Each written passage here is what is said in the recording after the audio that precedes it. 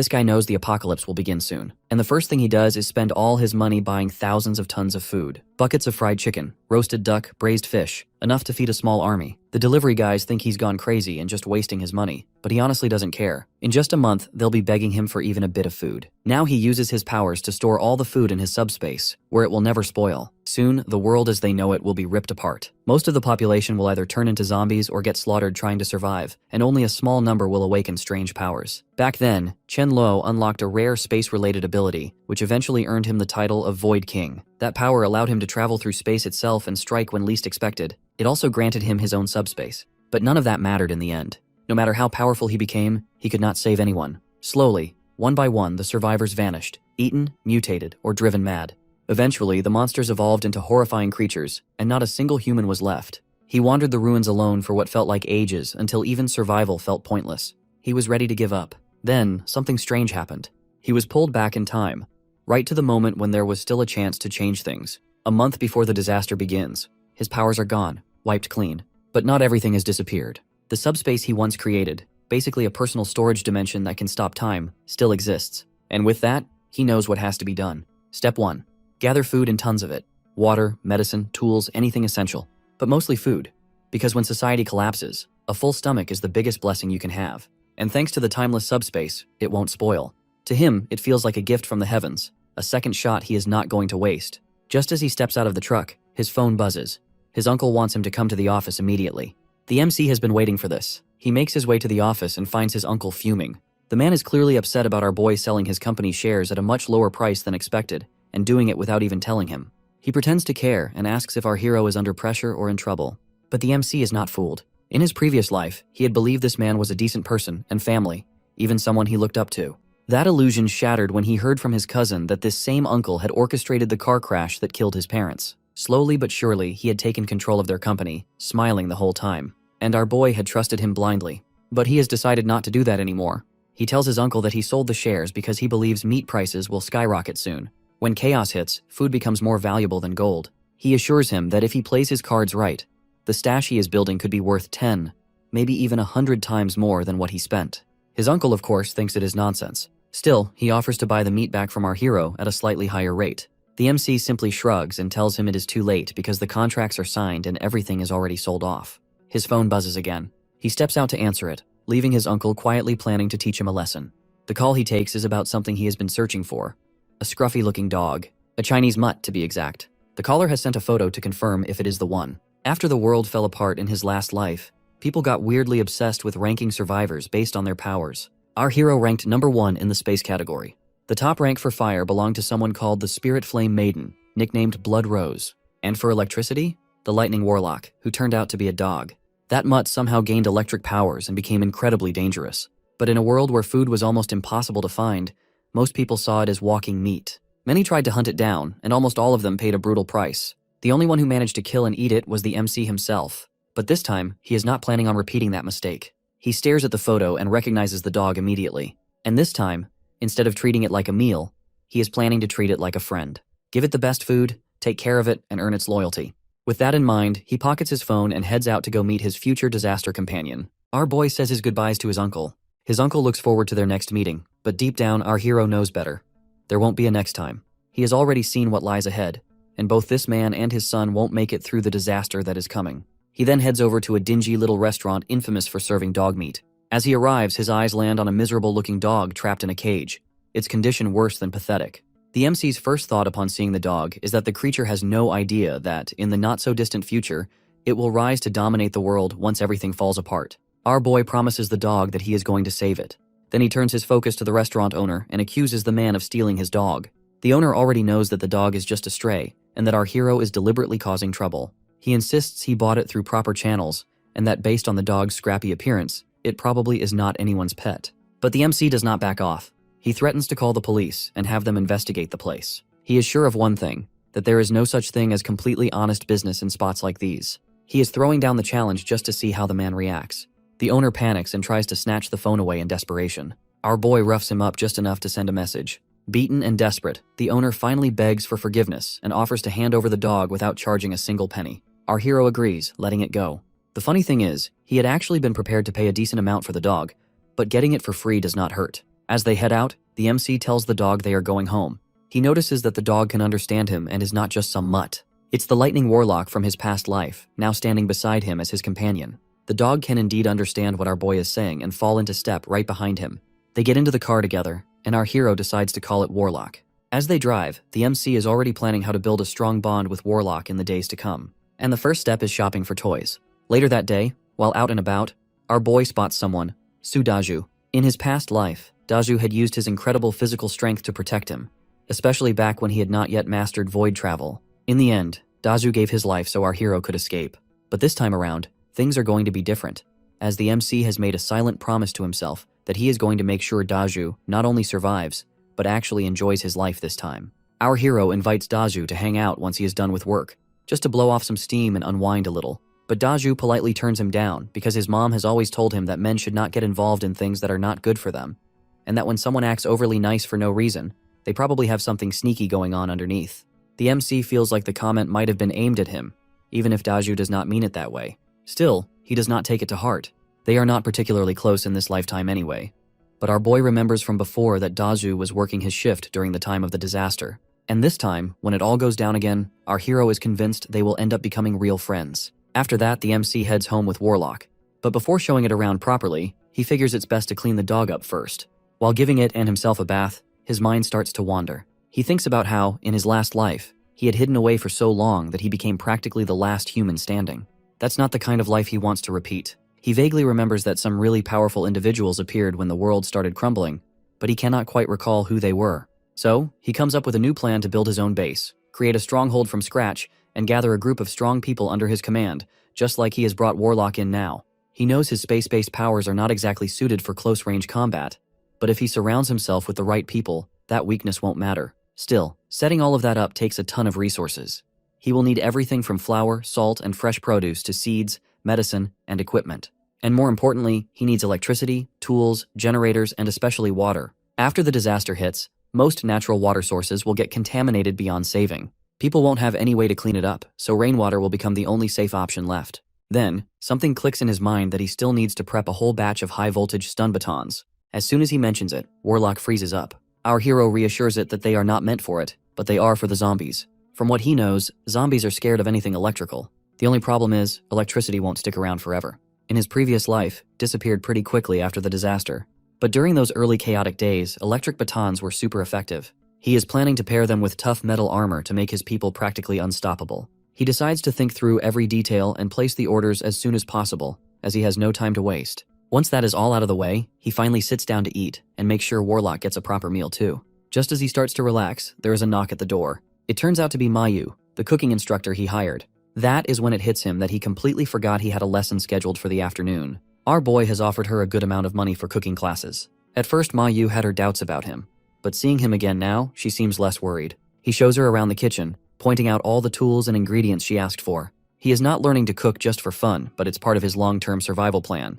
Today's lesson is ribs, and Mayu is ready to get started. One small detail he has not mentioned yet is that he is actually planning to pay the full fee a month later. Our hero is at the kitchen, and under Mayu's ever-watchful eye, he slices the ribs into pieces and tosses them into cold water. But any shred of confidence he is holding onto crumbles the moment Mayu starts throwing out instructions faster than he can keep up. She tells him to pour more oil, then shoots him a look when he almost mixes up salt with sugar. It's not his first time fumbling around in the kitchen, but at least this time the end result is not completely burnt. Still, our boy knows that even his dog would not go near this mess. Mayu tries to be nice about it, but her encouragement does not do much for his pride. To her, it's progress. To him, it's a disaster with slightly less smoke. He mentally scratches chef off his list and decides right there and then that hiring a personal cook might be the best investment he will ever make. Mayu, meanwhile, gets ready to leave. He watches her go, his thoughts drifting. He cannot help but wonder why someone that's skilled in the kitchen was not part of the memories from his past life. But then again, the past is murky, and he does not feel like digging too deep. He decides to leave it all up to Mayu's fate and moves on. That is when another thought strikes him. The two people he has not thought about in a while. The sisters, Mealing and Mealy. These two are not any everyday girls. Mealing, the older one, was a fire-powered force of nature, known far and wide as the Blood Rose or Spirit Flame Maiden. Her younger sister Mealy may not be as tough in a fight, but her healing abilities were on another level entirely.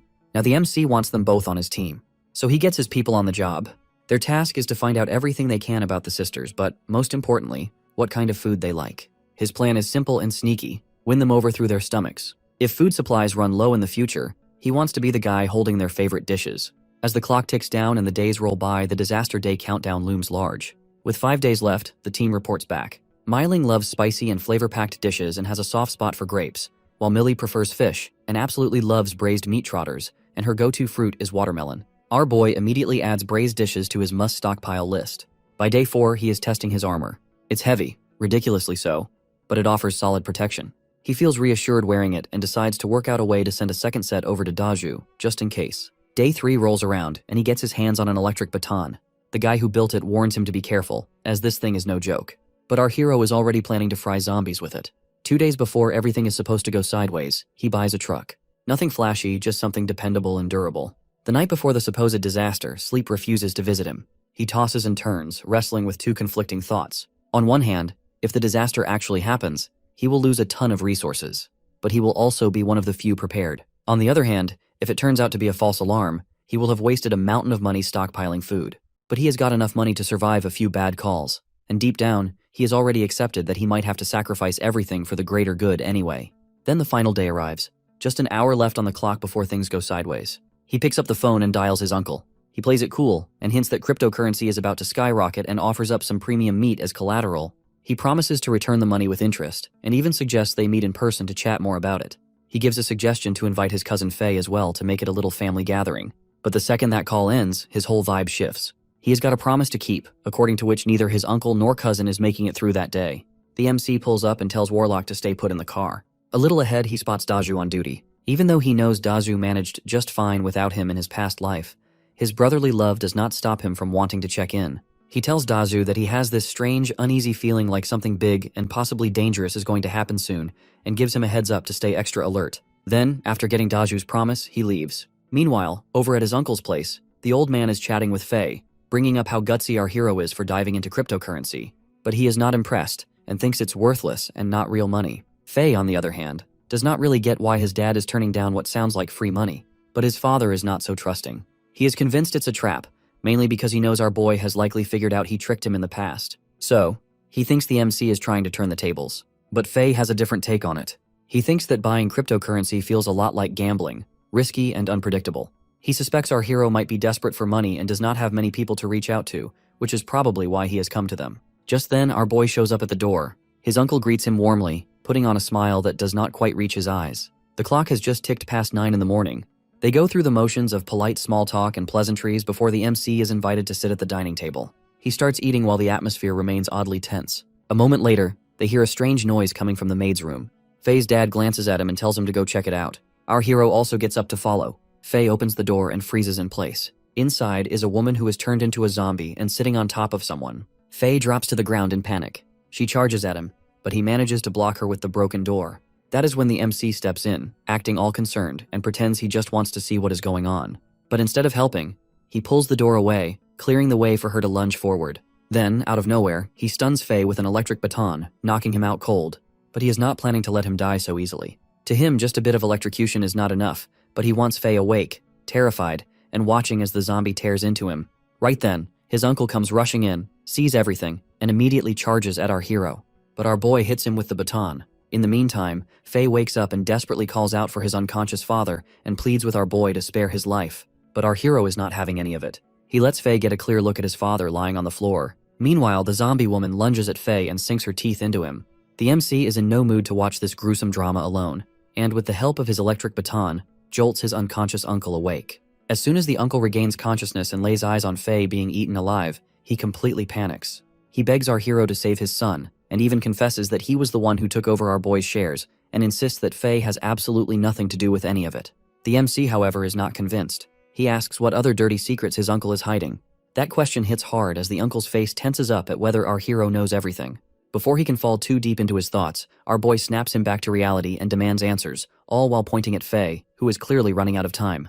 But instead of owning up to anything, the man suddenly shifts gears and starts throwing threats. He warns the MC that he won't report our hero's actions if he saves Faye, otherwise things will get ugly. That is it for our boy as he delivers a hard slap across the face of his uncle and confronts the man for murdering his parents, even after his father had graciously brought him into the company. Meanwhile, the zombie woman keeps tearing into Faye, and the uncle, now totally losing it, screams that he was the MC's father's biological brother. He rants about how unfair it was that he only got a tiny piece of the company and how that somehow made killing his brother justifiable. He even throws out a threat that our hero won't be able to cover this up with all the modern surveillance and technology around. But our boy does not flinch. He reminds his uncle that the shares he received were worth billions back then, something no ordinary person could ever dream of. But that was not enough for him as greed clouded his judgment. With nothing more left to say, he shoves the man toward the zombie while calling him out one last time for his insatiable hunger for more. As the zombie pounces on the next target, our hero stands back, thinking to himself that his father should have never welcomed this man into the company in the first place. And now, as his father's son, this is the only justice he can deliver. But the zombie woman is not finished. She turns her attention to our boy next, but he uses his baton and delivers a jolt of electricity. It stuns her thankfully because even though zombies lose every bit of emotion after turning, pain still manages to stick around. Our hero knows how to finish them off too with a single quick strike between their eyes. It's not a fancy move, but it's very effective. That spot is their weak point and hides a special crystal deep between their eyebrows. At first, when things started getting wild, the only crystals people found were pretty lame, dull, and nothing special. But once the disaster really went crazy, weird, super strong crystals began growing inside the heads of both awakeners and zombies. These were not just shiny stones for decoration, but they actually carried energy that helped powered individuals recover more quickly and grew stronger at a faster pace. Because of that, they became extremely valuable and useful. So, of course, our hero makes it his mission to collect as many of them as he possibly can in this life. These crystals are not all the same either. They vary in color and size depending on how strong and capable the creature was before death. Red ones are found in beings with fire-based abilities. Green ones come from those with wind-type powers, and the clear or transparent ones are linked to space-related abilities. But the one crystal that the MC remembers the most from his previous life is a dark purple one roughly the size of an egg, which he once dug out of Warlock's head. Now, as he steps out of the house, he immediately notices a zombie nearby. He blasts it with centric shock and takes out the crystal from it. Warlock, who watches the scene unfold from the car, is stunned by how ruthless and cold his master can be. The MC sees the reaction and turns toward it and explains that it's not safe to be wandering around outside at the moment. He tells Warlock to follow him back inside, adding that they will leave once their awakenings are complete. As they step back into the house, the scene inside is not exactly comforting. The place is littered with dead bodies of zombies and our hero's uncle and cousin. Warlock tenses up as it feels unsettled by the sight, but our boy tells it not to worry and assures that it will get used to it eventually. He then walks over to the sofa, sinks into it, and starts munching on an apple, trying to relax a little. But then, out of nowhere, a strange glowing light begins to radiate from Warlock's body. He pauses mid-bite, staring, and wonders if this is the start of an awakening. He does not take any chances, and scrambles behind the sofa for cover and complains that, of all people, he'd be the first one to get electrocuted by this dog. In this world, the strength of someone's powers depends on two main factors. The earlier they awaken, the stronger their foundation will be, and the faster their abilities evolve, the more powerful they can become over time. And judging by what the MC is seeing right now, Warlock is definitely shaping up to be top tier when it comes to electricity-based powers. He just hopes that along with strength, the dog's intelligence grows too because powers alone won't be enough. He sees this whole thing happen and cannot help but feel that even a dog is doing better than most humans. But just as he is starting to feel slightly annoyed by the unfairness of it all, a sharp pain runs through his body. He winces and realizes that he is not that far behind as well. The MC has just used one of his abilities, but honestly, it feels like a complete waste. Just throwing out a single space sphere drains almost a quarter of his energy, and the worst part is that it barely had any effect. He is not impressed at all because obviously trying to fight the zombies like this is not going to get him anywhere, so he decides it's better to power up first. To him, crystals seem like the only smart way to move forward. While thinking about leveling up, he drifts back into memories of how things work now that the world has turned into chaos. People who awaken powers are ranked from grade 1 all the way to grade 10. But once someone hits the top, there is another level beyond that called the King tier. In his past life, both Warlock and the Spirit Flame Maiden had reached that tier. Our boy got there too, but after absorbing Warlock's crystal. What lies past the King tier is he does not really know and does not care much either. Back then, there was no one to share a meal with, no one to joke around with, and no one to even sit beside. Life had become completely hollow. And honestly, dying seemed like the easier option to him. He snaps out of those thoughts after a full 5 minutes and decides it's time to get serious. His next move is clear: gather enough crystals to climb up to grade 2. That should give him the edge he needs. He turns to Warlock and tells it to stop firing off wild electric blasts. Instead, he instructs it to channel all that energy in its throat, build it up with focus, then release it directly at the target. Warlock listens and follows the command, and our hero gives it a quick pat on the side in approval. Next up on the list is the cooling chamber. He figures it's best to collect all the food they have stored there before anything unexpected happens. Before long, they reach the supermarket. After parking the car, the two of them step out. Our boy points it out to Warlock and guesses that there must be plenty of supplies inside, especially since this place sits in a high-end part of town. He then tells Warlock it can go ahead and attack the zombies, but warns it not to charge straight into the mess. The plan is to use speed and agility to draw them out, not to fight them head-on. They move into action together, working side by side to take out them one by one. When Warlock misses its attack, our hero tells it not to worry and to keep them distracted. He has got other things to do. Leaving the rest in Warlock's hands, he heads into the building, all while hoping to find some high-quality goods now that they have finally made it to a wealthy neighborhood. Zombies are not really a big deal for our hero anymore. He casually moves through the ruined supermarket, frying a few of them here and there while picking up whatever seems useful. Some snacks, fruits, and those core crystals. He tosses everything into his subspace like he is out on a casual grocery run, then walks out like. Outside, he spots Warlock scrambling away from a small group of the zombies. The poor dog looks like it is going through a confidence crisis as it feels useless compared to his master's flashy and effortless zombie zapping skills. The MC notices this and electrocutes another zombie just to emphasize the difference, then reassures Warlock that it is actually doing just fine. He tells it that it is already very helpful, and with a little more time, it will turn into the strongest dog out there. The words work like a charm. Warlock perks up, and the two decide it's time to head back home. While they are driving along the road, a guy in another car waves them down to stop. He asks our hero what is going on and why he has not been able to reach the police. Our boy tells him straight up that it's a full-blown disaster out there. The man insists they should team up, but the MC turns him down. He is not trying to be heartless. He just has a plan. If he is going to bring anyone along, they need to be the best of the best. He does have a good amount of supplies, but it's not like they are never-ending. So he just wants to stay cautious. On his way to the warehouse, he runs into a thick swarm of zombies blocking the road. He tells Warlock to go stretch its legs, but to make sure it stays alert and protects itself. The zombies start rushing toward him, but our hero is faster. He sends out wave after wave of electric shocks, taking them down one by one. A few more sneak up from behind, but he spins around and zaps them too. One bold zombie even tries to bite through his armor, but he throws it off. Everything is going smoothly until, right in the middle of the fight, his baton gives out. The MC hands over the electric baton to a zombie, and then takes out a fresh one and jumps right back into action, zapping them left and right. All the while, he keeps scooping up the core crystals they drop. Once he is done playing shock therapy with them, he heads over to his massive armored truck with Warlock trotting behind him. Our boy is beaming with pride as he starts talking about how this beast of a truck makes his electric batons and even his high-tech armor look like cheap props. The truck has been custom-built and fine-tuned exactly for chaos like this. He climbs into the driver's seat with Warlock hopping in beside him, and he rams the truck straight through the warehouse doors. As he drives over and flattens a group of zombies with ease, it hits him that this truck is a way better option than wasting time zapping each zombie with a stick. It's faster, cleaner, and honestly, kind of fun. Meanwhile, poor Warlock looks like it is silently questioning every life decision that led to this moment. Up on the second floor, a few survivors peek over the edge, completely stunned.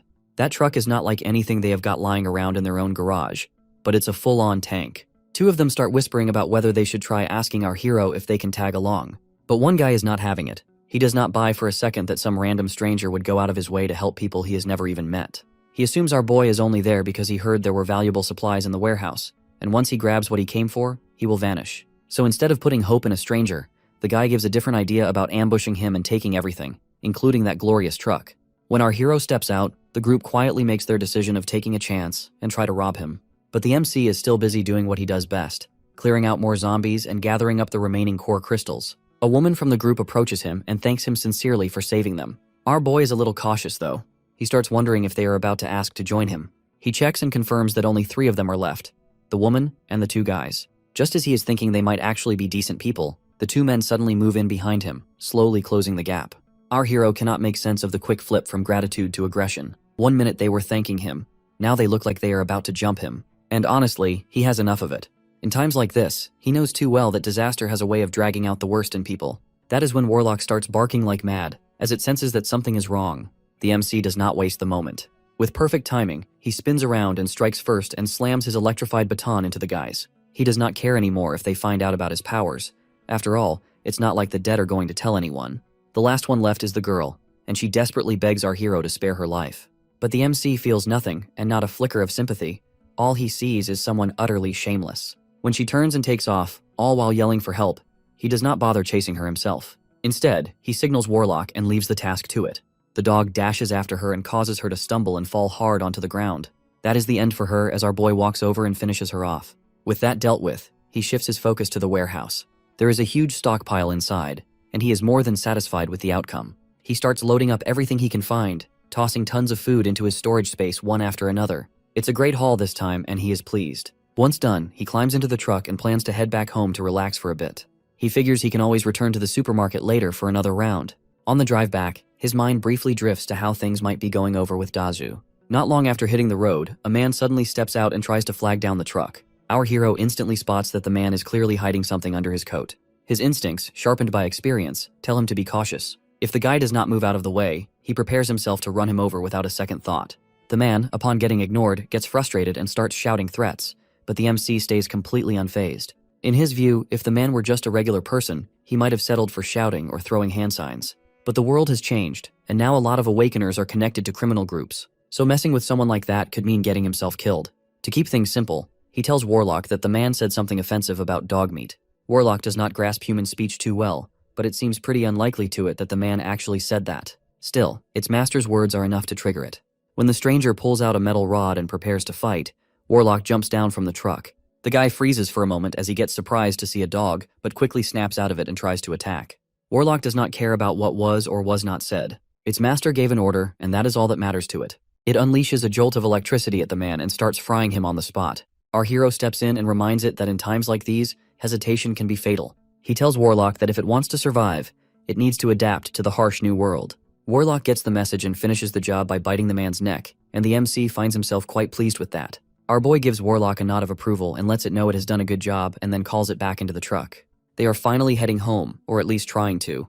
But along the way, our hero mentions that the roads in this area are far too narrow for their truck to get through smoothly. So, he tells Warlock to hop out first and lead the zombies away while he plans to take the longer route to park on the other side. Warlock jumps out and starts barking like mad and pulls the attention of every nearby zombie. Meanwhile, the MC takes the longer route and carefully parks the truck in a safer spot, knowing full well that once Warlock is out of sight, the zombies will eventually return and end up surrounding his vehicle. He figures it's basically free zombie security, and no one will dare get close enough to steal or damage the truck with those things hanging around. He then moves ahead, and feels a bit of relief that returning to the past has not changed much, at least not yet. With Daju still human, things seem to be steady for now. While fending off some of the zombies, old memories flash through his mind. He remembers how Daju had escaped to a deeper part of this neighborhood in his previous life. He assumes Daju must have broken into one of the villas around there to hide, but he cannot recall exactly which one. The only thing he remembers clearly is the general area. So, with no better plan, he does it the old-fashioned way and starts shouting Dazu's name. Warlock glances back at our hero like he has completely lost his mind because obviously shouting like that is basically asking for more zombies. Meanwhile, not too far away, Daju actually hears the voice, and he recognizes it almost instantly. He is with a woman who tries to stop him from going. She thinks whoever is yelling has clearly lost it or is trying to get themselves killed. Daju finds it strange too, but he knows that the MC is not the type to do something so risky without a reason. His curiosity gets the best of him, and he decides to go check things out. The woman does not want him going alone, so she tags along as well. Together, they sneak closer until they spot a group of zombies closing in on our boy. But instead of panicking, our hero wipes them out one by one with powerful electric shocks, like it's no big deal. That sight puts both Daju and the woman a little more at ease. Then finally, Daju calls out to him. Our hero feels a huge wave of relief wash over him when he sees Daju safe and alive. But the moment his eyes land on the woman, his expression shifts completely. He recognizes her immediately. It's Chenjing. And just like that, his mood darkens. In his previous life, she had been nothing but trouble. She was manipulative, sneaky, and self-centered. She hated drinking tap water so much she had make Daju test it first just to be sure. When she joined them back then, she acted all innocent and tried to get close to both him and Daju. She used to hide food during rationing, pretend to be helpless, and always put on a show in front of Daju and completely played him like a puppet. The MC has already decided that if she starts pulling the same stunts this time around, he is going to use her to help Daju learn just how unpredictable and twisted people can really be. He then tells Daju to come with him, as he plans to stick together and look after each other. Upon hearing that, Jing suddenly turns on the charm and starts speaking sweetly with our boy, and even jokes about how their surnames match, and they are long-lost relatives from centuries ago. Our hero does not even bother responding. He ignores her completely and focuses on moving forward before more zombies catch up to them. Jing gets irritated that her charm is not working but keeps smiling anyway. Deep down, she is already scheming that if she can just win the MC over, she can coast safely with the two of them protecting her until the government sends help.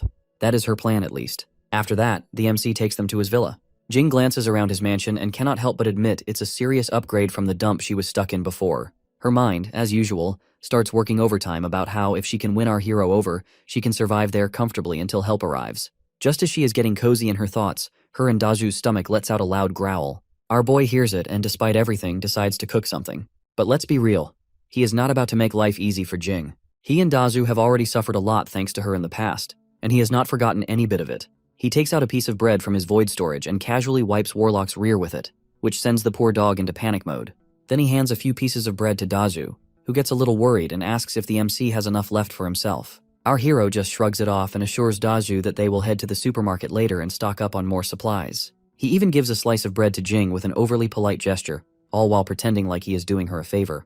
Jing forces a smile and thanks him, but inside, she is fuming about getting a single slice of bread. Still, she holds herself back and eats it, all while reminding herself that Dazu needs the energy more since he will be out scavenging. As she chews, she finds the taste weird. Warlock watches her with a mix of shock and judgment, and silently thinks that she is completely unhinged for eating its butt-wiped bread with that much enjoyment. Our boy, meanwhile, feels slightly amused by how it's all playing out, but he does not let it distract him from the bigger picture. He knows keeping Jing around is risky, and it's better to deal with her sooner than later. He tells Dazu that with the streets crawling with zombies and no proper food left, they need to head to the supermarket as soon as possible. Dazu immediately agrees and offers a plan that the MC will take the lead with the electric baton while he watches his back. But then it hits him that the baton only zaps 4 zombies max on a full charge. Our hero shares with him that he has already scoped the area, and the number of zombies is way more than expected. So, he suggests another idea, according to which Jing, being small and quick, could lure the zombies away while he and Dazu make a run for food, and then they could regroup at the mansion. Jing freezes. Her eyes well up with tears as she puts on her best helpless act and insists that she is too weak and slow to run like that. So our boy switches plans again and agrees to handle the distraction himself if she just goes with Dazu to gather food. But Jing pulls another excuse about how she only had one measly slice of bread and does not have the stamina to walk, let alone run. At this point, the MC has had enough of it. He calls her out about how she cannot just sit back while he and Dazu put themselves in danger. Jing burns with frustration on the inside about our hero not pitying her and not helping a woman. She turns to Dazu and hopes that he will take her side, but before she can speak, our boy coughs loudly and cuts her off. He mentions how his throat's bone dry since he has not had any water all day. Then, with exaggerated guilt, he accepts that it's his own fault for not storing any clean water and is not sure whether the tap water is safe. Very conveniently, he asks Jing to check it for him and assures her that if she does this one small favor, she won't have to join them on the food run. But Jing is not fooled. She knows exactly that he is trying to use her to test the water. She has not touched it either, precisely because she is worried about contamination. Thankfully, she still has a small bottle of clean water stashed away in her bag, one she has been guarding like a treasure. She is parched, but with Dazu always nearby, she has not dared take a sip. She also has no plan to share it with either of them. Instead, she snaps back at the MC that she can stay home, do laundry, and take care of the place. She argues that he is just making things hard for her on purpose. To top it off, she even suggests they use Warlock to test the water instead of her. Warlock, now completely done with her nonsense, stares at her like she is the last person on Earth that would ever help. At this point, it's not even thinking about water. It's thinking about sinking teeth into her just to shut her up. Warlock lunges at her and Jing barely manages to swing her bag up in time to block the incoming attack. But it still manages to tear the fabric apart and send everything inside spilling onto the ground. Our hero's gaze drops to the pile of snacks, then shifts back to Jing, who looks way more distressed about her fallen stash than the fact she was almost bitten. He is pretty sure that she had no plans of sharing any of it, and that she probably could not wait for the moment they left her alone so she could stuff her mouth in peace. So he has no plans to waste sympathy on someone like her. He grabs a bottle of juice, pokes a straw into it, and starts sipping like he owns it. He even offers one to Dazu. Dazu, on the other hand, is quietly fuming. He is not just upset about the snacks. This morning, he had literally risked his life to save her. And now there she is hoarding food and pretending she had nothing when he asked. He tears open a bag of chips and munches on them, all while silently deciding that if she does not care enough to share, then he would not as well. Jing makes a desperate attempt to snatch her snacks back from both of them, but she stumbles thanks to our boy's leg getting in the way and hits the ground hard. Tears spring to her eyes as she starts complaining that they are ganging up on a poor, helpless girl. The MC just stares at her flatly. In his mind, she should be making that speech to the zombies because they don't give a damn whether you are a guy or a girl. Neither does he. But deep down, he knows this little drama is not enough to make Dazu see her for who she really is. So he has got a better plan to reveal her true colors. He puts on his best calm and reasonable act and tells Jing not to cry. He explains to her that they need to stay focused and save their energy for finding more food. He even offers to bring her some later since they already finished off her stash. He also tells her there is no need for her to come along with them anymore. Jing knows that she has in no position to argue, so she decides to let it go. She puts on a fresh round of acting and claims that she was just scared because of everything she had gone through when she was starving before. Then comes the apology. Sweet, dramatic, and fake enough to make our hero roll his eyes. He is not fooled for a second and can see right through her. He then tells Dazu that they will head to the supermarket soon. He just needs to prep a few things first and leaves him alone with Jing. After that, he quietly tells Warlock to lure some zombies toward the house. Warlock does not fully understand why the MC wants them brought straight to the front door, but our boy reassures it that it will make sense soon and wants it to just follow the plan. Then our hero pulls out his secret weapon, which turns out to be garlic. He makes some fresh garlic sauce and walks back to Daju and Jing. The sharp, overwhelming smell of garlic hits them instantly. He then launches into a story about how he saw someone outside trying to copy what is usually shown in old-school zombie movies, wearing garlic like a protective necklace, and apparently, it actually worked. Total nonsense, of course. In reality, the smell of garlic attracts zombies even more, but our hero is banking on Jing to fall for it. He adds a little twist to the story that there is only enough garlic for 2 people. Right then, some noises echo from outside.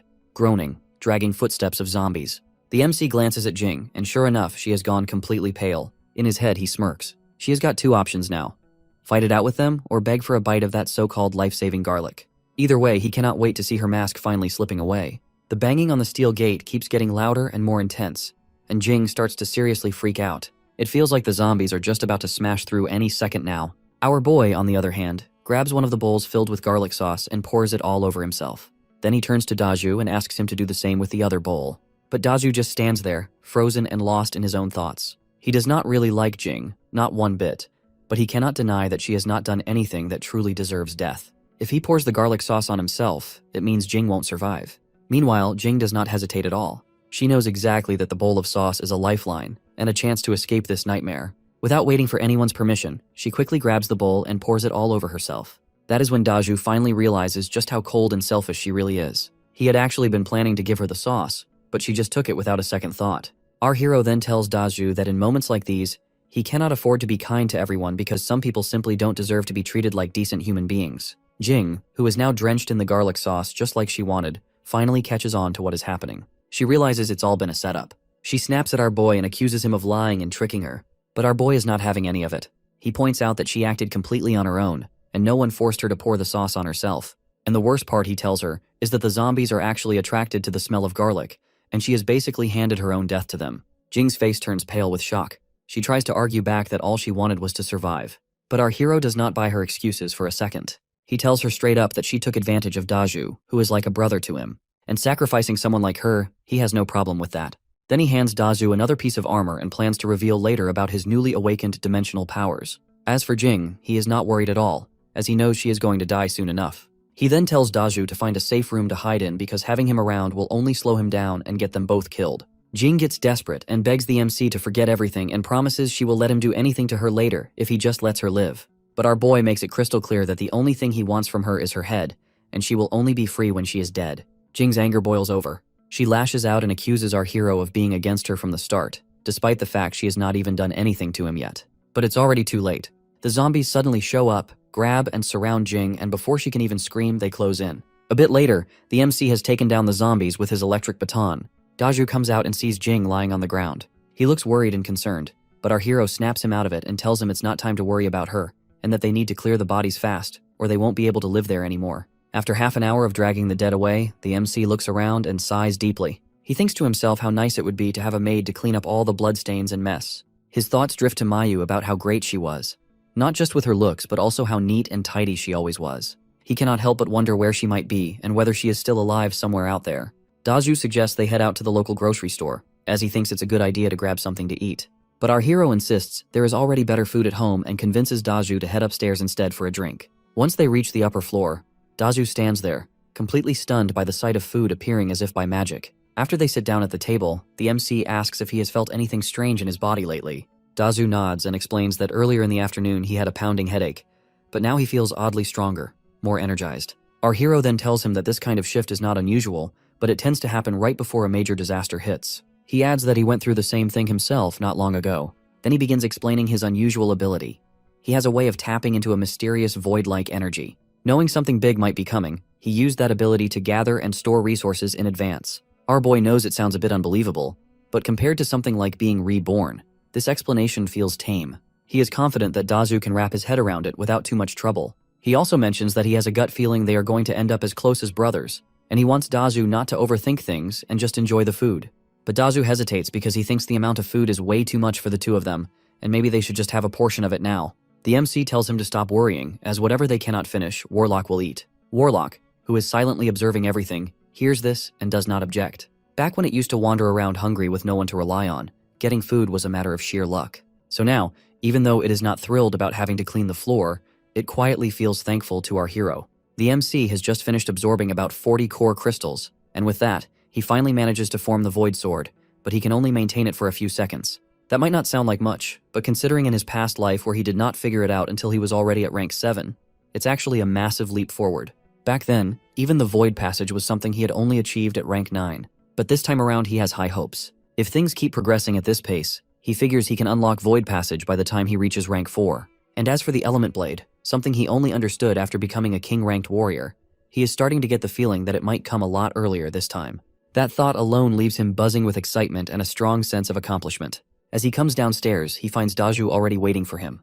The guy looks pumped as he tells our boy that his advice really paid off. Apparently, after absorbing 7 core crystals, Daju feels a solid and noticeable boost in his strength. Just then, Warlock gives a bark. It turns out that it has also somehow managed to swallow 9 core crystals on its own. Our hero breathes a sigh of relief that it is not 99, or they would be stuck dealing with a non-stop barking disaster for hours. Daju, on the other hand, cannot believe that Warlock has outdone him. The MC reminds him not to underestimate his dog, as it has got some serious talent hidden behind that fur. He then hands Daju a set of armor, and mentions that after breakfast, he wants him to come along to the truck. Once they reach the truck, they see zombies casually hanging around it. Instead of being alarmed or cautious, our boy actually grins, as free security is not something he is going to complain about. Daju thinks it would be smarter to just kill them all and be done with it. But our hero's plan is to let Warlock distract them and lead them away. As Warlock gets to work doing just that, Daju cannot help but feel a little useless. He mutters something about even a dog being more helpful than him. The MC tells him not to compare himself to a dog, as there are things a dog can do that people simply cannot. Daju looks at him like he has just spoken ancient gibberish, so our boy explains further. Warlock can eat crap, and they cannot. Warlock hears this from a distance, and feels personally attacked. It does not eat crap and is not okay with being slandered like that. After that little moment of awkward comedy, our hero climbs into the truck and starts ramming into the zombies one by one to clear the path. But then something starts to feel off to him. He remembers that there are supposed to be staff members in the warehouse, and not all of them should be dead.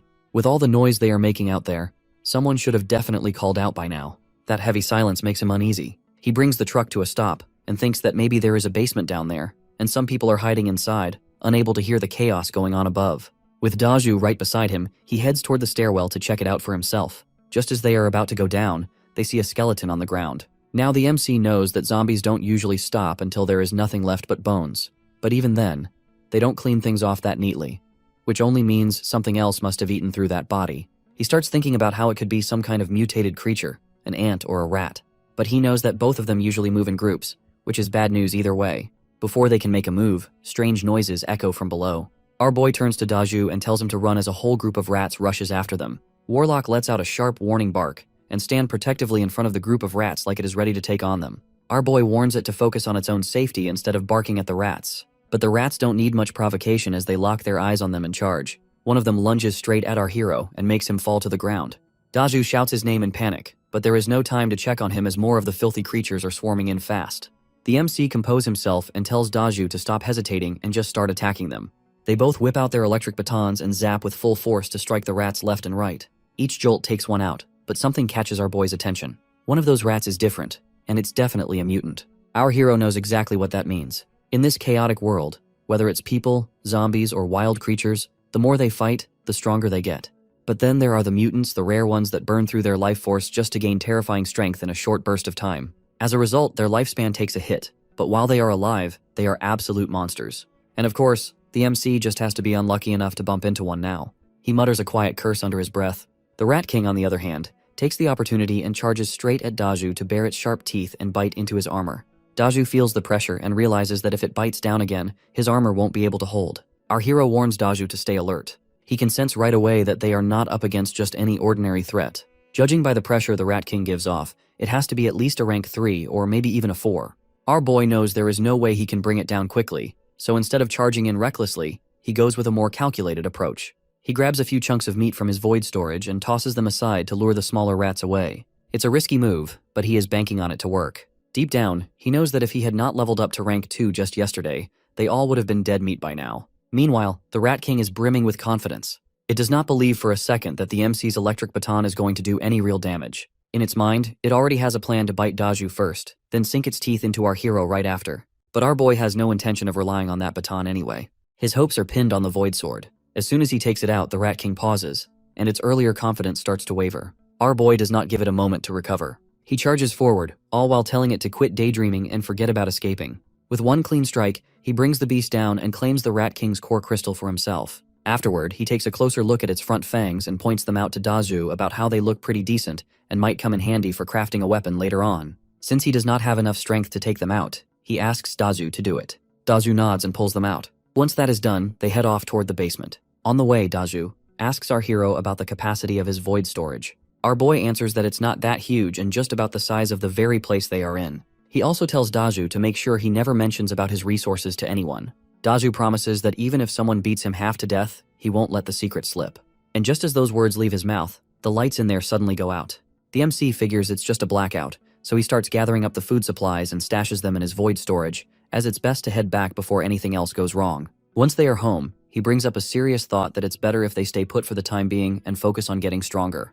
That fight with the Rat King had been way too close for comfort, and he does not want to end up in another situation like that anytime soon. He estimates that it will take him around 2 to 3 days to hit rank 3 anyway. In the meantime, he tells Dazu to take it easy, play some games, watch a couple of movies, or anything to pass the time. But first things first, he decides that it's time to eat. 3 days go by in a blur. The plates and bowls start stacking up like a tower, and our boy looks at the growing mess, then at Warlock, and thinks about how great it would be if Warlock could actually wash the dishes. Warlock gives him a blank stare and silently tells him to stop being such a jerk. Our hero has been absorbing crystals nonstop for 3 days straight, and now he is completely drained. Still, he checks in with Warlock to confirm whether it has reached rank 2 yet. Warlock nods. So the MC talks about a saying about how one only grows stronger through training. Then he tells Warlock to head out, find some zombies, and start using its lightning skill on them. Warlock clearly does not want to do it. It hesitates but still drags itself out. Just when it's about to leave, our boy suddenly calls it back. Warlock perks up a bit, as it thinks that our hero is finally worried about it, and that he will at least tell it to be careful. But the MC hands it a bag of trash and tells it to throw it out on the way. Warlock freezes and realizes that its master really is a jerk who does not even treat it like a proper dog. While Warlock trudges away, our boy watches it go and thinks to himself that it's still not mature enough. In his eyes, a real dog would know how to clean, take care of chores, and take initiative. But Warlock does not move an inch unless he tells it. Meanwhile, Dazu watches the whole thing and cannot help but feel a little sorry for the poor dog. After that, our hero's thoughts drift to Mayu. He misses her not just emotionally, but because she used to take care of all the small, everyday stuff he now has to do himself.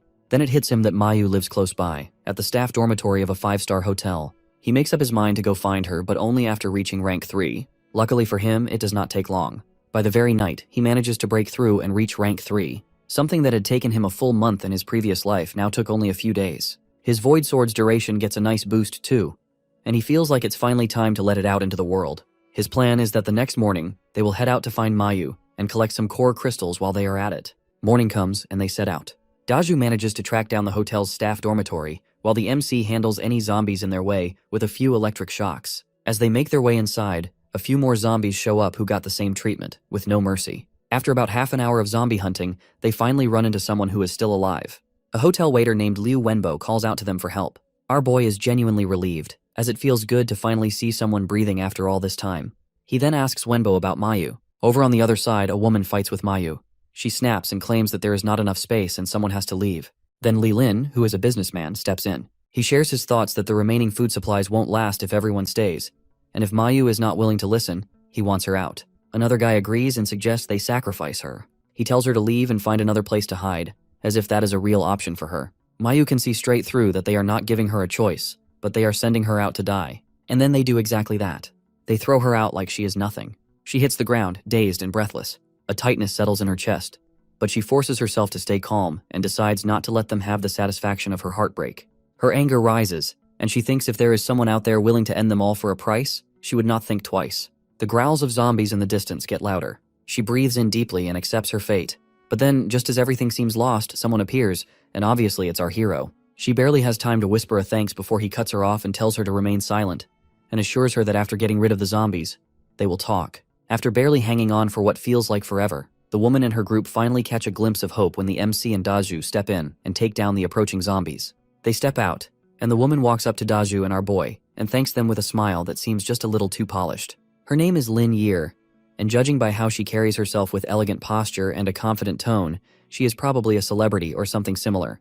Deep down, she is hoping our hero and Daju might recognize her and even become her fans. But the MC does not even spare her a second glance. His attention goes straight to Mayu, and he checks to see if she is all right. That is when Mayu suddenly breaks down and blames herself for everything that happened. Our boy listens, then tells her that being too kind can be incredibly hard. Lin shamelessly offers a high-paying position to him at his company if he helps him get back home safely. The offer sounds sweet on the surface, but Daju sees right through it. He throws a punch at him and declares how he absolutely hates people who flaunt their wealth while stepping all over the kindness of others. Wenbo, who watches the whole thing unfold, cannot help but be shocked that the MC and Daju are not afraid of anything or anyone, not even people with influence. After getting hit, Lin surprisingly admits he was wrong but still somehow has the nerve to repeat his offer. Our boy, however, remains completely unimpressed. He lives by a straightforward rule that if someone dares to go against him or his people, he won't let them off when he gets the chance to take them down. Still, he chooses not to kill them. Instead, he ties them up and leaves their fate hanging in the balance. Lin protests and calls him heartless. To him, what he is doing is no different than killing them. But Daju reminds him of how they had just thrown Mayu to the zombies like she was disposable. Yer also drops to her knees and starts begging our hero to spare her. When that does not work, she stoops even lower and offers herself to him in desperation. The MC, however, feels disgusted and tells her to get lost, but she keeps pushing. That is when our boy's patience finally snaps, and he stuffs a cloth in her mouth to shut her up. With that mess dealt with, the three of them start heading off again. But before they get far, Wenbo stops them and asks to take him with them. Our hero looks him over and asks what makes him worth taking along. Wenbo promises to do anything, so the MC tosses him a metal rod and points toward the street and tells him to go out there and kill some zombies as the price of joining them. But Wenbo immediately backs away from the challenge. And in that moment, our boy sees everything he needs to see. He gave the guy a chance, and Wenbo simply did not treasure it.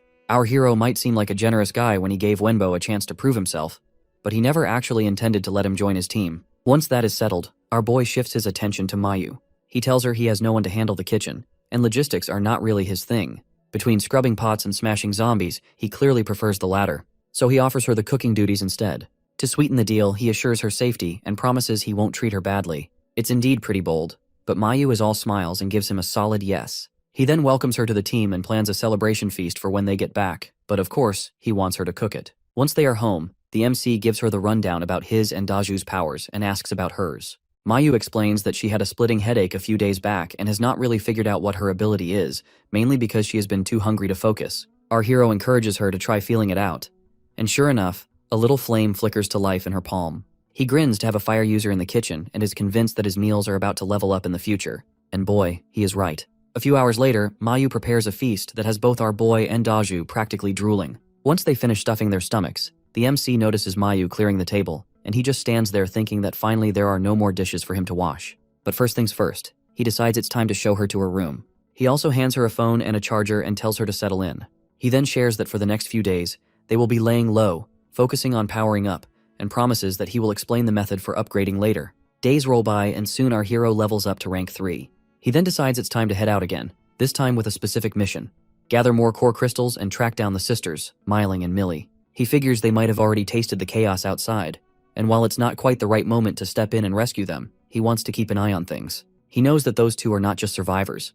They are powerhouses, and he is determined to make sure they end up on his side. Not long after, our boy firmly tells Mayu not to open the door for anyone under any circumstances. He and Daju are heading out to collect crystals, and he wants to make sure nothing unexpected happens while they are away. As the two of them move through the area, clearing out zombies along the way, Daju manages to gather around 500 core crystals. Our hero figures that is more than enough for the moment. With that settled, he tells Daju to head back to the truck while he takes Warlock for a walk to deal with any stray zombies still hanging around. Before long, the MC finds himself standing in front of the apartment building where the sisters live. He glances up at it briefly before turning to Warlock and tells it to check if the sisters are inside. But Warlock clearly has other ideas. Instead of following instructions, the dog darts off into the grass, completely ignoring our boy, and goes after a poor cat. Our hero spots the cat and instantly feels bad for it. He quickly steps in to stop Warlock before things get out of hand. Just as he is scolding Warlock, he hears a voice in his head. A voice that definitely is not his own. It does not take long for him to figure out that the cat is using telepathy to talk to him. That is all the reason he needs to make a decision to definitely take this cat home. He takes the cat away from Warlock and keeps on scolding the dog for being too rough. Through that odd mental connection, the cat tells the MC it did not do anything to provoke Warlock, but the dog simply bit it for no reason. Our boy agrees completely that Warlock really is a bad dog. Then the cat suddenly sniffs the air and mentions something about dried fish. Our hero wonders how the cat could possibly know that, but he shrugs it off. It does not really matter to him, as he figures feeding it a little won't hurt, especially since he is planning to make it his pet anyway. Just as he is about to offer the food, a voice suddenly calls out from above. A girl is shouting at him from a balcony to let go of her cat. He looks up and realizes it's Mealy. Apparently the cat's name is Rice. That catches him off guard. In his past life, he never heard a single thing about this cat, and the sisters never mentioned it either. Mealy, however, does not care about any of that. She wants her cat back, and she is not exactly being polite about it. Our hero stands there when Mealy suddenly marches up and yanks Rice right out of his arms. Our boy can easily guess that Myling is most probably not present at the house at the moment, because if she did, there is no way she would have let her younger sister come out like this, especially alone. Mealy gives him a quick goodbye with the intention to head inside, but Rice has different ideas. The little troublemaker wriggles free from her arms and leaps right back at the MC, as it is still eyeing the dried fish it had smelt on him earlier. It clings to him and is not ready to part ways until it gets more of its favorite snack. Our hero watches this unfold, and in that moment, a thought crosses his mind that maybe this is a good opportunity to bring Mealy into his group. So, he suggests taking Rice to a nearby supermarket that sells dried fish. He proposes to Mealy that they should join forces and look for resources together. Rice throws a few dramatic looks and gestures at Mealy to make her trust our boy. But Mealy hesitates, as she is not quite ready to drop her guard. That is when Rice pulls a stunt and turns its back on her completely, to side with the MC. It is ready to leave her behind and tells her to stay home while it goes with our hero and brings food back later. That little act hits the mark. Mealy finally gives in and agrees to come along. Before joining them, though, she quickly goes back inside to fetch something. A short while later, she steps out, fully geared up in some household items like she is heading into battle rather than a supply run. Our boy introduces her to Daju and Warlock. Mealy's curiosity spikes when she finds out Warlock has lightning-based abilities. Up until now, she had believed her cat is one of a kind with its special powers. The MC then introduces himself more properly and mentions his own ability before turning the question back to her. Mealy starts by explaining what Rice can do, then adds that her own ability is similar to a priest that is supporting, healing, and strengthening others. Right in the middle of their conversation, Rice suddenly tenses up and alerts them to incoming zombies closing in fast. Our hero and Daju immediately get into position, ready to fight. Mealy also steps forward and uses her ability to boost their strength. Our boy can instantly feel the difference that she is not high-ranked or anything, but the effect is impressive. Still, he tells her to step back, as he is worried for her safety. But Mealy does not want to be sheltered, but wants to fight. She knows that sooner or later she will have to face real combat, and she would rather get the hang of it then than be caught unprepared later on. The MC can see right through Mealy. On the outside, she looks delicate, but deep down, she has this quiet strength, something solid that has clearly kept her going all this time. The problem is her weapon, which is a simple rolling pin, and he thinks it's not enough anymore. So he tells Daju to hand her the electric baton instead. Mealy takes it and gives herself a moment to breathe. Then, gathering every bit of strength and courage she has, she begins striking the zombie in front of her. Blow after blow, she keeps going, forcing herself to believe she can handle it. And surprisingly, she does. Our hero watches, and he has not expected her to go that hard. He even feels a bit sorry for the poor zombie. It's already dead, but Mealy is making sure it stays that way aggressively. When it's over, Mealy steps back, drops the baton, and ends up throwing up from the stress. Our hero hands her some water and tells her she did a good job. She manages a thanks. Off to the side, Rice is clearly unimpressed, as it thinks that they are just wasting time when they still have not found the dried fish it has been craving since forever. Later, they head to the supermarket. The second floor is crawling with zombies, but they fight their way through. Once they clear the area, the MC tells Mealy to grab a bag and take whatever she needs, as much as she can carry. Rice, of course, has its priorities in order, and it begs our boy to open a pack of dried fish. But our hero is staring off, deep in thought. Something about Rice's ability keeps tugging at his mind. It does not feel like just mental strength, but it is telepathy, which is not something one would normally see this early in the disaster. It's too powerful and too advanced.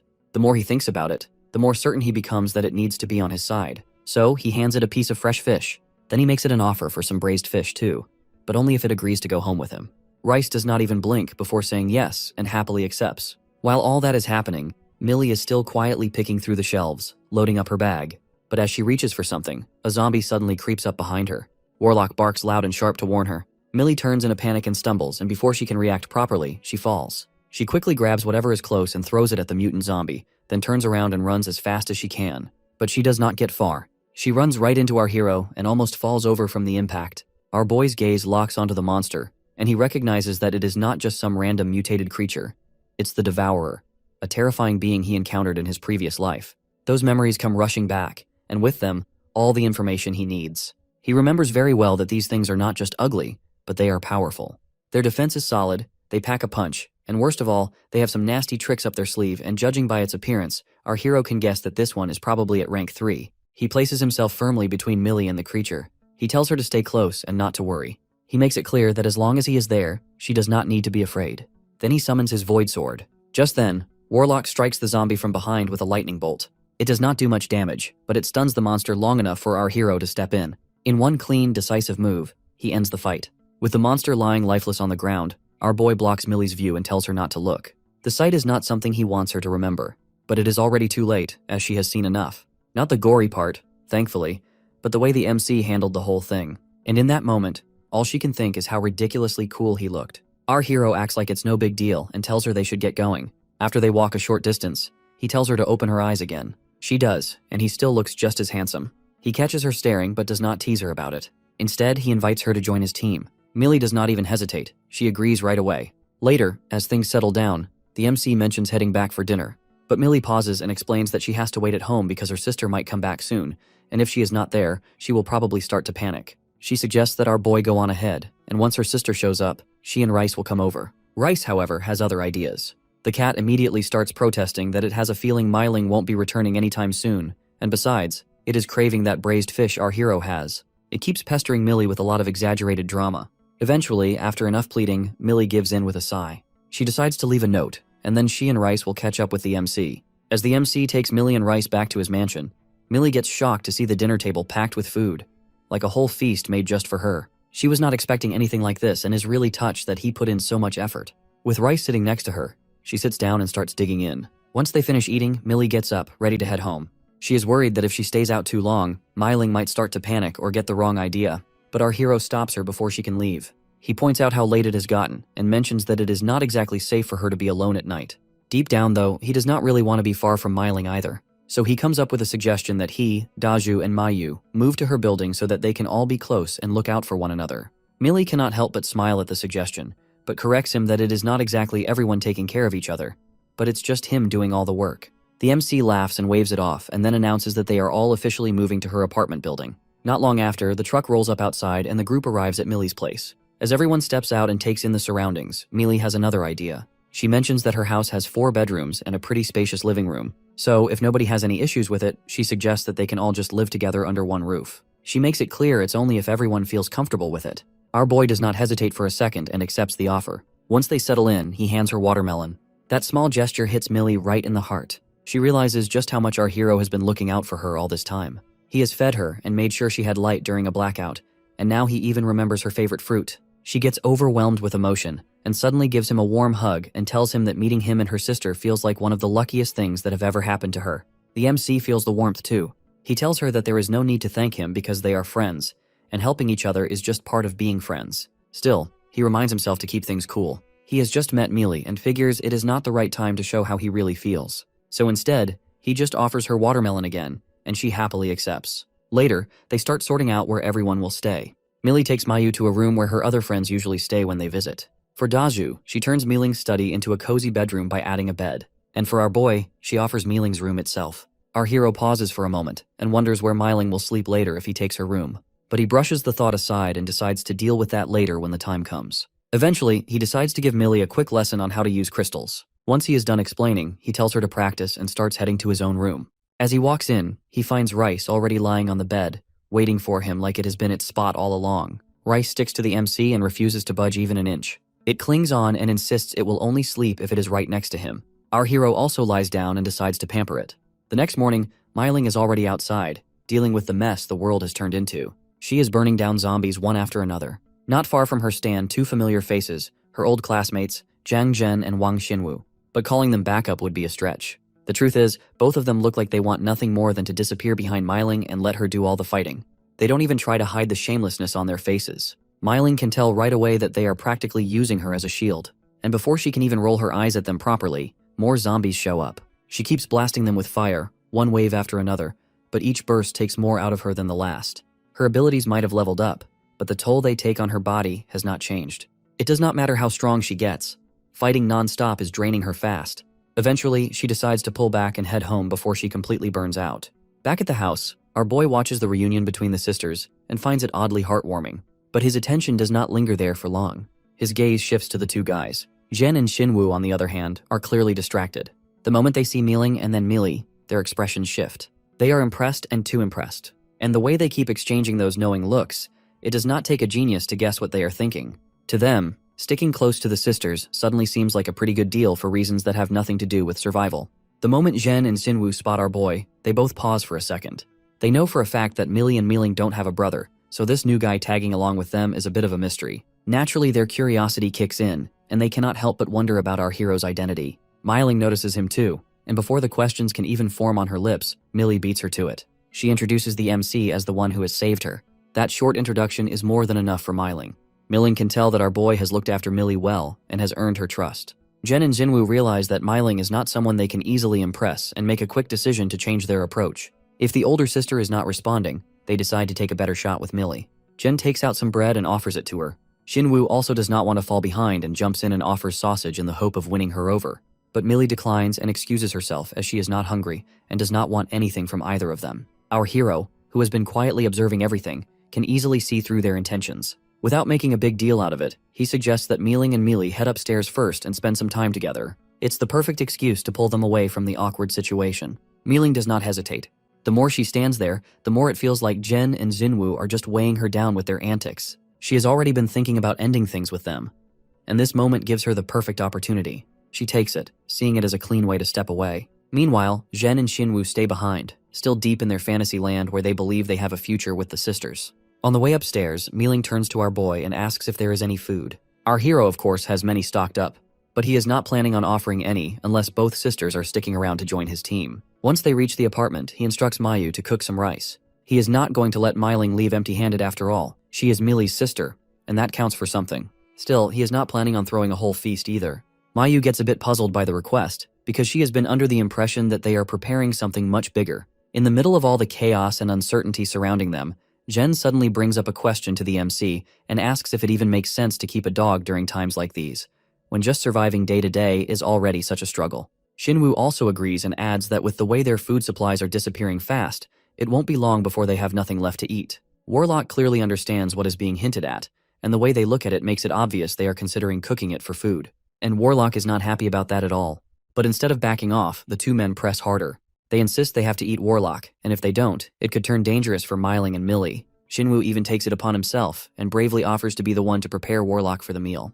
The MC, however, is not having any of it. He firmly tells them to stop immediately. He points out that if anyone around there is acting like starving dogs, it is Zhen and Xinwu themselves. If they are so hungry, he tells them to just get lost and stop freeloading. Zhen gets furious and shoots back with a question and asks our boy if he has ever fought a zombie before. Our hero misunderstands the question and simply says no. That gives Zhen the perfect chance to call him out and label him a coward who hides inside the safety of his home, while others risk everything outside. Then he shifts his focus toward Mealing and tries to convince her that surviving in this disaster is incredibly tough, and that she has witnessed the harsh reality outside firsthand. He claims the MC is foolishly wasting precious food on a dog during such desperate times. The two men then start to protest louder and claim that they are starving and insist that everyone should share what little food they have together, all while implying that Warlock should be part of their meal. Mealing has had enough. She confronts them directly that she knows exactly why they have been following her, and she is well aware of what they have been doing all along. With no other options left, Zhen and Xinwu reluctantly begin to back away, but not without threatening that our hero and Mealing will regret standing in their way. As they turn to leave, the MC quietly signals to Warlock to finish the guys off. The dog immediately springs into action and chases after the two men with fierce determination. Mealing watches in confusion as she wonders if Warlock is actually following them to deliver death. Mayu agrees to cook it, but she makes it clear that she will need at least an hour to get everything ready. Our boy hands the task over and turns his focus toward Millie. From across the room, Mealing watches them leave together, just the two of them, and something about it does not sit right with her. Inside the room, our hero corners Millie in a way that makes her nerves spike. He reminds her how she has been following him, eating well, and staying safe all because of him. Millie gets flustered, completely thrown off by how close he is, and just keeps nodding silently as he speaks. He tells her she is reliable, that she actually listens to him, and that is why he treats her the way he does. Then shifting the conversation, he asks about her sister. Millie knows Mealing well. She has her own opinions and does not have any real connection with the MC. She can already see it coming that Mealing won't just fall in line with him. Our boy catches on to her hesitation and pushes harder. He asks her directly who she thinks is more fit to lead, him or Mealing. Millie does not even hesitate. She picks our hero without a second thought. That answer seals it for him. He tells Millie that Mealing has to start following his orders, to see him as the one in charge. He explains that in a crisis, if he and Mealing clash, it will mess everything up. And then comes the ultimatum that until Myling accepts him as the leader, she won't get a share of the supplies, and she has to just sit there and watch the rest of them eat. He even claims it's for her own good. Meanwhile, over in the kitchen, Myling is watching Mayu prepare way more food than necessary. She does not understand the reason they are wasting all this when they have not even planned for the future. Mayu looks helpless as the MC has given the order, and once he speaks, it's final. Still, Myling cannot stay quiet. She makes her way to our boy and asks him to tell Mayu to cook fewer dishes. But our boy has a different take. He is preparing all this feast to celebrate the reunion between the two sisters, and that is reason enough for him. Myling does not agree, and she pushes back that it's still unnecessary. But our hero shuts it down and tells her it is not her concern, as it's his food and his decision. Myling has already eaten and knows she won't be able to eat much more, and she also knows the others probably cannot finish the entire spread either. But the smell is tempting, almost enough to make her forget how pointless it all seems. After an hour, the food is finally served. Myling gets confused as she notices that there are only 4 water bottles on the table when there are 5 people. Quietly, she chooses not to drink and decides to stick with 1 dish and some soup. As everyone settles in, the MC turns toward her and asks why she is sitting with them. Myling counters that she has every right to sit wherever she wants. Millie does not say a word, thinking all of this is somehow meant to help Myling, even if it does not look like it. But our boy is not letting it slide and tells Myling straightforwardly that it is not appropriate for her to join the table just like that. Still, he adds that if she only wants to sit and watch them eat, then fine. That is enough for Myling, and her patience snaps. Myling reminds the MC that the feast is supposed to be a celebration for both her and Millie, but he does not see it that way. He makes it very clear that he never actually mentioned that she can join them at the table. To him, this meal is not just any food. It's something he has risked his life to get, and he has no plans of sharing it with people who are not standing by his side. To prove his point, he turns to Millie and asks her outright if she is on his side. Millie agrees without a second thought. Then he asks Mayu and Daju, and they also confirm their support. Even Warlock and Rice jump in and nod eagerly to show that they are sticking with our hero too. He then gives her the real offer that if she wants to eat, she will have to switch sides and stand with him. That hits a nerve, and Myling gets furious. The whole thing feels humiliating to her, like he is mocking her, all for a meal. So, without another word, she turns around and walks away, making it clear she has no interest in his food. Nobody stops her either. They just carry on eating like nothing has happened.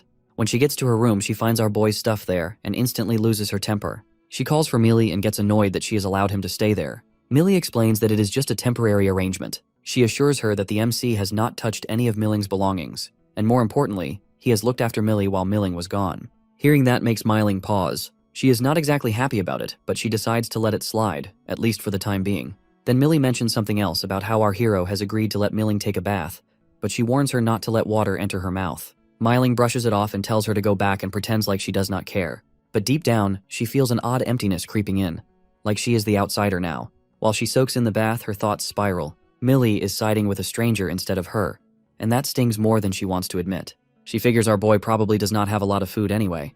With everything going on, no fridge can store that much for long. She actually looks forward to seeing how long they will keep their feast going. After the bath, she overhears them talking about what fruit to eat next. Someone brings up grapes, which are her favorite.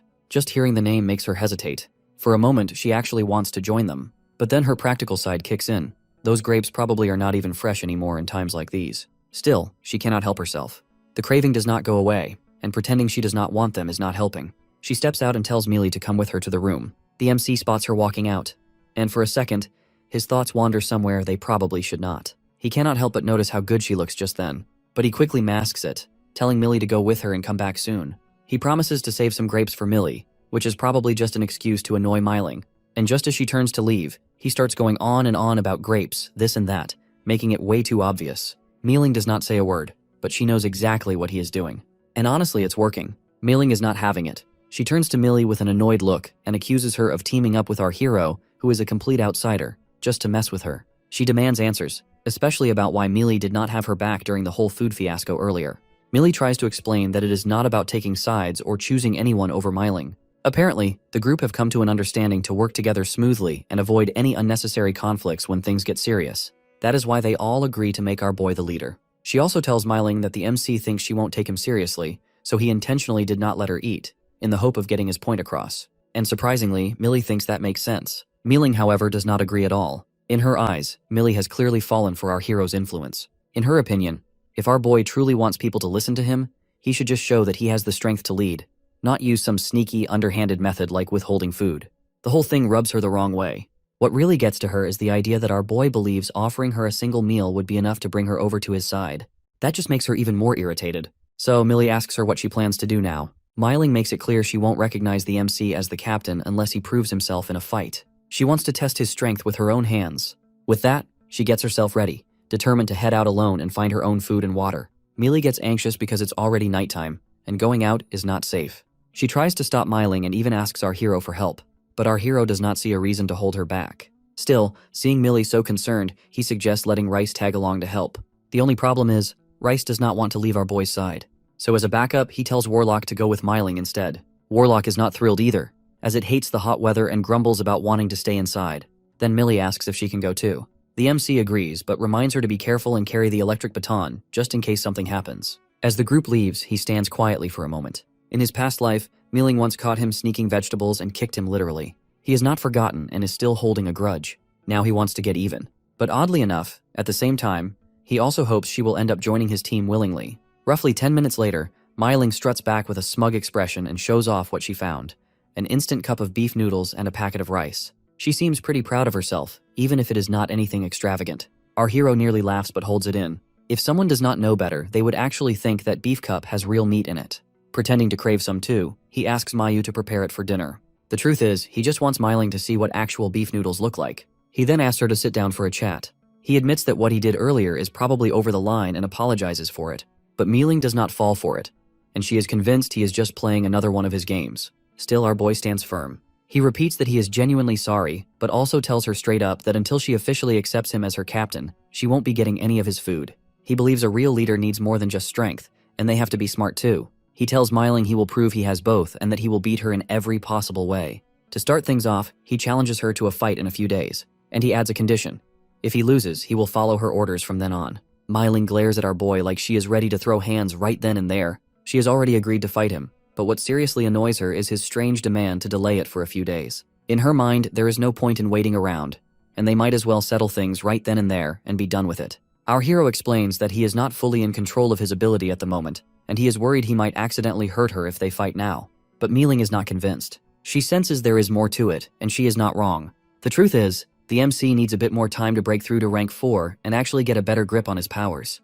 To make his point, he throws in a rather unnecessary remark. Myling has not even managed to defeat Warlock yet, so the idea of her beating him is laughable. That hits a nerve.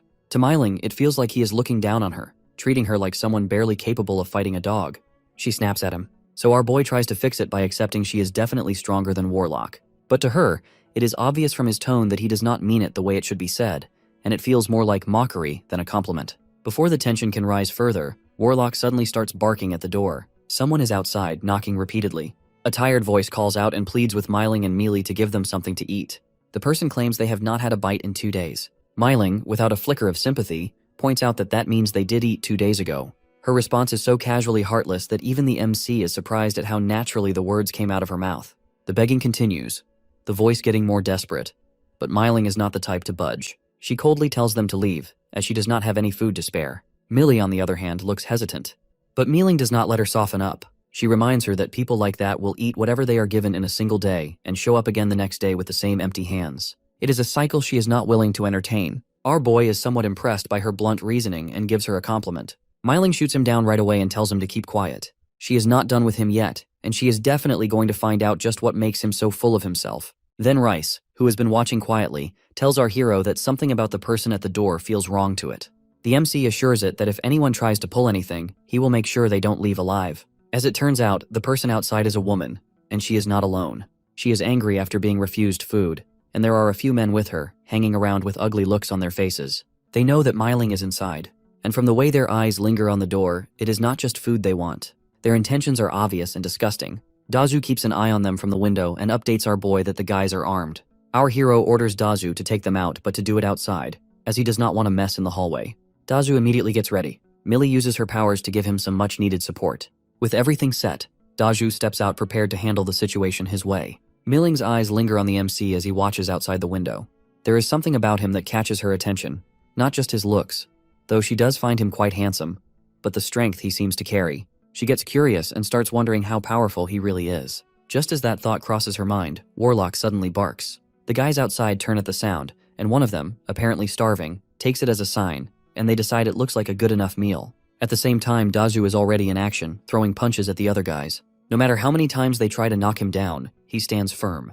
The hits don't even make him flinch. It is confusing for them. One of the men finally catches on and points out that Dazhu must be using some sort of special power, and before they can fully grasp that, Warlock steps in, ready to blast them with a lightning strike. That is when it really hits them that Warlock is not an ordinary dog either, and it has abilities too. Our boy watches as the two of them handle the fight like pros. He notes to himself that he never actually trained Warlock to rush into action like this, especially not in public, and takes it that it must have been something the dog figured out on its own, or maybe learnt by instinct. Either way, he is not too bothered. Once the enemies are down, he turns to Millie and tells her to go collect the core crystals from the bodies. Millie blinks and gets startled by the sudden order. Our hero reminds her that even though she is supposed to be there as support, he wants her to experience this firsthand. He also makes it clear that it is not about pushing her. It's about preparing her for situations she might have to face on her own in the future. Myling understands where the MC is coming from and agrees with his decision. She also wants Millie to start getting used to such moments. But Millie's heart sinks. Tears fill her eyes as she stands there, torn and overwhelmed. She cannot help but wonder if this is all because she sided with our boy earlier and ate delicious food without her sister. Once outside, our hero hands her a small dagger and nudges her forward. He tells Dazhu to step back and let Millie handle it herself.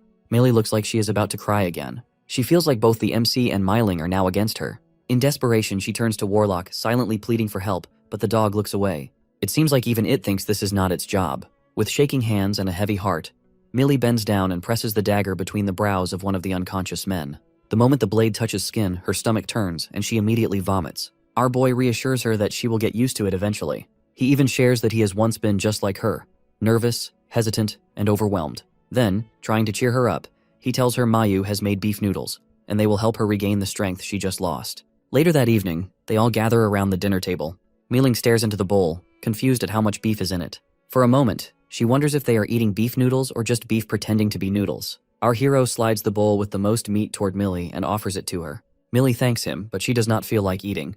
The next day starts off with everyone gathered around the table and enjoying scallion pancakes and soy milk. The mouth-watering smell spreads through the house, and even Myling cannot ignore it. She is tempted to join in but decides to hold off for now. By afternoon, though, that same delicious smell fills the air again, and this time, her stomach won't let her ignore it. And then, come nighttime, an entire spread of dishes is laid out once more. At this point, Myling is seriously confused. She knows that their fridge is not even that big, so after 2 hearty meals, it should be close to empty. She gets curious and a bit suspicious, and opens the fridge and blinks in disbelief to see it is still packed, overflowing with fresh ingredients. Unable to keep the questions in, she turns to our boy and asks when on earth he had gone out to restock everything. That is when Millie explains that our hero has an ability called void storage, where he can store loads of stuff, and it is filled with enough supplies to last them for years. Myling stares at her and gets annoyed that no one has told her this sooner.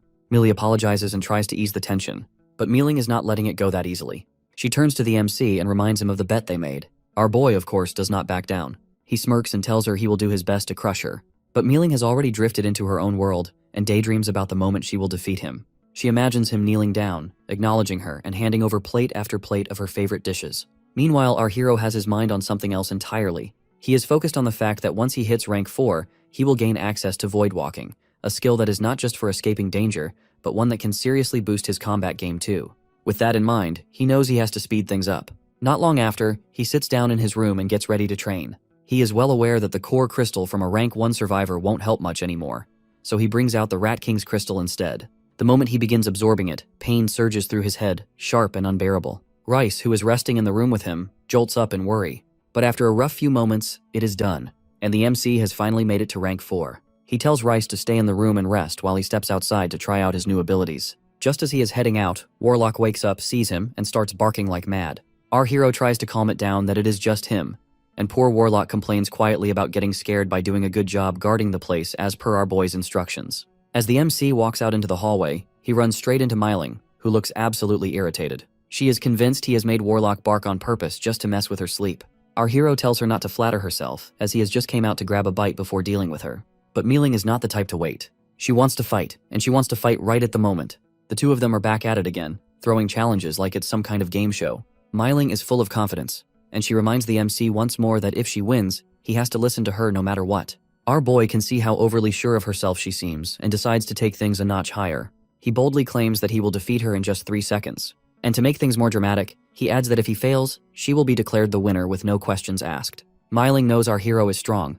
She is not blind to that, but 3 seconds feels like an insult to her. But our hero makes it clear he is not doing that at all, and he is not being arrogant. He is just confident in what he can do. Hearing that, Mealing decides she will play it safe. The moment the fight begins, she plans to step back and keep her distance, just in case he really does have something dangerous up his sleeve. She then asks him what reward he wants if he actually wins, and in typical our boy's fashion, he shares that he just wants to kick her butt once. As for her side of the deal, he assures her that if she manages to win, she can hit him as many times as she wants, even beat him to death if that is what she feels like. He promises to fulfill every one of her requests, because deep down, he is completely convinced there is no way he is going to lose. Soon after, they head outside. Daju, Millie, and Mayu stand nearby, ready to witness whatever madness is about to unfold. Myling still looks confident. 3 seconds does not seem nearly enough to take her down. But the moment the fight begins, our hero vanishes in a flash and reappears behind her, landing a clean strike with his hand. Before she can even react, he tells her it's over. And she knows he is right. If he had used a blade instead of his hand, she would have been done for. So she accepts defeat without arguing. For a second, she awkwardly wonders if she is supposed to stick her butt out and let him have that one kick as promised. But to her surprise, our boy shrugs it off and suggests they go have breakfast instead. He even invites her along, like nothing has happened. He apologizes for stopping her from eating earlier and assures her that he wants them to start getting along like proper teammates. Later, at the dining table, Mayu kindly offers Myling some food. After a short pause, she accepts and begins eating. Watching her eat, the MC cannot help but smile, and he is genuinely happy she has decided to join them. Once the meal is done, he suggests they head over to the living room to talk about what they are going to do next. Our boy has thought a lot ever since the whole zombie disaster began. It's not just his imagination, but the zombies are clearly getting stronger and more dangerous as time goes on. If they want to stand a chance against those relentless creatures and actually survive, people cannot just keep going it alone. They need to come together and cooperate. Plus, finding supplies is becoming a nightmare. Getting food from places swarming with zombies is way too risky, and chances are slim. That is why it makes sense that most survivors start to form groups, sticking close for safety and sharing resources. Even though he believes that his own team is incredibly tough in combat, he is not blind to the risks. If they run into a group of hundreds of zombies, winning might still mean taking injuries, and he simply refuses to accept that kind of cost. With Myling and Millie by his side, 2 strong and attractive women, he also worries some guys might get inappropriate ideas, trying to take advantage of them. And he is having none of that. Myling does not take kindly to anyone who dares to think badly of her or Millie. She gets furious just imagining someone having the nerve to disrespect them. And she is not shy about dealing with anyone who crosses that line seriously. This is part of why our hero does not want to join other teams. So he suggests the best solution. They should create their own team. A solid, well-organized group with several smaller squads under one roof. And he is clear that there is no room for useless or weak members. Millie and Daju agree with the MC's plan and back him up completely. Our boy also knows that the area near the city center is packed with zombies, making it a terrible place for ordinary people to hide. Most prefer to stay in the suburbs, which are safer. Based on that, he figures that sooner or later, a big gathering point will naturally form there as survivors come together. Myling, though a bit reluctant at first, eventually admits our hero's reasoning makes sense. Seeing Myling start to accept his point, the MC's mind wanders back to the bet they have going between them. He daydreams about the prize he will get for winning.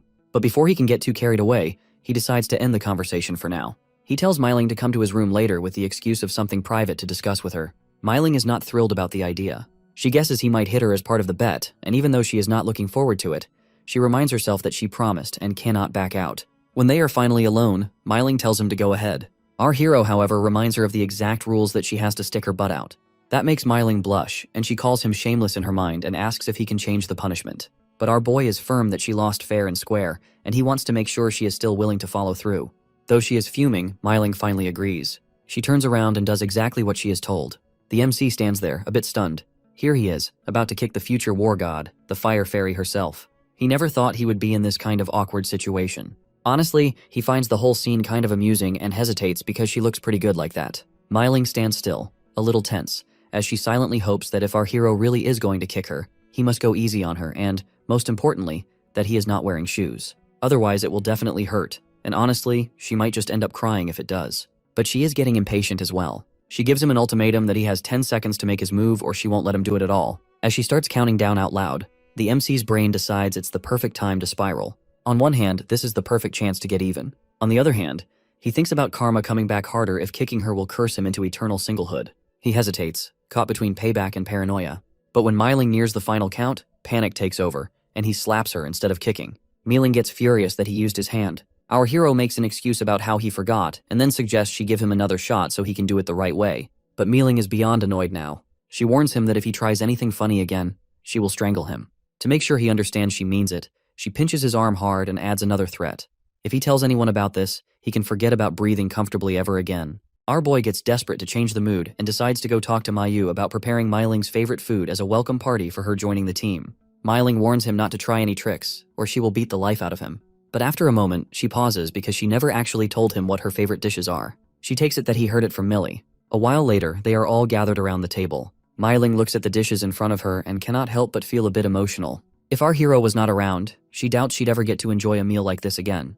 Not in a world that has basically fallen apart. She thanks him quietly, not just for the food, but also for taking care of Millie when she cannot. The MC then stands up and addresses the group. He explains that being a small, tight group makes it easier for them to search for supplies. But staying in this apartment long-term is not going to work as it's cramped, the view is awful, and the place is not safe enough. His plan is that after they finish eating, they will pack up and head to his mansion first thing in the morning. It has better space and a better view, and he will be keeping an eye out for people worth recruiting along the way. The next morning they hit the road. Millie and Daju are tasked with handling any zombies that cross their path. As they move forward, our boy hears some frantic voices up ahead. A group of guys is shouting at someone named Fang, begging him to leave them behind and run for his life. But Fang refuses. He stands in front of the oncoming zombies, ready to either survive with his friends or die trying. Watching that unfold hits a nerve for our hero. It reminds him of the time Daju saved him when he easily could have run. Fang has the same choice, but he does not take it. That says a lot about the kind of person he is.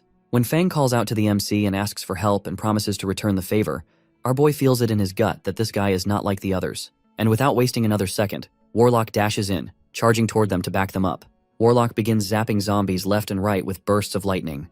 The guys who had been seconds away from getting killed just stand there, stunned, trying to process the fact that a dog of all things has just saved their lives with powers even humans barely understand. After the chaos settles, one of the men steps forward, introduces himself to our hero as Fang Yu, and promises to repay the favor someday. Our boy does not bother with formalities. Instead, he asks them straight up if they have awakened their abilities yet. Fang nods and explains that they have. He is the oldest among them, and goes on to share that his power is to enhance his strength and physical durability, which makes him much tougher in combat. Then comes Yang Xuan, who can control ice, followed by Li Fei, who also has lightning powers. But his are nowhere near as powerful as Warlock's shocking performance earlier. The last one, Shulan, has the ability to control sand. Fang mentions that all four of them come from the same security team and have been working together for years. They only went out to scavenge for supplies and did not expect to run into a mutated zombie capable of spreading poison. After hearing the story, our hero introduces himself as well and offers them a spot in his team and makes it clear that he is the one leading the group. Fang does not think twice. He accepts the offer partly because it is the right thing to do, and partly because rejecting the man who has just saved them does not sit right with him. The MC tells them to hop in the truck. He drives them to a nearby villa and tells them they can stay there temporarily. He assures them that he will come back to check on them later. Back at his own mansion, Myling voices her thoughts about how the guys don't seem like bad people to her. In fact, they have the courage to fight, which already puts them a step above most survivors. She tells our boy not to abandon teammates in a crisis. Our hero agrees but points out that just because someone fights zombies well does not mean they can be trusted immediately. He believes that they have to stay alert and evaluate them first. Daju sides with the MC on that. Afterwards, our boy starts assigning rooms. He tells Myling and Mealy to take rooms on the 3rd floor, while Daju and Mayu are told to stay on the 2nd. Then, after summoning some food supplies, he makes up his mind to check in on the newcomers who are staying close by along with Daju. When he gets there, he finds the guys gathered around, chatting about Warlock and how incredible it is. Our hero asks if any of them know how to cook rice. That simple question catches Fang off guard. He looks a bit embarrassed because first the MC saved them, and now he is also feeding them. Fang insists they can manage on their own and will go out to find their own food. But our boy does not let it go. He tells them to eat and rest, that they are teammates, and that teammates look after one another. He also tells them to help organize the resources available in the villa and hand them over so he can manage them better. Deep down though, our hero has other plans. He only intends to share real supplies like meat with them once they officially become core team members. Following the MC's orders, Daju hands over a communication device, and our boy informs them that this place will be their base for a while, and he will lead a patrol later in the day to check out the surrounding area. For now, they are told to rest and reach out if anything comes up since they are still recovering from earlier injuries. Later, our hero heads out on patrol with Myling and Warlock. Warlock, of course, grumbles about why the MC brings Myling instead of Daju. Mealing, meanwhile, seems distracted. She is worried about Millie possibly being in danger if something unexpected happens while she is grouped with someone else. Then, right in the middle of their patrol, our boy hears a strange sound. He quickly pulls Mealing aside and hides with her, keeping quiet. That is when his eyes land on a rather familiar woman, Mu Tiange. After the world fell apart, our hero finds it harder than ever to trust anyone. But there are some names he just cannot afford to ignore. Tiange is one of them. In his previous life, she used to be the powerful head of a clothing brand, both the CEO and the chief designer, and people in the industry practically worshipped her. But to our boy, the shiny surface does not mean much. He has seen behind the curtain and knows the truth. She is not just intense or ambitious, but she is completely unhinged. He still remembers how, after everything collapsed, she did not panic like most people. Instead, she took her staff and built a shelter, some kind of survival zone. It only allowed female survivors, and while that sounds noble at first, it came with strange rules. One in particular stood out. Falling in love was off limits. Anyone caught crossing that line was severely punished. That was the system Tiange ran. The part that really makes the MC scoff, though, is the twist. Tiange herself broke her own rule. She got involved with Myling deeply. From what our boy heard, she risked her life for Myling and ended up dying because of it. That was the turning point. After her death, Myling rose to leadership and slowly began changing things. Unlike Tiange, she started letting male survivors into the group. Now, our hero cannot help but wonder why Tiange has not brought her team out to scavenge supplies. It does not sit right with him. Still, he knows that with his influence, Tiange and Myling are given the chance to meet earlier than in the previous life. He does not mind that arrangement. In fact, it works in his favor. Tiange, for all her madness, is still loyal, especially to Myling. And Myling, in turn, owes him. So in our boy's eyes, Tiange might as well be his underling too. Just as he is thinking that, a voice suddenly calls out. Our hero turns and sees another figure with Tiange, a girl named Shuyun. In his past life, she was known for her powerful ice abilities. But the strange part is that our boy is sure she died early on when things went south. Yet there she is, very much alive, standing right beside Tiange. Tiange does not seem rattled at all. She steps forward to help Myling and introduces herself. Myling responds just as smoothly, and before long, Tiange extends an invitation and offers Myling a spot in her team. The MC can easily tell from the way Tiange looks at him that she does not think much of him. Her offer to one of his team members to switch sides is a clear sign that she is looking down on him. Myling, however, politely declines and tells her that she is already part of our boy's team, which seems to annoy Tiange even more. Then, things get a bit awkward when Tiange assumes our hero is Myling's boyfriend. The MC quickly shuts that down and tells her it is not any of her business. He takes Myling and starts to walk away. As they leave, Tiange's mind fills with bitter thoughts. She thinks about how men, like the MC, are naturally greedy and driven by lust, yet somehow have the nerve to be with a woman as beautiful as Myling. She makes up her mind that she will reveal our boy's true character to Myling and eventually switch her to her own team. She turns her attention back to the group and gives orders for everyone to settle in for the night, but also instructs them to begin searching different areas the next day. Even as she speaks, her mind races, thinking of ways to expose our hero and convince Myling to leave him. When night falls, Tiange finds herself beside the MC again. The situation is strange, as there is no real closeness between them. No reason to be spending time together admiring the moon or having casual conversations. Our boy is confused but lets her speak. Tiange explains that she wants to work with him on a plan. She talks about a supermarket a few miles away that is filled with supplies, enough food to last at least a year and daily necessities that could last decades. However, she warns him that the place is infested with zombies and that her team alone might not be strong enough to handle the danger. She asks for his help and offers him a share of the supplies, although since her team is larger, she expects a bigger cut for herself. Our hero listens carefully but is puzzled. He knows the supermarket she is talking about. It is the same one where he and Myling have already fought off mutant zombies and taken all the useful supplies. So he does not understand why Tiange wants to go there again. Something about her plan does not quite make sense to him, and he is suspicious of her true intentions. Our boy is not the type to fall for games, and Tiange's trap does not shake him at all. He tells her that if being brave means charging into a crowd of bloodthirsty zombies, then he would rather be called a coward. That really pushes Tiange over the edge. She is furious, not just because he refused to play along, but because he is not even trying to pretend otherwise. He wears his so-called cowardice like a badge, and she cannot figure out what Myling even sees in someone like him. Actually, Tiange has been planning something at the mall, a little scheme to force our hero to show his real colors. The idea is to expose him in front of everyone, paint him as the bad guy, and then wipe him out. But the MC just won't take the bait. Not even a nibble. Now she has to rethink everything. If he is not going to fall into her trap, then she decides to consult someone else for help to deal with him properly. Our boy, on the other hand, is not nearly as clueless as Tiange thinks. He has a strong hunch she is plotting to get rid of him, and he knows exactly it's all because of Myling. In his previous life, he never imagined Tiange could be this cold and ruthless. Back then, he did not hold anything against her, but now that she has clearly shown she is out for him, he has no reason to hold back either. While thinking over who could take care of her, he notices Warlock nearby. Meanwhile, Tiange goes off to find Feng. She does not exactly think highly of him. In fact, she finds him to be a bit of an idiot, but his wind ability is perfect for what she needs. She is not doing this for herself anymore. This is all for Myling. If taking our hero down means using someone like Feng, then so be it. She lays out the whole plan for him and explains how his wind can stir up the zombies and lure them in. Her goal is to corner the MC and make him pay. Surprisingly, Feng does not ask many questions. He just agrees, ready to follow her lead. Feng has a condition that he wants something in return for his help, but Tiang makes it crystal clear that there is no way she is letting him join her team. Still, Feng does not argue. Instead, he gives her his word that he will try his best and work hard. Deep down though, a part of him really wants to act like a jerk. But unfortunately for him, his strength in combat is not quite enough to back up that attitude. What is even more surprising is that he apparently knows Dazhu, and he actually seems eager to see him. After that, Feng activates his ability and starts leading a swarm of zombies towards the MC's house. But what he did not expect is what is waiting for him on the other side.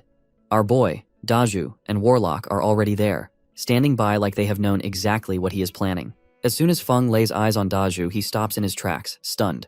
Warlock starts barking at Feng, but our hero steps in and tells it to knock it off. Feng looks back at the zombies he has unintentionally brought along and gets annoyed at Tiange for not mentioning that Dazhu would be there as well. He does not want to hurt people he actually knows, especially not just to get a spot on some all-girls team. He decides not to go through with it, changes his direction, and leads the zombies away, all while calling out to Dazhu to wait for him. The MC watches the whole thing silently, and it does not take him long to recognize Feng. In their previous life, they had actually been on good terms. Feng helped them out more than once, keeping zombies distracted so the rest of them could grab resources and get out safe. Our boy cannot help but feel sorry for him. Feng's way of fighting was always risky, and in the end, it caught up with him as he was bitten by several zombies and died a miserable, painful death. Once he manages to lure the zombies far enough, Feng returns to Dazhu and apologizes for dragging the trouble over without warning.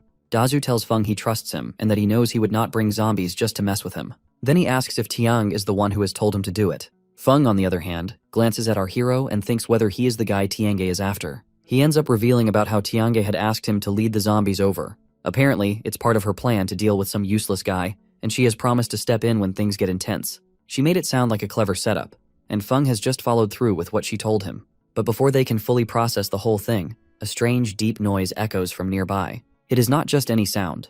It came from a zombie that has just evolved into something far more dangerous. Apparently, a rank 5 zombie has mutated, and it's not looking good. The noise stirs the horde, and now a wave of zombies is making their way straight toward them. Not too far away, Tiange stands still and observes everything from a safe distance. She sees the crowd of zombies heading in and figures it's all according to plan. Feng has done his job, and the zombies are following as expected. But then, things don't go quite right. A few of the zombies break off from the main group and start attacking the truck the girls are hiding in. Flames shoot up from the vehicle, and panic immediately sets in among the girls. Tiange realizes that something is off and quickly rushes over. She calls out to the girls and tells them to get out of the truck before it's too late. She is confused as she has not expected such a powerful zombie to show up out of nowhere. Still, she tries to keep everyone calm and instructs them to fight the zombies in unity. The moment the mutant zombie suddenly bolts toward them, panic sweeps through the girls. Tiang acts on impulse, grabs one of the girls nearby and shoves her forward to use her as a human shield. The poor girl does not even have time to scream before the zombie tears into her. Off to the side, our boy watches everything unfold. His attention is not on the horror of what just happened, but it's fixed on something else entirely. The core crystal buried deep within the mutant zombie. But the rest of the girls are horrified. Seeing Tiang sacrifice one of their own like that rattles them to their core. It does not take much for them to realize she might do the same to any of them if things get worse. What makes it worse is that Tiange is already shifting her focus and quietly plans to use our hero as her next shield if the situation calls for it. But the MC is not clueless. He sees it in her eyes. He calls her out, straight up, and tells her she is a coward, that he cannot believe she would sink that low. Then he hits her with one solid punch that sends her sprawling. She crashes to the ground, stunned and dazed. Even as she struggles to process what just happened, she realizes that our boy is far stronger than she ever imagined. While all that is unfolding, Shuyun turns to the other girls and tells them to run. Someone has to hold the zombie off, and she decides to take that risk. Our hero notices her, and he does not just admire her courage, but he respects it. That kind of bravery is not something that can be seen every day, and he knows it should not go to waste. He draws out the void sword and gets ready to end this chaos for good. He charges straight at the zombie. The girls and Feng watch from a short distance and get impressed by just how strong and skilled he is in handling the mutated zombie. Amid the chaos, our boy shouts to Shuyun and warns her to get rid of the gas tank before it can cause a disaster. Shuyun reacts immediately and throws the tank as far away as she can. Moments later, it explodes violently in midair. The shock of the blast hits her hard, and she starts crying, overwhelmed by fear and worry. While the MC kneels beside the fallen mutant zombie and takes out the core crystal from its body, he then tells Shuyun to stop crying and asks her to focus on helping the other girls feel safe and to bury those who did not survive this fight. Shuyun wipes away her tears and thanks our hero for his support. Then our boy asks her about their future plans now that Tiange is gone. Shuyun has not really thought about it before, but now the reality hits her hard. The people who have survived need guidance and a way forward, and she knows that she will have to step up and figure out the next steps for all of them. Not long after, Shuyun makes her way to the MC's place. Our boy was waiting for her and is pleased with how things are unfolding. He has secretly used a generous amount of rice to bait her in, and judging by the fact that she is standing at his doorstep, it has worked. He has confidently told her that if she and her group decide to join them, they won't have to worry about going hungry ever again. Shuyun did not give him an answer right then because she needed time to talk it over with the other girls and see where they stand. And now, there she is, ready with their decision. Our hero answers the door and is pleased with himself for pulling Tienga's team into his circle. Shuyun tells him the girls are in, and they have all agreed to join. The MC accepts their decision, but he makes it crystal clear that things will be done his way. He lays down the rules right then and there. First and foremost, they have to follow every order given to them, no matter what. If anyone dares to step out of line or challenge his authority, he won't be soft about it, and he is not interested in hearing excuses or complaints afterward. He also makes a point of telling them not to say they are scared. In his team, there is no difference between men and women when it comes to combat. Everyone is treated the same, expected to carry their own weight, and face the same dangers. When it comes to relationships, he has rules there too. If anyone wants a partner, they have to choose from within the team. Outsiders are not completely off the table, but there is a condition. The guy has to marry the girl and officially join the team. Our boy makes it clear that he is not doing this to control their personal lives, but he wants to protect the group from people trying to sneak in for the wrong reasons, whether it is to steal the skilled fighters he has trained or to spy on the team's internal information. The girls listen carefully and in the end, they agree. They accept everything he said, and with that, our hero officially welcomes them to the team. He also decides that for the time being, Shuyun will act as their lead and is the one to stay in touch with him directly. After that, he invites them inside and mentions he has something special planned for the afternoon. When the afternoon rolls around, the surprise is finally revealed. Our hero has arranged a full-blown feast, and the girls are genuinely delighted by it. The food lifts their spirits and makes them feel welcome. Meanwhile, Fang and his three buddies cannot help but get a little too excited themselves, as they are already dreaming about finding their partners among the new girls. Feng is there too, and he is seriously considering joining the MC's team as well. Our boy has listed out the different abilities the girls possess. The variety is pretty interesting. 6 of them have powers that focus on physical strength. 4 can use fire. 2 have control over lightning. Another 4 have ice-based abilities. 2 are connected to the earth element. 1 has powers tied to nature, and only a single one among them carries the light attribute. That girl, the one with the light-based power, immediately catches his attention. He has a feeling that she might be the same girl Feng seems to be interested in. That thought alone makes him decide to observe her more closely from then on. Still, when it comes to overall potential, our hero is convinced that Shuyun is on a completely different level. In his opinion, she has the kind of talent that could take her all the way to the king rank in the future. Later on, the MC turns to Fang and Zulan and lays out some instructions for the following day. Since he will be heading out with the others for training, they will be staying behind to guard the place. He keeps it simple. If a small group of people shows up while he is gone, they are to give them a warning first. If those people refuse to back off, then Fang and Zulan are allowed to rough them up a little. However, if a large crowd appears, he wants them to wait around and avoid starting any trouble. The next morning rolls around, and our boy leads the team out for their first training session. Once they reach the location, he has everyone take their positions. He points to Feng and gives him a specific task to lure out the zombies, but in a controlled way. If the number starts going over 30, Feng is supposed to lead some of them away to keep things manageable for the rest of the group. Training officially begins as Feng gets to work. The chaos starts quickly.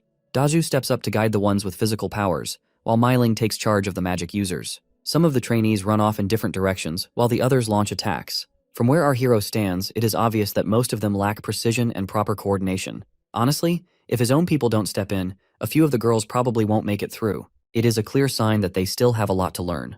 After nearly 2 hours of intense effort, the group ends up at a shopping mall, completely worn out. Everyone looks drained, but the MC still gives them a few words of encouragement. For their first attempt working as a team, especially considering how unfamiliar they are with each other, he has to admit that they did not do too badly. Our hero then tells the girls to head into the mall and pick out some decent clothes that will suit them. As they wander off, he takes the chance to quietly grab a pair of black stockings. He thinks no one notices, but Myling does. She happens to catch sight of him at just the right moment, and her mind immediately jumps to a few questionable conclusions. But then again, she shakes her head and tries to push those thoughts away. She thinks that he bought them for Millie. That seems more reasonable, though she still doubts it. She then thinks that the black color does not really match Millie's usual style or vibe. While Myling is caught up in her own thoughts, Shuyun suddenly mentions a large supermarket inside the mall. She tells the group it is fully stocked with all kinds of supplies and suggests they take a look around. The girls follow her lead and begin checking out the place. As they browse the aisles, they come across a stack of water bottles. They remember what the MC told them earlier and decide to hand out 2 bottles each. Millie, meanwhile, feels a quiet sense of comfort settle over her. Being on our hero's team has been nothing short of a blessing for her. Since the day she joined him, She has not once gone hungry or felt thirsty. He always makes sure she is taken care of, and more than that, he protects her without hesitation. The more she thinks about it, the more she realizes she cannot keep her feelings buried any longer. She needs to be honest with herself and with him. That night, she finds herself standing outside his door. Her heart races, but she knocks anyway. Our boy opens the door almost instantly and lets her in without a second thought. He does not seem suspicious, but a few not-so-innocent thoughts definitely cross his mind about her showing up so late. Millie does not waste time. She tells him that after spending time with Shuyun and the others, it becomes even clearer to her how lucky she is to have him by her side. The MC gets surprised. The sudden compliment throws him off a bit, and he is not sure what this is about. But then Millie mentions there is something she has been holding in for a long while now. At that moment, our hero has a feeling he knows what is coming. And sure enough, she confesses that she wants to be with him. Not just as part of the team or someone he looks after, but she wants to be his girlfriend. Our boy has been holding out for the moment Millie finally speaks her heart. And when she does, he gently leads her to the bed, as if everything he has been feeling has finally found its moment. He leans in, kisses her softly, but Millie stops him midway, as she is not ready yet. The MC, however, is not the type to hold back once emotions are out in the open. He makes it sound like as the world outside is falling apart, no one can say how long anyone has left, and if she waits until she feels ready, he might already be gone by then. Before she can say much, he kisses her again. Millie seems to pause, not pulling away but not fully leaning in either. It looks like she understands what he means, and the fear behind his urgency. But just as things are getting intense again, she stops him once more. Not because she is unsure, but because someone else is in the room. Rice is there, watching, clearly out of place in that moment. Without saying much, our hero picks it up and tosses it out of the room. A move that stuns Rice because our boy has never treated it like that before, and the rejection stings. Myling passes by and spots Rice in the living room instead of being in the MC's room like usual. She asks what is going on, and Rice does not hold back. It tells her that our hero has been forcing things with Millie, that Millie does not seem okay, and he probably threw it out because he is afraid it might interrupt or stop him. Myling is confused. She does not fully get what Rice meant by that. Still, her curiosity gets the best of her, and she creeps up to the room, hoping to make sense of what is going on. Just as she is about to knock on the door, Warlock pops out of nowhere and tries to stop her from entering the room with its constant barking. She stands there for a moment thinking. Then, faint noises from inside catch her attention, sounds that suggest something is definitely happening. That is when she hesitates and starts to think that Millie might be okay with it, and this is what she wants. Either way, Myling decides to step away. The next morning, things take on a strange calm. Our boy wakes up in high spirits and asks Mayu to fry some eggs. He even instructs her to hand out about some kilos of meat to the rest of the team. Mayu nods, though she notices something is off as Millie has not come out of her room yet, and that is not like her at all because she never sleeps in this late. Myling arrives not long after and tells Mayu that Millie is missing breakfast because of a certain someone. The MC catches on right away that Myling has figured out what happened the night before. Mayu just shrugs and goes to the kitchen, wondering how our hero will deal with Myling's icy tone. Meanwhile, Rice is sulking in a corner, looking more offended than sad. It has not touched its food, which is rare. Our boy notices and asks it not to starve itself out of spite. But Rice is not having it, not even for its favorite dried fish snack. The MC tries to cheer it up and offers 10 pieces. Rice is not impressed and asks for 20. Our hero agrees and their deal is done. Then he explains to Rice that it needs to start acting like a grown-up now, as there will be no more sleeping beside him. It's because things have changed, and he has someone else now, and Rice will have to sleep alone at night. And in return, he will give it a morning hug. Not long after, they all gather together for a hearty feast, and the MC is clearly in high spirits, and he raises his glass to make a toast, celebrating the moment with everyone around the table. Outside, a car is quietly parked nearby, and a young man and woman come out of it who suddenly catch a strong, inviting smell wafting from the villa. Hui Hui, the girl, almost cannot resist. She is tempted by the aroma of the food, but the guy reminds her to stay focused, as they still have the whole issue with clean water to solve. They gather their courage and approach our hero and politely apologize for interrupting the gathering. Then they make their request to trade some food in exchange for some clean water. Our boy agrees and instructs Shuyun to hand over a few bottles of mineral water to them. As the young man turns to walk away, Hui Hui suddenly calls out and asks the MC if he will consider letting them join his team. Our hero lays out some strict conditions. If they want to be part of his group, they need to prove themselves capable. That means killing some zombies, retrieving the core crystals from their brains, learning how to use weapons properly, and meeting several other requirements. The young man accepts the challenge and gets determined to prove their worth. Our boy watches them leave with a thoughtful expression. To him, the siblings don't give off a bad vibe.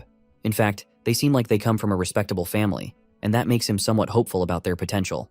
As they return to the car, Hui Hui is surprised that the core crystals retrieval is not a secret known only to them.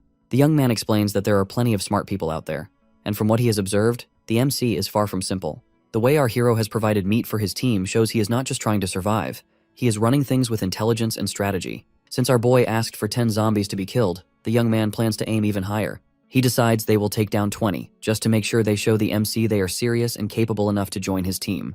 After completing their mission in just about an hour, the siblings return. The MC is satisfied with how things turned out and greets them with a nod of approval and officially welcomes them into his team.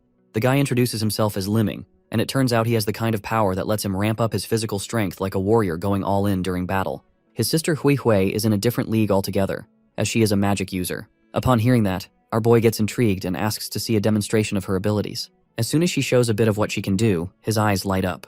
It's obvious to him that once she advances in rank, whether she chooses to dive into curses, summon creatures, control the zombies, or focus on offensive magic, she will become a serious advantage for him. He then turns to Mayu and asks her to prepare a meal for the siblings as a sort of warm welcome to help them settle in. Later that night, our hero finds himself pacing back and forth with his thoughts racing. He is waiting for Millie because he thinks that by this time, she should have absorbed all the core crystals meant for the day. With that in mind, he tells Rice to go find Myling and get some rest. Rice, being its usual self, assures him it will behave and encourages the MC to go ahead with whatever he is planning. Still, our boy does not budge from his decision. He decides to leave if Rice does not go. Rice finds his behavior a little odd and cannot quite understand why he is so determined to send it off somewhere else so late at night. Our hero then makes his way to Millie's room. But when he gets there, she is already tucked under her blanket. She tells him she is in pain and cannot manage anything that night. He does not press the issue. Instead, he holds her gently and reassures himself that there will be other chances. He decides to be patient and stay focused. But not long after, he suggests she use her healing ability on herself to ease the pain. The new day begins, and our boy lays out the mission clearly according to which they are heading south to scavenge supplies from a nearby community. He warns his team there are going to be a lot of zombies, and he wants everyone to stay sharp and not let their guard down for even a second. He tells them to stay calm, no matter what happens. If the zombies start chasing, the vehicles will plow through first, and once there is an opening, everyone needs to jump out and make a run for it before the road gets completely blocked. The ability users are ordered to attack, while the others are assigned to protect them from the front. He throws a special task at Feng to lure the zombies, but be smart about it. Feng heads off to draw the zombies in, while Shuyun takes charge of the team inside the truck, launching attacks through the windows. From his spot inside, our hero watches the scene unfold, and honestly, he is pretty impressed. Everyone's movements look smoother, and their aim has definitely improved since the last time. While all the chaos is going on outside, he sits with Rice. Out of habit, he gives Rice a light pat on the head, but the cat snaps at him and pretends it hurts. That catches our boy completely off guard. He gets embarrassed and asks how Rice even learnt to respond like that. Rice explains that after the MC told it not to peek, it sneakily jumped to Millie's balcony anyway and almost fell off in the process. Our hero warns that it might just get itself killed for knowing too much. Roughly half an hour pass before our boy gets serious again. He tells everyone to grab whatever weapons they have and get ready to fight. Millie walks up to him and mentions that the area is packed with restaurants. She suggests they should check those out as there might be valuable stuff inside. The MC has already made a plan to divide the group into 4 teams.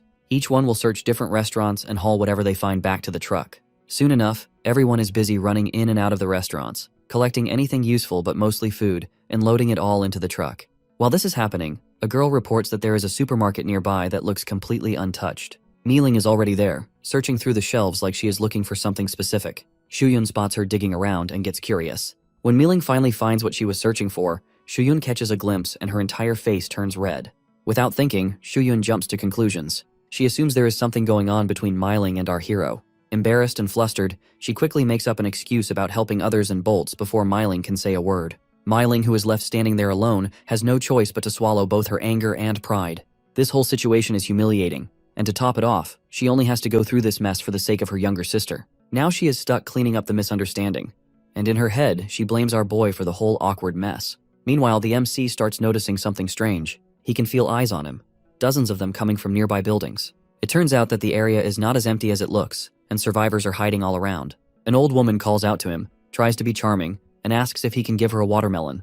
Before our hero can even reply, others start begging too, some for water, others for meat, and even a few asking for cigarettes. Our boy just stands there watching them and realizes that they have absolutely no shame. He is not feeling too generous, so he comes up with a pretty weak excuse that his hands and legs are useless, and he is not able to carry food upstairs. The elders start scolding him left and right and accuse him of being ungrateful, disrespecting his seniors, and hogging supplies that everyone is supposed to share. Before long, they storm out after grabbing whatever weapons they can get their hands on, ready to throw hands. While they are heading down, they start whispering and plotting. They figure the MC and his crew have already cleared out the zombies earlier using a truck, so now they are thinking of snatching his truck. That way, they plan to use it to fight zombies in the future, and also grab whatever supplies are still inside. One of the older folks suggests calling someone named Chen Guang and his group for backup, but the rest of them remind him that Guang and his squad have already declared them as enemies, and there is no way they would come running to help.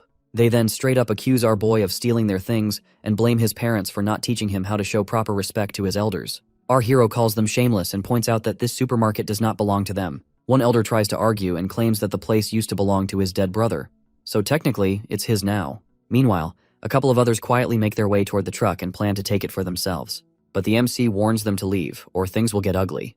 Then comes the weirdest part. One of the elders straight up dares our boy to hit him. Our hero just looks at the guy, slightly amused. He has seen a lot in life, but this is new. So he does the only thing that makes sense. He slaps him right across the face without a second thought. The other elders rush over to check on the guy. He is lying still, not moving a muscle. For a second, they panic. But then someone points out that the guy who got beaten always loves putting on an act. The MC can clearly see that they are not just old, but their eyesight has taken a serious hit too, as none of them even notice that the guy's face is totally out of shape from the slap. He then turns to the crew and tells them that there is no need to play nice. Not to elders, not to the younger ones, not to anyone. Deep down, he is itching to make an example out of someone to show them that this is not some community picnic anymore, but it's survival. Just when the tension is about to explode, a fire blast comes out of nowhere, making the elders scatter like scared cats. Our boy spins around only to see a familiar face, Chen Guang. Back in his previous life, when he was weaker, Guang helped him more than once. Guang looks at the chaos, and then tells our hero how the elders nagged him every single day, but even he did not expect that they would almost get wiped out by our hero himself. The MC asks if Guang is there to get revenge, but Guang waves it off as he is there to make peace. After a quick intro, Guang gets straight to business. He explains that there are around 1,000 homes in their area, all loaded with resources. But the real issue is that most of it has not been collected yet, because of a husky who mutated into a zombie dog. Not just any zombie though. This one can run like lightning and has some sort of twisted intelligence. When Guang's team is short-handed, the thing attacks. But when they are ready to fight, it disappears like smoke. Guang shares that he has already lost way too many people trying to take it down. The worst part is that he knows where the creature usually rests, but he does not have enough people to launch a proper attack. That is why he wants the MC's help. Guang knows our boy has manpower, and he has an offer. In exchange for helping him out, he offers that our hero's team will receive several hundred caddies of rice and a few barrels of clean water. Rice assures the MC that Guang does not have any hostile intentions. After taking a moment to think it over, our boy finally agrees to the deal. He instructs his team to keep gathering the necessary resources while he prepares to check out the strange dog situation himself. He also decides to bring Warlock along with him, but Guang hesitates and asks if our hero is really going to face this on his own. The MC mentions that Warlock will be with him, which catches Guang completely off guard. In the middle of all this chaos and disaster, our boy is surprisingly calm and composed, and Guang finds it strange and odd. What shocks him even more is that our hero is carrying not just one but two pets with him. Deep down, Guang also finds himself thinking about the group of girls that always seem to be around the MC, and he cannot help but feel like the odd one out. Just then, Mealy offers to accompany our boy, but he hands her rice and tells her to stay put and wait for him. Guang observes the exchange quietly, and the feeling of being single settle heavier in his chest. He then leads our hero toward the place where the zombie dog is causing trouble. On the way, he explains that his people have not been able to stop the creature. The MC, however, has a plan. He is going to let Warlock handle the zombie dog, with the reasoning that since they are both dogs, Warlock will have the upper hand. Guang is uneasy about this. He asks our boy if he has some kind of grudge against his poor dog, because he is worried that our hero is sending Warlock into danger without a good reason. But the MC reassures Guang that everything is under control. Guang glances at Warlock, who gives a confident nod, which seems to calm him down a bit. They step inside a building with a strong, metallic smell of blood. The sharp sound of loud barking echoes around them, heightening the tension. When they push open a door, our boy immediately gives Warlock the signal to attack. The zombie dog also launches fierce lightning attacks toward Warlock. But Warlock is quick. It dodges every strike effortlessly, moving with a speed and confidence that stuns Guang and his men. They cannot believe how fast and agile Warlock is, completely outmaneuvering the zombie dog's attacks. Then, with precision, Warlock retaliates by unleashing a powerful lightning strike of its own and swiftly finishes off the zombie dog. As soon as it is over, the MC turns toward Guang and asks for the supplies as per their agreement. Guang, however, just stands there, still in disbelief at how quickly and easily Warlock handled the fight. Meanwhile, Warlock stands there all proud and happy. The MC and Guang make their way back, and Guang hands over the promised supplies. Then he brings up an offer to team up. He points out that his group have experience. Every single one of them has taken down some zombies, and they are not the type to slack off or panic under pressure. On top of that, he assures our boy that they have a solid stash of supplies enough to go without worrying about meals for nearly 2 weeks. From Guang's point of view, it makes sense to join forces. But our hero is not buying it. He makes it clear that he does not see them as suitable allies. In fact, he tells Guang he could take them all out if he wanted to. Strangely enough, Guang does not get defensive. Instead, he claims that is exactly why he wants to work with the MC. In his eyes, the strong never lower themselves unless there is something to gain, and the weak only survive by relying on those stronger than them. After a moment of thought, our hero agrees to the idea, but on his terms, according to which if they are going to team up, he will be the one in charge, and everyone must have to follow his lead. Before they can discuss it any further, someone from Guang's team comes running over. He explains that one of their guys has been badly hurt in a zombie attack. Apparently, this one has the ability to shoot fireballs and ran off the second more people showed up. It's unlike anything they have seen before. Guang rushes to check on the injured man, and the MC decides to follow and brings Millie along with him. When they get there, Guang looks to our boy for help. Our hero glances at Millie and she understands right away. She steps forward and begins using her healing powers on the injured guy. Slowly but surely, the man starts to recover. Once things settle, the MC tells Guang to head back and give the offer some thought. Then he leaves with Millie. Guang does not waste time. He gathers his team, tells them what our boy has said, and lays out the terms. After a bit of discussion, every one of them agrees to join up. They go straight to our hero, share their decision, and the MC welcomes them, but not without a reminder that from then on, they will follow his orders and fight whenever needed. With things settled, our boy suggests they all move into his place so they can stick together. While all this is happening, things are not going so well elsewhere. A group of guys has forced their way into the villa where Fang and Zulan are left by our hero to guard.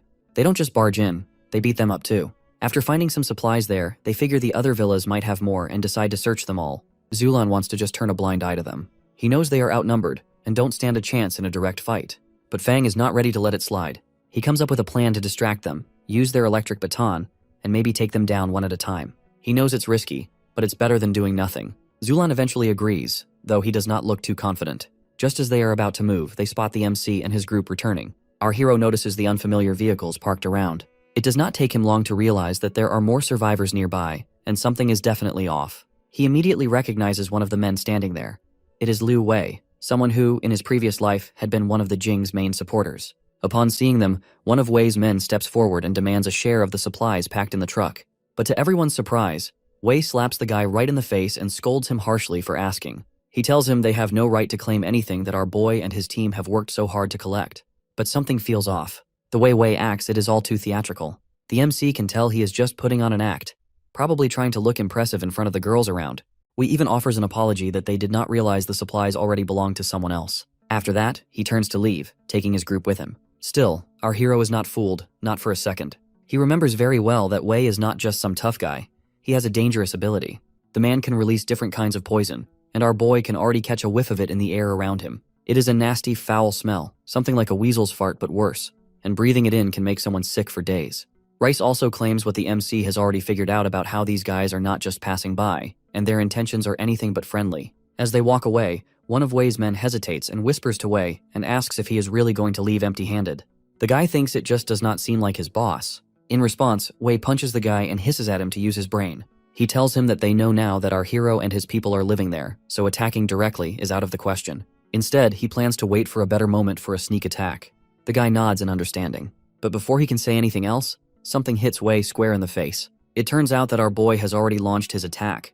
He is not the type to sit around waiting for danger to strike first. If someone is planning to make a move against him and his people, he would rather deal with them on the spot. The MC then gives the order to wipe out the rest of Wei's group, as there is no point in dragging things out or showing mercy to people who have clearly come with bad intentions. That night, after everything has calmed down, our hero rests in his room. He lies there thinking, his mind drifting back to his previous life. He remembers that by the next day, some of the zombies will start evolving into rank 1, which means they don't have much time left. He decides to get Guang and the others to head out early the next day and bring back every last bit of supply they can before things get worse. Just as he is planning his next move, a knock comes at his door. His heart jumps a little. On the third floor, only he, Millie, and Milling are staying, so he immediately thinks it must be Millie. But when he opens the door, it is Milling standing there. She looks a bit nervous, but keeps her composure. Without saying much, she hands over a few things she has picked up from the supermarket earlier. Our hero takes them and glances through the items, a little surprised by what she has brought. Milling tries her best to hide her awkwardness and tells him she is not doing this for him, but she is doing it for her younger sister. She explains that Millie is still young, and she hopes our boy will wait a few more years before even thinking about starting a family. But then, after a short pause, she adds that if he is truly ready to take on that kind of responsibility, she won't be against it either. Before the MC can respond, she turns around and hurries away. Our hero stands there in silence for a moment, holding the item she gave him. Then, he decides not to let her sincerity go to waste and makes his way toward Millie's room. Our boy gathers everyone together the next morning with something important on his mind. He tells them he has a strong feeling, and everyone seems to agree that more and more zombies are starting to use magic. It is not just a wild guess, he believes it is a form of evolution. This idea makes the whole group uneasy. It is clear that just relying on larger numbers won't be enough to take these creatures down in the future. But our hero is not the type to let panic spread. He reassures everyone that he won't let any of his people die under his watch. Then, he begins explaining what he has learnt so far about these evolved zombies. He starts by describing a specific type, what he calls rank 1 zombies. He tells them that the mutated one they have encountered earlier is exactly one of them. These are not the average mindless monsters, but they have powers, can cast spells, and even show signs of intelligence. He then moves on to discuss how to fight them more effectively. According to him, the ideal setup is to have 2 close-range fighters paired with 2 mages. That kind of balance, he mentions, gives them the best chance in battle. Even though these zombies have evolved, they are not invincible. Still, he makes it very clear that if anyone comes across too many of them at once, they should not hesitate, but they should run. To give everyone a better idea of how to avoid magical attacks, the MC asks Miling and Shuyun to cast some spells at him. He wants to demonstrate dodging in real time.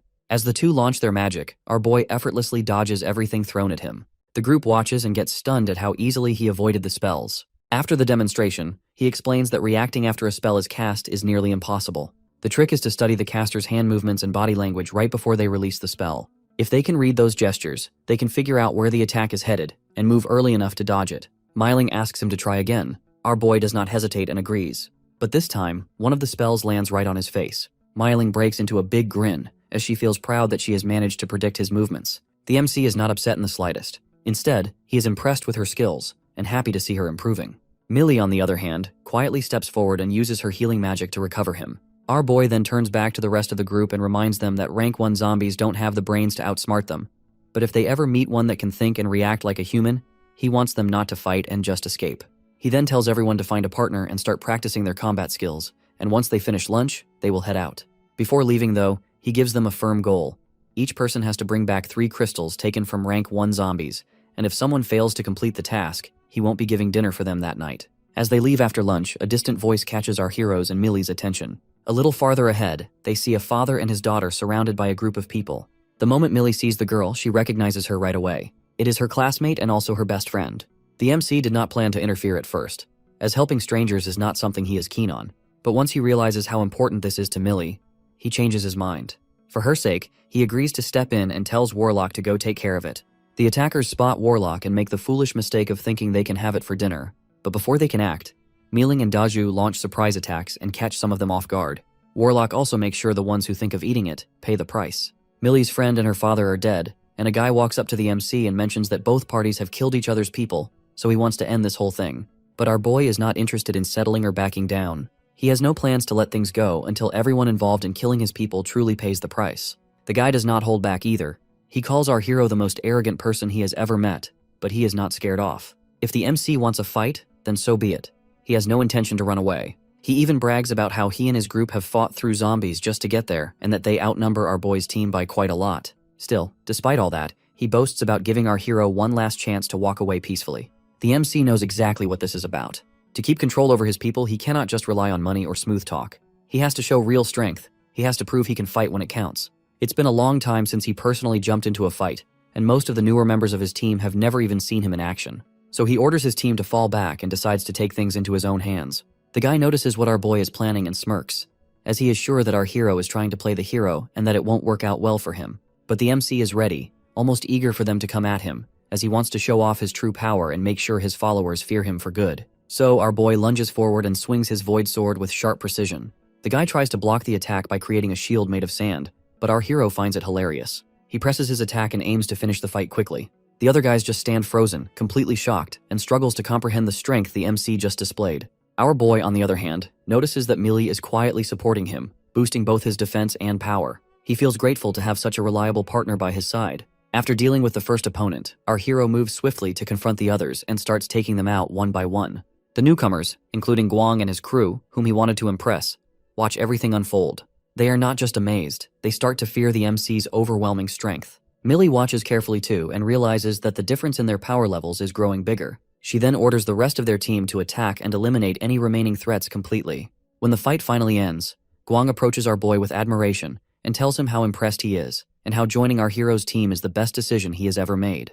The MC explains that the reason he puts them through fights like this is to train them and help them gain real experience. He wants them to grow stronger quickly so they can defend themselves in the future. He also reassures them that they are his people, and he will make sure anyone who dares to threaten them will regret it. After that, he tells everyone to clean up the area and gather resources. He also instructs those who can cook to head back first and start preparing lunch. Later, they all return to the villa.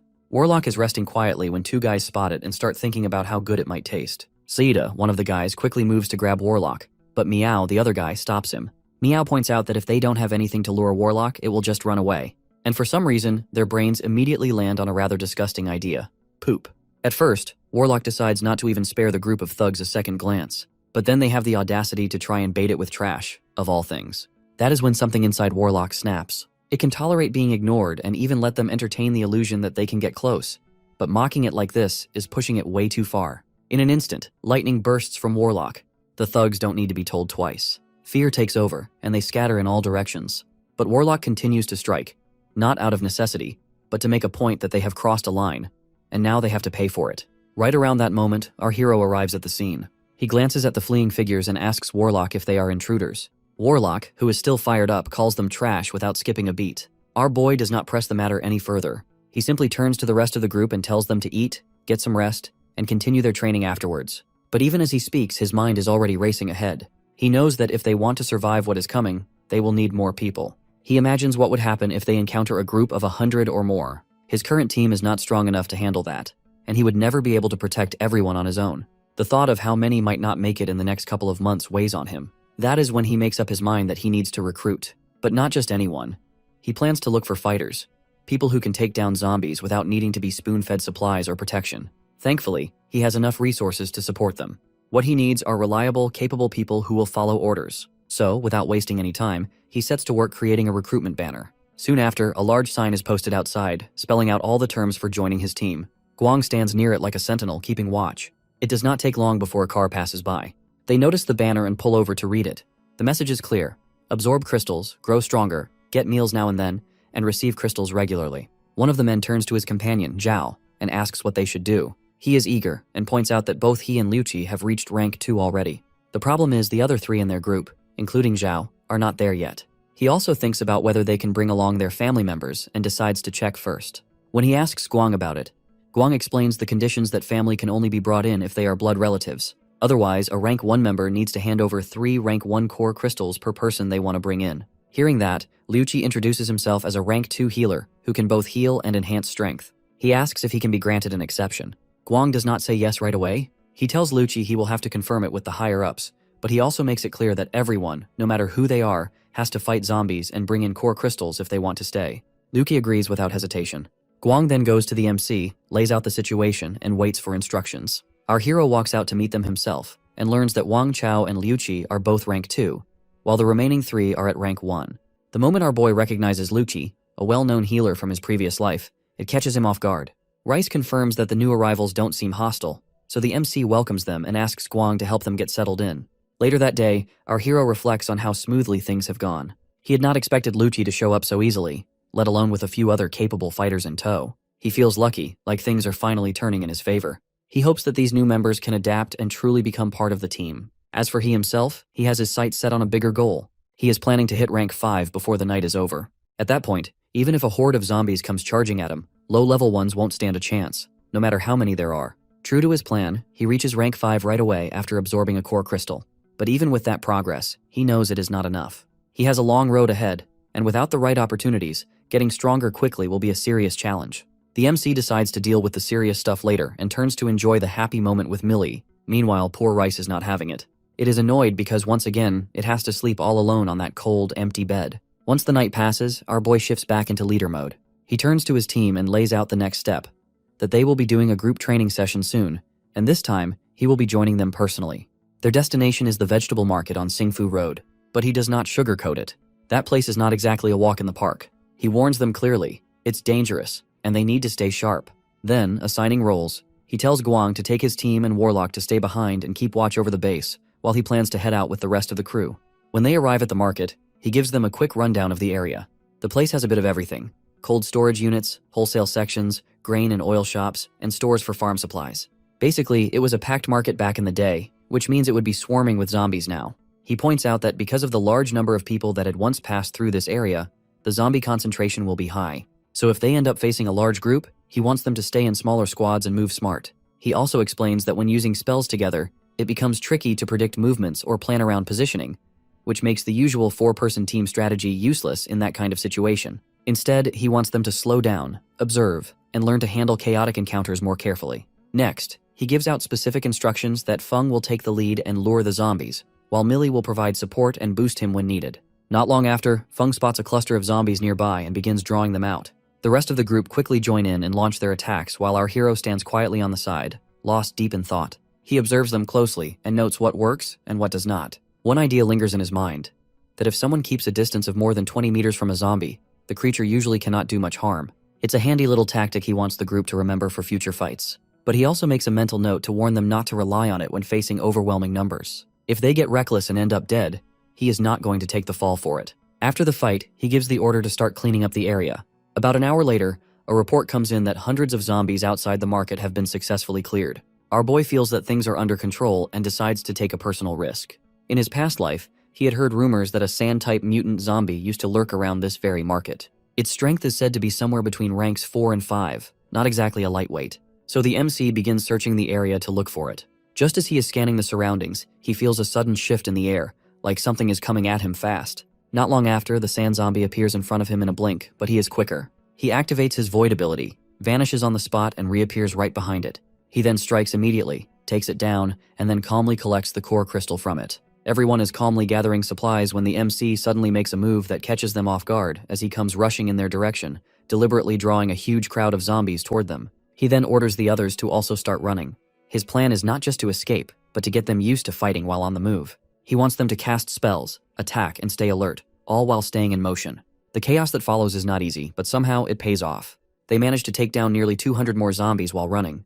Our boy did not do this just to show off or be reckless. He knows that most survivors have not come to terms with it yet. Zombies are evolving fast, faster than anyone could have imagined, and if his team does not keep up, they will be wiped out before they even see it coming. Once the killing ends, he snaps them out of their shock. He tells them to stop standing around like statues and quickly finish gathering the remaining supplies. After that, he makes his way to the cold storage facility. He figures that the power has been out for quite a while, so whatever meat is inside must have already gone bad. Still, he does not care about the smell. He has a plan, and he intends to store the meat in his void space, and later treat it as a resource, something he can hand out to others when needed.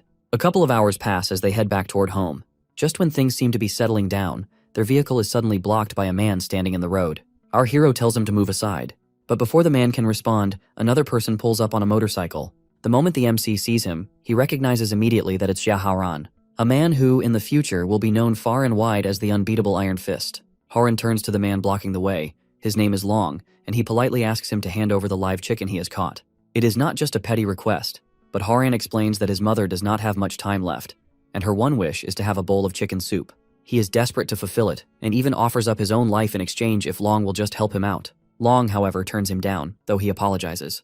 The others standing nearby don't hold back their laughter and mock Horan for being willing to trade his useless life for a chicken. Our boy watches it all quietly, weighs the situation, and then makes his move. He steps forward and offers Horan something better. He shares that not only does he have chicken, but he has a proper cook who can make the kind of soup Horan's mother wants. Horan makes it clear that he wants not just any soup, but he wants it made right.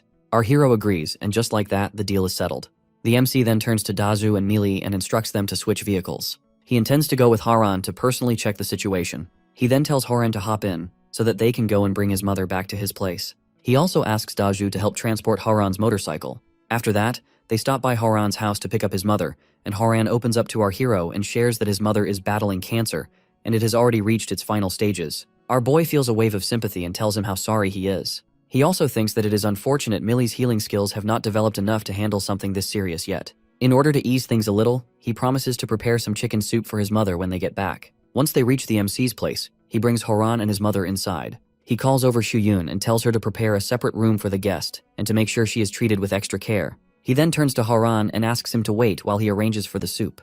Then he turns to Mayu and asks her to take over the task. He specifically tells her to make it especially well this time, using all her experience and skills. He even asks her to list all the ingredients and seasonings she will need. Mayu pouts slightly and hints that he must not have thought the last time she made it was good enough. Our hero quickly tries to smooth things over that he just wants it to taste even better this time around. Mayu tells him it will take about 3 hours to finish, and he nods in agreement. He also asks her to whip up a few more simple home-style dishes with meat and vegetables, as he figures Horan's mom might enjoy sitting down for a warm meal with her son and feel a little more at peace. After a while, the food is ready and the table is full, almost overflowing with dishes. It is a lot, and both Haran and his mother are visibly touched by the effort. His mother becomes emotional and tears up. She looks over at our boy and asks him to take care of her son, as she believes he is a genuinely good person. Then she turns to Haran and instructs him not to let the MC down. After a few quiet, emotional moments, our hero tells them to start eating before the food gets cold. Later that night, Haran comes to our boy and tells him that his mother has passed away. Though there is sadness, there is also a sense of relief to him that she is no longer in pain. Our boy once again offers his condolences, and Haran thanks him and tells him to keep an eye on what he will do from then on. He is determined to live up to everything that has been done for him. The MC knows Haran has the potential and talent, and it is just a matter of time. But something else is starting to trouble him. The rest of the team are showing signs of unease, growing more unsettled by the day. He realizes he has to take control of the situation before it gets worse. He needs to bring in some structure and handle things more systematically. Thinking back to the way things used to run in his past life, he recalls the setup in organized groups with clear roles and responsibilities. There is the leader, deputy, elder, elite member, regular member, and the newcomer at the bottom. He has already given special roles to Daju and Millie, so he decides to sort everyone else accordingly. He plans to promote those who have reached level 3 to elite members, while the rest as regular members. He thinks of considering new joiners as recruits, and once they have been around for at least half a month or have done something commendable, they will get promoted automatically. He also decides to bring in a points-based system, according to which each person will earn points based on what they contribute, and those points can later be exchanged for supplies or resources. Plus, extra efforts or exceptional tasks earn bonus points. From then on, he decides that no matter someone's level, their position is determined purely through points and performance. The next morning, our boy gathers everyone together and explains the new setup. He shares that any elite member who has the ability to lead can be chosen as a captain and take charge of a team. After that, he assigns Shuyun to lead the women's team and trusts her with full responsibility. For the men's teams, he picks Fang and Guang as temporary captains and divides the group between the two of them. Then, he makes it official and announces that the hierarchy policy is now in effect. Before stepping away, he wishes everyone the best and reminds them that as long as they have the determination to fight, they can stand strong and face anything. The crowd responds by shouting some slogans together. Not too far from our hero's residence, Zhao Hai stops a man on the road and asks him why he has not seen any zombies nearby. The guy explains that the area has already been cleared and every single zombie has been taken out, and it's all because there is a survivor base set up in a villa close by, and the people living there are unusually strong. In fact, they are doing quite well for themselves.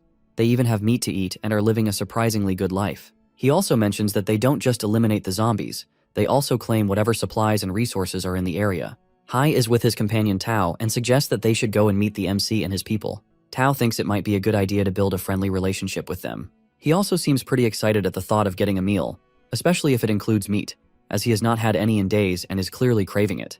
Another man traveling with them suddenly brings up something from the past. He remembers that before the entire world fell apart, the head of the Chen group, our boy himself, asked them for a massive loan, somewhere in the hundreds of millions. But Hai just brushes it off because obviously in times like these, money is meaningless. With the world in ruins, he tells the guy that there is no point in talking about debts. The man agrees and thinks it's possible our hero did not even survive the disaster anyway. Meanwhile, back at the base, Horan, who is stationed outside, spots the incoming vehicles. There are quite a few of them, and it makes him uneasy. He knows that if the people in those cars have bad intentions, it will be tough to hold them off. So he quickly informs the MC about the situation and asks for reinforcements, just in case. Our boy comes out to take a look for himself. Hai sees our hero and recognizes him instantly. The MC also knows who he is. Hai walks up with a big grin and greets our boy warmly and acts like they are old friends. Our hero responds with a polite but somewhat uneasy smile. Then Hai gets to the point. After confirming that the MC is running things there, he reminds him of the huge loan he took, plus the interest, and demands that the money be returned.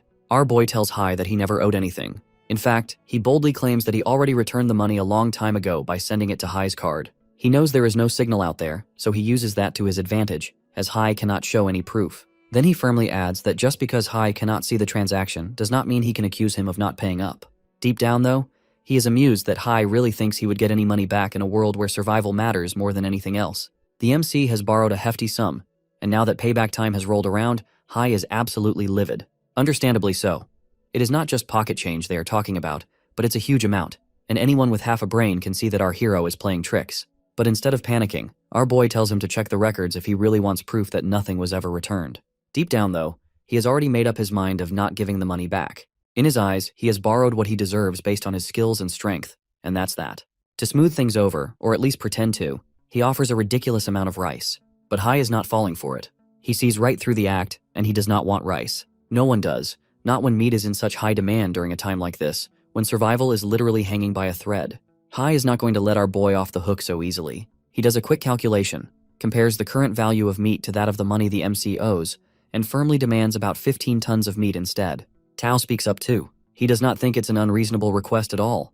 And if our hero does not have the meat, which seems pretty likely to Tao, then he suggests that he can throw in some women to make up the difference. But our boy simply shrugs it off and mentions that whether he has the meat or not does not even matter, because he is not giving them anything. Hai studies him closely and realizes that the MC is not afraid, and he is the same guy who has taken down more zombies than anyone else can count. So Hai backs off. He does not want to push the wrong buttons. He drops the whole demand and even claims he has already received the money our boy sent, whether he has or not. Tao stares at him like he has lost his mind. The guy who came demanding justice is now walking away without so much as a proper fight. But Hai knows better. Tao, on the other hand, does not. Our hero tells Hai to take his people and get out. Hai understands that Tao had his eyes on Myling and that he probably wanted to see what kind of power the MC really holds. But even with that curiosity burning in him, Hai decides not to stick around. He turns to leave. Tao, though, is not ready to back down. He shouts at Hai and calls him a coward for backing off when our boy does not even have that many people on his side. Then he turns his fury toward our hero and dares him to fight. The MC gives Tao and the few men still lingering a final warning to turn around and run if they don't want to die. The others don't need to be told twice. They step away instantly. Tao, however, remains proud and stubborn and stays behind. He activates his powers and reveals what he has up his sleeve, a dark type ability with the power to summon. He calls out a group of skeletons and starts bragging about how the people he has summoned have been killed and are in hell, with their souls devoured and gone forever. Our hero, however, is not impressed, because he has dealt with worse. He knows exactly who he is, the Void King, and he is the kind of guy who specializes in handling people like Tao. He turns to his team and gives the order.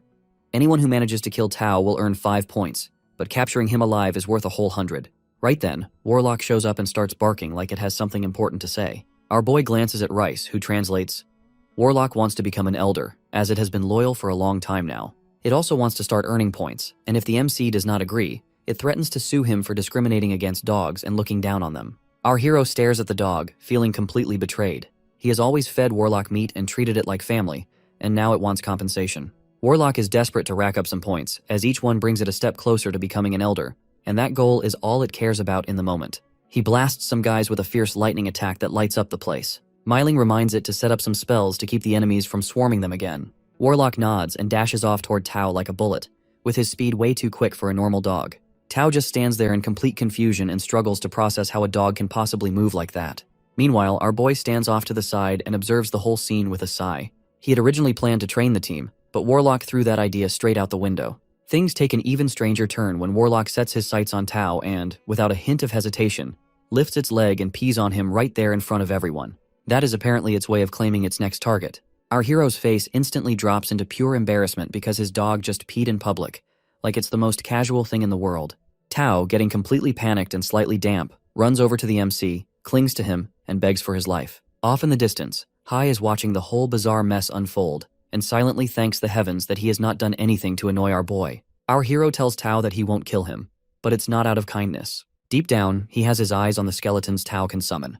Those things are useful, and the MC plans to make the most out of them. His plan is simple: use Tao to upgrade him first, then turn him into a machine for collecting even more core crystals. Tao, obviously unaware of the plan brewing in our hero's head, drops to his knees and thanks him like he has just been saved by an angel. Our boy tells him he has great talent when it comes to summoning, and he is optimistic about Tao's future, but the warning that follows kills the vibe pretty fast. With that, he turns to Guang and tells him to find an empty room, lock Tao up, and treat him like a fresh recruit. A few moments later, Hai makes his way over to our boy and starts apologizing left and right, because he is desperate to stay on our hero's good side. To show his sincerity, he even offers him a gun. But the MC, being level 5, is not impressed. A level 1 weapon is not even close to being a threat to him, but it's more like a toy. So, he does the most MC thing possible and fires the gun at himself. Hai nearly loses his mind upon seeing it, but just as the bullet makes contact, it disappears into our hero's void space, like it was never even there. The MC smirks and decides he will keep the gun anyway, and use it as a toy when he is bored. Hai watches this entire scene unfold in disbelief. That is when it really hits him that the MC is not just strong, but is on an entirely different level. And messing with him is clearly a terrible idea. After seeing our boy in action, Hai's entire opinion of him does a complete 180. So, when our hero mentions working together in the future, Hai has no problem agreeing to it. The MC then turns to Hai's men and asks if any of them have light, dark, earth, or nature-based powers. Along with that, he also extends an invitation to those with support-type abilities, as his team could use people like them too. Then he gives a quick look to Haran and signals for some help with the talking part. Our boy has to keep his cool image as the leader after all, and cannot be the one handling all the details. Haran picks up on it and explains the deal to the others. He tells them they will be provided with 3 meals a day, and meat will be included now and then. As long as they fight well and prove themselves in battle, everything else will be taken care of.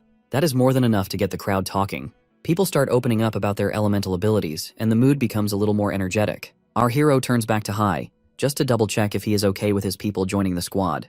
But Hai, who still has that image of the MC catching bullets with his bare body stuck in his head, does not even think about saying no. He just nods, not daring to argue. Our boy then lays out the entry requirement.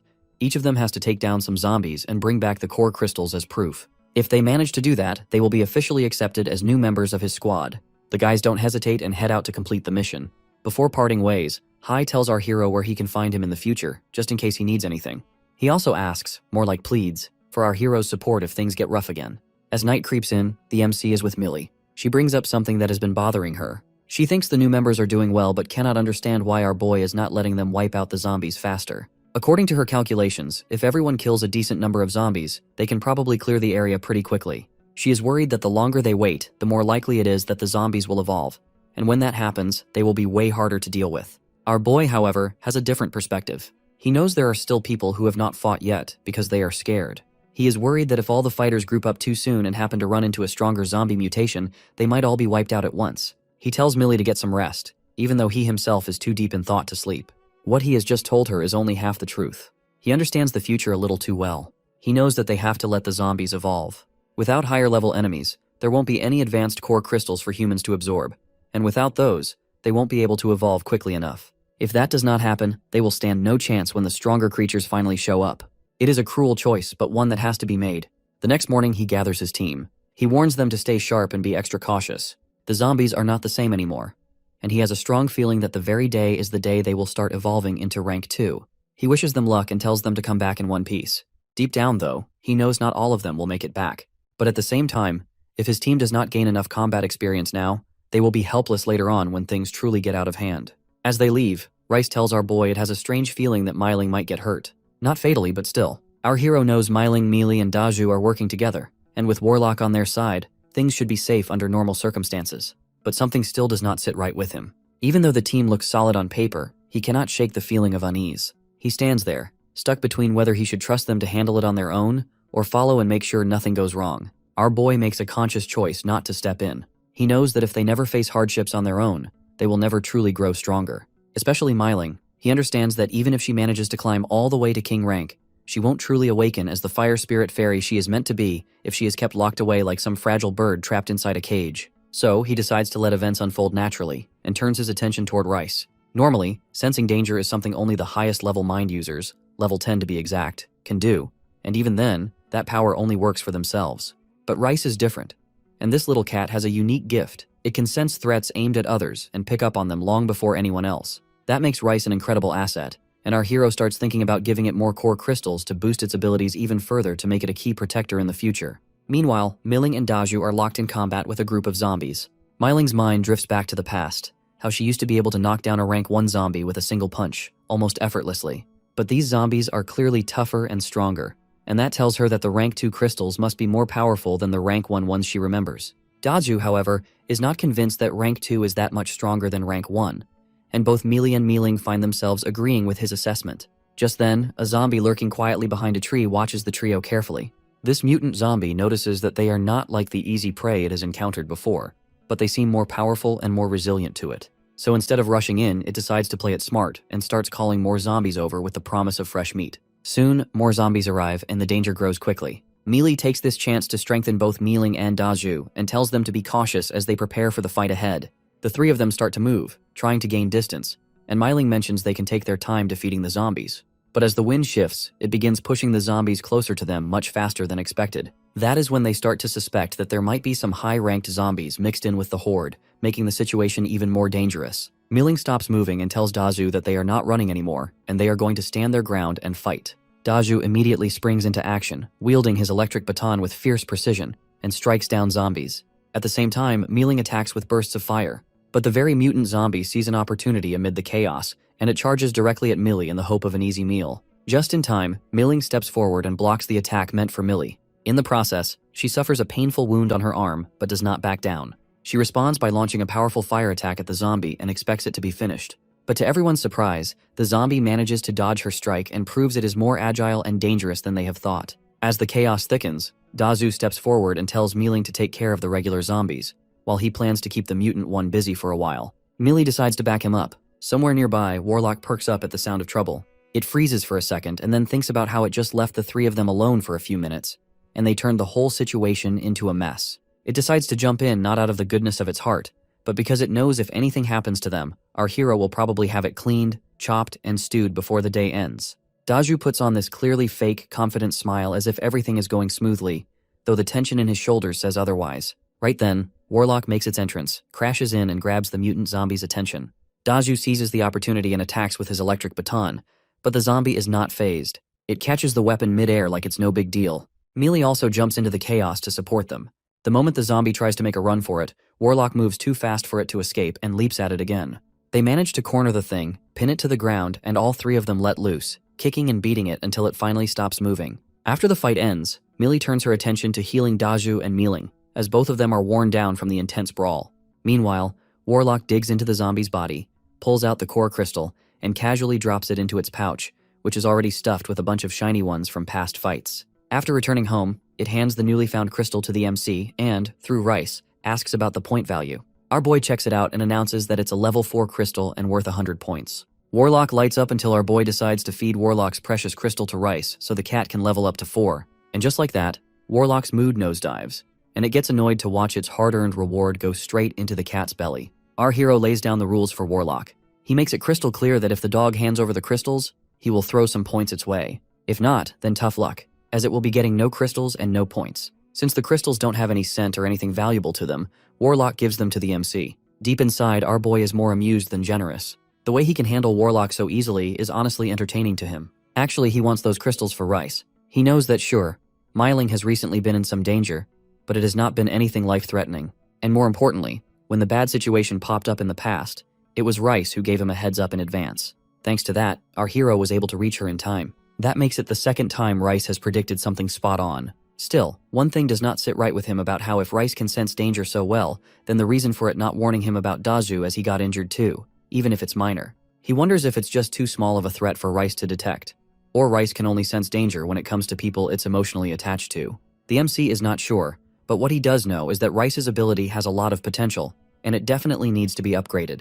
Not long after, Warlock comes bounding over to the group, barking like crazy and trying to get everyone's attention. Millie turns to look and blinks in surprise that Warlock has clearly gotten a lot bigger. Milling and Daju notice the same thing and wonder whether Mayu's cooking is that magical. Warlock clearly is not amused by the joke, and Rice can immediately tell that Warlock has reached level 4, and its increased size shows it. Upon hearing that, our boy, Millie, and Daju praise Warlock like proud parents. Milling, on the other hand, is clearly having a moment of self-doubt, as she struggles to accept the fact that a dog is improving faster than her. Then Rice asks our hero for Warlock about how many points he is willing to give now that Warlock has hit rank 4.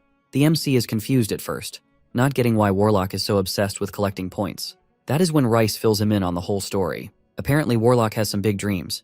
It wants to climb up the ranks, first becoming a dog elder, then a deputy chief, and eventually, the ultimate title, dog chief. That is enough to make our boy lose it. He kicks Warlock out of pure instinct, as he thinks that the dog has plans to steal his job. But Warlock is not giving up. It wants those points, and it is not afraid to demand them. Our hero agrees to at least think it over. Right around then, news comes in that Hai has sent people over, asking for help. The MC is not really planning on getting involved, but since they are already there, he tells the others to let them in. That is when a guy named Songling shows up.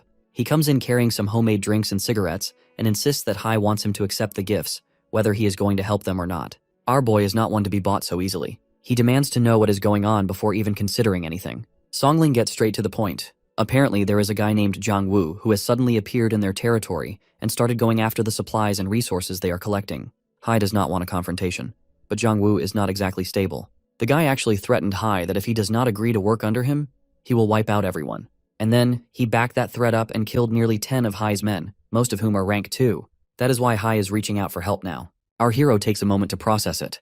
The gap between ranks 2 and 3 is not all that big, so for Jong-woo to pull that off, he has to be at least rank 4. But the MC does not think the guy has the kind of raw talent to rise that high naturally. His guess is that Jong-woo probably got lucky and stumbled across a high-rank crystal and absorbed it just at the right time to boost his strength. But even then, high-rank crystals are not easy to absorb fully or quickly. That gives our boy an idea that if he can kill Jong-woo, he might be able to snatch a high-tier crystal of rank 4 at the very least, or even a 6 or 7 if luck is on his side. He turns to Songling and demands more details. When he learns that Jong-woo relies mostly on raw force to take down his opponents, the decision is made, and our hero figures it's time to go check out this psycho for himself. But before that, our boy turns to Rice and asks if it is risky for him to go outside. Rice seems unsure, as it does not feel like there is any danger, but it also cannot say that for certain. Our hero is not satisfied with that kind of vague reply and pushes it to give a clearer answer. After a short pause and a bit of hesitation, Rice finally tells him it is fine, and he can go without worrying. With that, the MC decides to bring Rice along with him, just in case. While they are on the way, our boy notices the car and comments on how nice it looks. Songling catches on and offers it to our hero. He even adds that if the MC wants anything else, he should just take it, and Hai won't say a word against it. When they arrive at their destination, Hai greets our boy with a warm welcome and thanks him sincerely. And finally, our hero and Jong-woo come face to face. The MC stands there after splitting Jong-woo's body clean in two with the help of his void powers. It is not just Jong-woo who is caught off guard. Everyone around is left speechless, not knowing whether to be impressed or horrified. Our boy then kneels down beside Jong-woo and looks for the core crystal that Jong-woo absorbed to become this powerful. Songling steps forward and offers to help. He claims he has more experience in locating these kinds of things, and our hero does not argue. Songling's words are not empty, as he actually manages to find the crystal and hands it over. The MC takes it and studies it for a moment. It is a level 6 crystal, though only about a quarter of it remains. Still, he cannot complain because it is the spiritual kind, and that makes it the perfect match for Rice. As if that is not enough, our boy reaches out and retrieves another crystal embedded between Jong-woo's eyebrows. Even Hai has to admit those crystals look incredibly strong. Hai then turns to the people gathered around and gives a few solid instructions. He tells everyone to stay united and take out as many zombies as they can. He promises that no one will lose anything if they follow his lead and work together.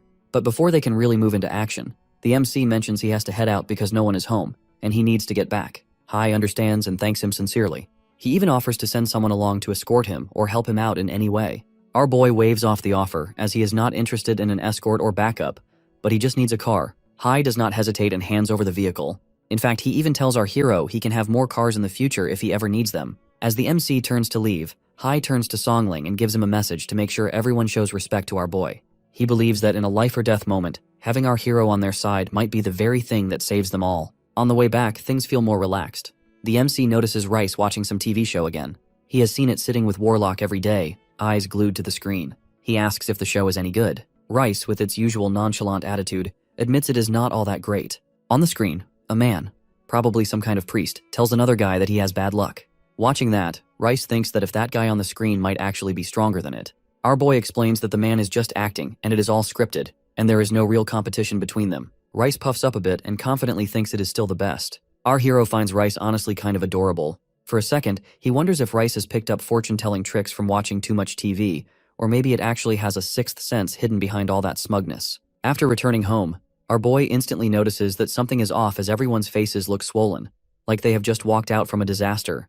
That is when Shuyun tells him they have gone out to train near the artificial lake, and during their session, they ended up running into a massive swarm of bees. And these were not just any ordinary bees. They were fierce, aggressive, and ridiculously hard to handle. Hearing that, our hero decides that the entire villa area needs to be inspected thoroughly. But before moving on, his attention shifts to Millie. He walks over and checks on her first. She seems fine with no visible stings and no signs of discomfort.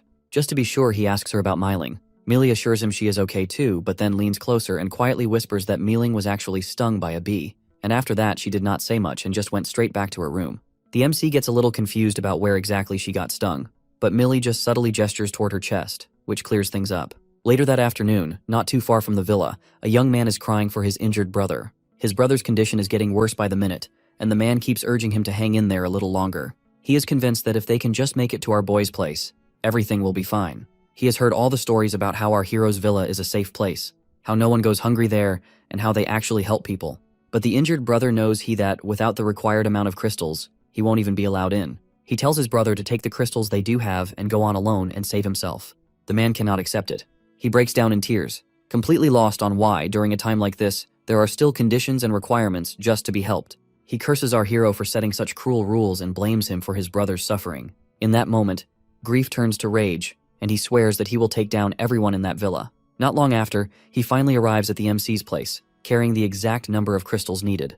Rice tells our boy that the guy is not there for safety, but has revenge in his eyes and wants our hero dead. Upon hearing that, the MC gets stunned.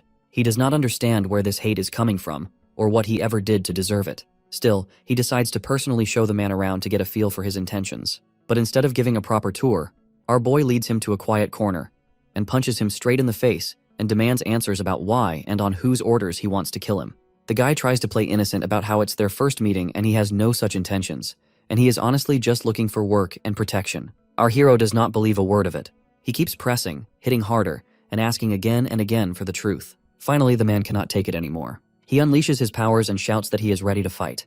That is when the MC notices that this guy has dual abilities. The guy blames our boy for setting the kind of harsh conditions that end up getting his brother killed, all while sitting comfortably at home, playing around with cats like nothing happened. But our hero does not take the accusations to heart and points out that he never asked for anyone's help in the first place. He has not begged the guy or his brother to join him, and the decision to step into danger has been theirs alone. But the guy does not care about any of that. He is not in the mood to hear logic or explanations. He lunges at the MC, ready to fight. Our boy feels a pang of pity because the guy has dual abilities, something rare and truly remarkable, but all that potential is being thrown away on a reckless attack. He does not want to kill him, but in the end, he has no choice. He ends the fight quickly and decisively. Afterward, he steps outside to clear his head and spots two people walking down the street. It jogs his memory that earlier that morning, Rice had leveled up to 4 and told him that one of those people is going to die. Our hero recognizes one of them. It is Shu Mingqing, a wind element user. They look like they are just heading to the nearby convenience store with a friend. Something about the situation makes our boy uneasy. He decides to follow them not because he is suspicious, but because he wants to see if the prophecy can be changed. Just then, a sudden movement catches his eye. A cat is perched high up in a tree, and in the blink of an eye, it leaps straight toward Mingqing. For a second, the MC's heart skips, and then he steps in and blocks the cat's attack before it can reach him. While all this is happening, back at the house, things are falling apart. Rice coughs up blood and its small body trembles. Warlock, who is with it at the time, is terrified. No matter how many times it shakes or calls out, Rice does not respond. Panic sets in, and with tears streaming down, Warlock rushes out in search of our boy. Our hero is on his way back and is lost in thought. He cannot stop thinking about Rice's strength and how far it has come. Then he hears Warlock's cries and sees it running straight toward him. He then takes off alongside Warlock. When they get back, he rushes to Rice's side. Relief floods him when he sees there is still warmth in the little body and a faint but steady heartbeat, and that Rice is still alive. But something does not sit right with him. He can see that none of the guards at the entrance have been hurt, which means no one has broken in, so he is sure that it cannot be some random intruder. Someone has done this, and that someone has been inside. He turns to Warlock and asks about the person who hurt Rice. Warlock is also completely unsure about what is going on. Millie shows up shortly after, as per our hero's call, and she starts panicking upon seeing Rice unconscious. But the MC tells her to focus on healing first. Millie nods and gets to work. While she is healing, our boy's thoughts are running wild. He wonders whether this happened because he saved Mingqing, and that one action was enough to mess up the prophecy and land Rice in this condition. But then again, Rice has made predictions about Millie and Mealing before, and nothing strange happened then. That is what makes it all even more confusing for him. Before he can figure anything out, Rice slowly comes back to consciousness. It reassures him not to stress about it so much. Apparently, the problem started when Rice tried to interfere with the prophecy, which triggered a backlash strong enough to make it vomit blood and pass out. Our hero looks genuinely remorseful, but Rice does not seem to blame him. Instead, it shares something strange. It feels like it is stuck on a circular path, with the MC, Mealy, and Myling moving along that track while everyone else remains outside it. And oddly, Warlock appears to be struggling to reach the path as well, but it remains the farthest away. Our boy listens carefully and realizes that he needs to be extra cautious when dealing with Rice from then on. Then he turns to Warlock and tells it to stay on good terms with Rice in the future. Warlock clearly is not excited about it, but our boy has a solid argument that being close to Rice might actually help it avoid an early death. That is convincing enough. In the end, Warlock is appointed as Rice's temporary mount and, though a bit grudgingly, it agrees to protect it. About a month passes by after all that. Our hero gathers everyone and announces that, in just over a month, some of the zombies that previously evolved to level 2 are already starting to evolve again. The news does not go down well. One person speaks up that they ran into a level 3 zombie just the other day, and it scared them half to death. That sparks instant panic among the group. Seeing the rising tension, the MC explains things calmly. He tells them that a zombie's evolution mostly means it becomes physically stronger and gains a bit more awareness, and it is not the same kind of evolution humans go through. To help everyone get used to the new threat, he lays out a short-term plan.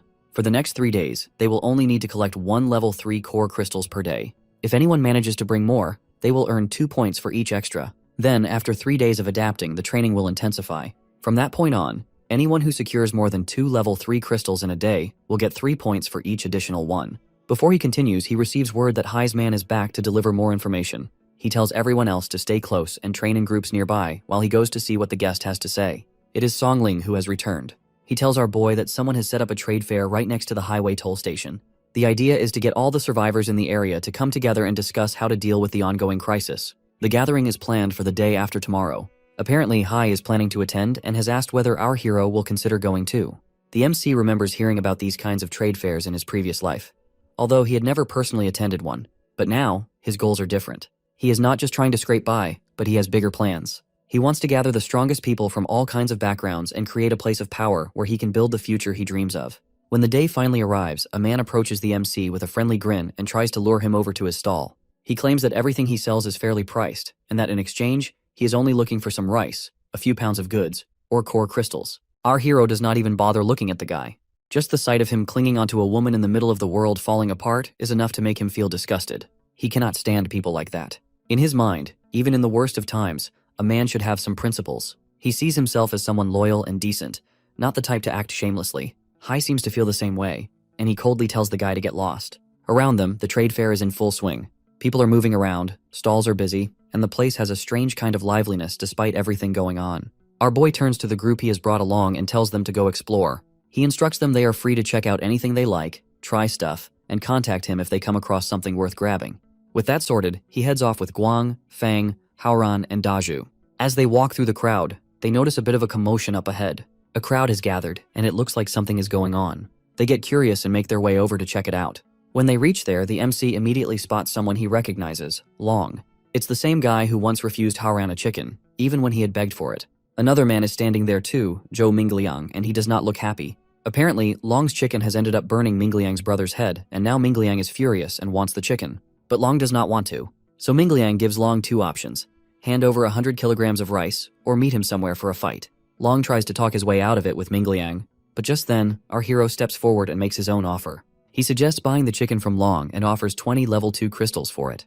Mingliang, who was already fuming, completely loses it after hearing it. He shouts that he is not going to let someone else take the chicken that has hurt his brother. He tries to block our boy looking for a fight, but Haoran steps up and shuts him down with one clean punch that sends him crashing to the side. Even then, Mingliang is not done. He scrambles back up and starts yelling threats and talks about how he is always the one who pushes others around and how he will kill them all.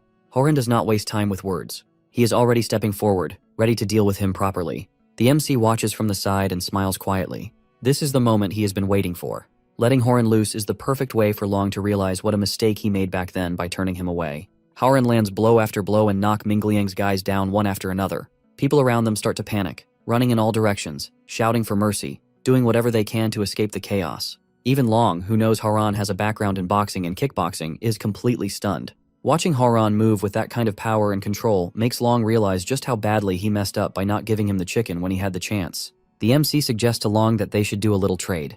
Without waiting for an actual response, he reaches over and grabs Long's chicken, but the bird lashes out with a sharp peck. Our boy also refuses to let a chicken get the better of him. He tightens his grip on its wings, locks eyes with it, and dares it to try that again. He even warns the feisty bird that if it keeps acting up, he will start plucking its feathers one by one. Just then, the organizers make their appearance, and an announcement echoes across the area. The meetup is about to begin, but only 2 people from each group are allowed to attend.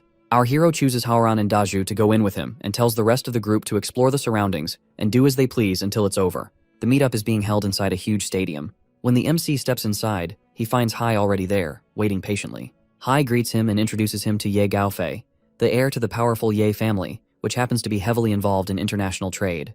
Hai mentions that he has heard quite a bit about Gaofei, how he is sharp, resourceful, and knows how to get things done.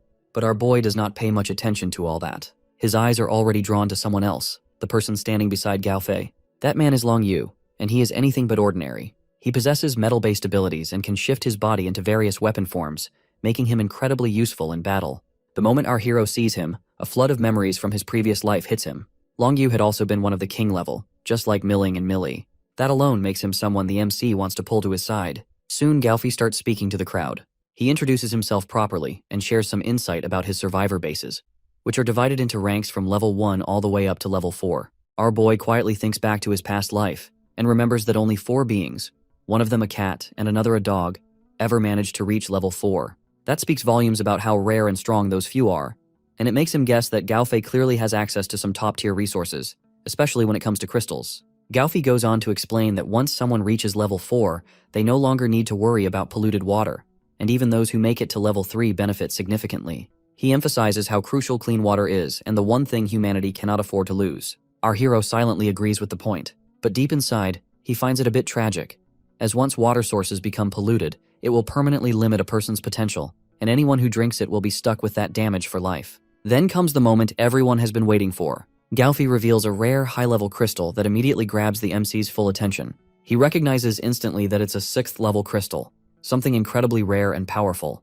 Galfy raises it proudly for everyone to see and boasts about its strength, though he admits he still does not know exactly what grade it is. Still, he claims that with crystals like this, people will be able to reach level 4 much faster than before. Hai glances at the crystal, then shifts his gaze to our boy. He thinks about Galfy showing off with something like this, and compares it with the crystals that our hero has used to become as strong as he is. Galfy then starts going on about running some experiments, talking about how people take in those crystals and how quickly their powers grow. It sounds all deep and noble at first glance, but our hero is not sold because he knows it's a bit too good to be true. Galfy speaks up again, this time with even more emotion about how he cannot stand seeing people fight and kill each other anymore. He believes that relying on personal strength alone won't be enough to survive in this chaotic world. So he claims that he wants to bring people together to form a group.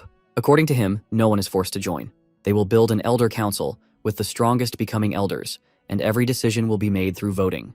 Our boy reads between Galfay's lines. To him, this is not about unity, but it's a clever way to gain power. He can see that Galfy is not forming a group, he is building a base of loyal followers. But strangely, others don't seem to see it like that. In fact, more and more people look interested, even eager to join him. A woman then steps forward and clarifies that while no one is being forced, if they cross paths during future supply runs, they should not blame their side for being aggressive. The MC can tell she is playing the part of the villain deliberately, just to make the rest of Galfy's group look more justified.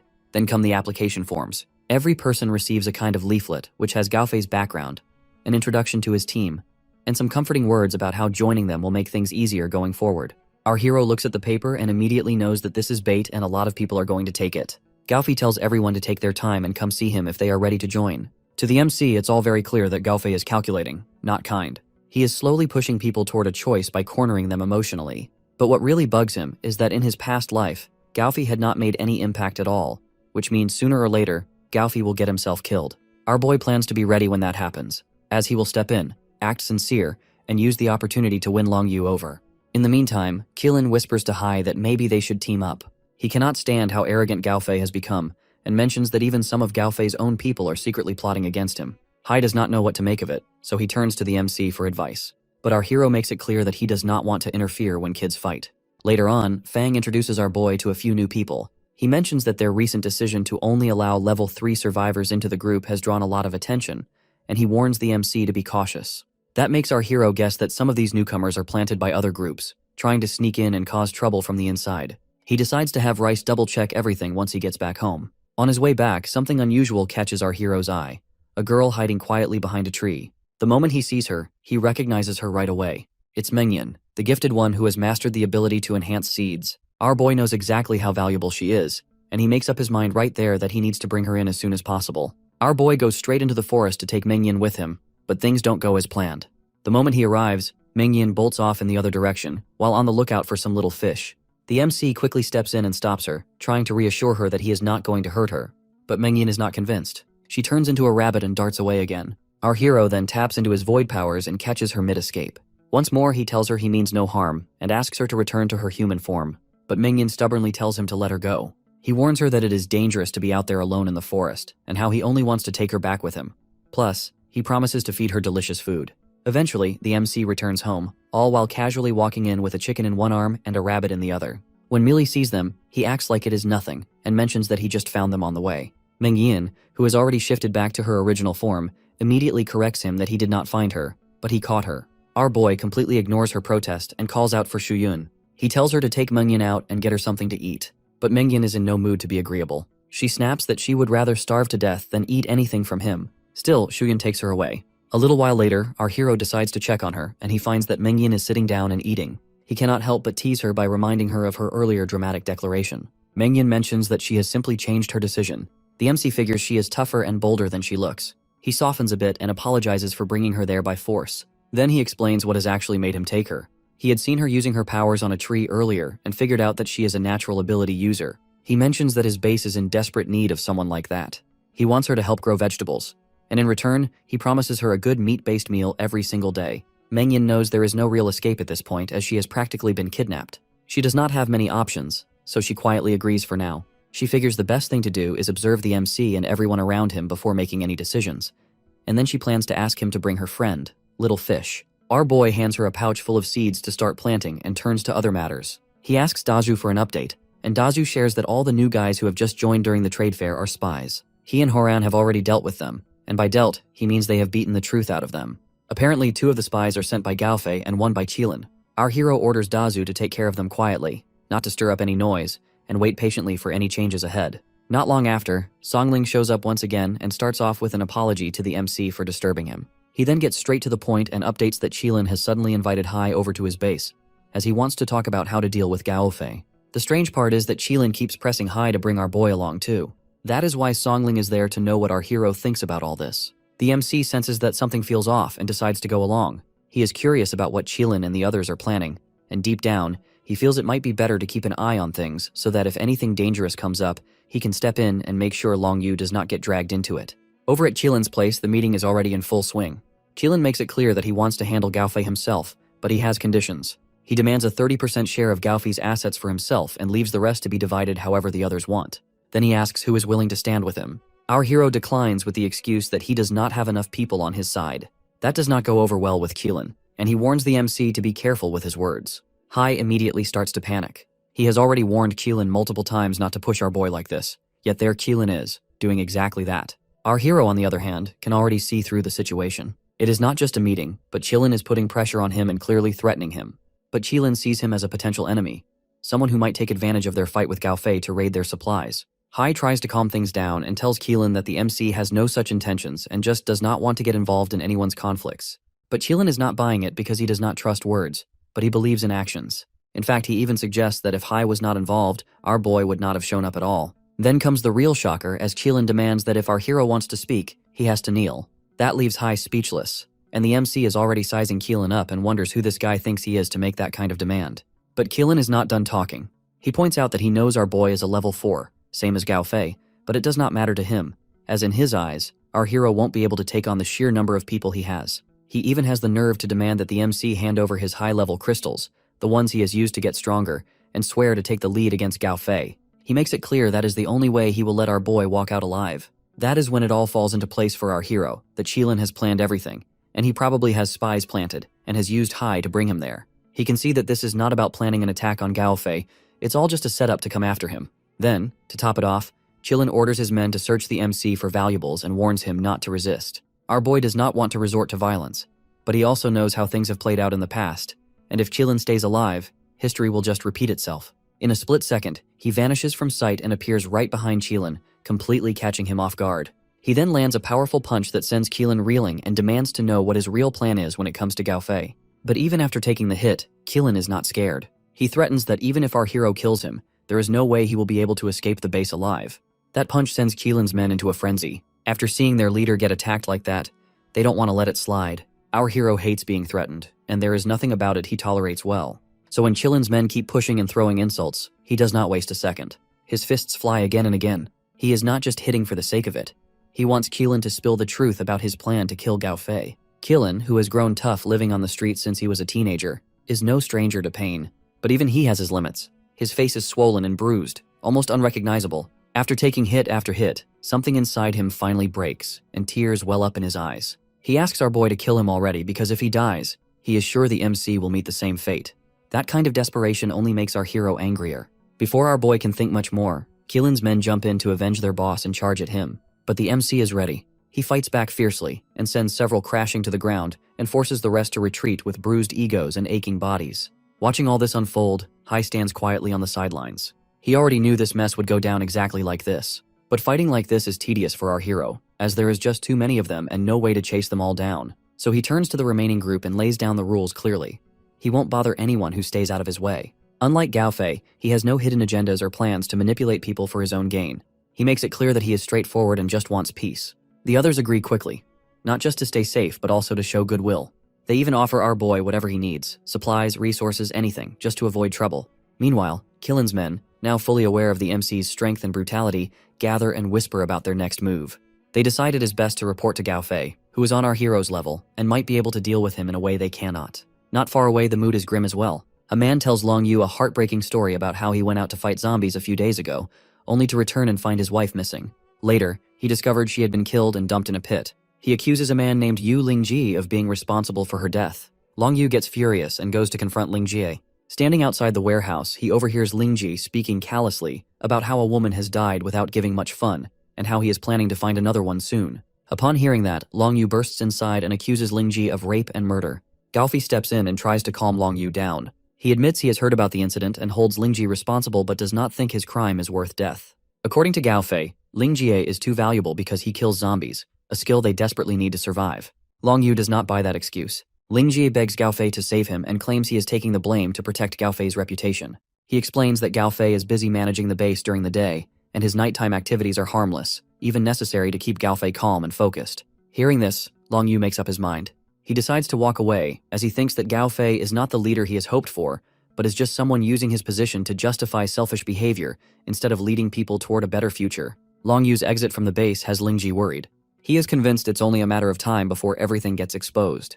But Gao Fei is not losing his cool. He is well aware that there are still a few people around who have ties with Long Yu, and if he tries to do anything reckless out in the open, those people might turn on him. So, instead of taking any direct action, he decides to play it sneaky. He tells Lingjie to stir up some nasty rumors to make it sound like Long Yu has lost his mind, that he preys on the weak, and that he is not even human anymore. To cover his tracks, Gao Fei adds that he is only letting Long Yu walk away out of respect for his past contributions. But the bottom line is, he wants Long Yu and his group gone. Long Yu takes his people and leaves, but the moment they are out, reality smacks him in the face. He has actually believed people would follow him, that they would come together and fight off the zombies as a team. But now, looking around, he realizes he has nowhere to go and no plan in sight. Just as he is trying to figure things out, a group of Chilin's people arrives, shouting at the top of their lungs that they are there to surrender.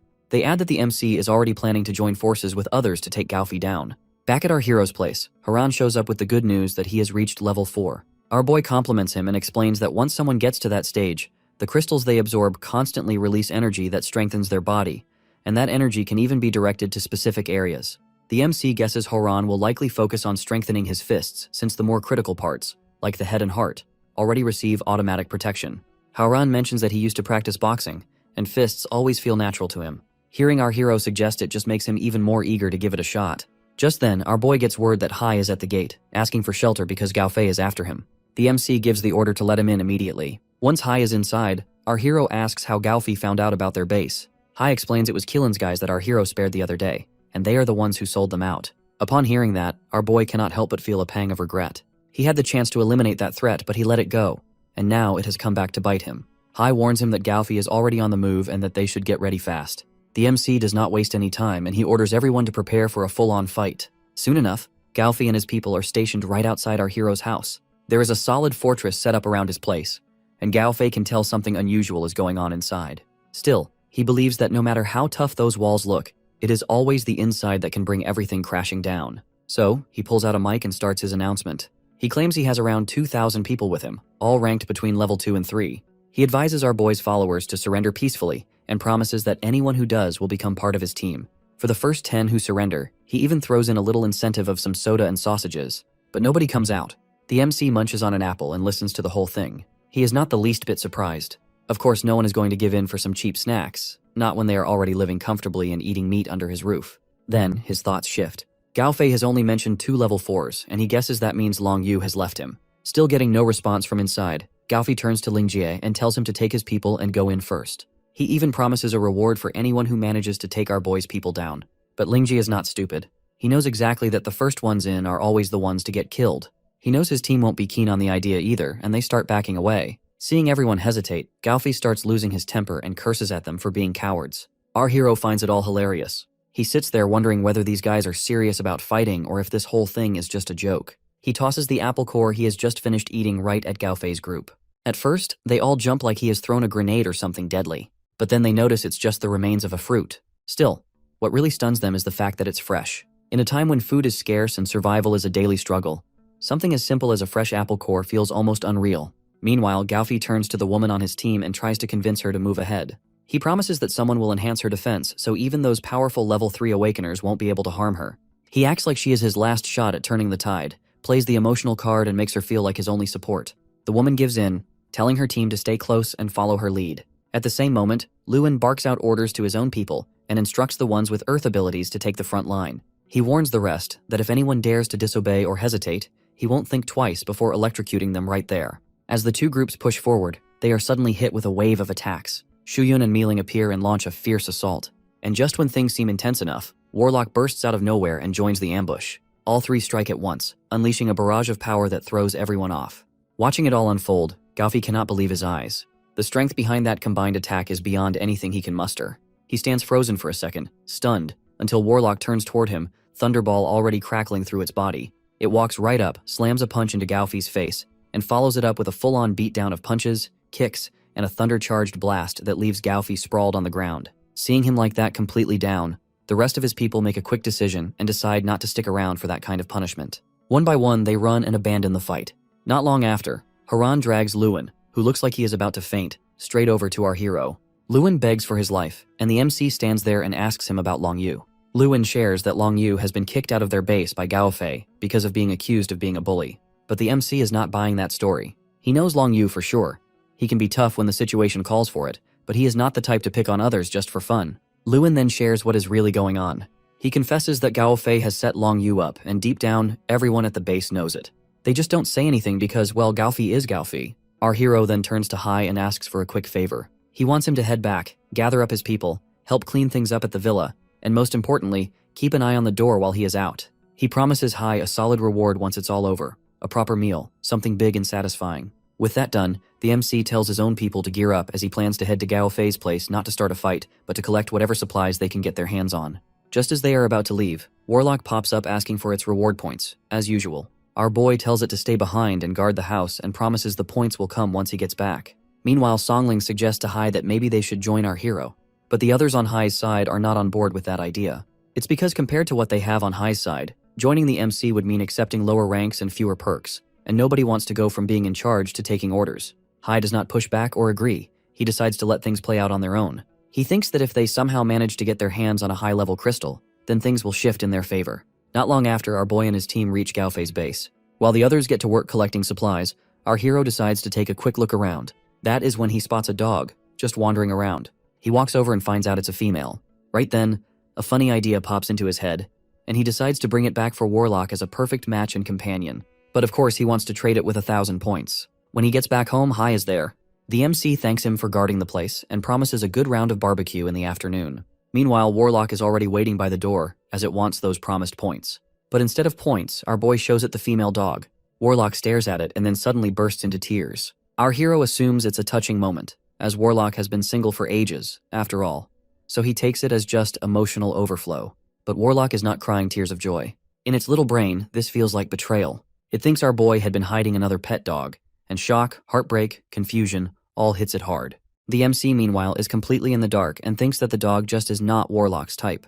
So he asks it to tell him its preferences, so he can go out and find one that suits it better. That is when it finally clicks for Warlock that this is not some hidden betrayal, but this is real. Our boy has actually gone out, searched, and picked a partner especially for it. Warlock does not like that female dog. Our boy picks up on its mood and tells it not to worry. In fact, he is already thinking about sending her off to Millie's. After that, he calls over Rice to have a chat with Warlock about the points it has earned. Since Warlock has taken down Gaofei and managed to get his hands on a crystal, our hero thinks it deserves 300 points. Warlock looks quite pleased with that reward. Rice also adds that Warlock has not just dealt with Gaofei, but it has taken out a bunch of others too. That gets the MC thinking, and he decides to give another 200 points. Once everything is added up, Warlock's total hits 1,500 points. Then Warlock comes right out and mentions that it is aiming for the title of Dog Elder with all the points. Our boy is confused. He cannot understand why Warlock is so obsessed with that specific position, but Warlock is not joking around. It tells our hero to spread the word and make it official. Everyone needs to start calling it Dog Elder from then on, and they have to treat it with proper respect. The MC, though, tells it to calm down and take it easy for the day and assures it they will deal with it tomorrow. He then decides to head to bed first and tells Warlock to get some rest too.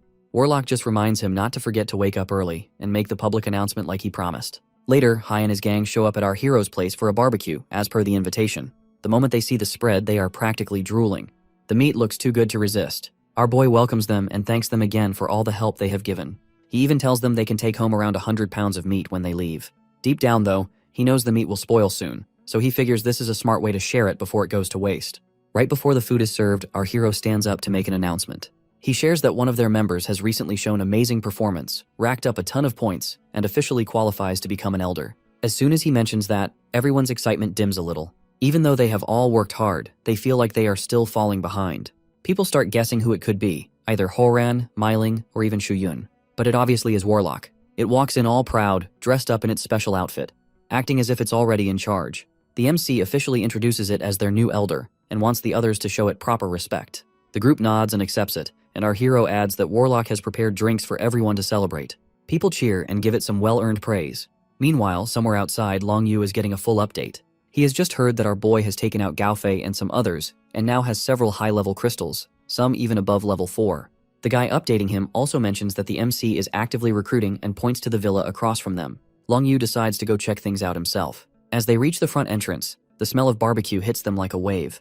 They start thinking that if they join up with our hero, they can enjoy meals like this too. Our boy spots them and tells them straight up that if they want in on the food, they have to contribute something first. He points at a banner and begins reading out a few of the group's basic requirements. He makes it clear to them that becoming an official member is the bare minimum to get a seat at the table. Long Yu actually likes what he is hearing.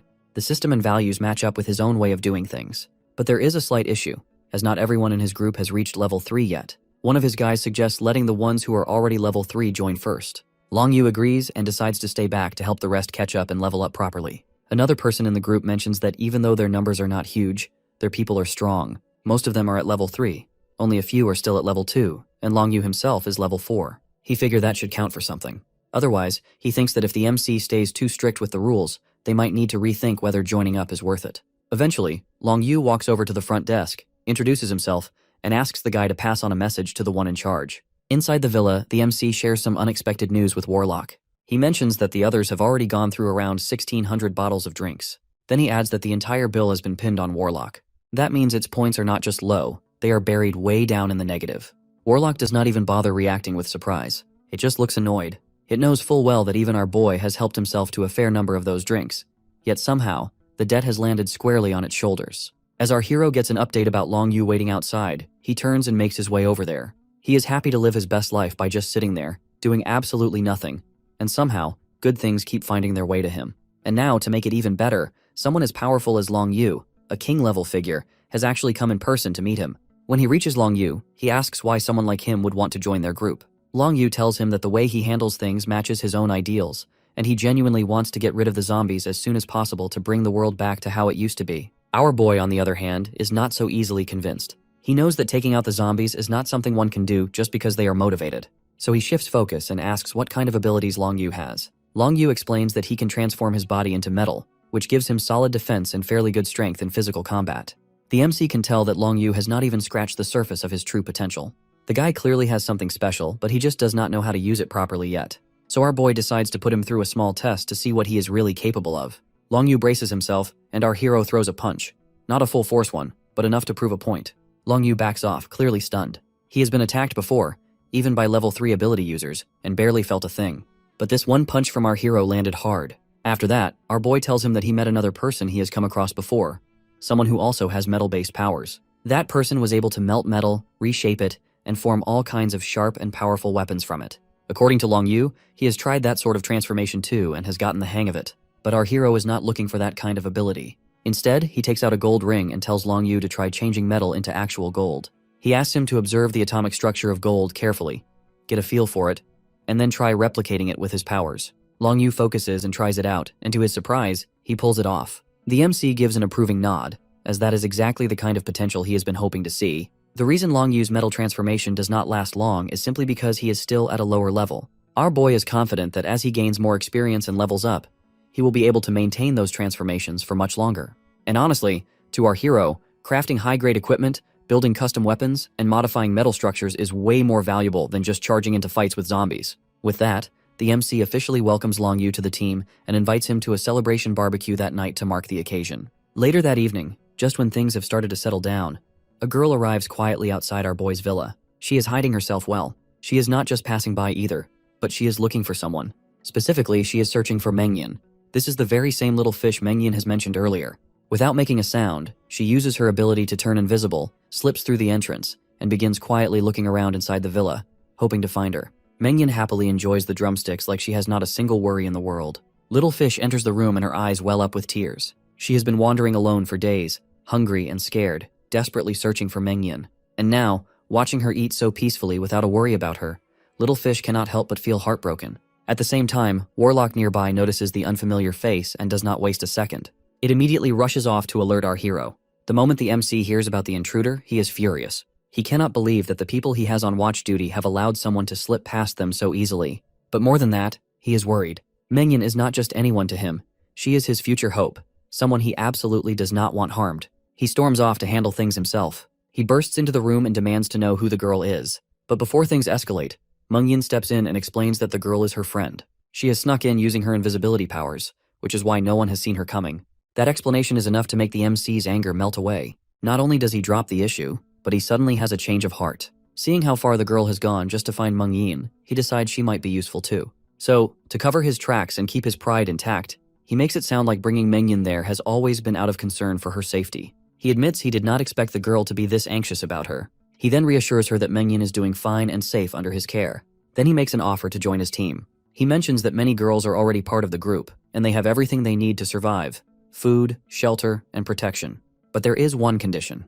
If she chooses to stay, she will need to put her invisibility skills to work, and he wants her to help evacuate more mutants from outside. Upon hearing mutant zombies, Little Fish tells our boy that on her way to this place, she has seen a zombie, clearly dead, but still surrounded by ice that has not thawed. Cold air was around its body, and it gave off a weird, chilling energy. She did not dare get close, but it did not feel like the usual zombies. More importantly, she noticed the crystal inside it was untouched. That stands out, as no survivor in their right mind would just walk away and leave something that valuable. That catches our hero's attention, and he finds it suspicious. He thinks that if no one took the crystal, then it has not been killed by humans. He guesses the zombie might have been taken down by another one, maybe something stronger, and it can only mean that high-level mutants are active nearby. He asks the girl for the exact location and makes plans to investigate it himself when daylight comes. The next day, Hai comes looking pale and shaken to the core. He tells the MC that he has been scared to death. He has spotted a mutant zombie from a distance, and before he could even react, it teleported right in front of him after slaughtering his entire squad. Hai is sure that this zombie is terrifyingly strong and insanely fast, and those wind blades it uses are like nothing he has ever seen. Songling shows up soon after, just as rattled. He mentions that dozens have already been killed by this thing, and the only reason others managed to survive is because they ran fast. It looks like the zombie has let them go, but Songling does not feel safe. Judging by how it can move, he fears it could easily find their location next. Then Rice comes in and warns our hero that he is in danger. The MC gets confused because he is the Void King, and there is no way he can be in danger. When our boy asks, Rice admits it has sensed something overwhelming, and it feels to him that our hero has come dangerously close to death. But at the same time, it senses there is something valuable hidden behind all that danger. That is when the MC finally connects the dots that the strange and powerful zombie that showed up out of nowhere has not been wandering randomly, but it is coming for him. Our boy is lost in thoughts as Hai and his people have just told him about a terrifying mutant zombie they have encountered, and the way they describe it leaves no doubt in his mind that it has to be at least a level 7 wind type. But something does not sit right. He is sure he has never come across anything like this before. In all the chaos and bloodshed of his previous life, this kind of zombie has never appeared. And then there is that thing about the incredible benefits waiting if our hero manages to kill the thing. That part makes even less sense to him. He knows that the crystals from a level 7 or higher zombie are rare and useful, and there is no doubt about that. But calling them incredible feels like a stretch. He cannot see how they would be game-changing for him. Still, brushing off the thought for now, he turns to Rice and double-checks if Millie and Myling are safe. Rice gives him a firm nod. That is all the assurance he needs. He makes his way over to Hai and Songling, who are both clearly anxious. He tells them they are not going anywhere. The two blink in surprise, caught off guard by his sudden decision. But before either can protest, our boy adds that they can stay at his place for the time being as he plans to go take a look around and figure things out first. Right around then, Daju returns with the sisters after gathering supplies. Myling looks like she cannot wait to take a long shower, while Millie is already thinking about food. Everything seems normal until it is not. Unnoticed by them, a zombie has followed them all the way back. It stops at the entrance, blocked for a second, but that pause does not last long as the thing is lightning fast. One of the guards on duty spots it and immediately sounds the alarm and shouts for our hero. The noise jolts everyone's attention. The trio who have just come back turn, alarmed, as they see the chaos erupting outside. The zombie has already cut down the guards like they are nothing. It is vicious and too fast. The MC arrives just as things are spiraling out of control. He yells for Rice to hide and then tries to strike the zombie from behind. But the moment his sword makes contact, it barely leaves a mark as his blade cannot cut through. That is when the realization hits him that this thing is not just level 7 but has to be an 8 or maybe even a 10. The others run up to join him, taking in the situation. Our boy knows that he cannot abandon them, and running away is not an option. Not with them there. He has to think of something and fast. But before a solid plan can form, the zombie lunges at him to attack. Then, just as suddenly, it shifts its attention toward Millie and Myling.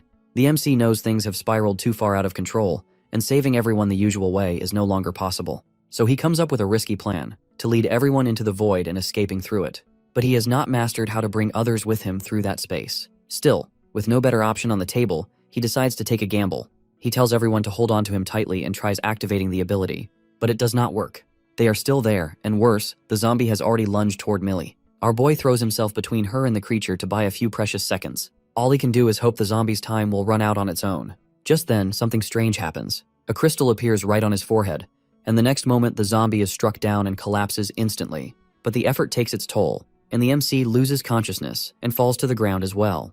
The others are immediately thrown into panic. Millie rushes over and starts healing him. Myling, on the other hand, takes control of the situation. She orders everyone to shut the main gate and makes it absolutely clear that no one is to leave the base until our hero regains consciousness. She assigns Dazu to carry our boy inside and tells the rest to stay on high alert. Inside, they gently lay him on a bed. That is when Warlock's temper flares. He turns to Rice, angry that the MC has ended up in such a state. But Rice calmly explains that it has already predicted something like this might happen. Despite everything, it is confident our boy will survive and even hints that this might turn out to be a good thing for him. Still, Millie is not convinced. Her worry does not ease, no matter how many times Rice tries to reassure them. 2 days go by with no change. Then, finally, our hero stirs and opens his eyes. Millie and Warlock are right there beside him. As he sits up, everything slowly comes back to him. He remembers using some kind of power that made the mutant zombie's death happen faster. He decides to test it again, and that is when he realizes that he has got the time acceleration ability. In his previous life, our hero has only ever encountered one person who can manipulate time. And that person was a girl who can freeze time, but only for a single target at a time. Her name was Jiang Chuxue. Our boy crossed paths with her during one of his less noble moments when he tried to snatch some vegetables while running his mouth, calling himself the Void King like he is some kind of legend. That was when she used her ability on him and froze him mid-act. Back then, during one of the more chaotic days, he managed to retrieve her body from the clutches of zombies and carefully placed it inside a dimensional space. Oddly enough, he never used her crystals, never absorbed them even though it would have made him stronger. Now in the present, his own crystals are shattered, and regaining his strength is going to be a slow, painful process, likely taking several months. But he chooses not to think too much about the past. When he asks for the mutant zombie's crystal, Millie hands it over. It turns out that it is only an 8th grade crystal that he worked so hard and risked so much to obtain. But instead of keeping it for himself, he hands it over to Warlock and tells it to absorb the crystal and give it back to him once it hits level 5. Warlock is not having it though. It instantly refuses, as it knows that our hero will charge it a ridiculous amount of points in return, and it is already buried in debt as it is. Our boy then makes a better offer. He promises he won't deduct a single point for it. In fact, he offers to reward anyone who reaches level 5 with a generous 500 points. That turns Warlock's attitude around real quick. With a deal like that, it gladly accepts the crystal. While all this is going on, Millie figures she should let Mayu know to prepare some food. The MC has been out for days, and he has to be starving by now. But before she can go, our hero stops her and tells Warlock to deliver the message instead. He also asks it to inform everyone that he is awake again, and to tell them to celebrate with a proper meat feast. After Warlock leaves, our boy looks at Millie with genuine warmth in his eyes. He thanks her for everything she has done while he was unconscious. He is honestly touched, and it means a lot to him that someone has stayed by his side and looked after him without complaint.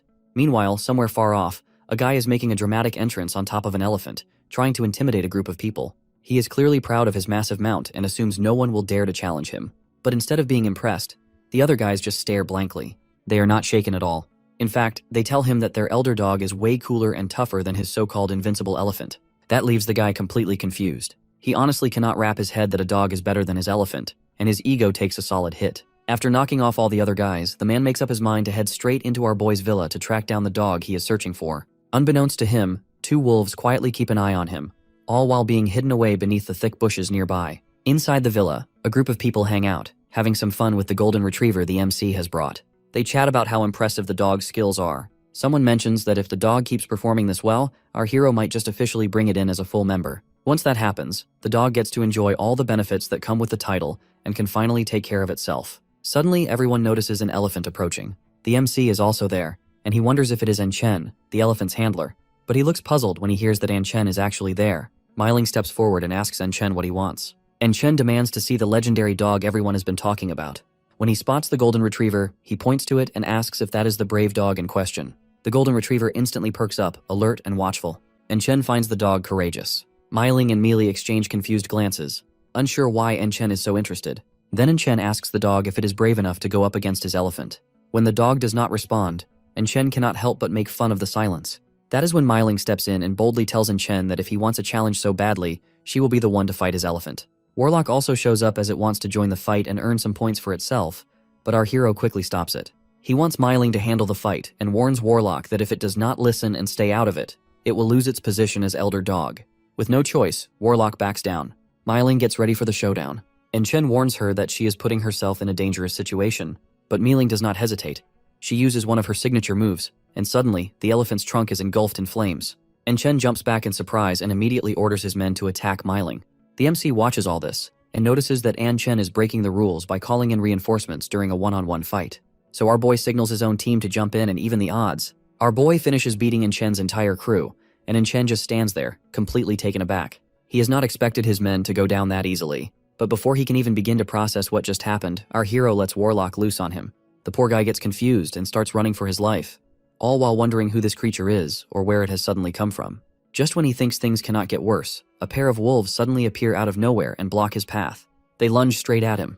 Warlock, of course, is not about to miss out on a chance to earn more points and joins in on the action. But midway through the chase, something unexpected happens. Warlock's focus breaks the moment it lays eyes on one of the wolves, a beautiful white one.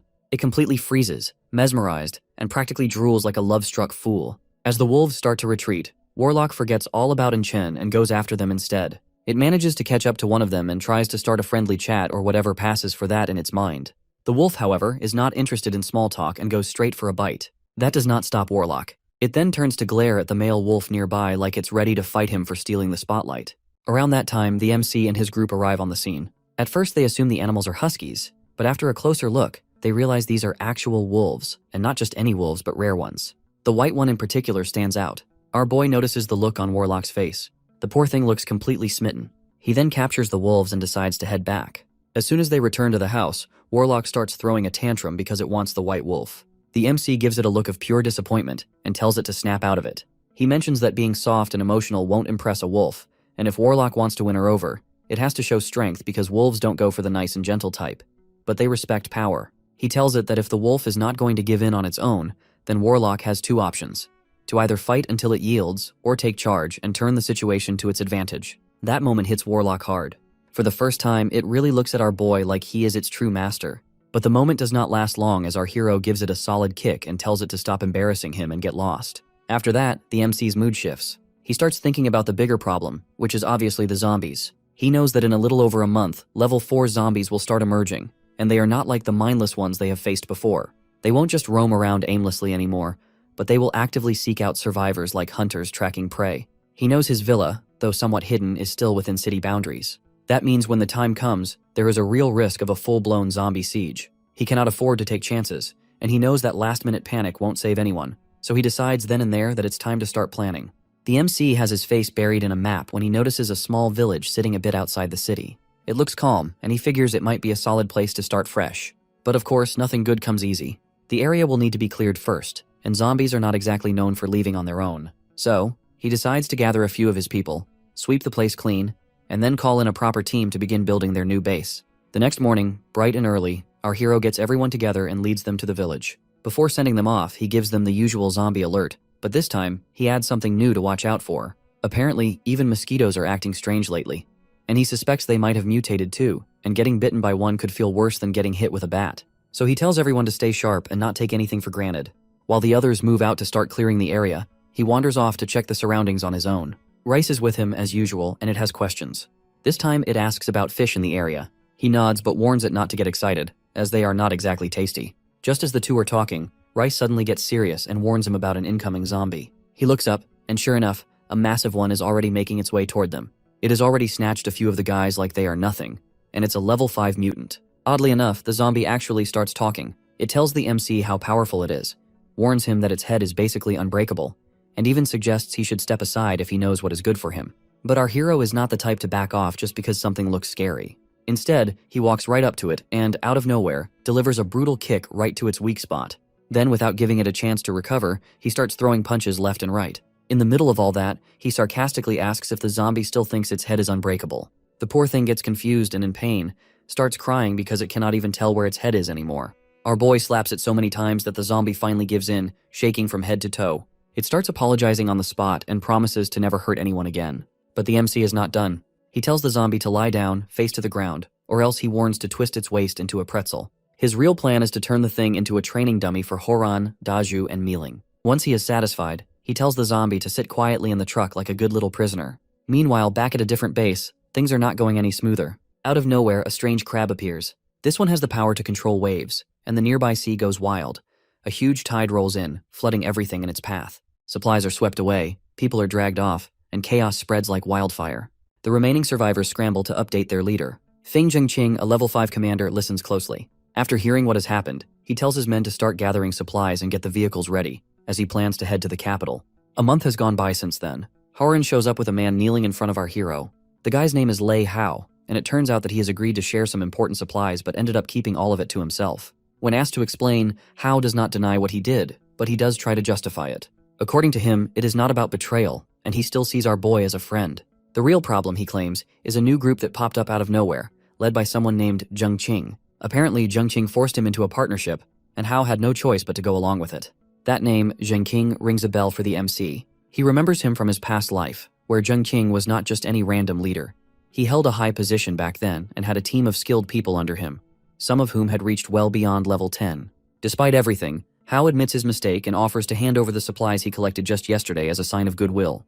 But before they can continue, a message comes in that Zheng Qing and his team are waiting right outside, asking to see our hero. Our boy gives his approval. Not long after, Zheng Qing walks in, all smiles and confidence, and acts as if nothing has happened. He apologizes for the earlier misunderstanding about the resources and hopes the MC won't take it personally, all while claiming he is new to the area and still figuring things out. Then, as if trying to show sincerity, he offers to share half of the supplies he had gathered the previous day. He even offers to give up all of it if our hero wants. He goes on about how crucial supplies have become in such desperate times. Our boy looks at him and sees the same energy he remembers from before. Direct, bold, and a bit too sure of himself. But the offer does not sound bad, and Zheng Qing is at least pretending to play fair. So, the MC agrees to take half. He then instructs Haoran to escort Hao and the rest out, then invites Zheng Qing inside for a more private talk. Once they are settled, Zheng Qing drops the act and starts talking more seriously. He explains that he comes from another city, where he is basically in charge. He talks about how his influence is so strong that no local leader dares to oppose him. Then, he shifts the topic and talks about strange changes in the ocean, about sea creatures mutating and making the coastal areas dangerous. In his opinion, other seaside cities will eventually have to relocate, and since the divine capital is the only city nearby, it will likely become a hotspot for all sorts of chaos and threats in the near future. That is why he insists that it would make sense for them to join forces and face whatever is coming as allies. He also brings up our boy's base, and he has seen it and is genuinely impressed. It's large, strong, and well-built, more than capable of housing thousands. Then he suggests that the MC give him a section of the base under the excuse that managing such a massive place must be difficult alone. He even offers to bring along one of his members, a woman named Ouyang Lu, who can grow vegetables and suggests splitting the harvest 50-50. Our hero listens, but he is not exactly thrilled. He can tolerate the idea of working together, but letting someone like Zheng Qing inside his base is a different matter. He knows that if anything goes wrong, his own people will pay the price. So he turns it down and makes it clear that if they are going to form an alliance, it will be under his rules. Zheng Qing does not take that well. He feels that in any alliance, the stronger side should naturally be the one calling the shots. Then he brags that he has reached level 5 last month. He admits he cannot storm the MC's base outright, but he is confident he can slowly chip away at it by killing a few people every day until the whole base collapses from within. Our hero stares at him unimpressed. Truth be told, he is not worried. Warlock had already hit level 5 a month and a half ago, and others like Mealing and Dazu had caught up not long after. So Zhengqing is not nearly as intimidating as he thinks he is. Then Zhengqing offers another option. A duel with 3 top fighters from each side, the best of 3, and whoever wins gets to call the shots. Or, if our boy wants, he suggests they can just merge forces peacefully. The MC agrees to the duel and decides to make it happen that same afternoon. He knows Zhengqing is king level, and defeating someone like that won't be easy. In fact, part of him is already considering letting an accident happen during the match, and if Zhengqing does not walk away from it, well, that would solve a lot of problems. What he does not know, though, is that Zhengqing has the exact same plan in mind. They all gather inside the arena, and Zhengqing turns to our boy to double-check that their alliance is still firm. He makes it clear that this is not just a casual agreement, but it's serious, and they promise not to go back on their word. Otherwise, the one breaking it will suffer from divine punishment. Our hero then signals Dazu to step in first. Zhengqing knows that Dazu relies on brute strength more than anything, and figures he would pair well against someone who can match that toughness with control. A level 4 Earth type seems like a fair fight. So he looks over at Sunyu and tells him to take the field. As the match starts, Sunyu wastes no time and uses his earth magic to summon a row of tall stone pillars. Dazu gets caught in them before he can react. He realizes that if he were just a little slimmer, he might have squeezed through. It hits him then that following MC around has made him gain weight, and now it's costing him. So he decides to force his way out. But before he can make much progress, Sunyu hits him again with another spell. Our boy watches closely from the side, and he can already tell Sunyu has the mindset, the control, and the potential to reach level 10 soon. Meanwhile, Dazu finds himself surrounded as even more stone pillars come at him from behind. But this time he shatters them easily. Zhengqing's eyes widen in surprise, as he has not expected that kind of raw power. Eventually, Sunyu admits defeat and steps back. Zhengqing is not thrilled about losing in the very first round, so he gives an order, and someone is dragged into the arena. But this is not just anyone, it's a zombie. That move catches our hero off guard. He did not expect Zhengqing to bring something like that to the table. The zombie is not exactly eager to fight without a reward. It wants an extra meal before getting involved, and Zhengqing agrees to the demand right away. Not to be outdone, the MC orders Shuyun and Dazu to bring out their own secret weapon, the very zombie they recently took in, Ironhead. But Ironhead is not in the best mood because it has not been fed in a month. Every time our boy has promised the next day, and the next day never comes. Our hero does not like Ironhead's tone and gives it a solid kick in the most sensitive spot and snaps at it to shut up. Then he points straight at Zhengqing's zombie and barks the order to go take it down. Zhengqing stands frozen for a moment. He never guessed that the MC has a zombie ready too. Meanwhile, Ironhead, fueled by hunger and rage, charges forward. Ironhead does not even glance at the zombie standing in its way. It shoves past like it's nothing. It's because its eyes are locked on the girl behind it. She is Ouyang from Zhengqing's squad, the one with the ability to grow plants. Upon seeing it, our boy's heart skips a beat, and he sprints after Ironhead, shouting for it to stop before it hurts anyone, especially her. Our hero reaches out and grabs the chain wrapped around Ironhead and pulls it back with all his strength. But Ironhead does not care. It growls that it's starving, and that it does not want more lies or empty promises, but it wants people to eat. The MC promises to bring food the next day and try to calm it down. He swears he is not lying this time, but Ironhead is not convinced, especially not after being deceived so many times. It warns him if there is no food, then our boy himself will be next on the menu. That's it for our hero. He can see that Ironhead is not just acting out, but it has become disobedient and completely unpredictable. That is when the MC starts to think that it needs to be eliminated. But before he can make a move, something unexpected happens. Out of nowhere, Ironhead begins to mutate. Its body twists and shifts violently as it breaks free from the restraints. Our boy gets stunned because Ironhead is only at level 5, and mutations don't happen until level 7 or above. Still, there is no time to process it all. He quickly decides to take action, cut off one of Ironhead's legs first, and then figure out the rest. But as he goes in, his attack fails. He realizes that it has gained physical abilities. Ironhead turns and grins with a dangerous kind of confidence. It tells our hero that it will crush him, and it means every word. It attacks again, wild and powerful. The MC barely dodges and jumps back just in time, but the ground beneath him cracks. That is all the proof our boy needs, and he is sure that Ironhead has reached level 8. He then summons his void sword and lunges forward, but even that does not work, and the strike does not land. Ironhead sneers and taunts him about how strong it has become, and that our hero does not stand a chance against him. It comes at him again, furious and fast. The MC moves back, trying to stay calm, but it's getting harder by the second. This fight is not like the one he had with the zombie the other day. That level 8 zombie he took down earlier with time acceleration had been tough, but this is something entirely different. Ironhead is not just stronger, but it is relentless, unpredictable, and getting more dangerous by the minute. The MC always finds sparring to be the best way to sharpen his combat skills, and going up against Ironhead makes for the perfect practice. He swings his void blade with precision to check out its limits, but in the middle of the motion, a strange feeling creeps over him, and right at that same moment, Ironhead gets hit out of nowhere. Our hero freezes for a second and wonders whether it's that spatial/ability he has been dreaming of mastering all this time. Ironhead is unable to move and looks like an easy target to him, so he figures this is the perfect opportunity to end the fight. But just as he is about to make his move, Zhengqing suddenly shows up out of nowhere and claims he is there to assist him. Though he says the words, his intentions don't match his expression. Deep down, Zhengqing has no interest in helping, but he is actually planning to eliminate our boy while he is distracted. Zhengqing launches a powerful ultimate technique aimed directly at the MC in the hope of finishing things in one clean strike. But the plan backfires badly and the attack has zero effect. Our hero does not even flinch. He just looks at him, almost amused, and tells him to step it up a notch if he ever tries that again. Zhengqing catches himself off guard and, now full of panic, mumbles an apology. Our hero turns his attention back to Ironhead, who is now begging for mercy. The poor zombie apologizes and pleads with our boy not to finish it off. But the MC has already made up his mind. With one fluid swing, he slices Ironhead's body clean in half. Zhengqing can only stare in disbelief. Watching our hero pull a glowing crystal from the remains, he realizes that Ironhead must have been a level 8 or 9 zombie. The fact that our boy took it down without breaking a sweat leaves him completely speechless. He accepts his defeat and admits to the MC's strength and acknowledges him as the leader. In his mind, he curses himself that had he known our hero was this powerful, he would not have even thought of backstabbing him. Our boy does not let it slide, though. He looks Zhengqing dead in the eye and points out that sneak attacks are not exactly a noble move. Zhengqing tries to laugh it off, but our hero is not buying it. His patience snaps, and he slaps Zhengqing across the face and then keeps landing punches, not holding back. Between blows, he demands to know who the real boss is. Beaten and humiliated, Zhengqing finally gives in and admits that the MC is the one in charge. Our hero then reminds Zhengqing's group about the deal made between their leaders. The side that loses has to join the winning team. No one really argues. Oyelin, the girl from Zhengqing's side, agrees to follow our boy. The MC then asks her to tell him what kind of talents her teammates have. Oyelin gives him a rundown of everyone's strengths. Meanwhile, Zhengqing is having a hard time watching his team being taken away. It clearly bothers him, but he holds himself together and decides to let go of what he has built. Instead, he makes up his mind to move on, head to a different city, and start fresh from scratch. Before leaving, though, Zhengqing makes an offer. He tells our hero that if he can get a guarantee of safety, then he will personally persuade his people to join our boy's side without causing any trouble.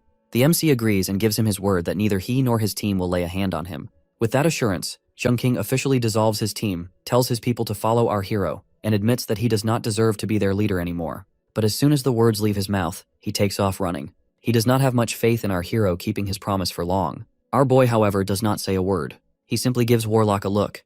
That is all it takes for Warlock to understand perfectly. After all, the MC only promised that he won't make a move, and no one said anything about Warlock staying out of it. Zhengqing, meanwhile, who is now a decent distance away, finally begins to relax a little. No one is chasing him, and it seems like he might have gotten away safely. But just when he starts to feel relieved, he notices that somehow, Warlock has managed to keep up with him. Zhengqing gets confused by how a dog can match his pace. Before he can process it, Warlock activates its Thunderbolt and strikes him down on the spot. Back at the base, our hero is flipping through the list of people from Zhengqing's former team. They are not bad. In fact, many of them have useful abilities, but there are just too many. With his own force already past 1,500, adding Zhengqing's group would push their numbers close to 3,000, and that is a lot for him to handle. So our boy makes a decision. He tells Horan they will set some strict conditions, explain the rules, explain how things work in their camp, and only let in those who pass a basic test. As proof of commitment, each person has to bring 15 level 3 crystals within 3 days, and anyone who fails to do so won't be accepted. After Horan leaves to take care of it, Warlock returns, clearly proud of itself. It asks for some reward points and even mentions that it has buried the target. It drops off a crystal too and asks if it's worth anything. The MC checks it, and it turns out to be a level 5 crystal. Not the best, but not bad either. So our hero decides it's worth 500 points, both for the crystal and for Warlock's service. Then he calls Warlock along and heads out to check on the new base under construction. A little while later, something foul hits their noses. A group of strange, stinky bugs has shown up. Horan is ready to wipe them out immediately, but Warlock jumps in to stop him. Our boy arrives right after and takes a closer look. They are not just any bugs, they are mutated dung beetles. These things can actually help improve the environment around the base. So instead of getting rid of them, our hero decides to let them stay. The dung beetle gets teary, and our boy gets puzzled by the emotional display. Ouyang, on the other hand, cannot hold back her laughter. The MC turns to her and asks what is so funny. Ouyang explains that the beetle is not crying just for show, but it genuinely did not expect to get smacked around just for sneaking a few bites of dung, and now it's heartbroken over it. Our hero tells Ouyang to act as his interpreter. He wants her to explain to the beetle that the earlier hit was completely unintentional. Then he adds that if the beetle wants to eat dung in the future, it can simply come over. The beetle sniffles, then explains that it actually consumes hundreds of pounds of dung every single day. And just like that, the deal is made. Somewhere else, Songling is giving Hai an update on the current situation. He tells him that our boy's base is almost fully constructed, and over the past couple of days, they have already started moving things in. Word has spread quickly, and as a result, quite a few of Hai's own people are beginning to think about surrendering and switching sides. Hai does not need much time to understand what that means. The world has changed, and relying only on leadership skills is not enough anymore. Without real personal strength to back it up, there will be no respect and no influence. So Hai makes up his mind that he will disband his own group and hopes that the MC will give them all a chance to join forces. Songling nods and is told to prepare the members and get ready for departure. Later on, Hai and his people finally arrive at our hero's new base, and the moment they lay eyes on the huge metal gate standing at the entrance, they are completely stunned. Hai looks at it too and realizes that the gap between him and the MC has grown much larger than he imagined. Our hero then steps outside to greet them. Hai explains that he came in hopes of joining forces and maybe sharing a meal together. Our boy welcomes him sincerely. He remembers Hai's past well. Before everything went wrong in the world, Hai was involved in lending and had quite the reputation for tracking people down and collecting information. So the MC tells him about the 2 intelligence teams he has just formed. One of them is already being led by Feng, but the other one still does not have anyone in charge. So he offers Hai that position because, deep down, he knows Hai has the right skills for the job. The 2 of them then go inside for a more in-depth talk. Meanwhile, Shindu and Lin Tian also make their way to the base. And when they see how developed and high-tech everything looks, they are both a little stunned. Shindu mentions to Tian that only members at level 4 are being accepted there. Tian thinks about it and tells Shindu to go take a look at the supplies while he himself plans to prepare a proper gift before going to meet our boy in person. Back inside, while the MC is still talking to Hai, news comes in that Tian has arrived and is asking for a meeting. He has come all the way from a coastal city and brought with him a generous gift as a sign of respect. With that, Hai decides it's a good time to leave, and our hero tells him to feel free to reach out anytime if he needs help with anything. Guang brings Tian over, and Tian greets our boy with admiration. Guang then hands over a list of the gifts Tian has brought along. But as the MC glances at the list and looks up at Tian, he freezes for a moment. He recognizes the man. In his previous life, Tian and his group ambushed him and Daju. Back then, they used their physical strength to snatch supplies, bragging while doing it. Our hero offered to leave the supplies behind just so they could leave in peace, but Tian had no intention of letting them walk away. Daju stayed behind to block them while our boy escaped, but it cost Daju his life. He was killed by Tian and his people. So now, even though Tian has not done anything wrong in this life, not yet, the MC has already made up his mind. He is going to kill him, and he will make sure to do it twice. The MC has a plan in mind. He is going to wait things out at least until Tian manages to gather all the capable people from their past life. But just because he is staying patient does not mean he is going to let things slide, especially not with the people who have wronged him and Daju. While the 2 of them talk, our hero mentions how much he likes the grilled fish and prawns Tian has listed in their supplies. Tian promises to hand over every last bit of stock they have. He also admits that he is still new to this place and requests our hero's help to settle. Our boy gives a simple but firm instruction to let everyone know that anyone who dares to go against Tian would basically be going against him too. Tian is grateful for the support, but he has more than just food with him. He also brings something special for the MC. He has his people transport what looks like massive sea turtle shells from the beach. It turns out that Tian has gone hunting along the shoreline and brought these back. He explains that the shells are incredibly tough, and even those at level 4 would have a hard time breaking through them. Our boy examines the shells closely and is genuinely impressed. They are solid and sturdy and look like they would make perfect shields. That is all the motivation he needs to plan a trip to the beach himself. On the way there, something unexpected happens. He comes across a zombie. Oddly enough, the zombie does not attack. Instead, it is willing to talk. That catches the MC's attention, and he starts wondering what rank this zombie could be if it has enough awareness to hold a conversation. The zombie has a request. It wants to hide and wait for humans to pass by so it can ambush them, and it wants our hero to lure those humans in. It even warns him not to bring too many, as it won't be able to handle a big group. Our boy, however, is not exactly amused. He tells the zombie that if it wants help, it better offer something in return. But the zombie does not like that one bit. Instead, it tries to threaten him for simply asking for a trade. The MC does not like that and punches it right in the face. Then he starts slapping it over and over again. The zombie cannot take it, and it breaks down completely, crying, begging, and apologizing. Our hero then gives it a task. He tells it to gather stronger zombies and bring them to that same spot within 2 days. If it does that, he will even reward it with some meat. But if it does not, then our boy makes it crystal clear what will happen. With that out of the way, the MC finally continues on to the beach. Things don't exactly go smoothly there either. One of the turtles has the nerve to bite him, but he draws his void sword, makes quick work of them, and collects their shells and stores them neatly in his void space. Just when he thinks he is done, he hears something. A deep rumbling noise echoes across the shore, and then he sees it. The Turtle King approaching. It is massive and far bigger than anything he has seen on the beach so far. Just from its sheer size alone, our hero can tell this one has to be at least level 7 or 8. Our hero sees the Turtle King as it carefully lays its eggs on the shore. A sly thought creeps into his mind that those eggs could carry the bloodline of a powerful beast. And if he can get his hands on even a few of them and raise them from birth, they might grow up recognizing him as their master. As he imagines the future strength those creatures might bring him, he grins. But that little fantasy shatters the moment he realizes the Turtle King is staring straight at him. He realizes that he has been caught. Most people would back off then and there, but he is not most people. He weighs the risk quickly. It's dangerous, no doubt, but still, the temptation is too strong. Instead of retreating, he considers another option to take the Turtle King out, grab the eggs, and be done with it. But just as he prepares to strike, the Turtle King suddenly stretches its neck in a strange motion. Our boy has faced plenty of turtles before and has learnt how they move. They always have tough shells and even tougher tempers, but their attack patterns are fairly predictable. He rushes in and lands several blows, expecting to break through its defense eventually. But something is different. This one is not just strong, it's skilled. Its movements are not sluggish like the others. It dodges and responds with an awareness that catches the MC off guard. He knows that he can still end it, and if he goes all out and uses everything he has, the Turtle King won't last long. But doing so will leave him drained. Out there by the coast, without his teleportation ability ready, exhaustion would be a death sentence. If another threat appears, he will have no way to escape. So he makes a smarter choice. Instead of wasting his energy on a full-on battle, he decides to take the eggs and come back later when he is strong enough to finish the Turtle King without any risk. First though, he needs to draw it away from the nest. He grabs its attention, and once it locks onto him, he bolts and leads it away. In the meantime, he snatches the eggs and turns to leave. Just as he is making his getaway, the Turtle King catches sight of him with the stolen eggs in hand. It roars, but before it can move, the MC turns around, gives a little wave, and runs away. 2 whole days pass quietly. And then the moment finally arrives.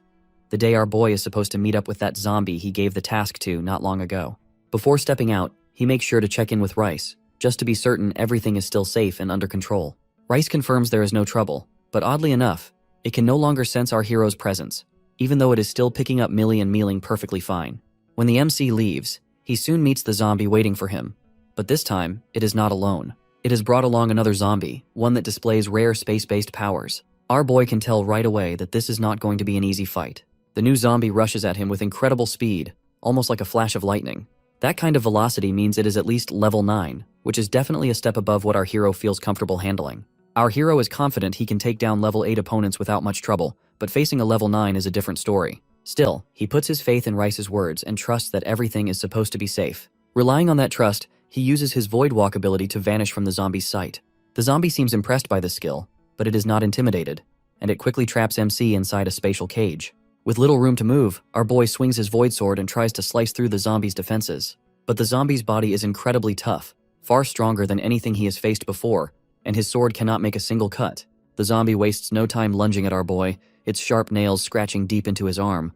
The pain is sharp, but our hero knows he has to act fast. He decides to use his time acceleration ability, an extremely risky move that could cause his crystal to rupture. Despite the danger, he has no other option left. He takes a deep breath and trusts Rice's prediction that he will come out unharmed. As the ability kicks in, he watches as the zombie's life force begins to drain rapidly. The creature lets out a painful cry, and the MC hopes this will finally end the fight, but the zombie refuses to give up. The zombie stumbles toward our boy with mindless aggression. Its only goal is to take him down, but things don't go its way. In just a blink, it is lying still on the ground, lifeless. Watching this unfold, the other zombie nearby freezes in fear. It does not take long for it to realize that if it sticks around, it will end up the same way. So it starts running. But our hero is not the type to let things slide. He uses his Void ability, vanishes from where he stands, and reappears directly in front of the fleeing zombie. The creature skids to a stop and gets terrified. It shakes as it mutters apologies, admits its mistake, and pleads for its life.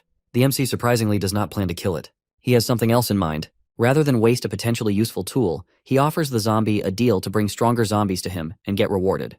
To show he is serious, he hands it turtle meat as a reward and tells it to come back the same time next week with something powerful. It's after that he walks over to the corpse of the first zombie and extracts the crystal. Holding it in his hand, he cannot help but feel a surge of satisfaction. This is real progress. Every step brings him closer to reaching level 7, and he is finally on a steady path. Feeling good about how things are moving, he makes his way back to base, unusually cheerful. Not long after he returns, Feng catches up with him with updates. He has been out gathering information and has 2 important updates to share. First, mutants at a nearby base have slaughtered dozens of people. Second, the boss of the western base has apparently managed to get his hands on a level 7 crystal. Then Hai hands out to the boy a list of evolvers. As our hero flips through the names, one in particular catches his attention, Jinyuan Jiang. According to the details, this guy is estimated to be level 5, has some form of earth-based ability similar to Wang Bao's, is excellent in combat, is about 30 years old, and looks pretty rough on the outside.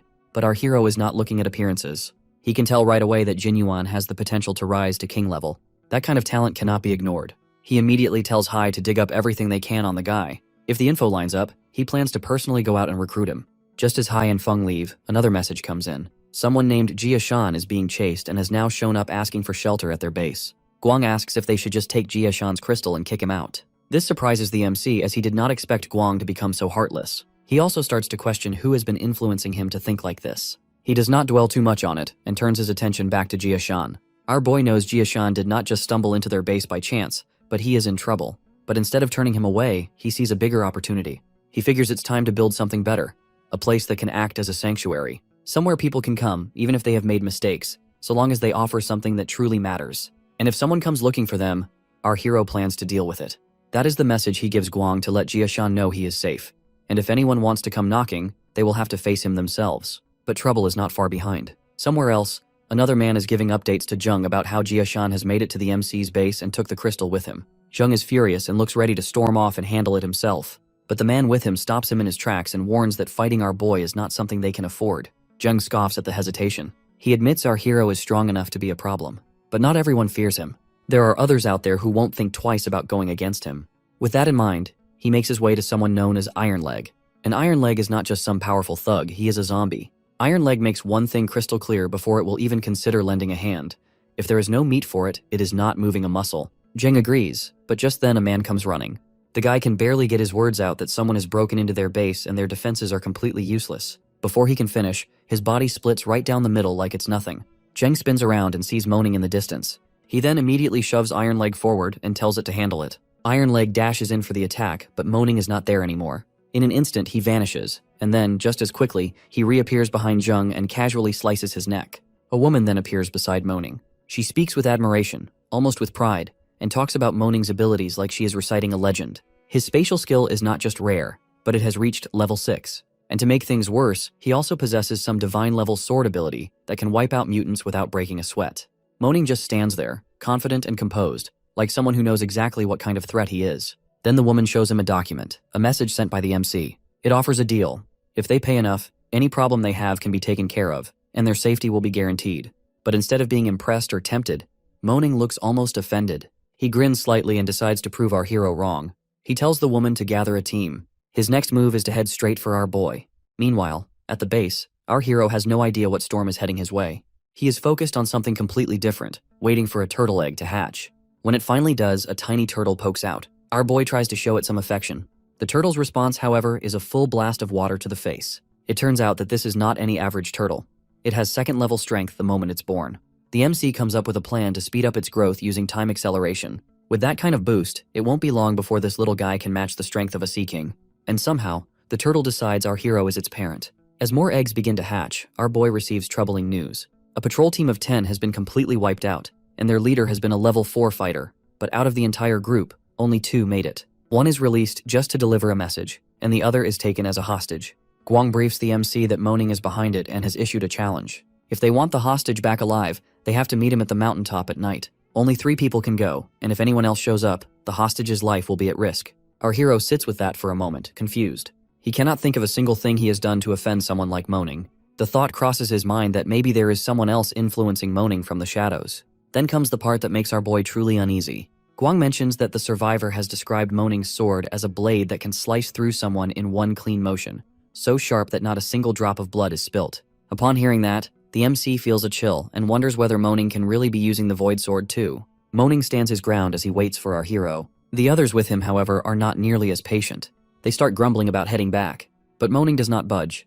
He is confident the MC will show up eventually. Still, he cannot ignore the possibility that our boy's side might be moving deliberately slow because they have brought an entire crowd with them. If they are trying to rely on numbers to put pressure on him, then honestly, that just makes things boring for him. Just as the group are losing hope, our hero appears out of nowhere, calm and composed. The hostage they have immediately cries out to him, and the MC promises the guy that no harm will come to him as long as he is around. Moaning cannot help but acknowledge the guts it took for our boy to show up alone like that.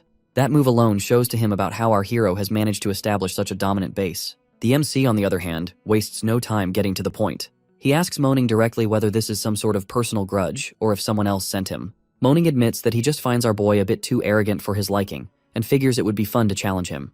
Surprisingly, our hero is not offended in the slightest. He actually understands the feeling. Back in his previous life, he used to pick fights with monsters, just to shake off boredom. Then things start heating up. Moaning draws his void sword, and in response, the MC calmly pulls out his own and compliments Moaning's skill, while also pointing out that he is walking straight into his own downfall. That is when the girl on Moaning's side loses it. She is furious to see our boy wielding a void sword too. She unleashes her dark powers. Our boy observes her ability with interest. It's impressive enough that he decides not to kill her, at least not right away. He plans to capture her instead. She attacks him, but her attack does not slow him down at all. He moves right through it like it's nothing. Seeing how ineffective that is, the rest of Moaning's crew decides to charge our hero together. It does not go well. He deals with them effortlessly, not even breaking a sweat. Moaning is left speechless. The speed, the precision, and the MC's reflexes are on a different level. Our boy then tells Moaning that just like he has taken out one of his team members earlier, he will have no problem doing the same to the rest.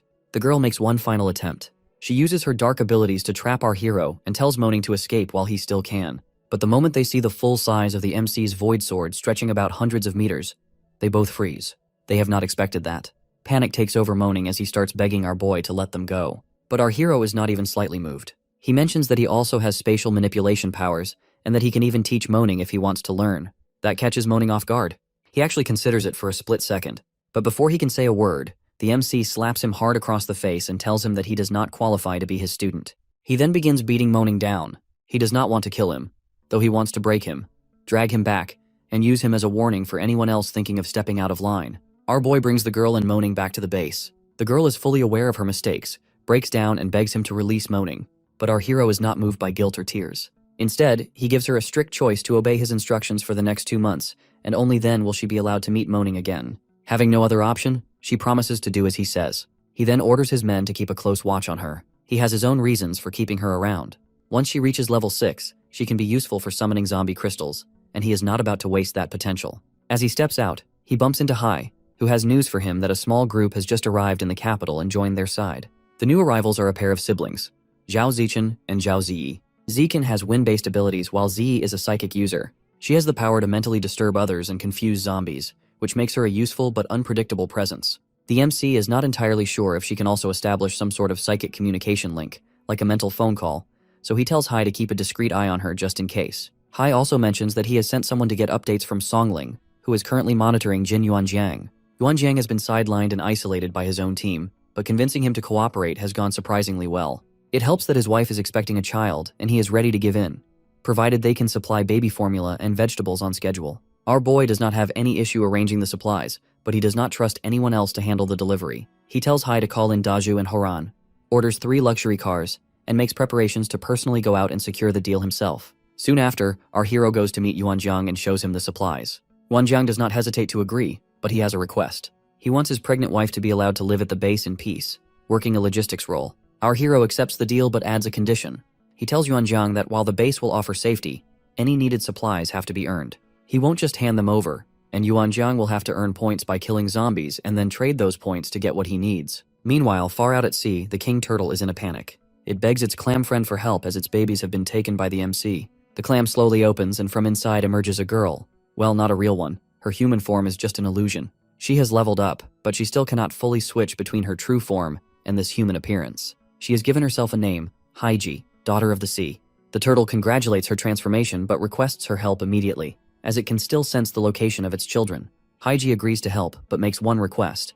Her powers are far weaker on land, so she asks the turtle to have its people guard her clamshell while she is away. After that, the two of them rush off without delay. Back on land, our hero is en route when a voice suddenly echoes in his head. It is Z, using her psychic ability to reach him in an emergency. She tells him that Mealing has warned her that according to a prophecy, if he does not return immediately, both she and Mealy will die. That shakes the MC. With the warlock in the base, someone who has already reached level 7, along with the sisters and several others at level 6, it does not make sense to have a disaster unfold there that could possibly be strong enough to wipe out all of them. He wastes no time and turns to Daju and snaps that he is driving too slowly. He activates his void ability and teleports back toward the base on his own, leaving orders for Daju and Haran to follow as fast as they can.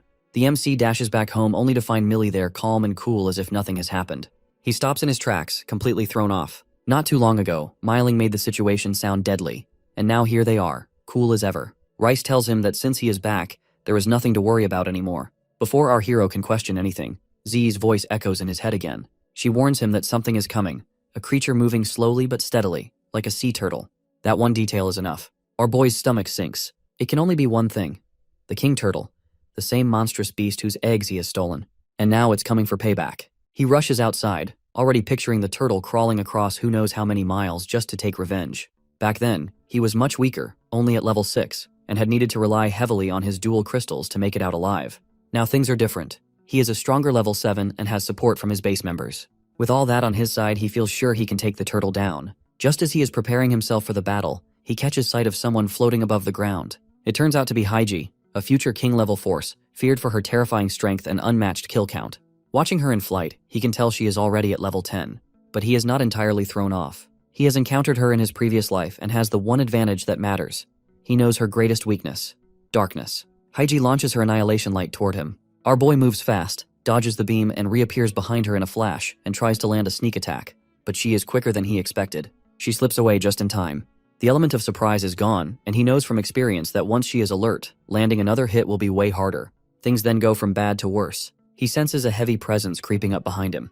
The king turtle also makes its move. Our hero activates Void Walk and blinks out of sight and barely dodges what could have been a crushing blow. But Haiji is not impressed. She does not take his little vanishing act seriously. In her mind, whatever tricks he has up his sleeve are not going to be enough to hurt her. She reaches out to try and catch him mid-air. The issue is that while using Void Walk, the MC cannot do much else because he is suspended in space, floating and unable to launch any real attacks. He also knows that normal spatial skills won't be enough to deal with her. Worse, Void Walk has a limit. He can only use it about 100 times, and he cannot afford to waste it. With options running out fast, his thoughts turn to his last resort, his ability to control time. If he can just stop time, even for a moment, he might be able to turn the fight in his favor. He focuses and tries, but nothing, not even a flicker of change, happens.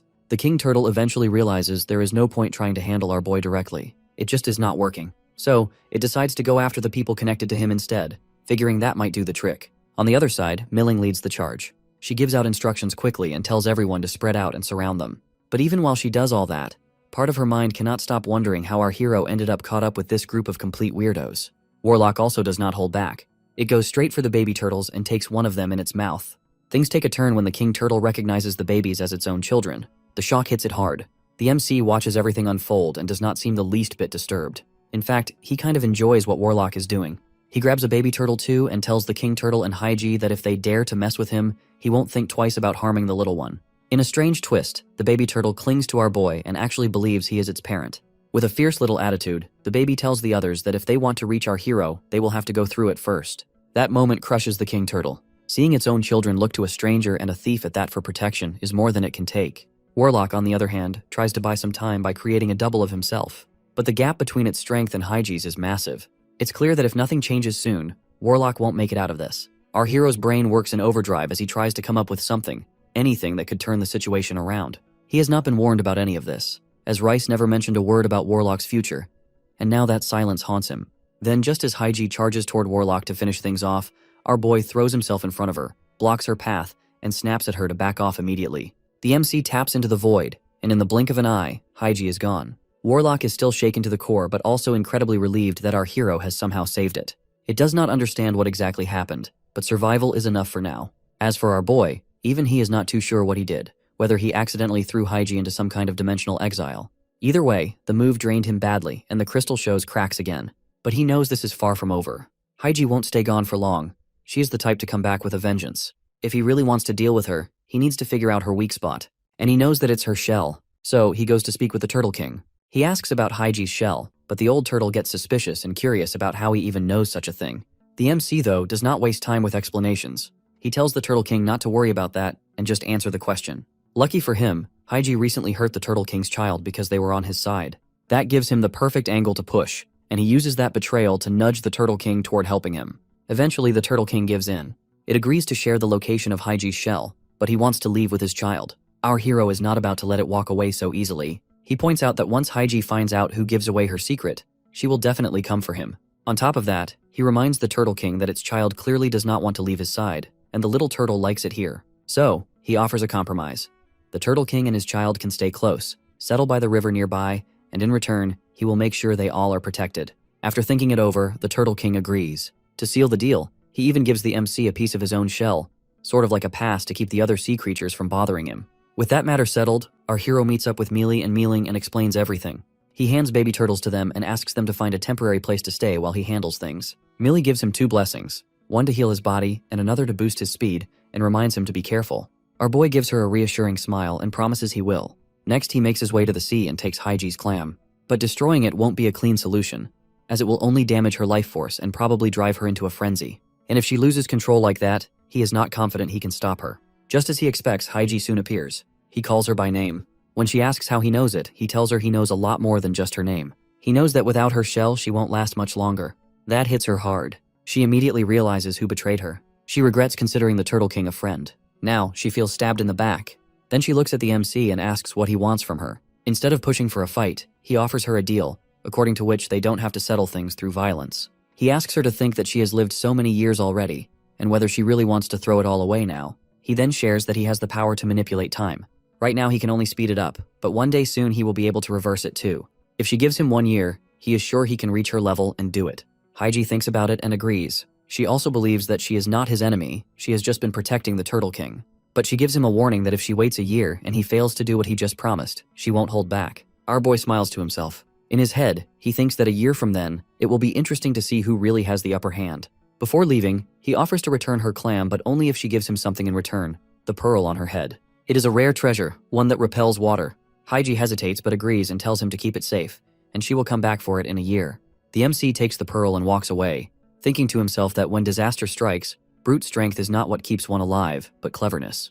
And just like that, he manages not only to talk Haiji down, but also to pull the Turtle King and his children closer to his side. Meanwhile, far away from all this, another thread of trouble starts to unravel. A man cautiously approaches a zombie who just killed others using its luminous ability.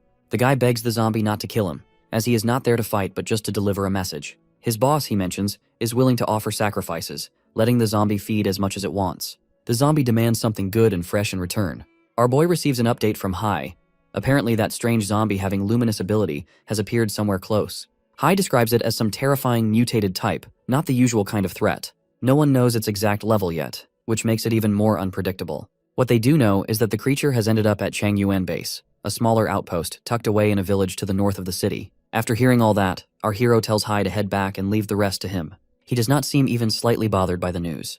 With his time acceleration ability, he has full confidence in himself. No matter how dangerous or mutated this thing is, it does not matter to him. In his eyes, he is still the one in control, the one standing above all of them. He even jokes to himself that he might as well be their father at this point. Still, just to be safe, he checks in with Rice to see if it senses anything strange. Rice tells him it feels like this luminous zombie might actually be a big opportunity for Millie. Then, like always, Rice throws in a bit of sarcasm and tells the MC to stop spooking himself with his own thoughts. That settles it for our boy. If this thing is connected to Millie's growth, then he has a reason to go after it. Meanwhile, over at the Changyuan base, Yuan is deep in his own head, imagining the possibilities. He is fantasizing about what would happen if he managed to kill the zombie with luminous ability and absorb its crystal. In his mind, that would be his breakthrough, maybe even push him straight to level 6 or 7. But just when his daydreams are getting good, one of his men rushes in with some alarming news. Someone has broken into the base and stormed right into the room with the mutated creatures. Yuan loses it instantly and fumes over how someone can just waltz in like that even with guards stationed all over the place.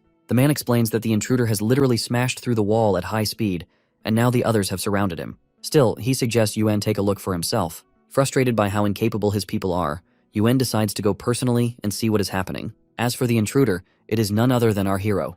Inside a room, he has stumbled upon a zombie feasting on someone's flesh. The very zombie with the luminous ability pauses mid-meal when it notices him, and decides the MC will be the next snack. But our boy tells the zombie to mind its words while talking to its father. That clearly does not sit well with the zombie. It goes into a rage, ready to tear him apart. But the moment it charges, our hero realizes how slow it really is. Using his void ability, he disappears in an instant and reappears right behind it and strikes it with precision. The zombie does not give up. It uses its luminous ability and tries to attack again. That is when the MC figures out that it only has that one trick. But even with such a limited skill set, the zombie refuses to back down. It is determined to kill him. Then again, our boy feels the same way. If it is coming at him with everything it has, then he is going to respond and end it for good. The zombie suddenly collapses. It wonders if there is something off, poisoned meat perhaps. Whatever it is, the creature is down, and the MC does not waste a second. He steps forward and yanks out the crystal from its body. But peace does not last long. Right as he pockets the crystal, Yuan appears with his men. He recognizes our hero and orders him to drop the crystal immediately.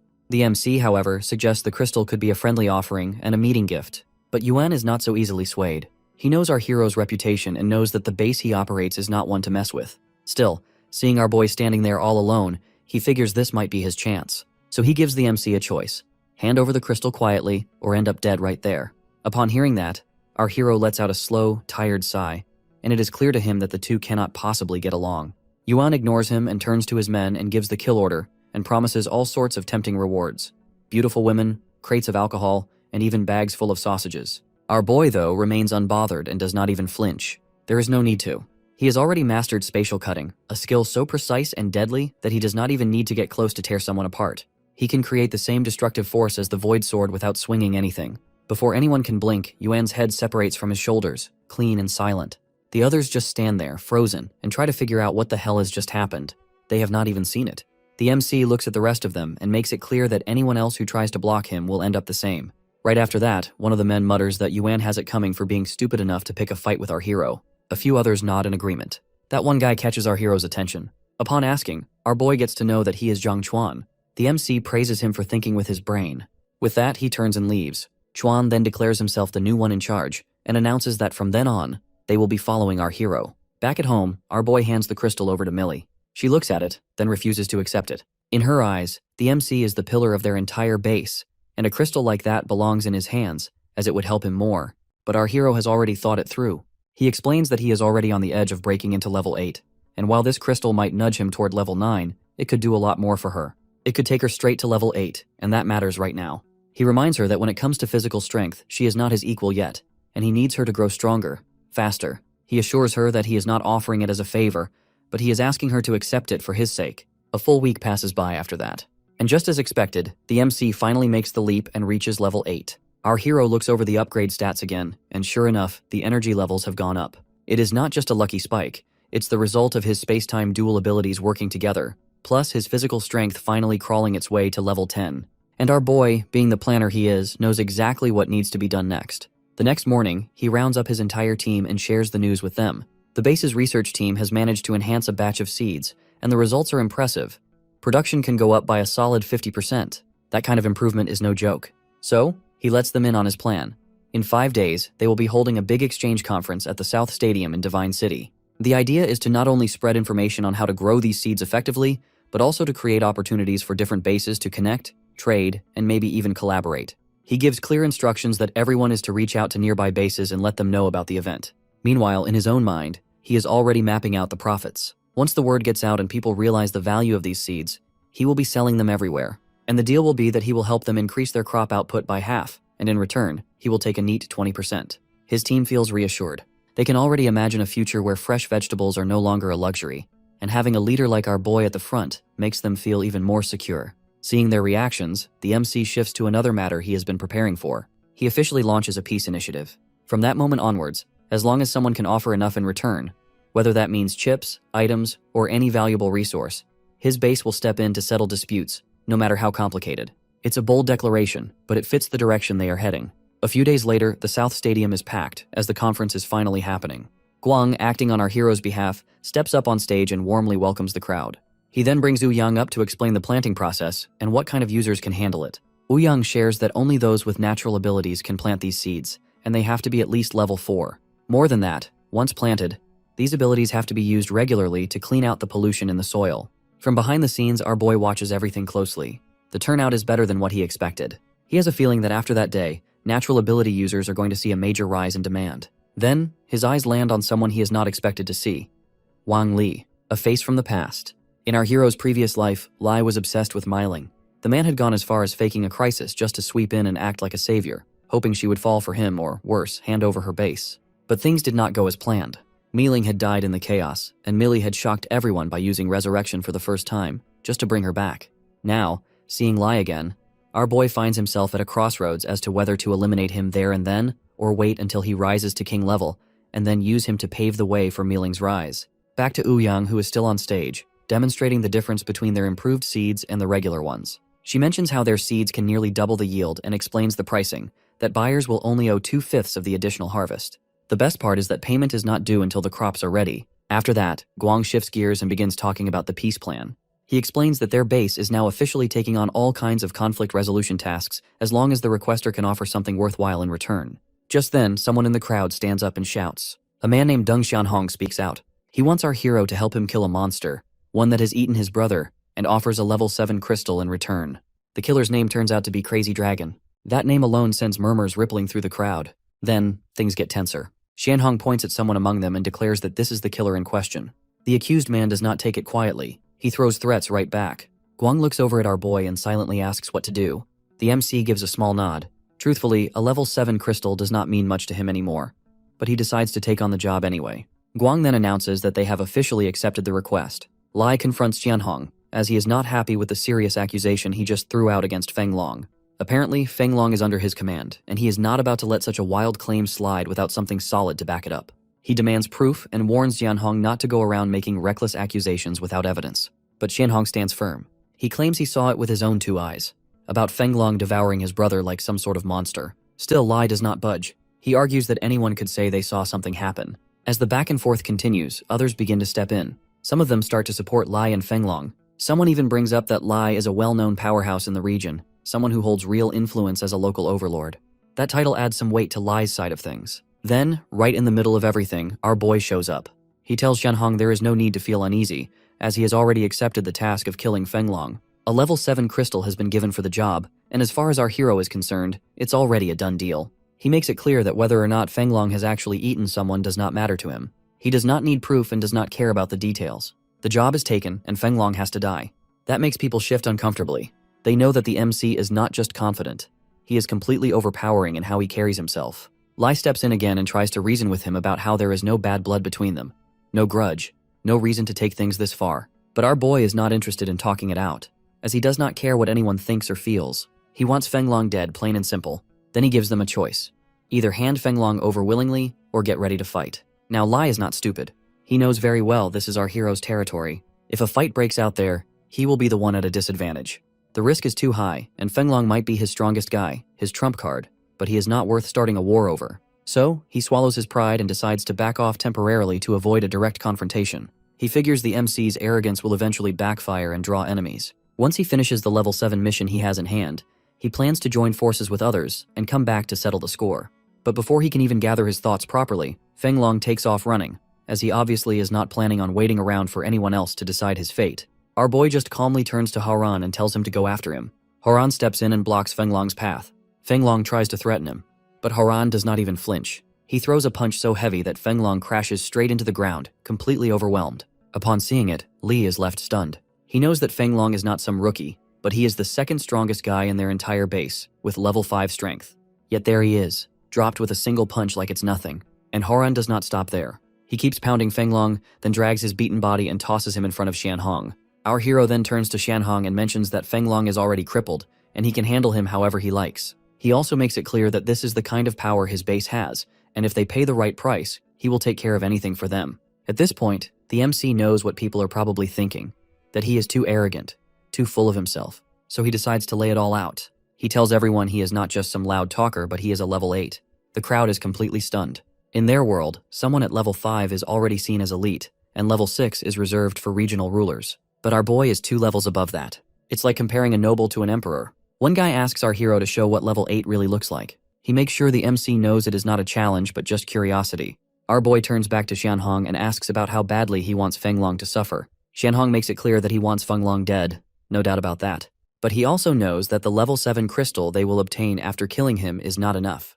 The MC gives a small nod, then surprises everyone. Since Xianhong is their first client and has been so supportive, our boy decides to throw in a little bonus. He points toward Li and tells the crowd to pay attention, as he is about to gift Li to Xianhong too. That is when Lai really starts to sweat. The MC's actions speak louder than any warning ever could. Lai knows he has no shot at winning and makes a split-second decision to flee. But escaping someone like our hero is easier imagined than done. Just as he tries to make a move, our boy unleashes his terrifying technique of void exile. With this move, space itself twists and splits, and before anyone can register what has happened, Lai's head lands neatly in the MC's hand. The onlookers freeze. Silence falls over them like a cold fog. Our hero lifts the head for all to see, not in arrogance, but as a statement, an unmistakable message that he does not tolerate nonsense. Everyone watching feels the chill in their bones. Guang tries to ease the shock that has gripped the group and explains that Lee has been shielding zombies and brought this on himself. But our boy is not the type to justify his actions with excuses. He makes his stance known. He never leaves anything to chance, and no one who has dared to challenge him ever survived. He makes it clear that it is not personal, but it is just how he operates. Clean, precise, and without hesitation. Then comes a stern warning. He tells them that if anyone there does not have an extra life tucked away somewhere, it is in their best interest not to test him. Not for his sake, but for their own. And with very little hesitation, every single person agrees. The MC then takes a softer turn. He tells them that he is not out to hurt innocent people, and as long as no one makes a move against him, he has no reason to raise a hand. In fact, he is even willing to lend support if someone finds themselves in danger. He explains the next steps. Everyone will need to register based on their skills, sign up, and collect some seeds. But before letting them go, he makes one thing crystal clear. Once those seeds start to grow, anyone who tries to shortchange him or back out of their dues will regret it. Everyone promises no shady business, no tricks, and certainly no one using our hero's name to do anything dishonorable. In fact, they agree to deal with anyone who tries something like that themselves. Once things settle, our boy steps outside where Daju is already waiting with new intel. Daju has received word from Dazhuang. A zombie called Icelin has resurfaced. Not just that it has formed an entire faction known as the Icelin Club. The MC immediately recognizes the name. From his past life, he knows Icelin well.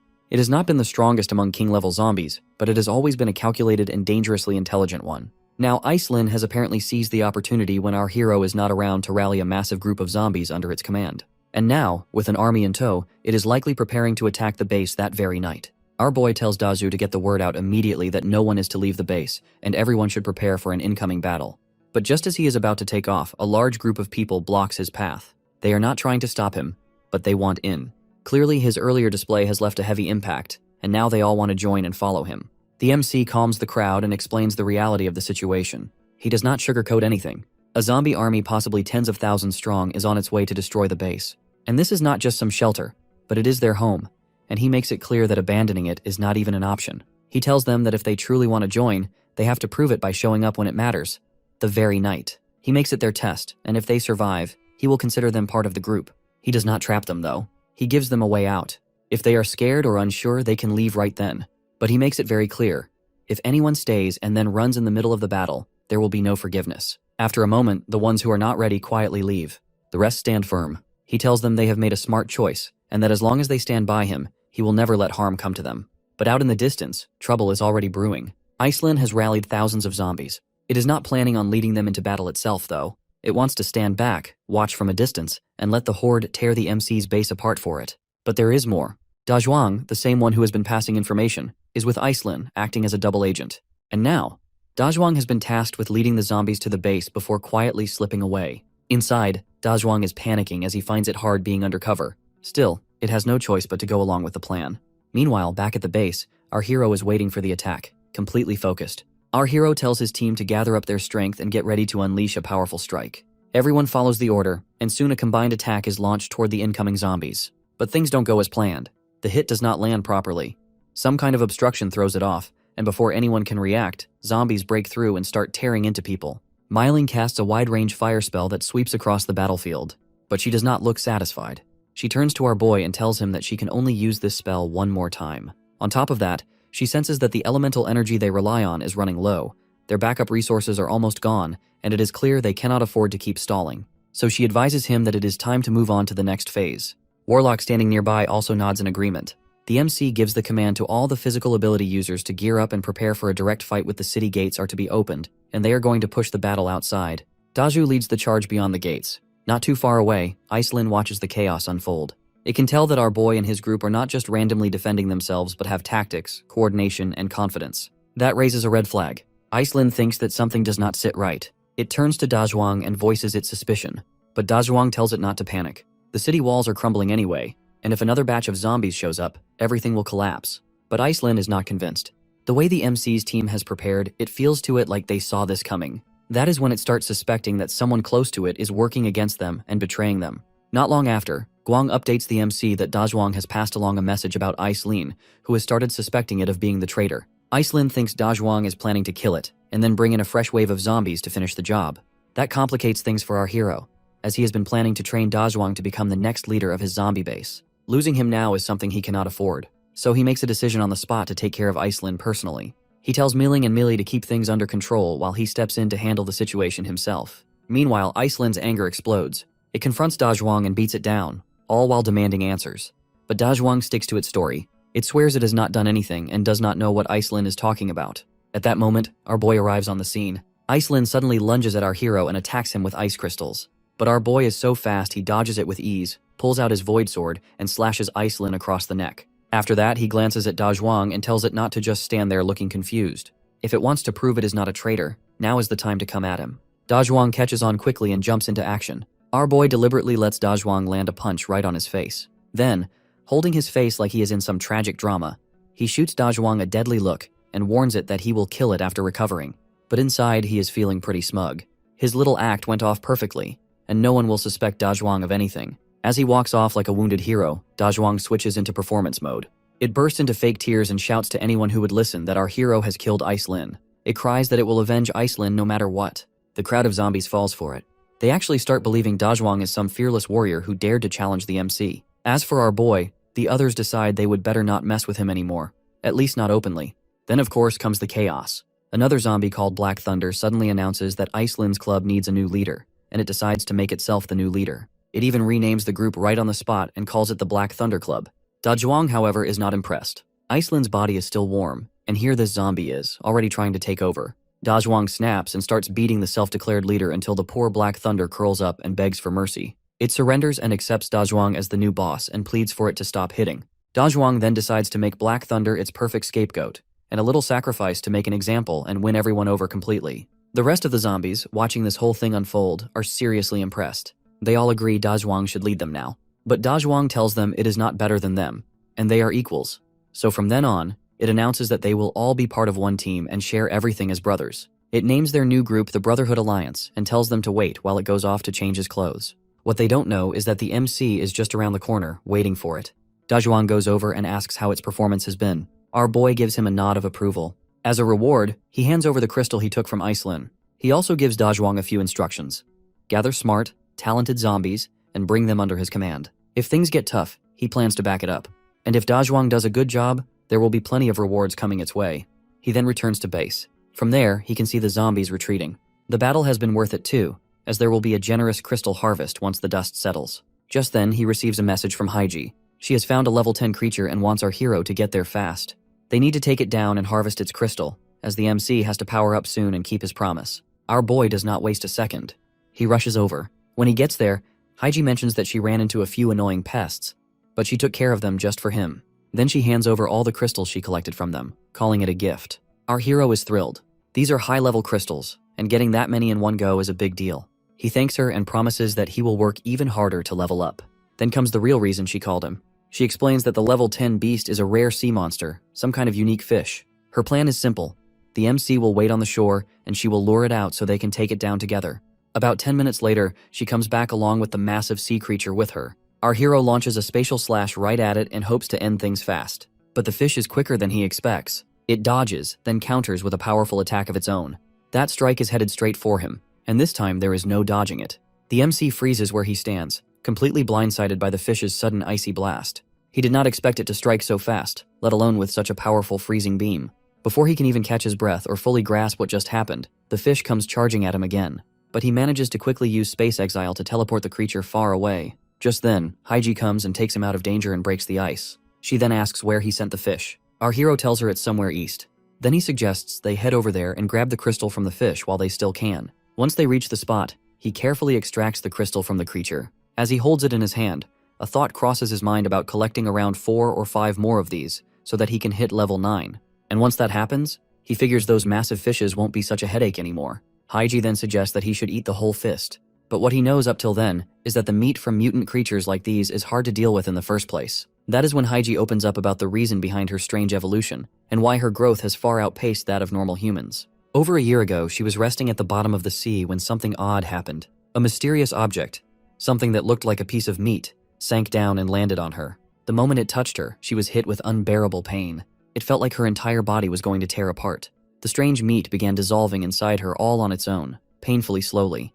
And no matter how hard she tried, she was not able to spit it out or get rid of it. At that point, she was sure she was going to die. But just when things were at their worst, her friend the Turtle King happened to be passing by. After seeing what was happening to her, it swallowed the rest of the meat immediately. That was how she survived that day. And after that, both she and the Turtle King started getting stronger and stronger without even trying. Haiji explains that even though that mysterious meat nearly killed her, it also triggered a massive boost in her power. But the power came with a price. Since that day, aggressive sea creatures have started targeting her non-stop. They can sense something inside her, something that attracts them. She believes even the giant fish they just fought has also consumed a similar chunk of that strange meat. Our boy listens and pieces everything together in his head. He starts wondering if that meat works the same way as those high-grade crystals they hunt. Haiji adds that she can still feel traces of that strange energy inside the fish's body. According to her, a large portion of the energy has not even been absorbed yet, and she is sure that leaving the rest of the meat behind would be a complete waste. That is more than enough to convince our hero. If there is still usable energy left in it, there is no way he is letting it go to waste. Even if the taste turns out terrible, it will be worth the effort.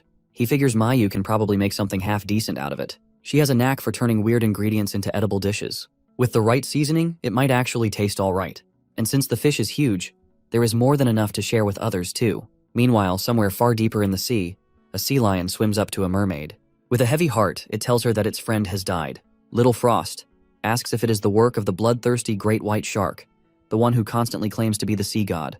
But the sea lion shakes its head and tells her it's a giant clam. Little Frost then agrees to help, and together, the two of them set off, heading straight toward Haiji. Haiji cannot help but admire the way Little Frost looks and thinks sending her over to her younger brother, that is our boy, might be a smart move. Little Frost then asks about her younger brother, but instead of giving a proper answer, Haiji lashes out and tells her to go find out herself. She launches an attack right then, but Little Frost is quick to block it. Even though Haiji has decent strength, Little Frost can tell it just is not enough to pose a real threat. It does not take long for Haiji to realize the same thing. She knows she is clearly outclassed, and without wasting another second, she turns around and tries to run. But she does not get far. Little Frost seals off her path and freezes her in solid ice. The sea lion then demands that Little Frost finish Haiji off and claims she has killed its friend. But instead of going through with it, Little Frost comes up with a different plan. She suggests keeping Haiji alive and using her help to deal with our hero instead. Meanwhile, back at the base, the MC returns with a massive fish. He shows it to Mayu, who is completely stunned by its size. He tells her it is a mutated fish and asks her to cook something out of it. It does not need to be delicious, just tolerable enough to eat. Mayu nods and decides she will braise it. He then uses his void sword and starts slicing up the fish for her, making quick work of it. He tells her to use bold and strong seasonings to hopefully cover up the weird taste. After some time, Mayu finishes cooking the dish and serves it to him. He takes one bite and almost instantly he spits it right back out. He complains how the taste is unbearable for him, and Mayu feels offended. She calls it the worst insult to her cooking she has ever experienced. Our boy, meanwhile, wonders if he really has to go through the torture of eating something that bad. That is when Warlock, who has been nearby, catches the smell. To everyone's surprise, it seems drawn to it. Warlock starts sneaking over, taking deep sniffs along the way. Eventually, Warlock reaches our hero and Mayu. The MC then decides to hand over a portion to Warlock. Warlock eagerly digs in and looks more than satisfied, clearly. Just then, our hero receives an urgent update from Z that something has gone wrong with Haiji, and she has sent a message asking for his help. Apparently, someone has blocked their connection, and that same person claims they are waiting on a small island. The message makes it clear. If our hero does not show up within 3 days, Haiji will die. Upon hearing that, the MC starts putting the pieces together. He can see that if they are able to reach out to Z despite her defenses, it means their level is higher than hers. And based on the method of communication, it seems likely to him that their ability has something to do with mental manipulation or psychic powers. He runs to Rice and asks for a quick prediction. Rice focuses and tells him that there is no sense of danger within the next 3 hours. But even with that window, our boy knows that he won't even be able to reach the mainland in that time, let alone make it out to sea. And unfortunately, Rice cannot go with him for more predictions because the ability has a cooldown period. That is when he gets frustrated. He blames himself for hesitating. He reminds himself that he is the Void King, and if anyone can face this threat and come out unscathed, it has to be him. With that thought, his doubts start to fade. The MC finally reaches the location, but things don't go as expected. Little Frost looks a bit confused, as she cannot really figure out what our hero is, and that uncertainty bothers her. She asks if he is the sea god or something. Our boy, in his carefree attitude, calls himself an Aquaman. That only makes her more puzzled, and her face shows it.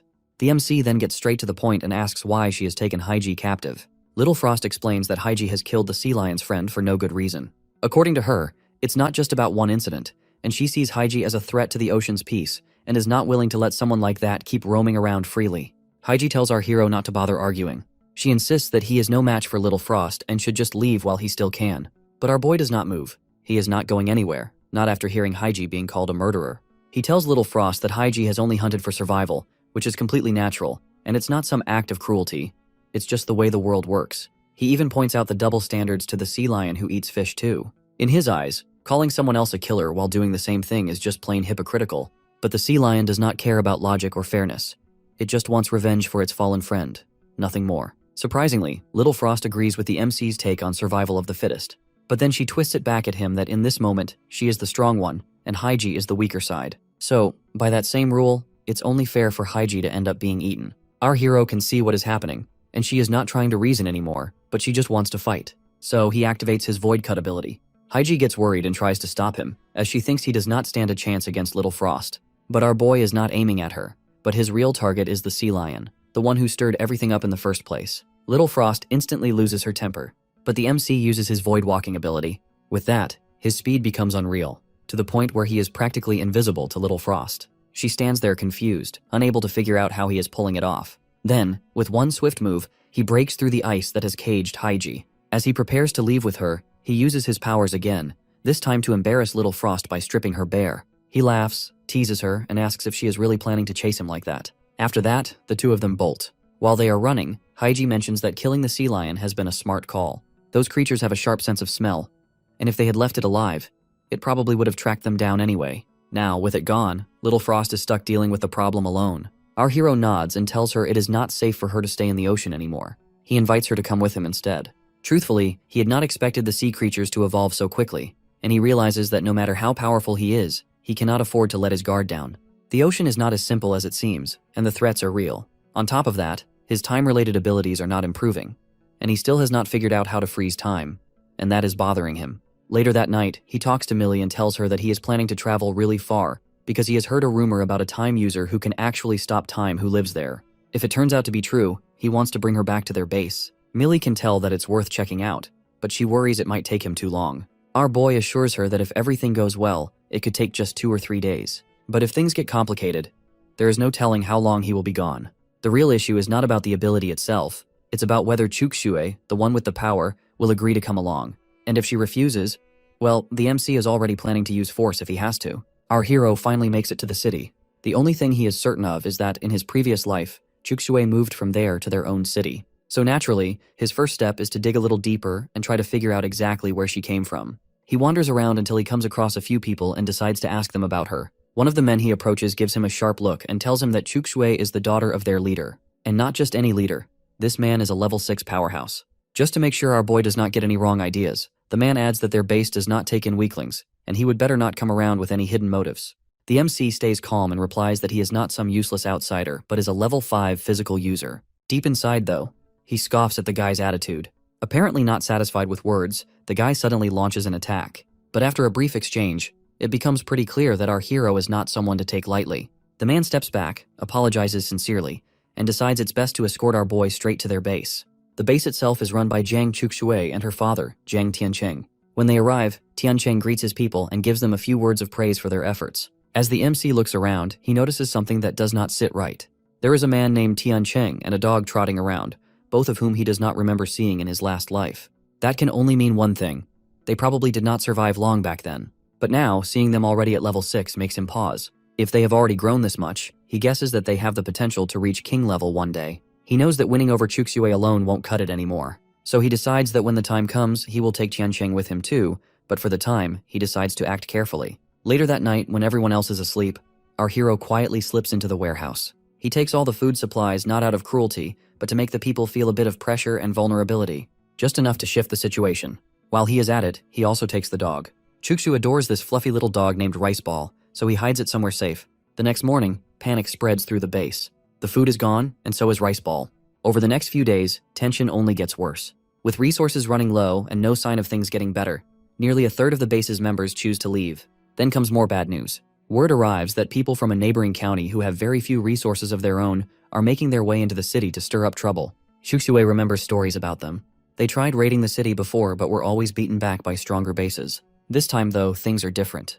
Their leader, Jin Haoyu, has made serious progress and has now reached level 7. Tiancheng does not flinch, as he is not about to surrender. He makes it clear that he is ready to defend their land, even if it means shedding blood. He immediately orders his men to reach out to every base in the city and get them ready. The MC, who has been quietly listening to everything, cannot help but question things about whether Chukshui can really take down someone like Haoyu.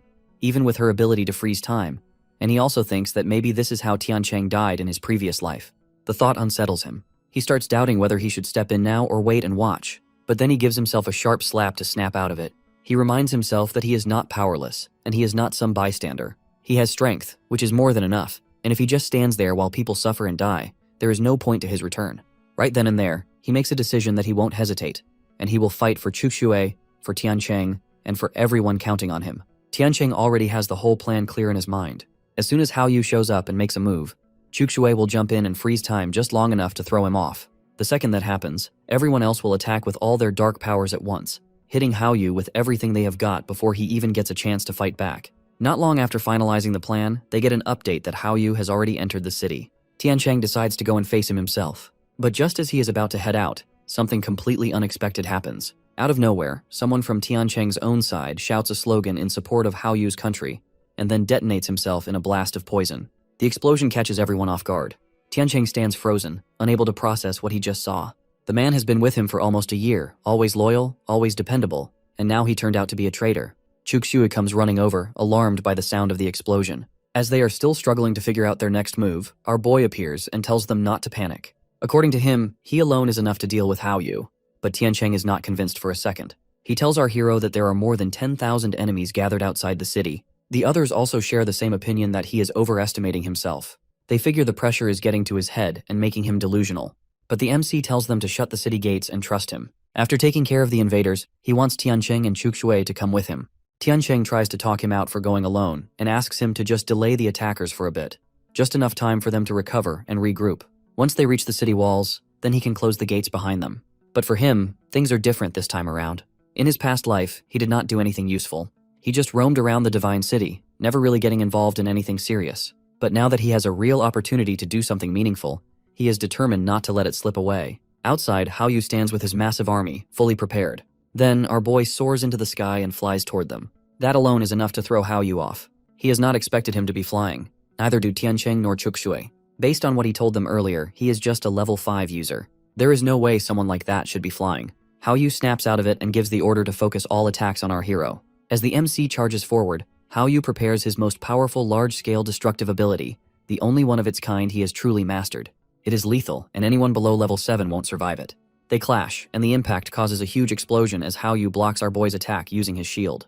But our hero is not done yet. He strikes again and tells Hao Yu that he can keep doing it more than once if needed. Chukxue watches the scene unfold in shock. The MC told them all he is a physical type ability user. Yet there he is, flying through the air and throwing out attacks like it is nothing. Tiancheng finally starts to understand why our hero carried himself with such confidence all along. For a moment, he even wonders if he is some kind of celestial being who just dropped down to Earth to stir things up. It's the only explanation that makes sense right now. Meanwhile, Hao Yu, still full of rage and unwilling to admit defeat, threatens our boy and accuses him of walking straight into death. He uses his gravity manipulation ability in a last-ditch effort and yells for his people to run, as he thinks the MC has finally slowed down enough to give them a chance. But whatever delay Hao Yu manages to create does not last long. Our hero quickly bounces back, completely unfazed. He realizes Hao Yu is actually quite powerful, which only fuels his determination. Now he wants him dead, and he is after the crystal Hao Yu carries between his eyebrows. Hao Yu tries desperately to hold him off, but he never stood a real chance. Our boy ends it cleanly and takes the crystal like it's his all along. One of Tiancheng's men thinks that the MC did not just come there by coincidence, but is there for Chukxue because he has got feelings for her. Tiancheng takes a moment to process that, but he does not seem upset. Honestly, with our hero's strength and the loyalty he shows to his homeland, Tiancheng figures there is really nothing to complain about. If Chukxue ends up with someone like him, she will be safe, and Tiancheng can finally let go without regrets. After the dust settles, our boy turns to Chukxue and tells her to come with him. But before she can react, Tiancheng steps in and leads the MC away. Once they are settled, Tiancheng makes an offer to him to join his base, take up a high position, and maybe even become the leader if he wants. But our hero shakes his head. He is not interested in power. All he wants is to take Chukxue and leave.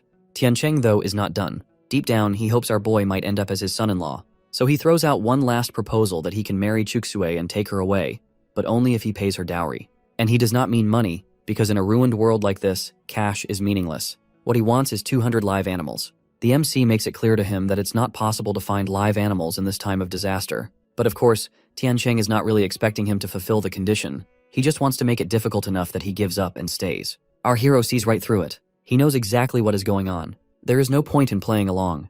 Instead, he changes the subject and asks what time it is. Tiancheng thinks it's a simple question, checks his watch and replies that it's 4 in the afternoon. But our boy is not talking about the time on a clock. He means the time of collapse, the breakdown of order, and the end of structure. And in a world like that, he tells him that Tiancheng has no right to be making demands. He warns him that he does not care who stands in his way, and he will kill anyone without a second thought. Tiancheng is caught off guard.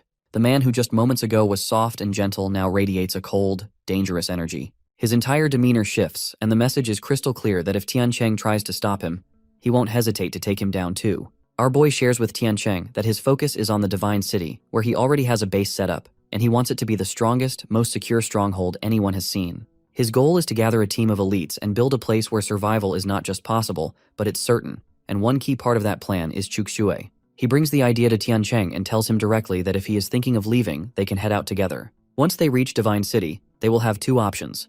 Either join forces with him and be part of his base, or break off and form something of their own. He does not want there to be any doubts, so he makes it clear that he is not hiding anything, and he has no dark agenda. He simply wants Chukshue to come along, and from there on, everything depends on how Tiancheng chooses to respond. As they talk, our hero also shares something he has noticed along the way. Signs of heavy rainfall are starting to show, and he is almost certain that the area will flood soon. With that in mind, he gives Tiancheng a full day to think it over and make his decision. On his way back, he runs into Chukshue and asks her to stop him from using his powers. She is a little confused at first and explains that her ability is not meant to freeze people, but it works by manipulating time. Still, he tells her to give it a try anyway. The moment her power activates, he feels it. The energy flows through his body, strong and unmistakable. But what catches him off guard is the fact that he cannot move at all. It does not match his memory. Back in his past life when she used this skill, his body froze, but his mind stayed alert. This time, everything except the energy itself has gone still. It makes him wonder that maybe it is because he also has a time-based ability of his own, and it's affecting how her power works on him. He asks her to try again. Chukshu hesitates but goes along with it and tells him she probably won't be able to hold him still for long, as he is simply too strong now. She also adds that she can only attempt it one more time. So, with full concentration, she activates her technique again. As it hits, the MC knows for sure that things have changed. In his previous life, powers like this could still pin him down, but not anymore. He gives Chukshue some well-earned praise for her efforts and decides it is time to get some rest. Elsewhere, Yi Xing has been quietly working on her own plan. She has finally figured out how to replicate the Elder Badge from our boy's base. Her goal is revenge, and with the approaching storm, things could not have lined up better. Our hero's base has recently shifted closer to Divine City, and Xing takes that as a sign that fate is on her side. A full week goes by before the MC returns to his base, but he does not come back empty-handed. Alongside him are Tiancheng, Chukshue, and an entire team of elites he has recruited. He looks pleased with how things have turned out. The moment he arrives, people gather around, all talking over each other, and try to explain what has happened while he was away. It turns out, Xing has used a fake badge to impersonate one of the elders. She has taken advantage of the chaos and used others to carry out her plans, essentially destroying one of their bases without lifting a finger herself. Our boy is caught off guard.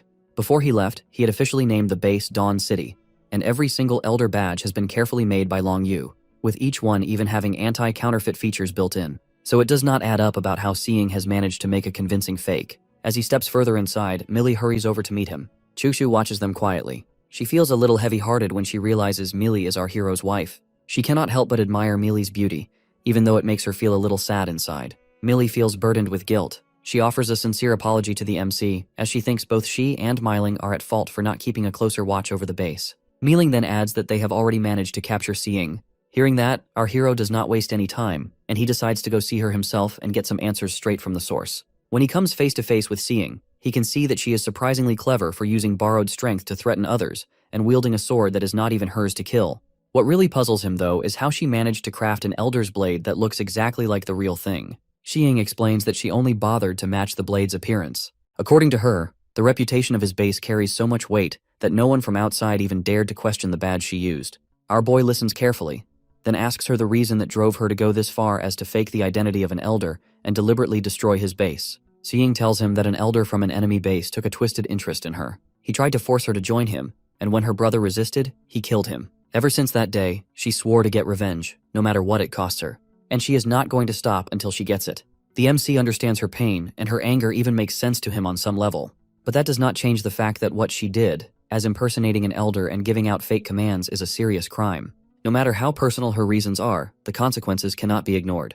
He gives a firm order to have her taken away, and declares that she will be executed in front of everyone at the upcoming gathering a week later. It has to be public, a strong reminder that no one can defy the rules and drag the base's name through the mud without paying the price. Just then, Guang rushes in and interrupts the moment. He tells our hero that someone has shown up at the gate with a bizarre corpse, one so unusual that none of the physical experts can damage it no matter how hard they try. That catches our boy's full attention. He knows only king-level corpses can resist decay and remain untouched. He vanishes from the scene right away to go see it for himself. When he arrives, a man named Zhao Jing is already waiting there. He shows him the corpse, and even the MC cannot manage to pierce through it. That confirms it.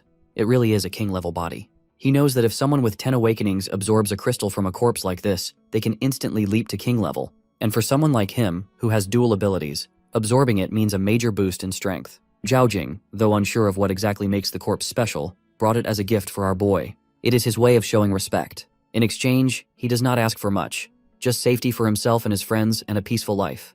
The MC accepts his offer and decides to take him in. He then gives clear orders to spread the word. Zhao Jing is now under his protection, and no one is to lay a finger on him. Not only that, but he also tells his men to send a few tons of rice and potatoes with Zhao Jing to his base, as he thinks it would be embarrassing if the people he accepted to protect go hungry and end up begging for food. Zhao Jing is deeply touched and thanks him with genuine sincerity. Later, our hero examines the corpse more closely.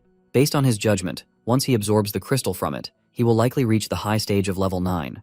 A few days later, disaster hits several nearby bases. Torrential rain and extreme weather flood them, forcing a massive number of people to travel towards Divine City, desperate for shelter and safety. Guchang Feng stands before the crowd of a base. He tells them that building a new base from scratch will be hard and offers them an option that if they leave everything to him and his team, they will be taken care of. His allies back him up that Guchang is at level 7 and the crowd won't regret joining them. But their kindness comes with a warning.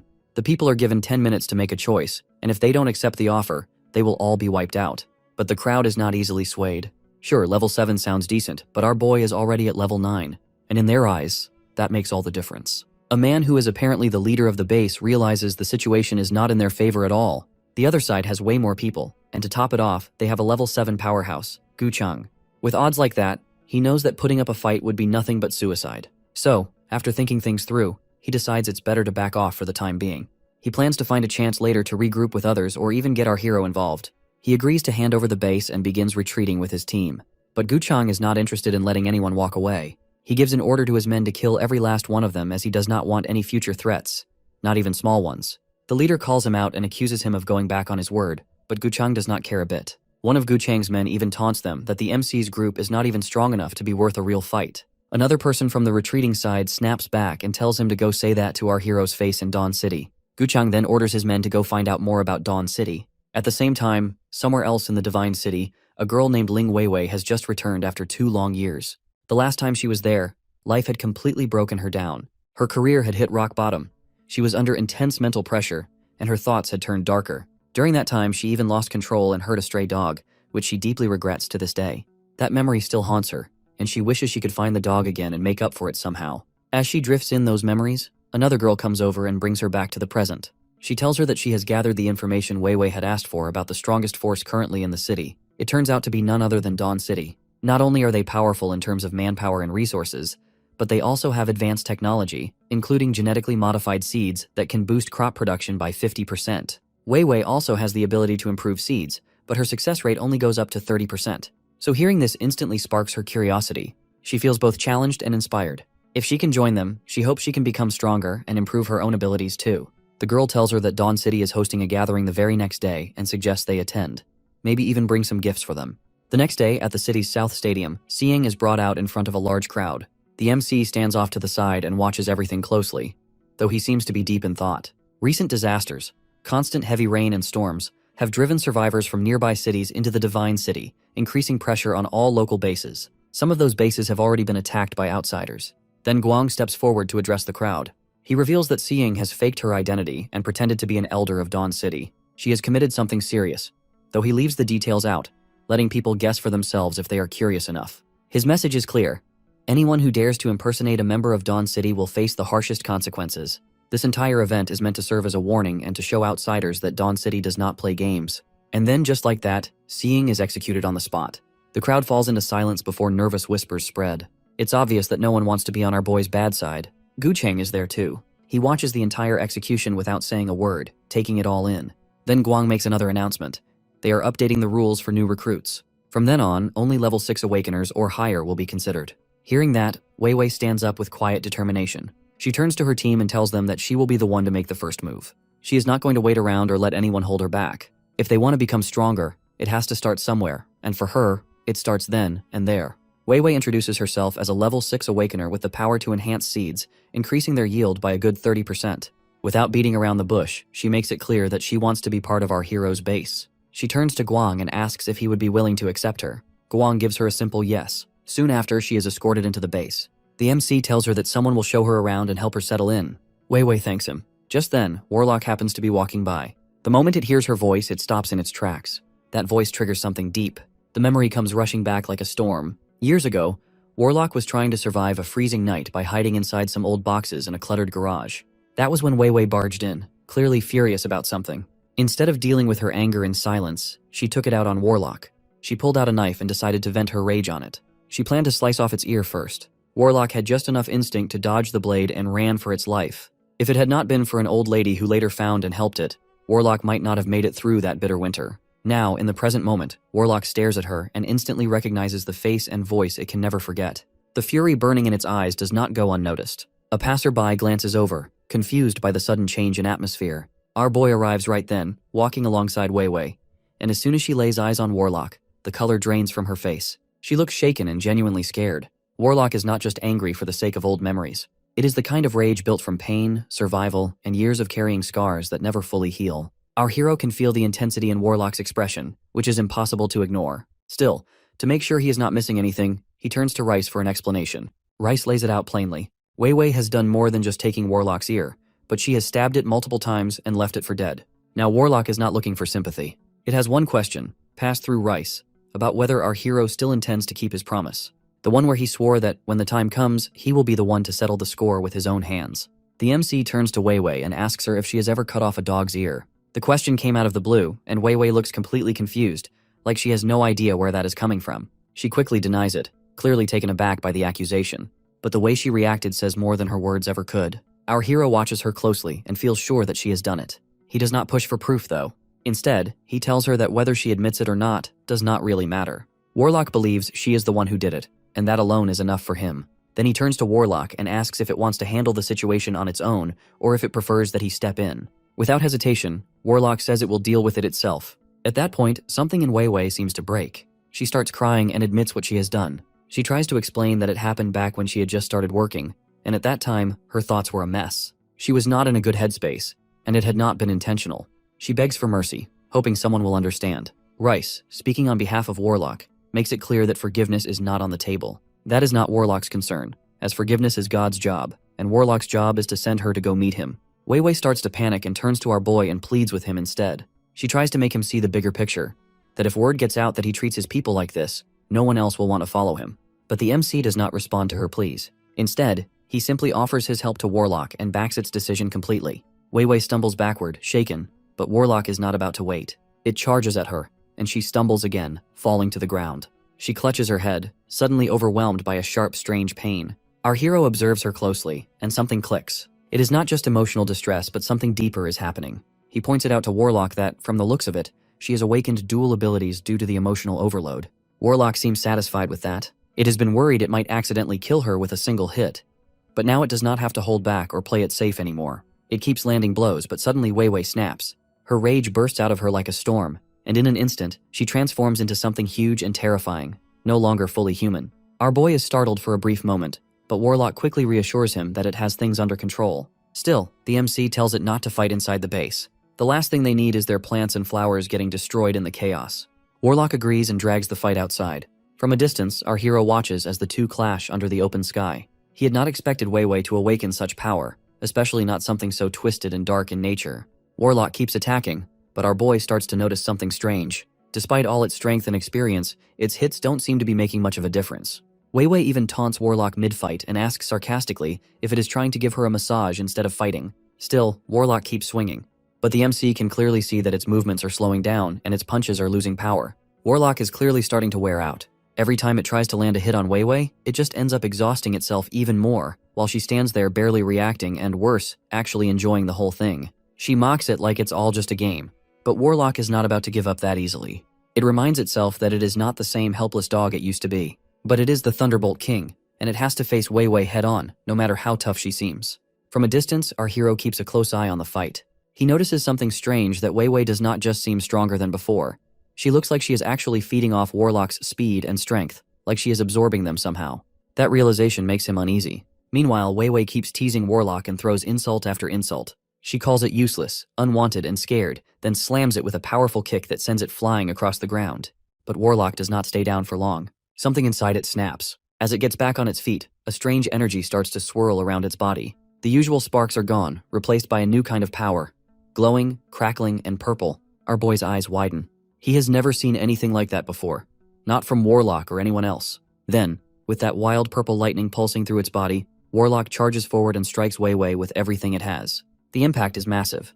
The blast lights up the area and leaves no doubt that Warlock has just tapped into a whole new level of power. After delivering the final blow, Warlock collapses, completely drained, and falls motionless to the ground.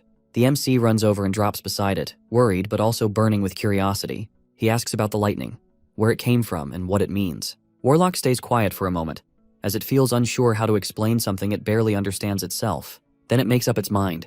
Instead of trying to explain, it decides to show him. Warlock summons the energy again. The moment the light appears, strong winds begin to stir around them. Our hero stares, totally stunned, and wonders how Warlock has awakened dual powers. The idea seems wild, but it is the only thing that makes sense. He urges Warlock to push harder, to focus, to try creating a tornado. Warlock obeys, and sure enough, the wind gets stronger. That is when our boy is sure of it, that Warlock has awakened dual abilities. And somehow it is because of Wei Wei. Her presence, or maybe even the fight itself, has triggered something powerful inside Warlock. The MC's thoughts keep spinning. If elemental powers like nature types can mix with dark ones, he wonders whether that means new creatures, maybe even black twisted monsters, can be created.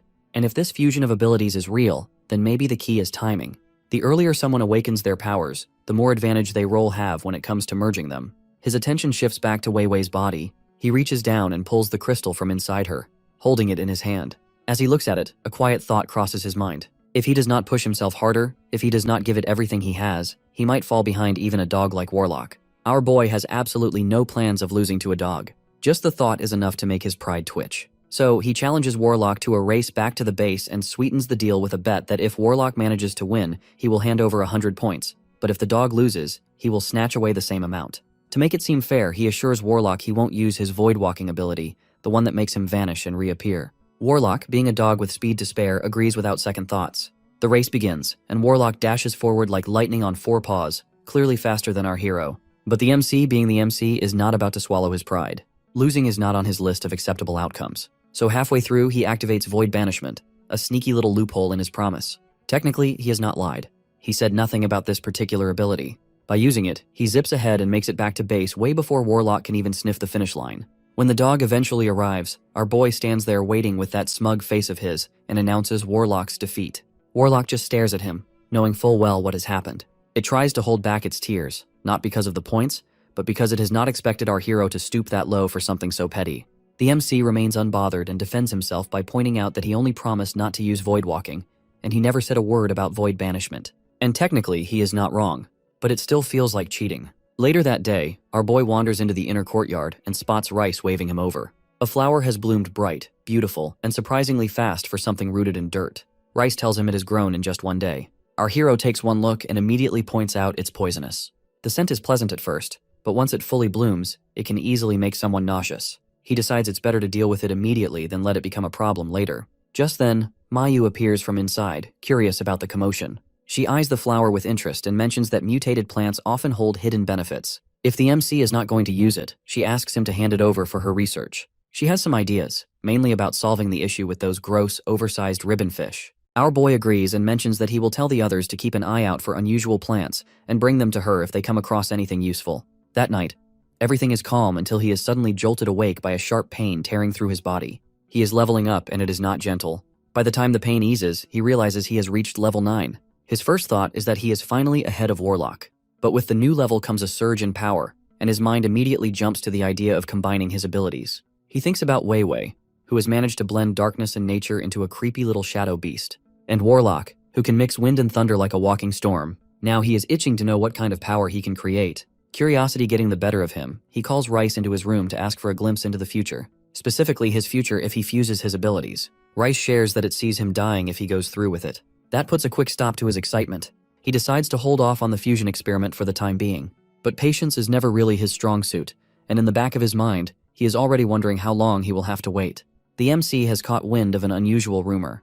Something about a breathtaking woman near the shore, wrapped in seaweed and supposedly able to freeze people into solid ice. That alone is strange enough to grab his attention, and he thinks she might be Little Frost. So he heads straight to the seaside, and there she is. But the second her eyes meet his, her face tightens. She has not figured out his abilities yet, and with their last encounter still fresh in her mind, she is not exactly thrilled to see him again. Especially after what happened, she is clearly still holding a grudge. She turns and bolts, moving fast, not wanting to face him or, worse, lose to him again. Our hero does not think twice. He sprints after her. Eventually, he catches up and manages to stop her in her tracks. He tries to calm her down and assure her he is not there to hurt her or cause any more trouble, but she is already on edge and snaps at him to let her go. He keeps trying and tells her she is getting the wrong idea and that they need to talk things through. But she is not buying it. She looks furious, still convinced he is a shameless jerk who would try to pull something again. She even points an arrow at him and wants him to back off or else. Right then, something unexpected happens as a massive jellyfish rises from the water. It calls out to Little Frost and announces that the sea god has sent for her.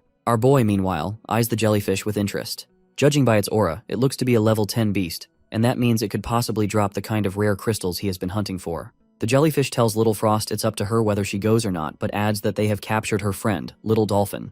The MC, for the most part, has no idea what the jellyfish is going on about, and reading Little Frost's expression does not help either. But in Little Frost's mind, the whole situation seems like a trap, or at least risky. That is when she remembers how our hero once stepped in to save Haiji, and seemed to have a few useful skills. After thinking it over for a moment, she turns to him and asks him to come along. That catches our boy completely off guard that she is actually asking him for help. Of course, he jumps on the opportunity, acting all righteous and heroic. He claims he is the kind of person who helps others out of pure goodness, even if it means walking through fire and water. Deep down, though, he is not just doing it for her. He is hoping this will earn him a solid connection with Little Frost, just like he had with Haiji. Little Frost then explains the real problem. The little dolphin has been taken by the sea god, which is a huge shark surrounded by powerful allies. If things go wrong, she wants the MC to grab the dolphin and run without trying to take on the sea god directly. That is her backup plan. Our hero starts to see the bigger picture. If Little Frost, who is strong enough to be king level, is nervous, then this sea god must be something else entirely. He has already struggled with opponents at that level before. So, facing the sea god's entire crew sounds like a suicide mission. The jellyfish grows impatient and tells Little Frost to hurry up, or it will go deal with the sea god itself. Our boy finally agrees to go with her, but he has a plan. If she can handle the sea god, he will rescue the dolphin and leave. If she cannot, well, he is not planning to stick around and die for her. Meanwhile, inside the temple of the sea god, a sea lion reports that, after seeing the tension between the sea god and Little Frost, they have brought in her little dolphin friend. But the sea god is not pleased. He is furious and insists that he would never do something so low, and it goes against everything he stands for. Right then, an octopus shows up with worse news that the little dolphin has taken its own life. The little dolphin is committing suicide, but the sea god does not lift a finger to help. Instead, he makes a cruel decision that he is going to devour the helpless creature. Knowing there is no escape, the dolphin uses its last bit of strength to send a quiet farewell to Little Frost. When that message reaches her, Little Frost completely breaks down. That tiny dolphin has been her only real friend in the world. And now, it is gone, all because it chose to protect her, to stop her from running headfirst into danger. Her sorrow quickly twists into fury. She is ready to go straight to the sea god and destroy him with her own hands. Our boy notices the shift in her and quickly steps in. He tries to reason with her and tells her not to act on impulse. He insists that if she rushes in without thinking, she will only put herself in danger. Deep inside, something suddenly makes sense to him about why he never came across her in his previous life. It all adds up now that she must have done exactly what she is about to do, charge at the sea god, and ended up caught. But she is not listening. Nothing he says can calm her down. She is not thinking about danger or consequences anymore, but she just wants revenge. He blocks her path again, and this time, she cannot hold it together. Tears stream down her face as she cries harder than she ever has. He tells her to let it all out, and once her heart has calmed, then they can go after the sea god together with a proper plan. While all this is happening, the jellyfish nearby starts to get nervous. It can sense that things are turning bad fast. It tries to sneak away quietly, all while hoping no one will notice. But our hero does, and he is not about to let it escape. He summons his void sword and strikes it down, but the moment it falls, he frowns. It turns out the creature is only level 8. He had assumed it was a level 10, and for a second there, he had been feeling pretty proud. Now that pride feels a bit empty. He then turns back to Little Frost and makes her a promise that within a year, they will team up and take the sea god down together. He is confident that if he can get his hands on 2 or 3 king-level crystals, he will be strong enough to make it happen. Little Frost does not look too convinced. She points out that he cannot even beat her, let alone plan to defeat a god. The MC tells her that she is not his enemy, and he is not looking to fight her. In fact, he wants to help her, but in return, he wants some kind of reward. Little Frost does not even hesitate. She tells him he can ask for anything, just as long as the sea god dies. After that, the two of them return to land, and our boy gets back to the base. Warlock is waiting, but something is different. Warlock, who never spoke like a human before, suddenly speaks in clear language. Our hero stares at him stunned. He asks it to repeat it just to be sure. And once again, Warlock asks about the score values of level 7, 8, and 9 crystals. The MC cannot believe his ears. He starts yelling for the others to come out. Everyone needs to see that Warlock is actually talking. Later, he meets up with Hai, who looks noticeably thinner than usual.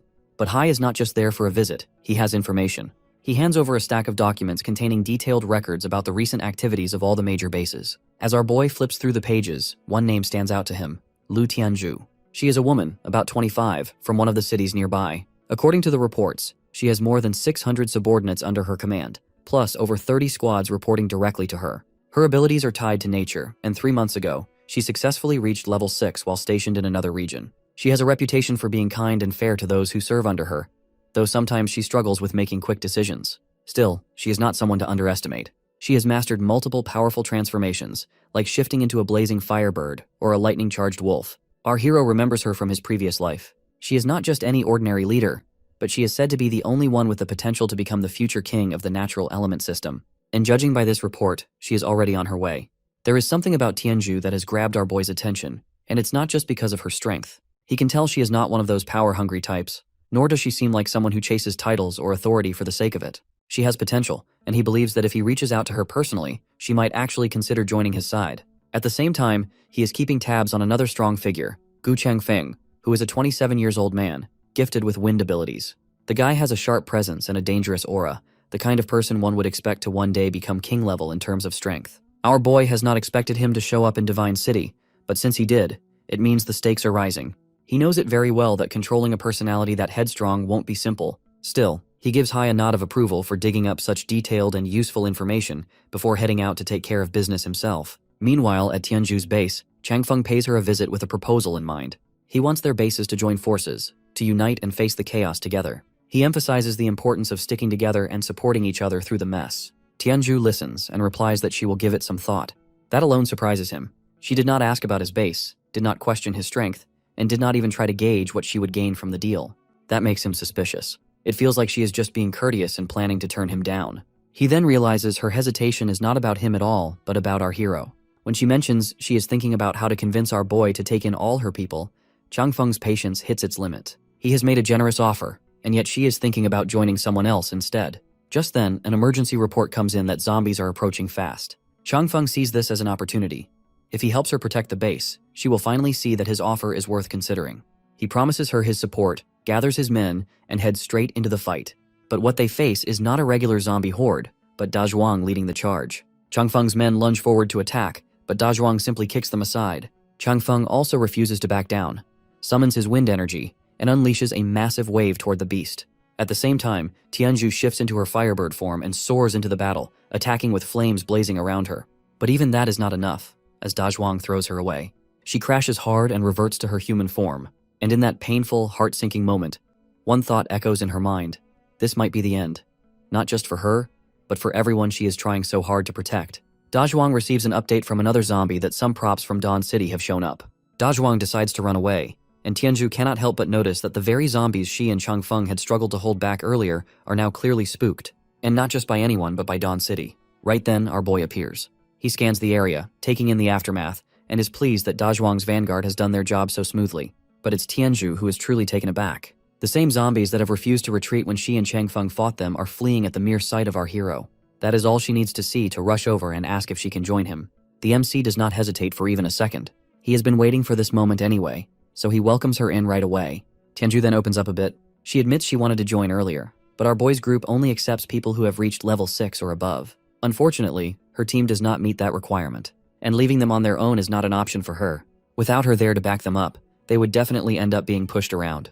Our hero listens and tells her he has another branch group. Not exactly elite, but still under his protection, and he can take her teammates in. He makes it clear that they will have to survive on their own skills, but he personally guarantees they won't be bullied or mistreated. That assurance is enough for Tianju, and she thanks him. After that, the MC turns to Changfeng. Apparently, Changfeng has sent spies into his territory to gather intel. So our boy tells him that he does not care how Changfeng has grown his base or made it stronger, but he makes one thing very clear. There are certain boundaries that should not be crossed.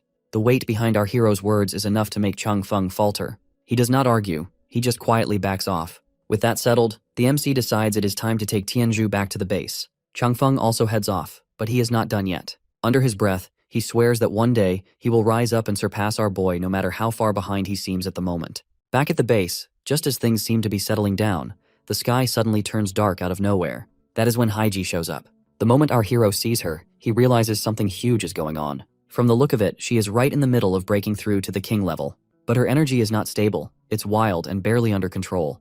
Our hero tells her not to let it explode uncontrollably. If she cannot keep up with the surging power, he wants her to gather it and release it all at once, preferably far away from the base, as there is no need to destroy their hard-earned shelter in the process. Haiji follows his instructions, moves a safe distance away, and does exactly what he says.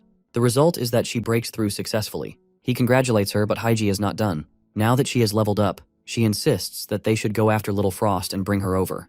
The MC, however, has to calm her down. He has only just built a decent connection with Little Frost, not something he wants to throw away with a sudden ambush. He tells Haiji to hold off for now, rest up, and take some time to stabilize her new power, and they can talk about it again after she is ready. Even though he plays it cool, he knows that the tension between Haiji and Little Frost is not going away on its own. Sooner or later, he will have to find a way to settle things before they spiral out of control, but Haiji takes the MC along to the sea with her usual reckless speed. As soon as they land, he tries to catch his breath and asks her to slow down so they can talk things through. But Haiji is already fired up and not exactly in the mood for discussions. He tells her he is confident Little Frost can be reasoned with. He believes she is not their enemy and just needs a little push to join their side. So he requests Haiji to take it easy, just spar with her a bit, and not go overboard. That is when things take a turn. Haiji gives him a long look, misunderstands the entire thing, and comes to a wild conclusion that he has a crush on Little Frost. She then boldly promises to bring her back for him, like it is some romantic quest. He does not even bother correcting her. He just thanks her, probably thinking it is easier to let it slide than explain anything further.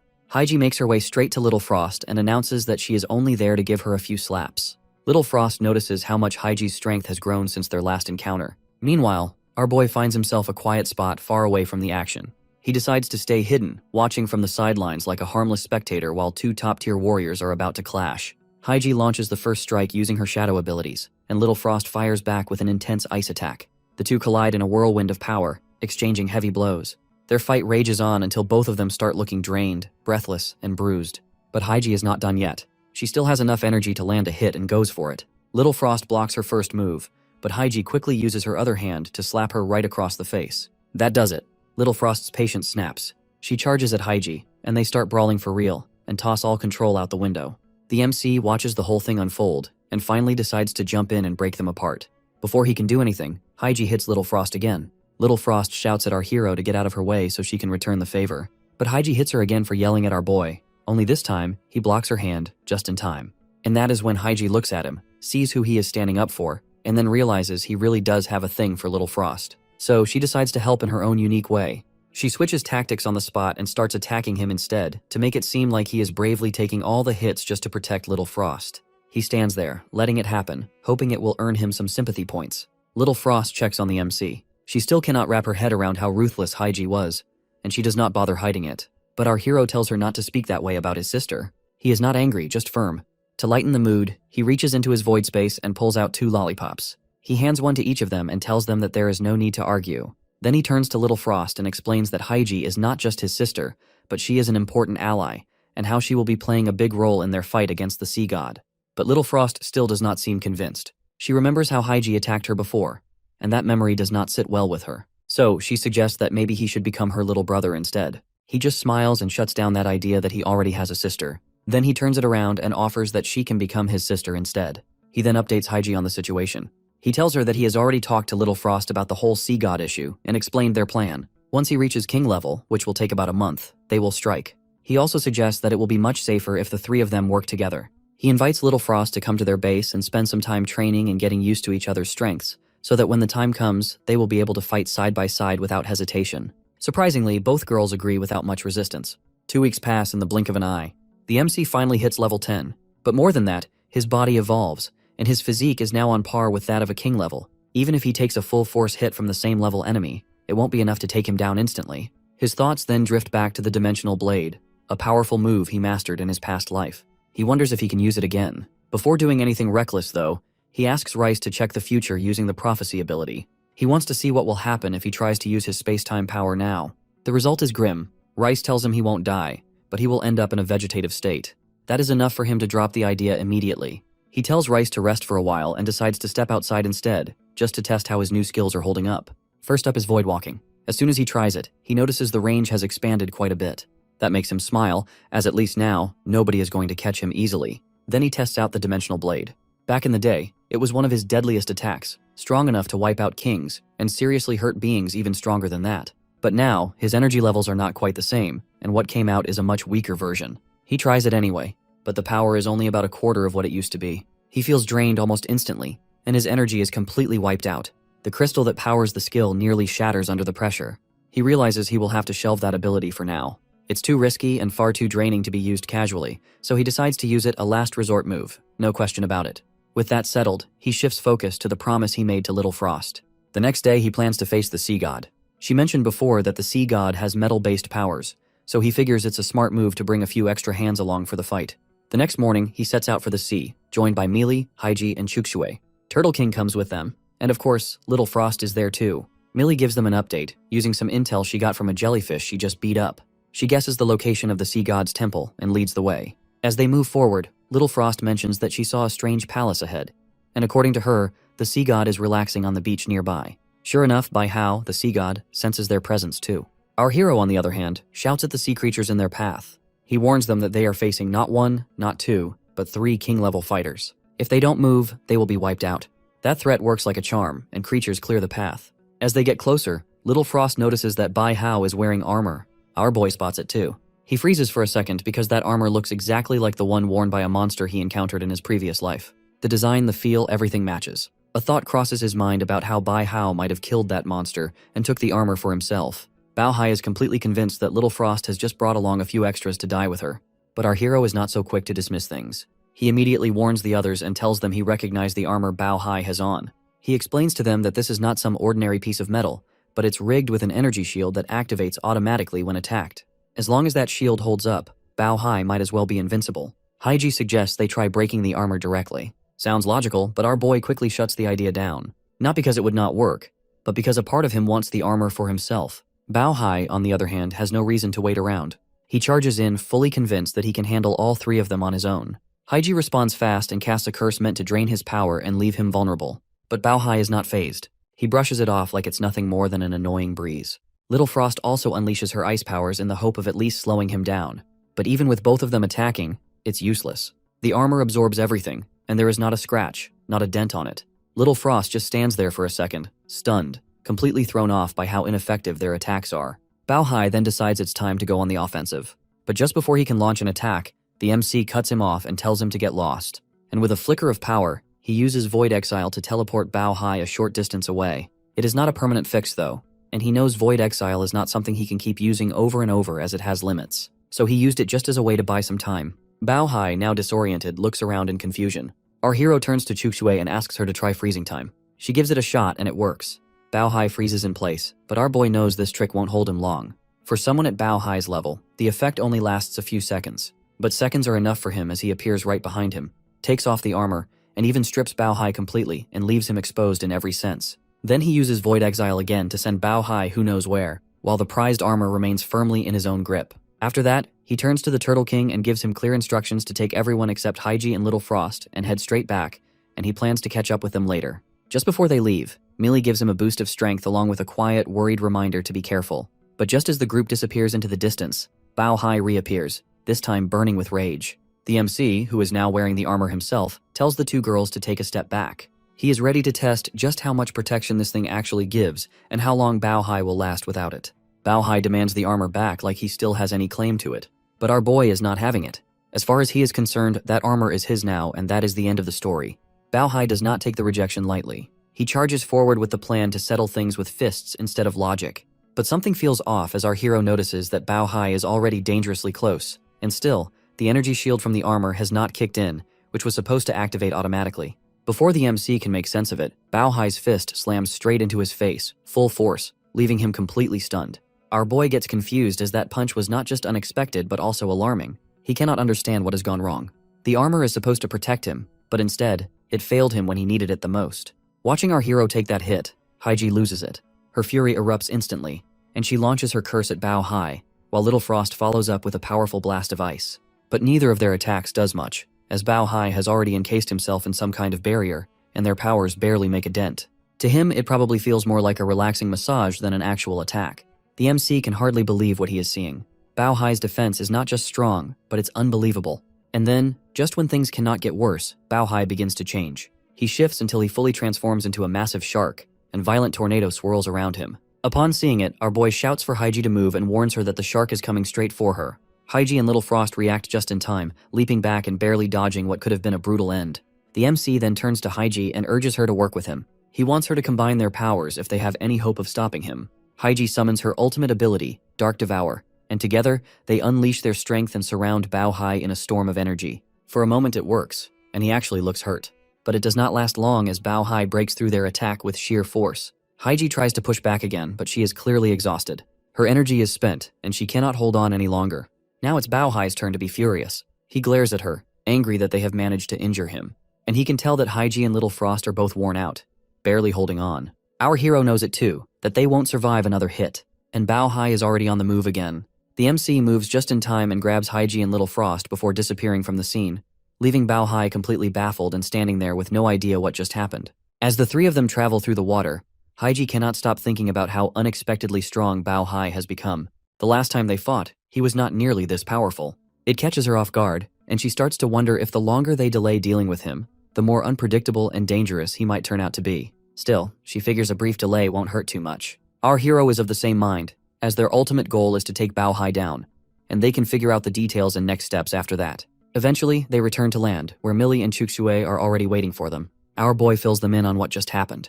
He also shares that the armor that worked so well on Bao Hai does not seem to react at all when he wears it. That does not sit right with him. Millie takes a closer look and notices a red gem right in the center of the armor. She guesses that maybe it is not just decorative, but something needs to be triggered for it to work properly. The MC then decides to pour a bit of his energy into the gem. Sure enough, it responds. When he asks Haiji to attack him, the armor suddenly activates, forming a protective barrier around him on its own. Just then, a voice echoes in his head as Z contacts him mentally from afar. She lets him know that Dazhuang is in serious trouble. Apparently, some zombie has appeared and is trying to take control of the situation, challenging Dazhuang near a large iron tower. It is not far from their current location, so our hero uses Void Walk to head straight there. When he arrives, the scene is tense. The zombie, who seems to be an ice type, is face to face with Dazhuang. The zombie mocks Dazhuang's strength and orders it to stand aside and obey its command. Our boy sends a mental message through Ziyi and instructs Dazhuang to play along. He tells it to pretend to cooperate with the zombie for the time being. The MC's plan is simple. He will take the zombie out when Dazhuang reaches the count of 3, making it look like Dazhuang has done the job himself. Dazhuang warns the zombie that it can end it in just 3 seconds. The other zombies watching don't believe a word of it, and the one standing against him dares Dazhuang to prove it. So Dazhuang begins counting, slowly and confidently. And from that point on, our hero quietly prepares to strike. At first, the zombie makes a joke that Dazhuang's countdown was just for show, but before he can even finish enjoying his moment, his head is already lying on the ground, completely separated from his body. Dazhuang calmly remarks that he should feel honored, as it was his newly awakened ability that finished him off. The surrounding zombies are stunned. Dazhuang had confidently claimed he would kill the guy in just 3 seconds, and somehow, he did exactly that. They stare at him in shock, genuinely curious how he pulled it off. Dazhuang waves them off and tells them to stay relaxed and move around as they like, as he plans to take a walk around to see if anyone else is stepping out of line. After that, he heads over to our boy and offers him a zombie crystal and asks him sincerely to accept it, but our hero suggests he keep it for himself. As they hug like close brothers, the MC quietly checks Dazhuang from head to toe during the embrace, something Dazhuang is aware of but does not call out. After the not-so-subtle check, it's obvious to our boy that Dazhuang is completely broke. He then shifts the topic and asks if anything unusual has happened around the nearby bases. Dazhuang informs him that while most nearby areas are peaceful and quiet for now, there is a base a little farther away that stands out. This base has been copying our hero's entire business approach, even going as far as claiming they will do anything as long as the customer is willing to pay. That is enough to make the MC pause. He asks what gives them the nerve to do something like that. Dazhuang explains that while their full strength is not clear, his fellow zombies witnessed the leader defeat a level 7 enemy, and their second in command also holds level 7 strength, at least on the surface. Still, Dazhuang is confident that, strong or not, they are no match for our boy. That is all our hero needs to hear. Without wasting time, he decides to go meet them face to face for daring to step on his turf. So the MC sets out for the Heaven's Gate base with Dazu accompanying him. When they arrive, he takes a look at the base's outer construction and has to admit it looks pretty solid and well put together. Once they are inside, someone from the base approaches and asks why they are there. Our boy brings up the rumor he heard that their base claims to do anything if the price is right. To back it up, he pulls out a level 10 crystal and tells him he has a request to make. They are taken to a reception area and asked to wait for a bit. The man informs them that the leader has already been notified and will arrive shortly. After a short wait, two individuals walk in. One is Chen Tianmin, the leader of the Heaven's Gate base, and the other is his brother, Jiang Wei. Our hero does not recognize Tianmin, but Jiang rings a bell. He vaguely remembers seeing him before, and even wonders if Jiang is one of the future king-level figures, though he cannot quite recall his ability type. After sitting down, Tianmin brings up the crystal and how he has heard about it and asks to see it for himself. The MC hands it over, and sure enough, it's a genuine level 10 crystal. And not just that, it's a fire type. Tianmin takes it as a good sign since his second awakened ability happens to be fire. Then he asks about our boy's request and promises to try his best to fulfill it. If he cannot, he assures him that he will still try to help in some way. Our hero then hands him a piece of paper as his request. It turns out to be a math problem. Tianmin thinks the MC must be messing with him, but our boy insists he has a bit of OCD, and this unsolved problem has been bothering him for months. He needs it solved to get peace of mind, and if Tianmin can solve it, he will give him the crystal, no strings attached. Jiang takes a look at it too and realizes that it's a well-known math problem that has been around for over a century. It's even considered one of the 7 great unsolved problems in mathematics. At this point, Tianmin understands that our boy did not come here with a genuine request. He came to make trouble. In frustration, Tianmin tears the paper apart and tells our hero to just leave the crystal and go. The MC can see right away that they want the crystal but are not even thinking about solving the actual issue. He warns them straight up that if they break their word like this, they will lose all credibility and no one will ever trust them again. Tianmin, on the other hand, is not fazed at all. He already knows there are plenty of people out there who don't like the way he does business. But he believes that messing with him won't be that easy, not for anyone. With full confidence, he declares that neither our hero nor Dazu are leaving their base alive. Then, calling in his men, he makes it clear he means business. He stands there and announces that he is a level 8 awakener. If they give up now, he might just show them some mercy and grant them a quick, painless death. Deep down though, he knows that he is actually a level 6 with fire-type abilities. But saying he is level 8 is not exactly a huge stretch, and he is confident no one will dare question him. Our boy, however, is not about to back down. He reveals that he is a level 10 and he is not there just to negotiate. He has come to put an end to this whole operation, and from that point on, this kind of business is going to be his alone. Tianmin's men overhear what the MC said and cannot believe it. They seriously doubt that someone can rise to level 10 so fast, and think he is making it up to scare them. Tianmin also takes it as a trick that our hero is just playing mind games to get the upper hand. Jiang, watching the scene unfold, knows things are about to escalate.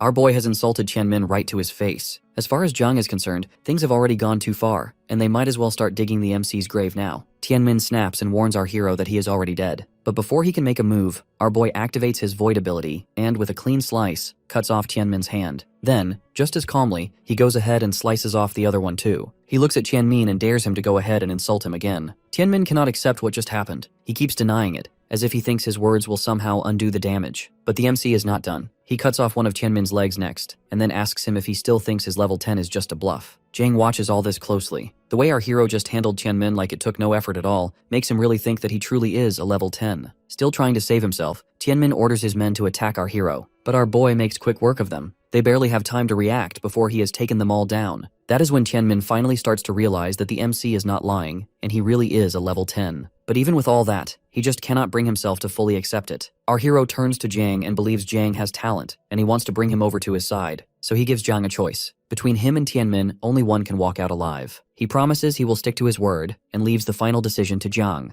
Jiang does not hesitate. He starts kicking Tianmin right away and announces that he is the one who has to die. After all, it is Tianmin who disrespected our boy, who is clearly their guest, and he has not done anything to go against him. As he continues kicking him, he also scolds Tianmin for dragging everyone down with him, and when the MC has clearly said he is level 10, which should have been enough to back off, but Tianmin pushed forward anyway. Jiang warns him not to blame anyone else because in the end, it is better for one person to die than for everyone to get caught up in the mess. The moment Jiang beats Tianmin to death, the other guys are stunned. Seeing how ruthless he can be, they get shaken and quietly decide not to ever mess with him again. Right after that, Jiang turns to our hero, bows respectfully, and pledges his loyalty to him. Our boy observes him for a moment and figures that if Jiang ever runs into someone stronger, he won't stick around and will leave him. Still, he orders him to take out Tianmin's core crystal and hand it over. Deep down, he does not really care about Jiang's loyalty. As long as the guy does his work properly, he is fine keeping him around, just like someone keeps a watchdog. When he looks at the crystal, he notices it's only a level 6. Even with its dual abilities, it barely reaches level 7. That annoys him that Tianmen had been bluffing the whole time, pretending to be stronger than he actually was. In his eyes, he completely deserved what happened to him. He then turns to Jiang and shares with him about a nearby base which is one of their own, set up by people from Dawn City, with Yuanjiang being the one in charge there. He instructs Jiang to go support Yuanjiang in recruiting new members, but only those who are level 6 and above. He adds another task too.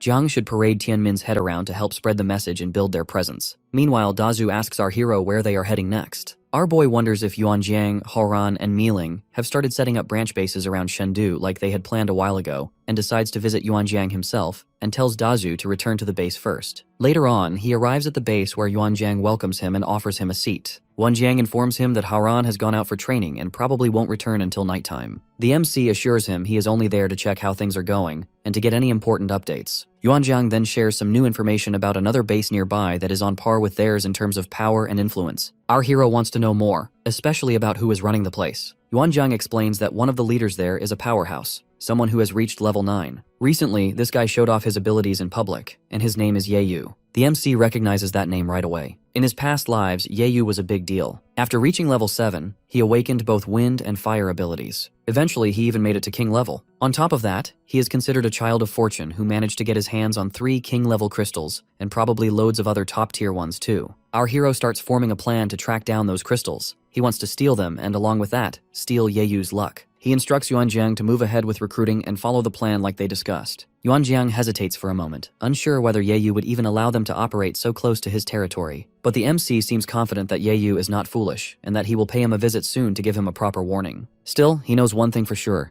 If Yahello ever finds a rare crystal, he won't share it. So he already has a backup idea in mind. He wants to plant a mole in Yahello's base. That is when he remembers someone, Wan Jiangui, who is close to Yahello and figures Jiangui would be perfect for the job. Later, he heads over to Yahello's base. There, he sees Yahello getting ready to go out to eat. Jiangui wants to change clothes first and tells Yahello to go ahead without waiting. Our hero quietly watches the interaction from a distance. He decides that before anything else, he will deal with the mole, and after that, he will give Yahello the warning he had in mind. Out of nowhere, Jiangui suddenly finds himself floating up into the sky. He has no idea what is going on and starts panicking. Just then, the MC shows up right in front of him. Jiangui is so startled that he cannot even tell if our boy is a person or some kind of ghost. They both then slowly land back on the ground, but Jiangui is clearly shaken. He is terrified not just because our boy can fly, but because the MC somehow made him float too. That thought alone makes him wonder if our hero is some kind of god. Completely overwhelmed, Jiangui drops to the ground and bows down in full respect. Our boy looks at him and finds the guy pretty amusing. After that strange little episode where they both floated down from the sky, our boy decides to take Jiangui out to get something to eat. As they sit down together, Jiangui looks around and gets surprised by the amount of food in front of him. It's been a while since he had anything close to this kind of meal, and he starts wondering if our hero is really just a normal person or someone far beyond that. The MC does not say much, just tells him to eat and mentions that maybe someday Jiangui could join him. But for now, food comes first. Jiangui does not need convincing. He starts eating right away and especially enjoys the meat. It has been so long since he tasted anything this good. He finishes every bit of it, and though he is still a little hungry and wants more, his stomach simply cannot handle it anymore. By the time the meal ends, a bunch of zombies from nearby surround them outside. Jiangui gets up, ready to step in and fight, but our boy stops him and takes care of the whole situation himself, easily getting rid of the zombies. Jiangui watches all this unfold, stunned beyond words. Seeing our hero handle everything so smoothly, he genuinely starts to believe this guy might actually have some kind of supernatural ability. He drops to his knees again and swears to do whatever the MC wants from him. Our boy wants Jiangui to stay close, keep an eye on things, and if Yahello happens to come across something unusual, like finding some kind of treasure, he should let our boy know. Jiangui gets the hint right away that our hero wants him to act as a spy. But the MC explains that he is not a god or anything like that. He is just human. Still, he believes he could easily take down 100 guys like Yahello if it came to it. He tells Jiangui to just wait and watch what he does when he meets Yahello.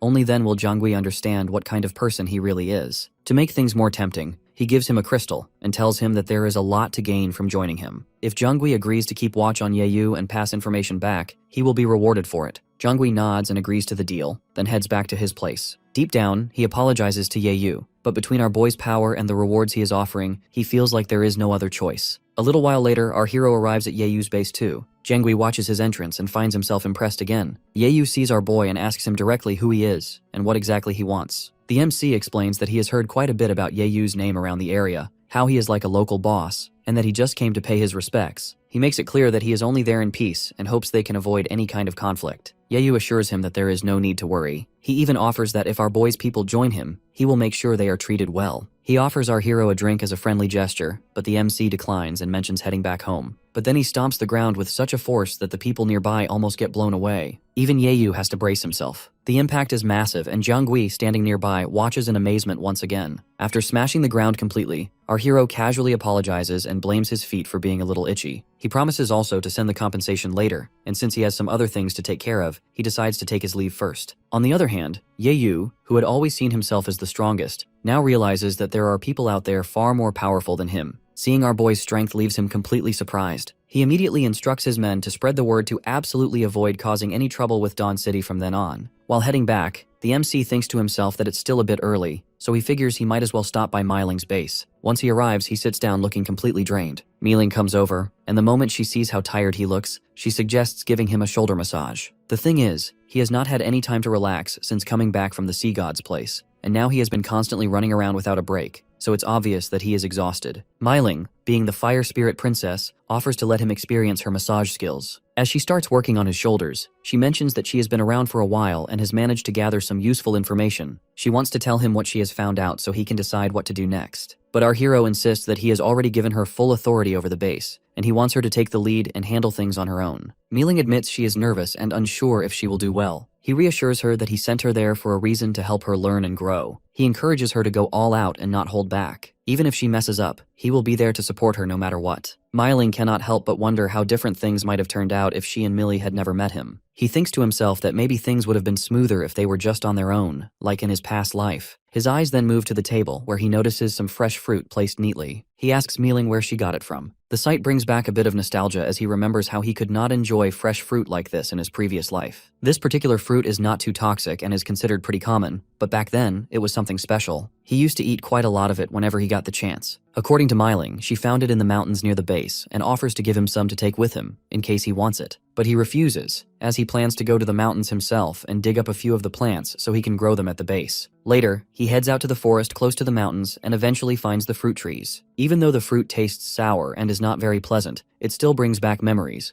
and he thinks it's nice to remember the past once in a while. While he is there, he spots the illusion fruit. Right away, he recognizes what it is. It's a valuable find because not only is it sweeter than apples, but it also acts like a natural painkiller and helps reduce pain from injuries. More importantly, it boosts crystal absorption, which makes it even more useful. As he tries to pick the fruit, the tree suddenly attacks him with its branches. He quickly realizes that the tree is not exactly friendly and it has a temper. While pulling it out, he notices a bunch of insects around its roots. He swiftly deals with them, grabs the tree, and finally decides it's time to head back. The next day comes around, and our boy is feeling quite pleased. Honestly, he did not expect that just a day after bribing Jiangui, he would hear news about a high-level crystal being found. That was a nice surprise. He admits to himself that Yahello's luck is really something else. From a distance, he watches both Yahello and Jiangui from one of the nearby buildings. They are heading off to eat some preserved meat Yahello had been keeping aside for a while now, probably for a happy moment just like this. Jiangui thanks him as they go. Now our hero is no fool. He knows that something as valuable as a crystal would not be left behind, so he figures Yahello must be carrying it on him. As his eyes focus, he spots Yahello's pocket looking a bit puffed out. That is likely where the crystal is hidden. He, using his ability, checks it without anyone noticing and manages to get hold of it. When he finally takes a look at the crystal though, he sees that it's only level 10.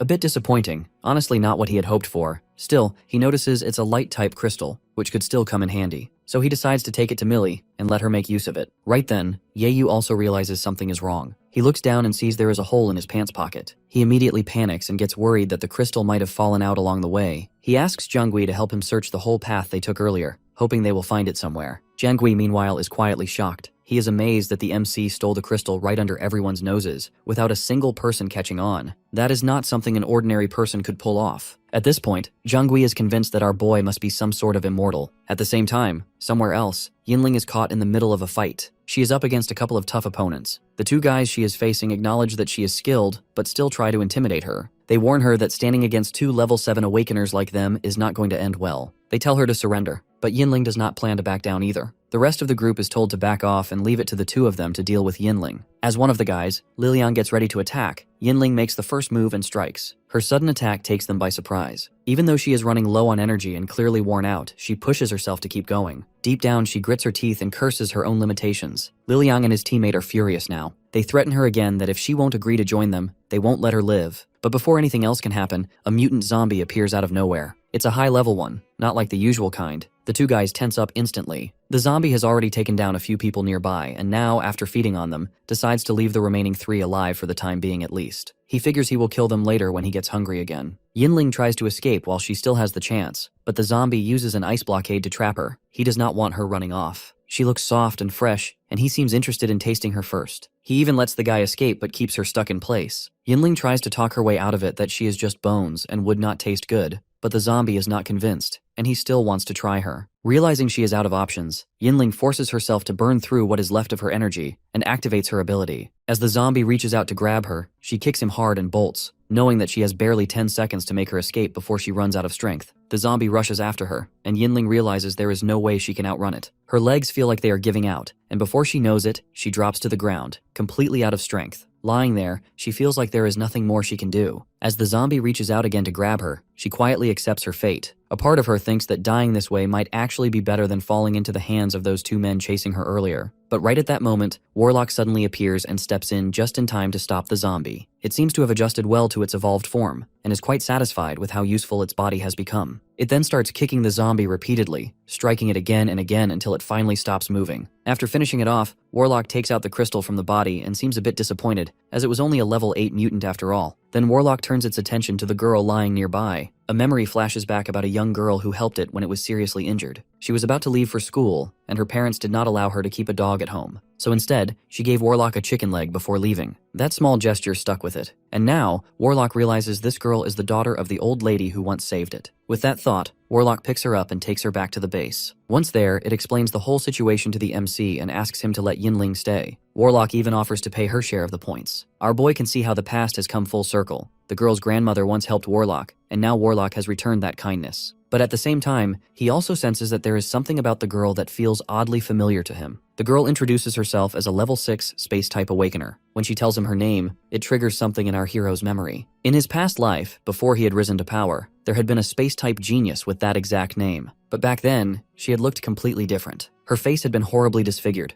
parts of it missing, making her look almost inhuman, and her personality had been just as terrifying, cold, heartless, and cruel, like a monster in disguise. That memory makes him wonder about what could have happened to make her end up like that in the past. As he keeps staring, lost in thought, Yinling starts to feel uncomfortable and thinks this guy is acting a little strange. But the MC quickly pulls himself together. He knows that she is a talented space user and has mastered skills he never had the chance to learn before. So, instead of overthinking, he decides to grab the opportunity. He introduces himself as a level 10 space-type user and offers to take her in as his student. Deep down, he is hoping to learn everything she knows by teaching her. He grabs her hand and takes her to another spot, showing off one of his best abilities, Void Walk. He acts like it's no big deal, and confidently declares that he can be her master. In his mind, he remembers how envious Yinling had been of this technique in his past life. He is pretty sure she still feels the same way now, maybe even more so. After watching his ability, Yinling agrees to let him be her master. Just as everything seems settled, Rice suddenly arrives with urgent news that Myling is in danger. Our hero is trying to get a better understanding of the situation, but even Rice does not have many answers. It is just sure of one thing, that something big and dangerous is going to happen to Myling very soon, maybe even within a day. Our boy quickly decides to head over himself and check out what is really going on. Over at the edges of Myling's territory, things are already heating up. A group of men surrounds her, clearly planning to trap her from all sides. From the way they are moving, it looks like they are ready to combine their abilities and strike together. Myling can see it coming. She knows she will be in serious trouble if they manage to surround her. So, without waiting for them to make the first move, she takes action. She rushes forward, unleashing her fire ability, and burns the attackers without holding back. She had not expected to walk into a setup like this, but luckily, the enemies are not as strong as she feared. That is the one thing she is thankful for. From a safe distance, the MC watches the entire scene play out. He sees how Myling has handled everything calmly and dealt with the ambush swiftly, with almost no hesitation. Seeing that, our hero wonders about the danger, as she has already handled everything skillfully. But then again, he knows how Rice's gut feelings work, and they are rarely wrong. So he does not let his guard down. Instead, he decides to keep following Myling quietly to see what else might come up.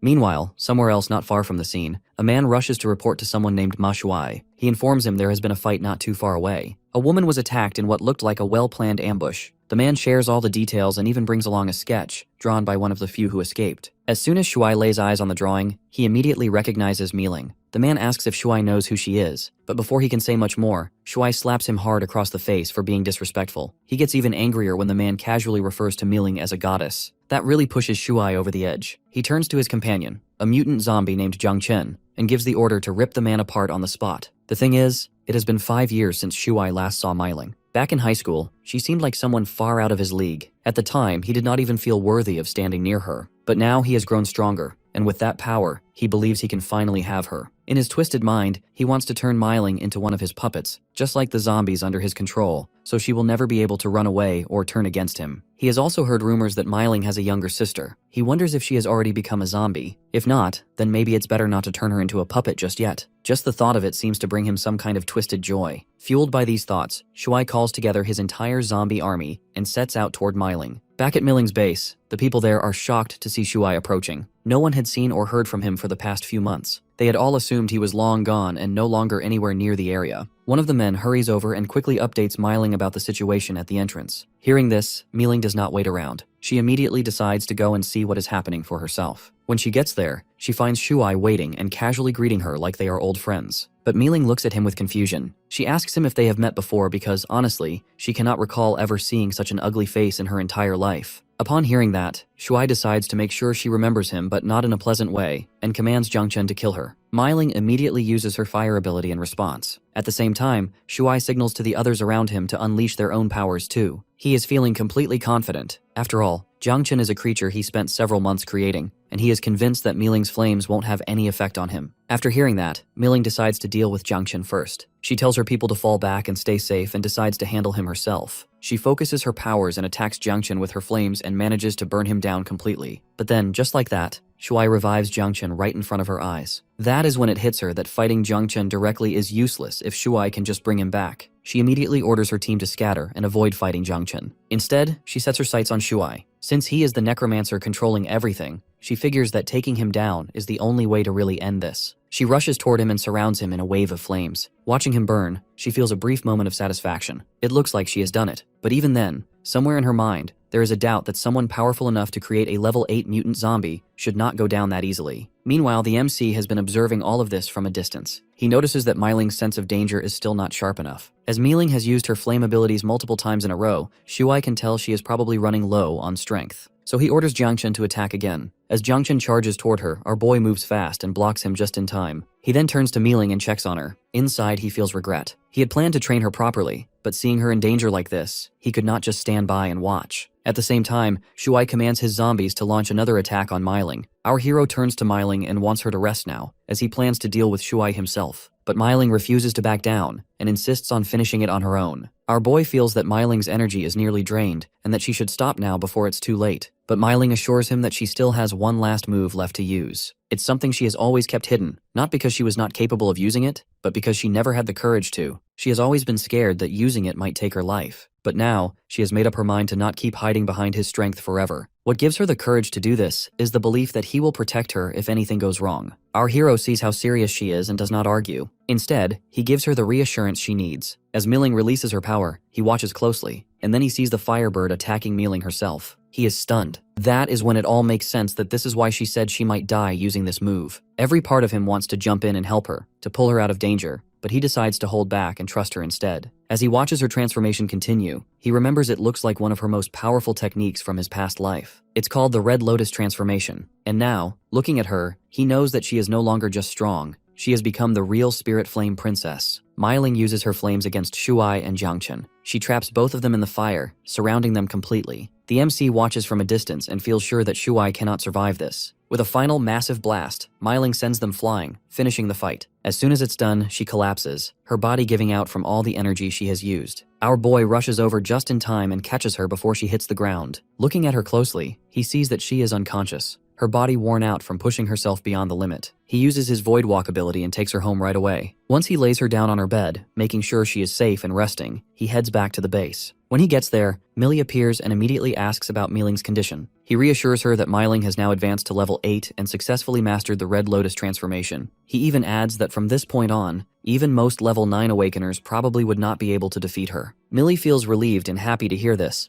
but there is something else she needs to talk about. After they both sit down, she shares what has been going on. The team members have reported that a large number of zombies have already reached level 6, which is becoming a serious concern. On top of that, just yesterday afternoon, 2 of their members were killed. The MC asks Millie about who was behind the killings, what their levels were, and which base they were from. Millie informs him that it was a group of thugs, and Daju managed to catch a few of them the previous night. After interrogating them, they found out that these thugs acted out simply because they were frustrated with life. In their eyes, there was no point in living if all they did every day was eat disgusting rats and bugs. She feels that people who have given up on life will go to any extent. Our hero listens and realizes that instead of blocking people like that, it's much better to guide them. So he instructs her to inform everyone that from then on, no one should go out alone and teams should be made with at least 10 people. He also wants her to give those thugs a bit of hope, something to hold on to. So from then on, he makes an offer that anyone who brings in a level 6 crystal can exchange it for 5 packs of rice and 1 pack of salt at their base. Millie understands his point and also gives him another update about Yinling, who had mentioned that the people who used to bully her are now living near Yeyu's base. Our boy finds it quite the coincidence. Even though he had already warned Yeyu once before, he knows that was not enough. So he decides to use this chance not just to help Yinling get revenge, but also to kill a few people who deserve it, and while doing that, make sure their authority gets recognized. At the same time, in a different place, a group of guys is sitting around enjoying a grand and fancy meal. It's arranged by Liang and Feng, the same 2 who had bullied Yinling just a few days ago. It's Liang's birthday, and Yeyu is supposed to attend too, which is why the meal is so over the top. The others think that if Yeyu is personally coming over, then he must be planning to recruit Liang and Feng. They hope that once those 2 gain success with Yeyu, they won't forget about the rest of them. One of the guys then brings up a rumor he heard about a young girl from Liang and Feng's base who had managed to kill a level 6 guy instantly. Liang confirms the story but adds that the girl is already dead. Feng shares that her ability was space type, and her speciality move was powerful enough to kill anyone below level 7,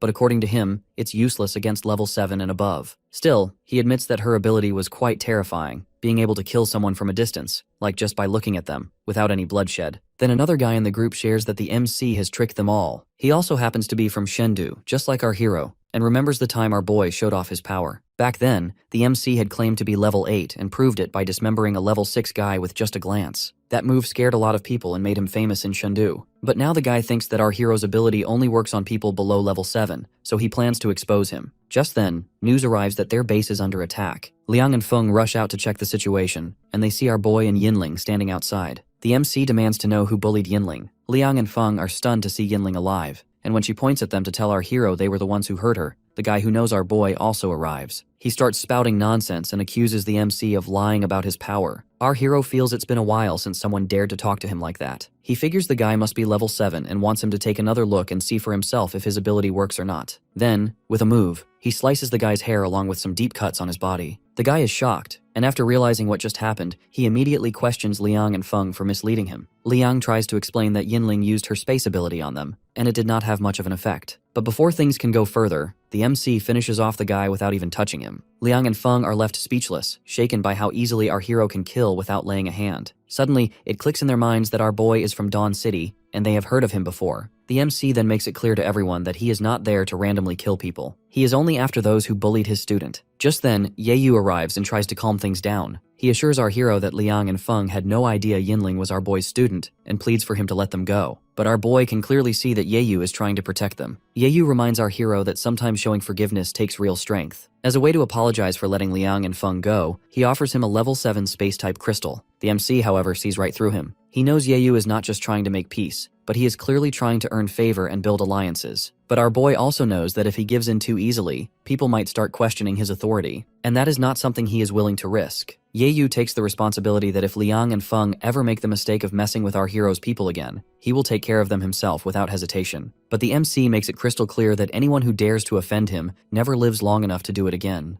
And that rule does not just apply to others. If Yeyu ever tries to cross that line, he won't show him any mercy either. Still, since Yeyu is offering compensation by giving Yinling the crystal, our boy decides to give him a little space. But he does not let things slide completely. Instead of wasting time arguing, he directly deals with the root of the problem and eliminates both Liang and Feng. Before leaving, he makes one thing known to everyone around. If anyone out there thinks they can take on someone like him at level 10, they are welcome to try while Dawn City is still standing. Because when he handles a threat, he does not just respond, he completely wipes it out, leaving nothing behind. Yeyu does not like how cocky our hero sounds, but he keeps quiet and decides to let him act arrogant for now. After all, things have started turning in Yeyu's favor recently. When he lost that level 10 crystal, he thought he had suffered a huge setback. But while searching around afterwards, he had a stroke of luck. He came across a king-level mutant zombie by accident. He begged it to accept him as a servant, and even promised to hunt down fresh meat for it every day. Surprisingly, the mutant agreed, and Yayu feels like this is fate. With such a powerful ally on his side, he is convinced his rise will come sooner than anyone expects. On the way back, the MC runs into Jiangui in the forest. Jiangui has been waiting there with an urgent message and informs our boy that Yayu has found a terrifyingly strong zombie, one so powerful it can call down meteorites from the sky and summon massive giants. As Jiangui explains, our hero starts to put the pieces together. The way Jiangui describes it, it sounds exactly like a king-level mutant, and to him, it looks like Yayu really did come across something dangerous. The MC asks him where this creature is being kept. Jiangui shares that it's hidden close to their base. Right now, only he and one other guy, someone named Gao Yiheng, know about it. The two of them take turns every day to feed the zombie with live meat. Our boy nods and tells him to inform him before the next feeding time, as he plans to be there himself. The next day, Yayu and his group wait around near the zombie, expecting it to eat and die quickly so they can move on. But before anything happens, the zombie suddenly stops and senses something. It points toward a spot and demands whoever's hiding to come out. That is when our hero calmly walks out into the open. As he steps forward, he notices Yayu and the others are already standing there. The zombie also notices there is some kind of connection between our hero and Yayu. The MC turns to Yayu and asks whether they are being threatened or controlled by the creature. He even offers to help them by taking the zombie down himself. But Yayu is quietly smiling to himself. Deep down, he truly believes that the zombie will crush our boy. And if he cannot take care of an enemy like our hero on his own, then maybe fate is giving him a helping hand to finish the job.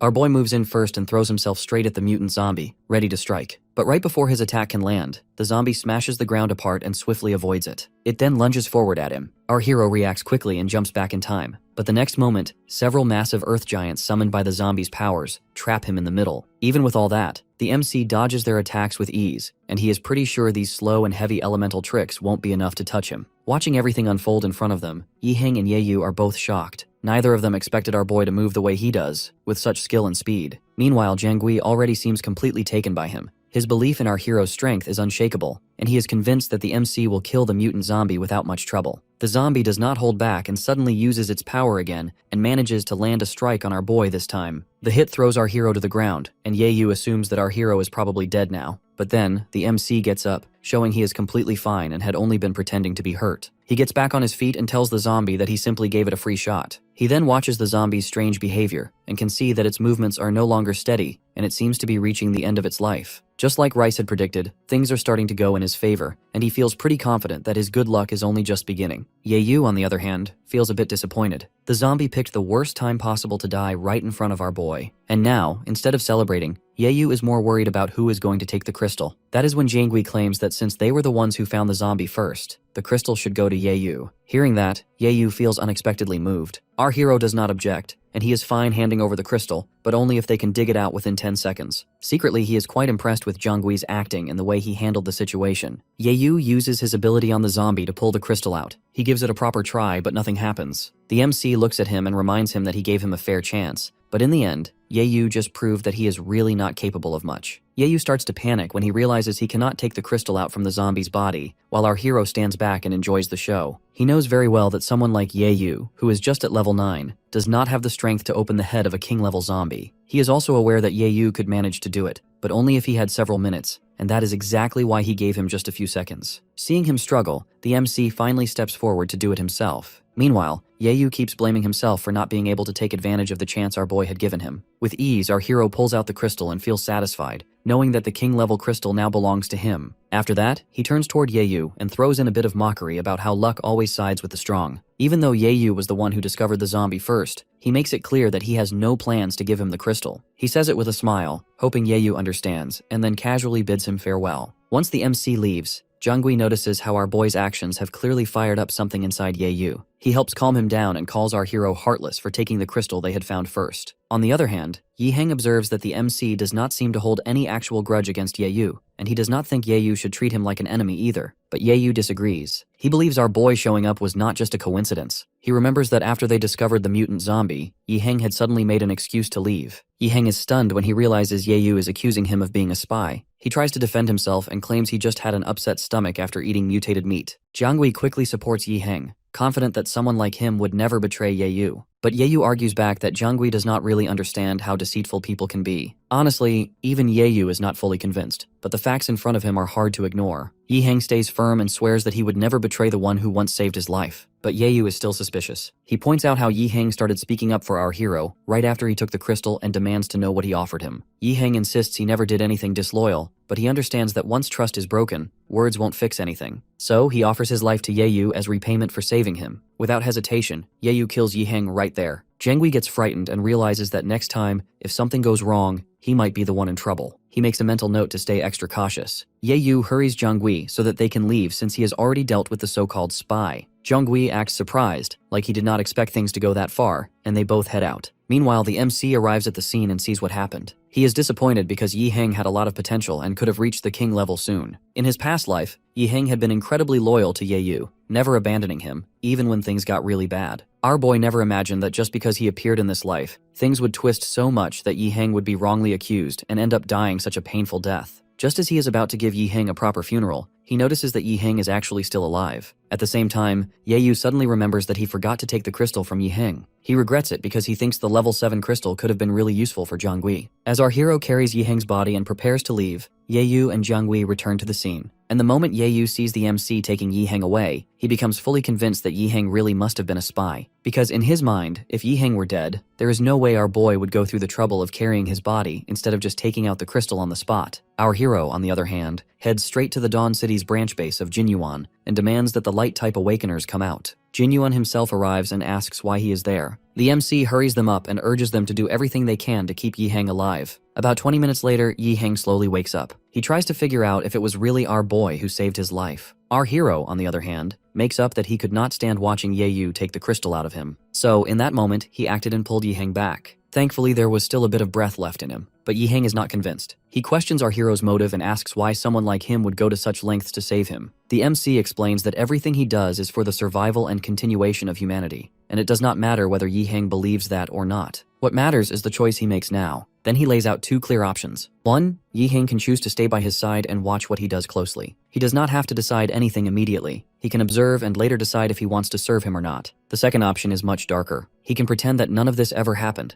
that the MC never saved him, and simply end his own life. Our boy gives him time to think about it slowly. After that, he finally takes some rest. His body feels weak and drained. He begins absorbing the king-level crystal and starts to feel a sense of fullness, like some strength is finally returning. He knows he cannot afford to waste time anymore. Reaching king level has become urgent. The longer he delays, the more king-level creatures will start appearing in the sea, and soon the sea will be crawling with powerful beings. Even if he pushes Haiji to become the sea god, that alone won't be enough to control everything. The only real solution is for him to reach king level himself. Only then can he carry out his plan for unifying everything and make sure that humanity does not vanish. And for that bigger goal, he is even ready to sacrifice Yayu. But as he thinks about all this, he begins to doubt himself. He is not sure if he is truly doing it for humanity, or he is just using that as an excuse to feel better about his actions. Just then, Yiheng walks into his room and shares that as he has already died once, he has made up his mind to live. The MC nods and informs him that he has to start off like everyone else, as a regular member. Still, he puts his belief in him, as he thinks Yiheng has potential, and if he keeps pushing forward, there is a real chance he will grow into someone significant over time. Later, our boy remembers that after their last big fight, he has not been to the seaside. They are running low on fish at home, and since there is still a bit of time left in the day, he figures he will head out. He plans to grab some seafood and check in on the sea god's place while he is nearby. When he gets there, he notices that the area around the sea god's palace is packed with Bao Hai's underlings. He starts to wonder about the whereabouts of Bao Hai. He then decides to take action, and soon, his eyes fall on a black orca. From the way it feels, he figures it's a psychic type. Without wasting time, he attacks it. Even with all the ruckus, Bao Hai still does not show up, so it's clear to him that he is not home. He quickly kills the orca and pulls out its crystal. It's level 10. Then, turning to the rest of the sea creatures, he gives them a clear warning that if they continue to follow Bao Hai, he will come for them one by one. But if they choose to follow him instead, he will spare them. The sea beasts panic and begin fleeing in every direction. Seeing them scatter, our hero knows he has done what he came to do. He silently hopes Bao Hai enjoys this little surprise he has just left for him. About half an hour later, one of the sea creatures arrives looking for the black orca. The others quickly try to calm it down and tell it to wait until Bao Hai returns. Eventually, Bao Hai does come back. The sea beasts gather around and explain how the MC showed up and killed the black orca right in front of them. Upon hearing that, Bao Hai gets furious. Last time, he had let our boy escape because he was not careful enough. But this time, he has no intention of repeating that mistake. He has made up his mind to find our hero.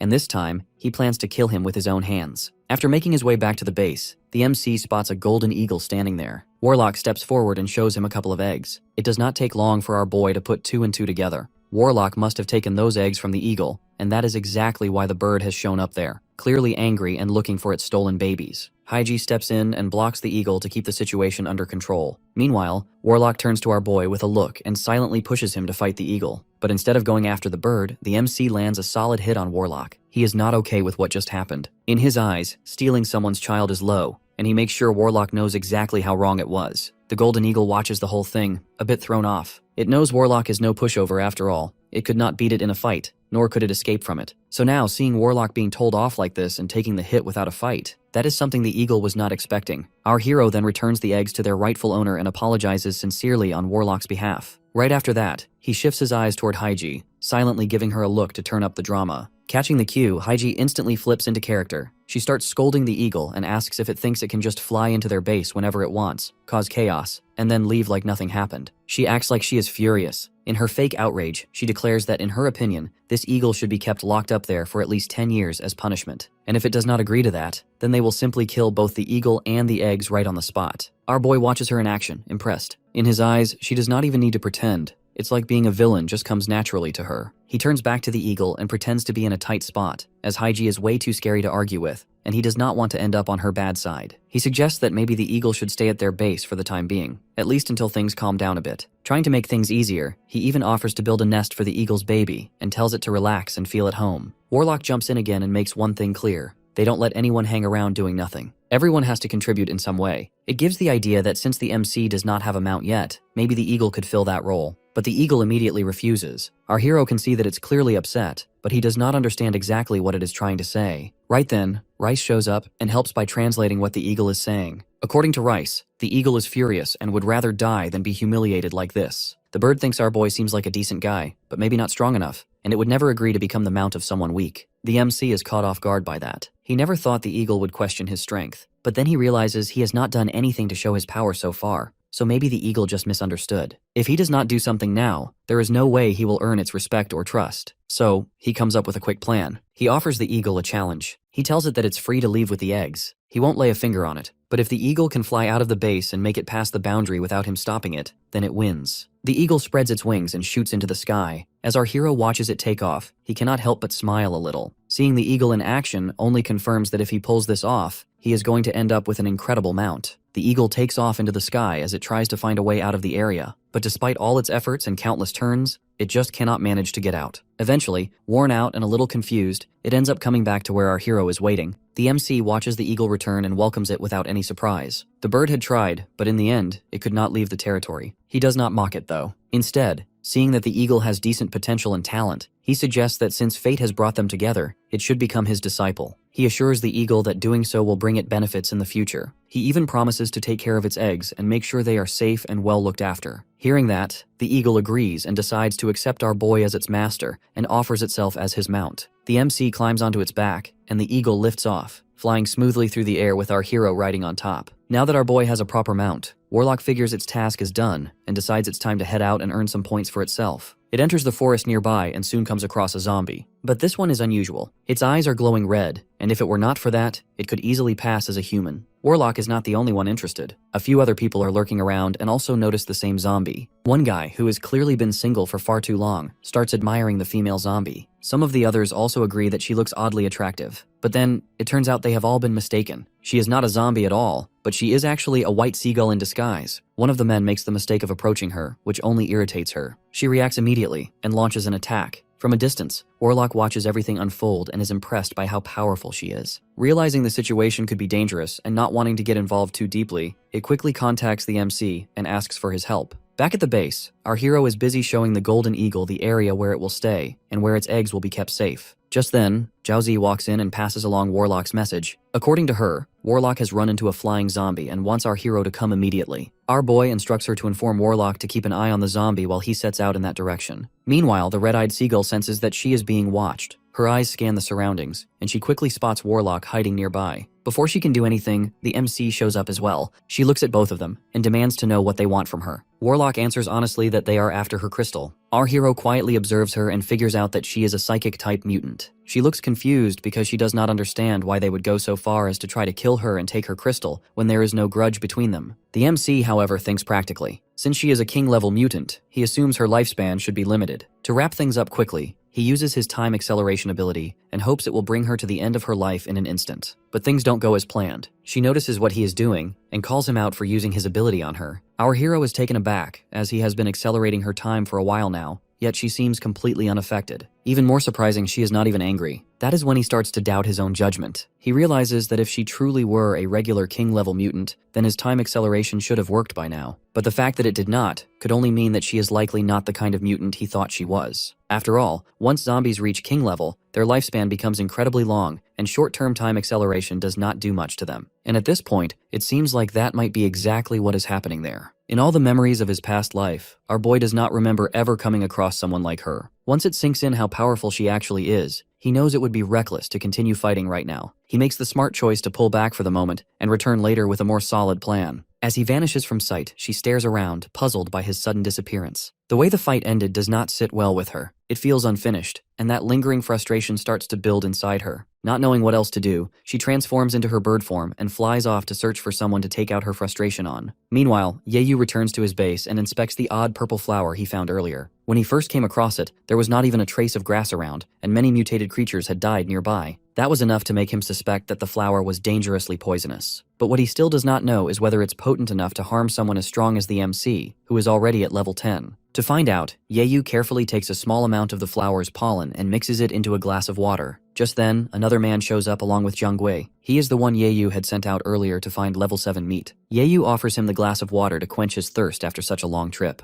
The man politely declines because he does not feel thirsty at the moment. But Yahello does not take no for an answer. He grabs the man and forces the water down his throat. The result is immediate. The man dies on the spot without even a chance to react. Jiangui watches, clearly shaken. That was a level 7 fighter, and he died so easily. He nervously tells Yahello that he might have gone a bit too far this time. But Yahello stays calm and unfazed because in his eyes only the strong survive in the world. And if someone does not want to be hunted, they have to be more ruthless than the rest. With this test, Yahello confirms that just a drop is more than enough to kill a level 7. If our hero drinks even a mouthful, there is a real chance he could be badly injured or maybe even die. The idea of finally having a way to defeat our boy gives Yahello a twisted sense of hope. Jiangui then questions how they are supposed to make the MC drink it, as it's not like they can force him. Yahello already has something in mind. He plans to act like he wants to join our hero's side and pretend to be a loyal follower. For that, he plans to invite our boy to a banquet later that night and secretly mix the flower's pollen into his food. Back at the MC's base, he discusses recent events with the others. He and Warlock still have not reached level 10, so going up against that zombie again won't be easy. Knowing that, he turns to Haiji and Little Frost and asks them for their help. They both agree without hesitation. Just then, Rice informs him that it has a strange feeling like something bad might happen that night. Our boy starts wondering if the red-eyed seagull could have tracked him and is possibly coming after him. But before he can think more about it, Fang informs him that someone from Jinyuan's base has come with a message. Apparently, Yahello wants to join Dawn City and has invited them to a banquet. That catches the MC's attention right away. He starts thinking that maybe the threat Rice mentioned is not the zombie, but it might actually be Yahello. Still, he decides to go and see for himself. When he meets Yahello, he directly asks him if he really intends to join. Yahello acts like he has accepted the reality of things and hopes our hero won't hold on to their past issues. Our boy, however, is not ready to trust him so easily and wants him to bow and kneel. Jiangui lowers himself to his knees and bows in front of the MC. Watching him do that, Yahello cannot help but feel guilty, as he realizes how much he has made Jiangui go through. After a brief pause, Yahello swallows his pride and follows suit and kneels beside Jiangui and bows to our hero as well. But deep inside, he feels completely humiliated and silently vows to make our boy suffer one day many times worse than what he is facing. The MC sees their reactions and notices the seriousness in their gestures, so he tells them to get up. Yahello assumes that our hero must be exhausted from the journey and turns to Jiangui and hurries him to serve the food already prepared. When the dishes are laid out, our boy glances over the food and instantly notices the effort put into every little detail. From the look on Yehu's face, it's obvious he is waiting for our boy to start eating. That look alone raises a red flag, and our hero senses something is not right. He turns to Jiangui and orders him to explain what is going on. Jiangui informs the MC that the sausages have been poisoned and that it was Yayu who planned to kill him using that food. Our hero stays calm while Yeyu's expression freezes in shock. It suddenly clicks for him that Jiangui was the one feeding our boy all this information from the beginning. Jiangui explains that the poison comes from a strange kind of purple flower, and even a small amount is powerful enough to kill someone at level 7. Yayu tries to interrupt him, desperate to stop him from saying more, but it's too late. The MC, on the other hand, starts thinking back to the past. In his previous life, he clearly remembers that Yayu had 2 powers, but so far, there has been no sign of a second ability. He wonders if what has happened so far is not enough trigger for that power to finally awaken. Since he already plans to deal with Yayu, he figures he might as well make things even more interesting. If Yayu is going to snap, he might as well snap all the way. After all, a level 9 crystal from a dual ability user is far more valuable than an ordinary one. Our hero then shares with Yayu that the level 10 light-type crystal Yayu once had was taken by him after Jiangui tipped him off. He adds that the king-level zombie mutant Yayu found and raised was not a secret either because Jiangui was secretly keeping the MC informed about it. And lastly, the real spy was not Yi Heng, but Jiangui all along. And the saddest part is Yi Heng, whom Yayu killed with his own hands, had stayed loyal to him until the very end. Yeyu's heart sinks. He turns to Jiangui and asks him how he could betray him like this when he treated Jiangui like a brother. But Jiangui repeats Yeyu's own belief back to him that in this world, only the strong survive. That is the final straw. Yayu completely loses it. He explodes with fury and unleashes a surge of power and declares to kill them both right there. Our hero notices that Yayu has awakened his second ability, and it's fire-based. Yayu, on the other hand, believes destiny is finally on his side and that he has now broken through to level 10. He feels unstoppable and challenges our boy to a fight. Upon seeing it, Jiangui panics. He grabs the MC's leg and begs him to run because he thinks they don't stand a chance against Yayu after this. But our hero assures him that everything is under control and reveals that he also has 2 abilities. And not only that, but his level is definitely higher than Yeyu's. While our hero and Yayu are locked in a heated fight, Jiangui quietly slips away. He does not want to get caught in the chaos, and with things escalating so fast, running seems like the safest option to him. Meanwhile, the MC is not just there to win a fight, he has got a bigger plan in mind. He is aiming to take control of Yeyu's base, so he has to make sure Yayu does not completely lose it and end up destroying everything out of rage. To avoid that, he uses his Void Walk ability, and in just a flash, he teleports himself and Yayu and takes their battle into the sky. Our boy knows Yayu has always been insanely lucky, and a part of him is actually hoping his luck might attract a high-level mutant zombie there. On Yeyu's side, he realizes that our hero has been coming for him all along. The MC does not even try to hide it and confirms it because in his eyes, there is no way 2 powerful people like them can coexist. One of them has to fall, and he has no intention of being the one. Yayu curses under his breath. Even after gaining dual abilities, he still cannot match our boy's strength. Deep down, he knows that if he stays there any longer, he is finished. So, he throws out an attack just to buy a little time, then quickly tries to make his escape. But the MC is not letting that happen. He draws out his Void Sword and moves in to strike Yayu down. But right in the middle of his attack, a sharp light suddenly cuts through the night. Our boy knows that kind of glow belongs to a light-type, king-level mutant zombie, and that is exactly the kind of surprise he was hoping for. Yeyu's ridiculous luck really came through at the last second. The zombie appears, clearly annoyed by all the noise in the middle of the night. It launches an attack straight at them. Yayu tenses up and thinks he is about to take the full hit, but strangely, the attack never reaches him. Our hero sees that Yeyu's luck has triggered some kind of buff or protection, which stopped the attack from landing. Yayu realizes it too, and that tiny bit of luck fills him with confidence. He does not waste any time and sends an attack straight at the MC. Our boy cannot help but admit to himself that Yeyu's luck is something else. Although our boy feels a brief moment of surprise, it quickly fades. He knows deep down that everything is still well within his control. He blocks Yeyu's blows without breaking a sweat. Yayu, on the other hand, taunts him and accuses him of hovering in the air out of fear and challenges him to fight face to face. But the MC does not rise to the provocation. He wants Yayu not to be in such a hurry to meet his end and suggests he step aside for now, as he has got something more important to handle first. Turning his attention to the king-level zombie nearby, he uses his time acceleration skill. With everything sped up, the zombie barely has time to react before it's swiftly eliminated. Our hero then removes the crystal from its body, and Yayu watches in disbelief. He is completely thrown off by our boy's strange ability, unable to understand how he managed to instantly take out a powerful mutant like that. But for the MC, the outcome is just what he hoped for. That king-level crystal is a valuable catch, and it belongs to him now. He then shifts focus to Yayu. Using the same acceleration technique, he targets Yayu, fully confident that it will cancel out the duration of the buff Yeyu's relying on. Sure enough, it works, and Yeyu's buff vanishes, and he is left shocked. Our hero suggests he accept the truth that he is no match for him and never was. He then lands a solid kick on Yayu and pulls out his Void Sword, ready to end it. Yayu finally admits defeat. Since our boy is in a good mood, he lets him speak his final words, and even offers to grant his wish if it's not too unreasonable. But Yayu wastes the chance. Instead of asking for anything, he curses the MC. Our hero obviously does not take it lightly and finishes Yayu off then and there. Deep down though, he knows there is some truth in them, as he has already done a lot of the things Yeyu mentioned. After it's over, he takes the level 9 Windfire crystal from Yeyu's corpse. This one is not for himself. He decides to keep it aside and send it to Myling when the time is right. Out at sea, things are shifting. Black Orca is furious with our boy and wants revenge. Baohai also feels frustrated. He had been eyeing the orca as a meal to boost his power and status, but with this one's grudge against the MC, Baohai realizes there is another way. If he can convince it, it might actually help him. So, he offers the orca a deal to become his left protector, and they will go after our hero together. The orca agrees without hesitation and gets ready to move immediately, but Baohai calms it down and wants it to wait a bit longer. He shares that he recently discovered the locations of Haiji and Little Frost. Hearing that, the orca decides to scout the area ahead. Back at our boy's base, he returns and is soon met by Rice, who brings some urgent news. It has sensed a group of enemies approaching from the sea, and this time, they are far from ordinary. He starts to think it might be Baohai making his move. He lets out a quiet curse as he still needs at least a week to fully absorb the crystal and step into the king level. He knows that if Baohai arrives before that, facing him will basically be a death sentence. Rice comes up with an idea that it's better for him to go into hiding. If he disappears for a while, Baohai will probably have a hard time finding him. Honestly, it does not sound like a bad plan, and the MC knows he could pull it off without much trouble. The real problem is what he would be leaving behind. He has got a big family to think about,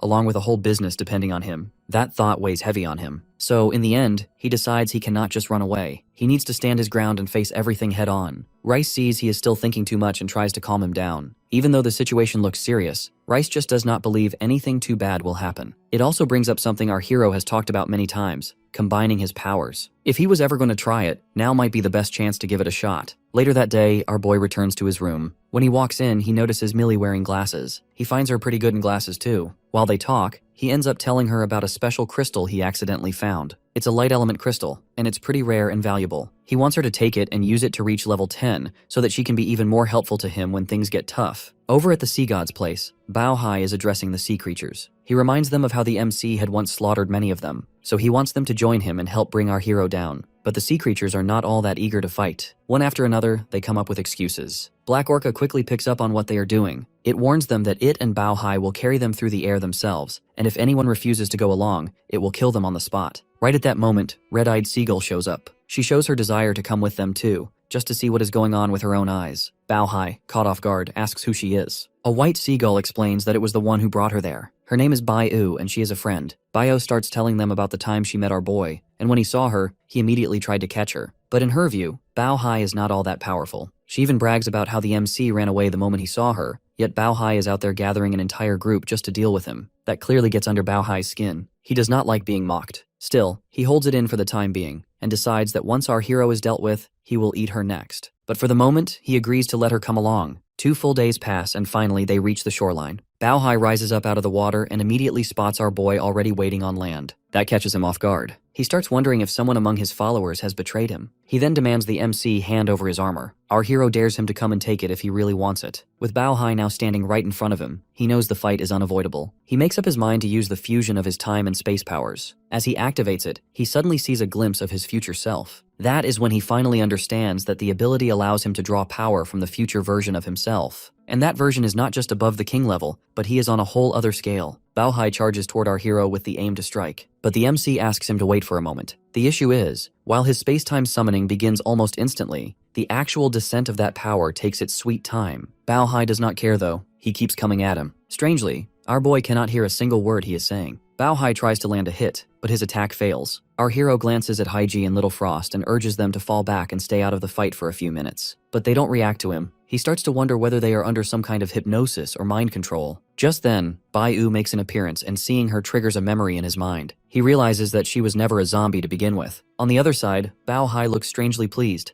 a little too satisfied with how things are going. Black Orca suddenly strikes at Haiji and Little Frost, but Little Frost reacts fast and helps bring Haiji back to her senses. Before they can get their footing, Bai-U steps in once more and attacks the two of them. This time, Haiji manages to hold her ground and block the attack. Little Frost counters and strikes at Bai-U. Baohai jumps in at the perfect moment to block her and protect Bai-U from harm. He then urges her to show off a bit of strength and kill Haiji quickly. In exchange, he promises to reward her afterward. Bai-U summons all her bloodlust and attacks Haiji with full force. Her aim is to drive Haiji into madness and make her lose control. She just suddenly wants to destroy everything around her. Black Orca turns to Bao Hai because it thought Bao Hai wanted to eat her, but he drove her insane. Bao Hai wants it to ignore Bai Yu and instructs the orca to enter the city and start the bloodshed immediately. Our boy, on the other hand, starts to panic a little inside. He is deeply concerned about what is going to happen to his base if they go through with this. All he can think about now is how much longer this space-time power is going to take before it fully kicks in. Black Orca quietly steps into our boy's base, and it wonders whether this is where the important members actually live. It begins releasing its power with the intention to stir things up. It wants to draw people out, ready to take revenge for the death of its brother. Before it can do much, Daju walks out and tells it not to even think about creating chaos while he is standing there. But the orca does not back down and lunges forward, launching an attack. Just in time, Millie appears and steps in between. She raises a defensive barrier and blocks the orca's strike. That is when Bao Hai catches sight of her,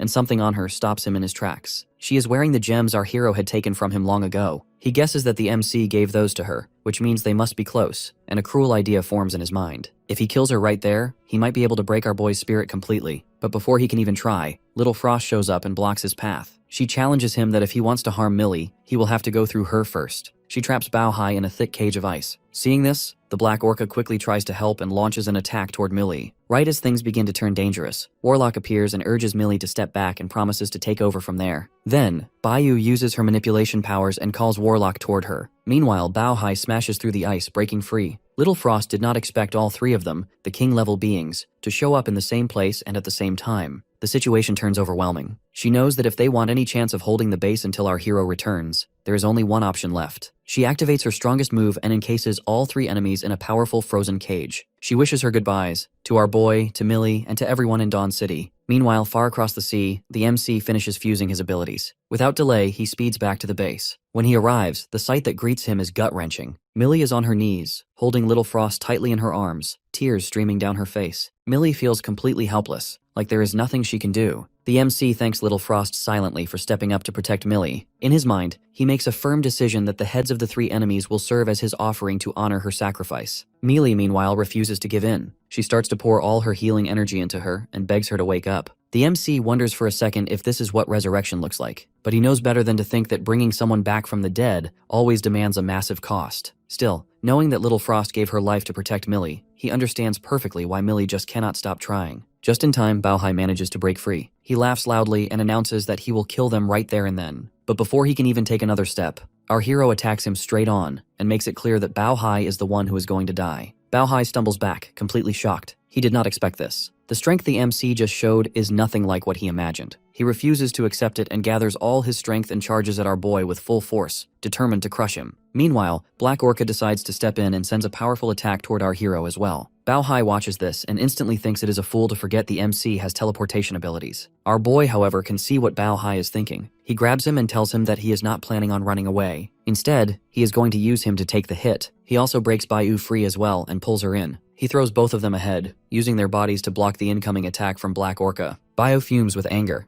but just then, a loud blast goes off. Our hero looks at her and feels nothing but disappointment to see the extent of her mental strength. Baiyu, on the other hand, is taken aback. She is used to her mind control working perfectly on everyone else, yet it's completely ineffective on him. She is puzzled and does not understand why it's not working this time. But before she can figure anything out, our boy moves quickly and takes her down. Black Orca witnesses the whole scene unfold from nearby. Watching the MC kill a king level being so effortlessly makes one thing clear. It has absolutely no chance of beating him. With that realization sinking in, it decides that escaping is the only option. Our hero notices the movement right away and goes after Black Orca. He plans to send it off to join its brother in death. As a final desperate move, Black Orca unleashes its strongest attack toward our boy. But he takes out the Void Sword and turns to Bao Hai and assures him not to worry, as his own death is just around the corner. Then he eliminates Black Orca too. Bao Hai stands frozen in shock. He simply cannot believe the MC out of nowhere has become this strong. Our hero then notices that Millie's energy is growing stronger. He assumes the resurrection might be progressing faster than expected. Soon after, Little Frost shifts slightly, and Millie, overwhelmed with relief, realizes her efforts might have actually worked. Our boy quickly calls someone over to take Millie and Little Frost inside for rest. He does not know how Haiji is doing at the moment, but there is something he has to take care of first. He grabs Bao Hai and heads straight to the sea. When they arrive, he finds Haiji unconscious on the shore, completely worn out. It's obvious she has pushed herself to the limit. As he surveys the area, he spots several level 10 sea beasts frozen in place. They are powerful, and he can tell they could be extremely useful in battle. Originally, he wanted Haiji to become the sea god to help control them, but with her still passed out, he figures it might be better for him to take on that role instead. our boy reminds the sea creatures of something he had clearly warned them about before, that if they ever chose to follow Bao Hai, he would not hold back from killing them. Yet despite that warning, they ignored his words completely, and now he believes they have brought this outcome upon themselves. Bao Hai accuses him of faking everything from the start and purposely turning against them, but our hero blames Bao Hai for stealing his divinity. He claims that he is the true sea god, and that is exactly why he plans to sacrifice Bao Hai to the heavens as punishment. With those words, he unleashes his powers and lets them burst out fully for everyone to witness. He wants the sea creatures to watch closely and understand what the real power of a true sea god looks like. As the energy flares, the sea beasts begin to realize that even though Bao Hai holds king-level strength, he looks completely powerless when standing against the MC. Then something more shocking happens. The sky above them begins to crack. Still in denial, Bao Hai yells out that our boy is only using tricks and insists that he is the real sea god. But our hero lands a powerful attack. Bao Hai, confident that he can block it, fails miserably. The sea creatures, seeing this with their own eyes, finally come to their senses. They start apologizing to the MC one after another and admit that they had been fooled by Bao Hai's deception. Our hero tells them to forget the past and follow him from this point forward.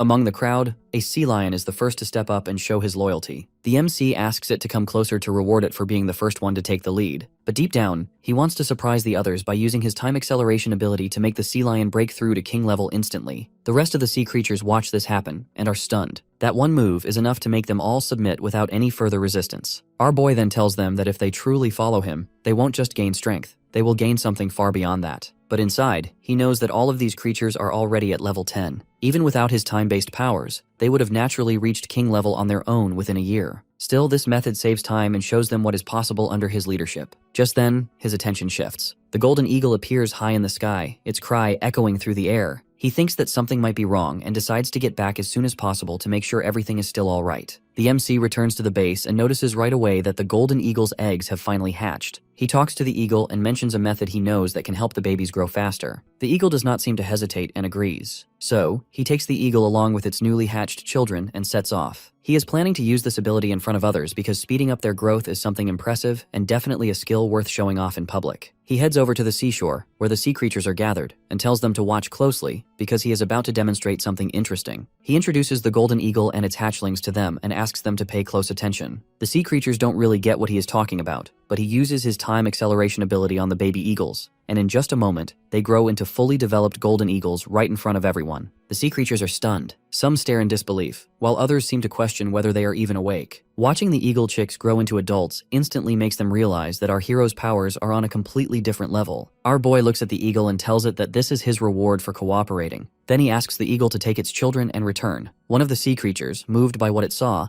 asks the MC if he could help its babies too. Our hero explains that it all depends on how they behave and what kind of actions they show going forward. In his mind, he knows he will need to build something, maybe a proper aquarium, to raise these future king-level creatures safely. He orders everyone to go back to the sea and wait there for about a month. To those who have children, he asks them to bring their young ones with them when they return. Deep down, he knows that if he keeps their children close, they will think twice before ever betraying him. After handling everything, he uses his void walk ability to return to the base. But halfway through, he ends up landing in a forest because he is too worn out. He starts coughing up blood and immediately realizes something is off. The borrowed power from his future self has completely disappeared, and his crystal seems to have shattered again. He figures that until he reaches king level, using his fusion ability won't be easy, and it will come with serious consequences. Several days go by, and things finally start to settle down. Our boy rides the golden eagle with Millie and enjoys the calm for once. Just then, Millie spots a large black patch moving across the land. The MC takes a look and realizes it's a massive group of rats. By counting their movement and spread, he guesses there must be at least 4,000 or 5,000 of them, enough to destroy an entire city if they were to attack. Millie feels nervous and wonders if the rats are gathering for something. He is not sure but tries to calm her down and assures her that the swarm is still around hundreds of miles away from their base. As he watches more closely, he also notices a flying ant colony not too far from the rats. Even though he knows he could easily deal with the rats on his own, the fact that both rats and ants are moving in such huge numbers makes him uneasy. So he decides to make his way straight back to the base. With such an ominous sign, he knows he has to act fast and alert his people before things spiral out of control. As soon as he arrives, Fang meets him and delivers an urgent update about a sighting of a massive swarm of rats and owls just 50 miles away. Judging by their speed, he thinks they will likely reach the base in about an hour. Our hero honestly did not expect these creatures to actually come for his base. Although he cannot quite figure out their exact reason for doing so, it does not really make much of a difference to him. What matters more now is how his people will respond to the threat. In a way, this could be the perfect opportunity to test how capable they truly are. So he instructs Fang to gather all the members and have everyone prepare themselves for a tough fight. An hour ticks by quickly, and soon everyone is assembled and ready. Our boy makes it clear to them that this time he won't be getting involved, and everything will be up to them now. He does not care what kind of strategies or techniques they use, but he expects them to stop the rats and ants at all costs. Even if things get deadly, they must hold the line and not let anything breach the base. Everyone listens seriously and assures him that they won't back down.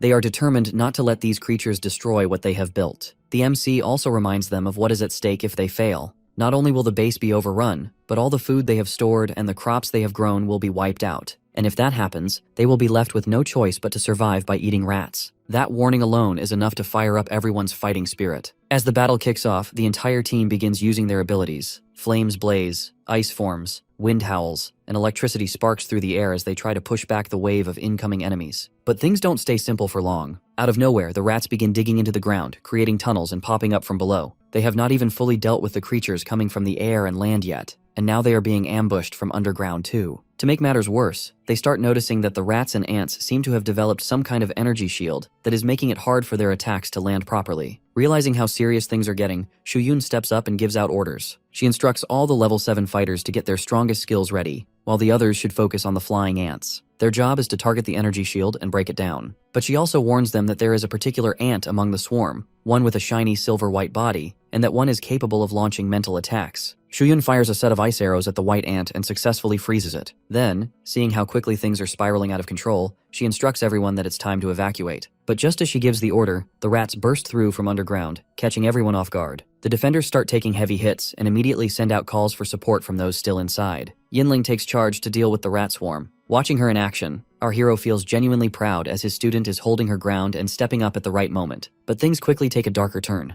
The leader of the rat army is furious, livid in fact. It's because the MC did not just steal their rare hallucinogenic fruit, he also hurt one of their own. And now, the leader is not planning to let that go so easily. So, in a twisted attempt at revenge, it chooses to unleash a deadly plague to make everyone go down with them. As the fight continues, our boy suddenly spots a particular rat that looks off. There is something unusual about it, and the moment he notices that, he wonders if this might be the one leading the entire group. Yinling catches sight of it too, and she urges a few others nearby to take it down. But unfortunately, it's already too late. The rat has already begun spreading the plague, and within moments, those who went after it cough up blood and collapse one after another. Our hero watches in horror as his team starts falling apart. It's clear now that this plague has done some serious damage. His base's fighting power has dropped significantly, nearly slashed in half. At this point, the situation is too risky to handle directly, and he feels he has no option left except to give the order for a temporary evacuation to avoid losing more people. Just when the situation feels like it's spiraling out of control, Haiji arrives on the scene. She uses her abilities and starts absorbing the plague energy that is spreading around. Even though she does not fully understand what this strange energy is, she can feel that something about it is making her stronger. The MC notices the change too. He starts to think that maybe this mist is not just a regular plague, but it might actually be some kind of energy. Realizing this, he begins to feel hopeful. His base has just made it through what might be the most dangerous part of the attack. And now that things are slowly shifting in their favor, he believes that victory is not afar off anymore. Meanwhile, over at Dazhuang's zombie base, something else is going on. A zombie woman named Jinji comes to see him. She has brought along a high-level crystal and wants him to absorb it,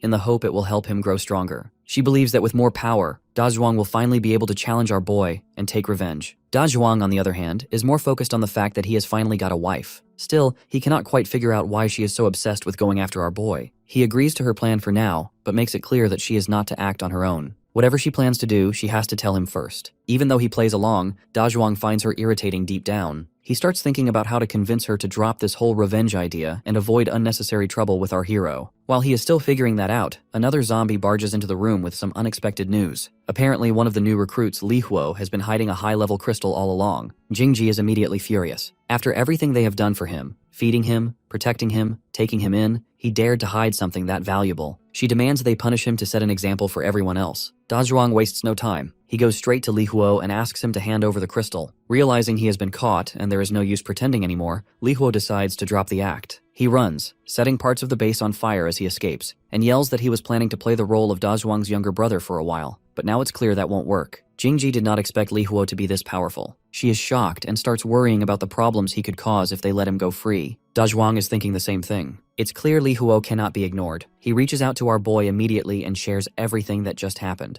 After hearing the name, our hero starts thinking hard. In his past life, the first zombie who ever reached king level was this same Li Huo. Our boy clearly remembers how things unfolded in his previous life. It was about 2 years after the apocalypse when Li Huo advanced to king level. That moment changed everything. After reaching that terrifying level, Li Huo started enslaving humans and demanded that every base regularly hand over meat. At that time, they were still stuck at level 9 and had absolutely no power to fight back against a king-level zombie like him. They were helpless and could only accept their fate. That marked the start of a depressing and dark time where people lived in constant fear, completely at the mercy of the strong. But that was then. Things are different now. This time he is back, and he is determined not to let the past repeat itself. Meanwhile, Da Zhuang already understands what our hero wants from him. But instead of acting right away, he excuses himself and promises to deal with it once he comes out. The MC does not argue, but in his mind, he has already made a silent decision to kill Da Zhuang once his crystal has been repaired. Just then, he receives a message. It's about a newly joined member who is at level 8 and wants to meet him. The name mentioned is Fang Feichan. That name makes him pause for a moment. He remembers that in his previous life, Feichan had also reached the king level, but he had died while trying to protect humanity from Li Huo's attacks. So he gives the order to bring Feichan to the conference hall, and he tells them to be respectful. Not long after, our boy heads to the conference hall himself, where he finds Feichan already waiting. Feichan asks him if he realizes that he is becoming a public enemy. The question confuses our hero a bit. Feichan brings up a serious concern and asks what our hero would do if the survivors suddenly decided to launch a full-scale attack on Dawn City. The MC does not answer right away. Instead, he asks Feichan for his own thoughts on how to handle such a situation. Feichan defends those people, as he thinks they are just trying to survive and are honestly quite pitiful, and he does not think it's right to kill them. Then, he asks our boy whether he could really live with himself after killing people who are simply trying to stay alive. Our hero listens and then asks that if they let those people go, whether they will truly stop making trouble in the future. But by now, it's obvious to him that Feichan did not come here to ask questions. He came to tell him what he thinks he should do. Feichan does not deny it and declares that they are walking different paths, and if things keep heading this way, he won't hesitate to stand against the MC when the time comes. Hearing that, our boy calmly dismisses him and hurries him to go before he changes his mind. In his eyes,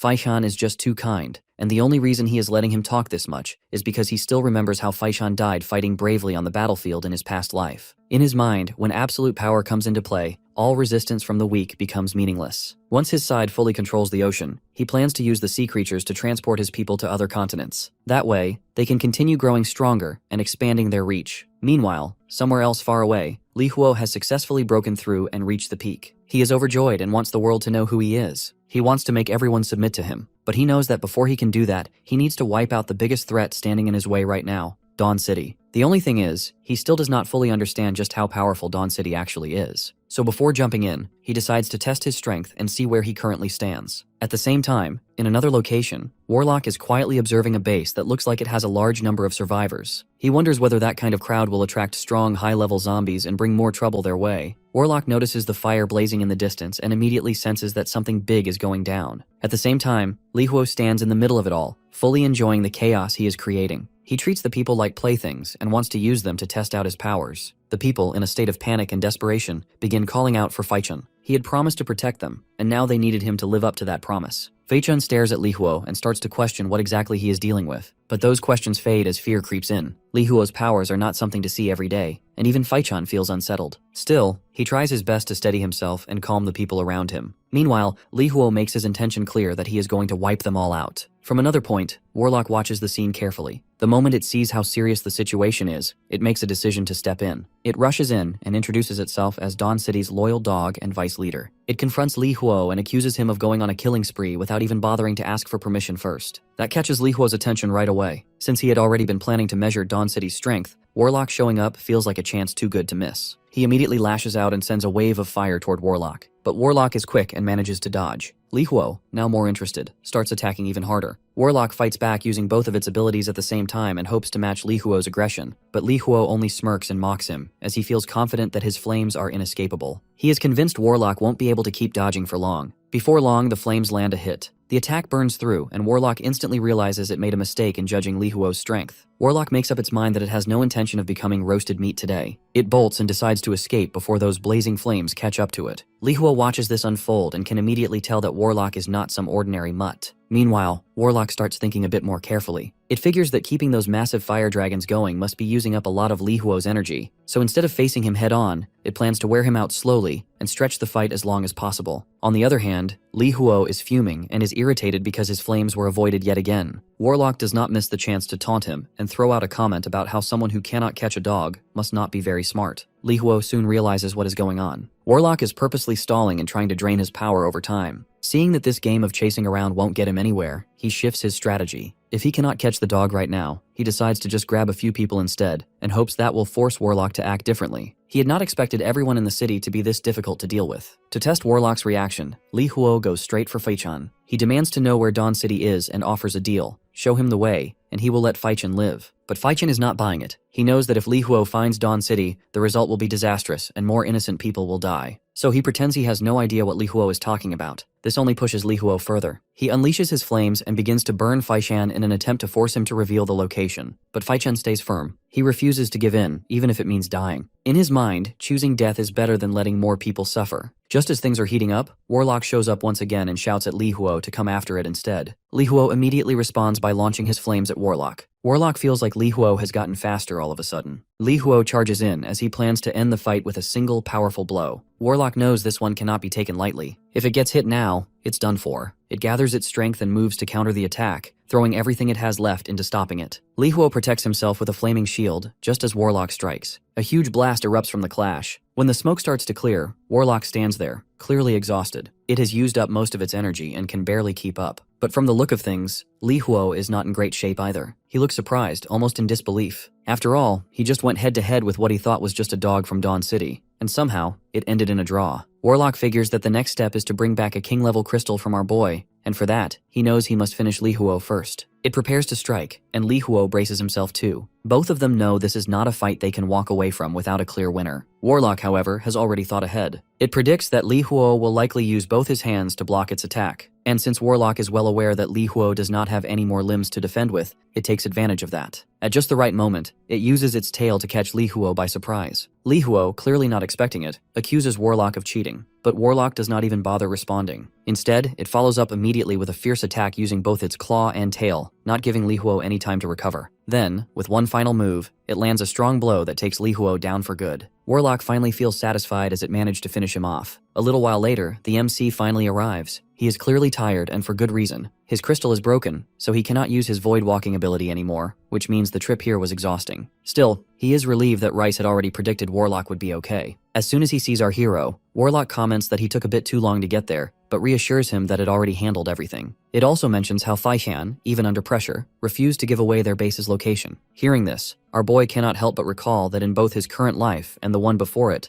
Fei-chan had also died at Li Huo's hands. That thought stings a little. For a moment, he wonders if destiny really cannot be changed. But then again, things have already shifted. In his past life, Li Huo went on a rampage that lasted months before he finally died. But this time, Li Huo did not get that far. He was taken down almost immediately, and surprisingly, it was Warlock who did it. The same Warlock who in the past had been badly wounded and used to resent humans deeply. Meanwhile, somewhere far from there, things are playing out differently at Dazhuang's base. A group of zombies has caught a human and brought him in. The man instantly starts begging for his life and explains that he is actually a leader of one of the human bases. He tries to cut a deal that if Dazhuang lets him go, he can provide him with a steady supply of meat. After all, if Dazhuang eats him now, it will only be one meal. But if he spares him, he can have meat regularly. Dazhuang listens and, after thinking about it, agrees to spare him. But he wants something in return. He tells the man to gather information about the humans and report back. If there is any kind of trouble, Dazhuang wants to know immediately. The man swears loyalty and promises to deliver any updates without fail. As he makes his way back, the man reflects on what just happened. He never imagined a simple outing would turn into something this chaotic. But now that it has, he is looking at things differently. He has always felt that Dawn City kept pushing other bases down, making sure no one else ever got a chance to grow. That thought lingers in his mind, and with a bitter resolve forming, he starts planning. He wants Dazhuang to take action, and he is going to do whatever it takes to have him launch an attack on Dawn City. Zombies and humans have always been complete opposites, and just like two fierce predators fighting over the same mountain, there is no chance they can peacefully coexist. That is exactly how Shi Gaoyang sees things. In his mind, Dazhuang has no other option but to stand against Dawn City, as there is no way both sides can survive side by side. So Gaoyang comes up with a plan to use Dazhuang as a tool to get rid of Dawn City once and for all. But he also knows that to make this plan work smoothly, he needs more people on board. That is when he starts thinking about Jiangui as a potential ally. Ever since Yahello was taken down by the MC, Jiangui had stepped forward and led the remaining survivors, building a new base from scratch. Gaoyang assumes that Jiangui must hold a deep grudge against our boy, so there is a high chance he will agree to join an alliance formed to stand against Dawn City. As luck would have it, Gaoyang runs into Jiangui along the road. He strikes up a conversation and brings up Dawn City, eager to hear Jiangui's honest thoughts. As expected, Jiangui does not hold back at all. For him, Dawn City is a bitter enemy. and he has made it clear he won't rest until he gets revenge on our hero for what happened to Yeyu. Hearing that makes Gao Yang genuinely happy. He immediately tells Jiangui about Da Zhuang and how he plans to use him in their scheme. But Gao Yang has no clue that Jiangui is still in contact with the MC. After their chat, Jiangui secretly sends word to our boy, filling him in on everything. Our hero listens and then tells him to play along. In fact, he wants Gao Yang to find even more people willing to rise up against him, as he wants to see who else dares to oppose him, so he can take care of all of them in one go. He is also pleased that Jiangui has finally found a sense of purpose. Jiangui, on the other hand, feels grateful for the MC's support and thanks him sincerely for guiding him. Our boy feels confident about letting Jiangui continue acting undercover. It's a perfect chance to test Da Zhuang's true intentions. And when everything comes to light, he is sure their shocked expressions will be something worth seeing, especially when they find out Da Zhuang has actually been working for him the whole time. While all this is going on, Millie goes to check on Rice. She wants her to come out and eat her favorite meal. But when she enters, she finds herself speechless, as Rice has gone through a full transformation. She has now reached level 10, and her entire appearance is different. The small cat she once knew now looks like a proper little princess. Millie decides it's time for them to go out and let everyone see this new version of her. But before that, as she observes more closely, she notices that Rice's tail is still there. It stands out since the rest of her has changed so much. Surprisingly, Rice does not know why it has not disappeared either. Later, Rice goes to find Little Frost and Warlock, and the three of them start talking about the transformation. They guess that since Rice has only reached level 10 and not the king level yet, that might be the reason her tail and ears are still around. Our boy soon joins them, and he is clearly stunned to see Rice in a human form. But before he can say much, Rice asks him to play games with her after dinner. The MC feels like he is raising a daughter and cannot help but find her behavior cute. That night, when he finally goes to his room to rest, he lifts the blanket and finds Rice already curled up underneath, waiting patiently. She wants him to hurry up and lie down, but now that she has transformed, he realizes she is not really small enough to be squeezing in with him anymore. Our hero tells Rice that now that she has all grown up, it's time for her to start sleeping on her own. Rice pouts but gives in. He finds her expression really cute, but despite how endearing she looks, he knows deep down that he has to stay firm about this. No matter how much she tries to tug at his heartstrings, the reality is that they simply cannot continue sleeping in the same bed anymore. Rice quietly wishes him goodnight and then walks out of the room without saying anything else. As for him, he sits there for a moment, a little uneasy. It still feels strange to him after all. She turned into a human so suddenly, and he has not completely adjusted to that change yet. Time passes quickly. A month later, the MC manages to ascend to king level. That is a huge milestone, especially considering he has achieved it a whole year and a few months earlier than he did in his past life. Not only that, but he has also awakened dual abilities this time, which makes the breakthrough even more impressive. Still, despite the achievement, he realizes that progressing any further won't be a walk in the park. The higher he climbs, the more difficult it becomes. It's also the day he plans to meet with the sea creatures. To get there, he decides to take Z with him, riding on the Golden Eagle to head toward the seaside. While they are flying through the sky, Z turns to him and curiously asks if she can get extra food as a reward if she helps him out with forming a mental link with the seafood. He reminds her that she already got more than usual during lunch. But Z is not satisfied and insists she is still in a growing phase, and according to her, one extra meal just is not enough to keep her going. As they continue flying, he suddenly spots someone below. Z notices him looking and wonders if the guy down there has done something to upset him. Our boy immediately recognizes the man. It's Shu Kun. In his past life, Kun was the same person who once got into a ridiculous argument with him over a sausage. It happened about 5 years after the apocalypse began, during a time when resources were scarce, and even a single sausage could cause a major fight. What made it worse was that our hero did not even win that argument because Kun had swallowed both the sausage and its plastic wrapping right in front of him just to win. The MC tells the Golden Eagle to land. Kun looks up and spots the eagle descending, and from the looks of it, he realizes it's the legendary mount that is said to belong to our boy. Once they land, our hero mentions that he knows Kun is a high-ranking Earth-type awakener. Then, he pulls out a sausage and offers it to Kun, as he wants him to join his side in exchange. Kun catches on quickly and pulls out not one but 2 sausages of his own, and boldly suggests that maybe our hero should be the one to follow him instead. From this, the MC figures out that the disaster has not fully hit this area yet, and food items like sausages are not all that hard to find for now. Trying to shift the conversation, he asks where Kun is planning to go. Kun replies that he is heading toward the seaside to hunt some seafood, but our boy cannot allow that. Kun gets annoyed and asks if he seriously thinks he owns the entire ocean now, and our hero responds that yes, he does. Kun explodes with frustration and blurts out that if our hero can claim the ocean, then he might as well declare it his too.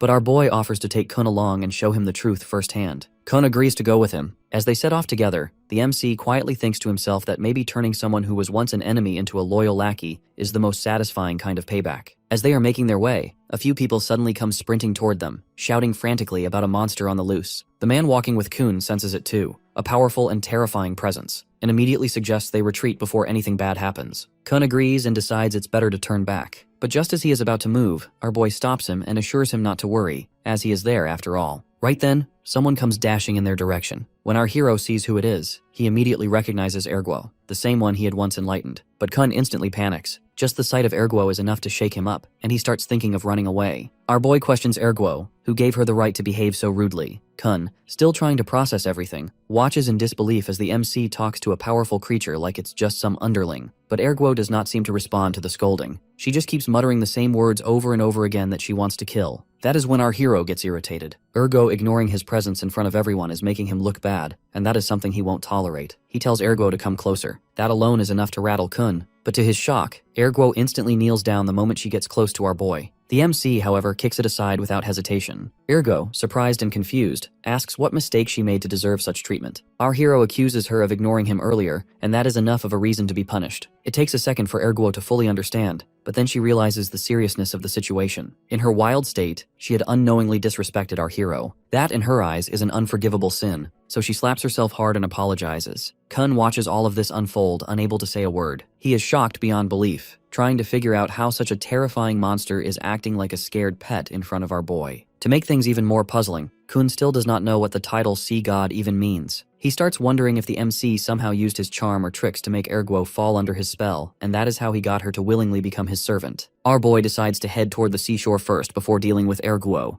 Deep down, he has already made up his mind to kill her and give her crystal to Myling, but until now, he did not have a solid reason. With Erguo going wild, disrespecting him, and causing chaos by taking so many lives, he finally has the perfect justification he was waiting for. As soon as he arrives at the shore, the sea creatures begin to stir. They quickly gather, getting ready to greet him with respect. Seeing them react like that, he finds the whole scene pretty impressive, while Kun, standing next to him, clearly grows nervous. Our hero starts counting how many of them have shown up. It looks close to 100, which is slightly fewer than what he was expecting. Still, he figures there is plenty of time left to bring the rest under his control. With that thought, he asks the creatures about the owner of the sea. Without a second thought, they all respond in unison and call him their master. The MC then turns to Kun and tells him to hear it clearly that he is the sea god, the ocean is his, and so are the creatures living in it. Kun stares in disbelief, unable to process what he just witnessed. He cannot help but wonder if this is even something a normal human is capable of. Just then, one of the sea creatures offers our boy a glowing pearl as a gift. But that is not all. More creatures come forward, each one with something valuable in their hands. Our hero accepts the gifts, but soon asks about Erguo's offering too. That is when things go downhill for her. Ergo suddenly panics as she realizes she cannot find the gemstone she had prepared earlier. She fumbles around in a hurry, trying to figure out where it went. She even thinks about leaving to search for it, but the MC, who is already irritated, decides it's time to punish her. The other sea creatures also urge him to kill her for her disrespect. Ergo quickly gets on her knees and pleads with our boy and asks for forgiveness. But he ignores her desperation and coldly orders the other creatures to kill her. In the middle of all this, another mermaid catches his eye. She does not seem nearly as beautiful as Little Frost, but something about her still makes him pause. The sea creatures accuse her of disobeying our hero and rush after her without holding back. Deep down, he is aware that a mermaid's tears are actually worth something, so he thinks of capturing her. After all, he cannot always rely on Little Frost to cry and might as well have someone else. As the mermaid moves quickly to avoid the others, convinced they won't be able to catch her, he notices her shoes, which are an exact match with his armor. The MC genuinely feels lucky, as he had not imagined in the slightest that he would stumble upon the shoes that go with his armor under such unexpected circumstances. But instead of being scared or respectful, the mermaid boldly challenges him to try catching her himself if he wants the shoes. For our hero though, speed is a joke. With his Void Exile ability, he instantly drags her back and tosses her aside like she weighs nothing. The surrounding sea creatures burst into mocking laughter and think she is completely doomed now that she dared to challenge our boy. The MC orders her to take off the shoes and bring them to him. She tries to escape again, but he cuts her off instantly and warns her that if she dares to run a second time, he won't let her off alive. Cornered with no other option, she takes off the shoes and kneels to put them on his feet herself. He notices how smoothly they adjust to his size, just like the rest of the armor. The sea creatures are also amazed. He then turns to the mermaid and demands her name and the exact place where she got the shoes. She introduces herself as Feng Yue. What she does not say out loud is that she is already cooking up a plan. Deep down, she wants to win him over, dreaming of becoming the sea god's wife. Acting innocent, she offers to guide him to the place deep in the sea where she discovered the shoes. He can see through her intentions and knows she is planning something. Still, he keeps his cool and asks if she has come across any other pieces that might match the armor. She firmly denies seeing anything else. Just then, another sea creature steps forward and claims it might be able to help. It mentions its nose is quite sharp and could possibly track down the rest of the pieces using the scent left on the shoes. It then leans in and sniffs the shoes carefully and detects 3 different scents, all of which feel oddly familiar. Everyone is surprised. Yue quickly defends herself and claims that only she and the MC have warned them, so a third scent should not even be there. After a pause, the sea creature remembers something. Around half a year ago, its children were playing on the shore and found a round object. They wanted to bring it home, but since it was all muddy and looked useless, the creature did not accept it. Our hero thinks that it might have been the helmet he is looking for. He demands the location of the object right away, but the creature admits it has no clue now because it did not bother with it back then. Our boy cannot believe his ears. Just when things were finally moving forward, a crucial lead slipped away because of the sea creature's laziness. He seriously feels the urge to kick it for messing up at such a critical point. The sea lion recalls that the object our hero is looking for is located on a very distant continent. Since searching for the helmet might take a full day, our boy decides it's better to return first. He plans to take Z and Yue back with him while leaving Kun and the others under the watch of the sea creatures. Before leaving, he gives the Golden Eagle instructions to return on its own. Then he tells the sea creatures to stay put and wait for his return. After everything is arranged, he takes Z and the mermaid and sets off toward the base. Wei is visibly stunned from being teleported there. Little Frost spots Yue and immediately lights up to see someone of her own breed. But Yue, on the other hand, does not share that excitement. She notices Little Frost is even more beautiful than her, which really bothers her deep down. Our hero instructs Little Frost to keep a close watch on her and call Haiji immediately if Yue tries anything suspicious or makes a move to escape.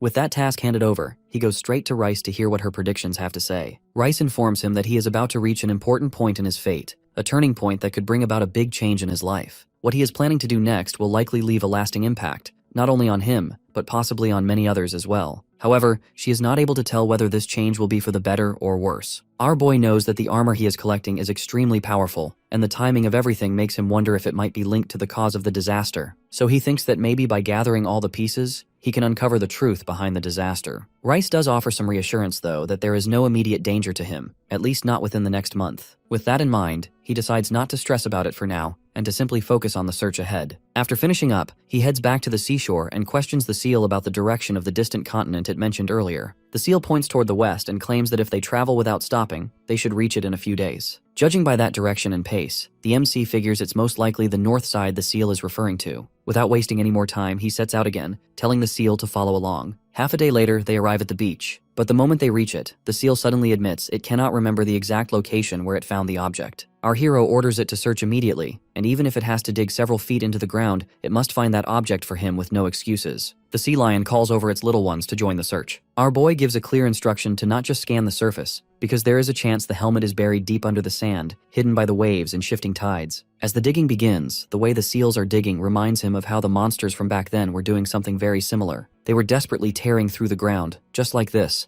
as if they were looking for something buried. He thinks of the possibility that those creatures were after the same thing he is hunting now, the armor. He starts to think about how, in the past, he cleared out certain areas just to stop survivors from interfering. And now he wonders if the monsters had done the same. Perhaps they were scared humans would get their hands on something that could be a threat to them. That could be the reason behind their violent actions to wipe out any possible chance of humans getting close to whatever they were after. He thinks deeper. Even after he hid himself away, those creatures never stopped digging. They were relentless, searching as if their lives depended on it. And as this thought lingers in his mind, the seal suddenly finds something. It smells familiar to it, like the inside of the shoe from earlier. Our hero takes out the helmet, and as he looks at it, he notices that there is a hole in it. That makes him wonder whether the person who once wore this armor was killed, and the blow had pierced straight through the helmet. The thought leads to another connection. He remembers how the sea creatures had once eaten a strange type of meat that caused them to evolve in unusual ways. And now, he begins to suspect that the meat might have come from the very same person who wore this armor, when that person had been shattered completely, and even their flesh alone was enough to grant immense power. The fact that just consuming it helped one reach the king level, and Bao Hai even broke through to the imperial level, says a lot. As he continues to examine the armor closely, his eyes fall on a red gem embedded in the center of the breastplate.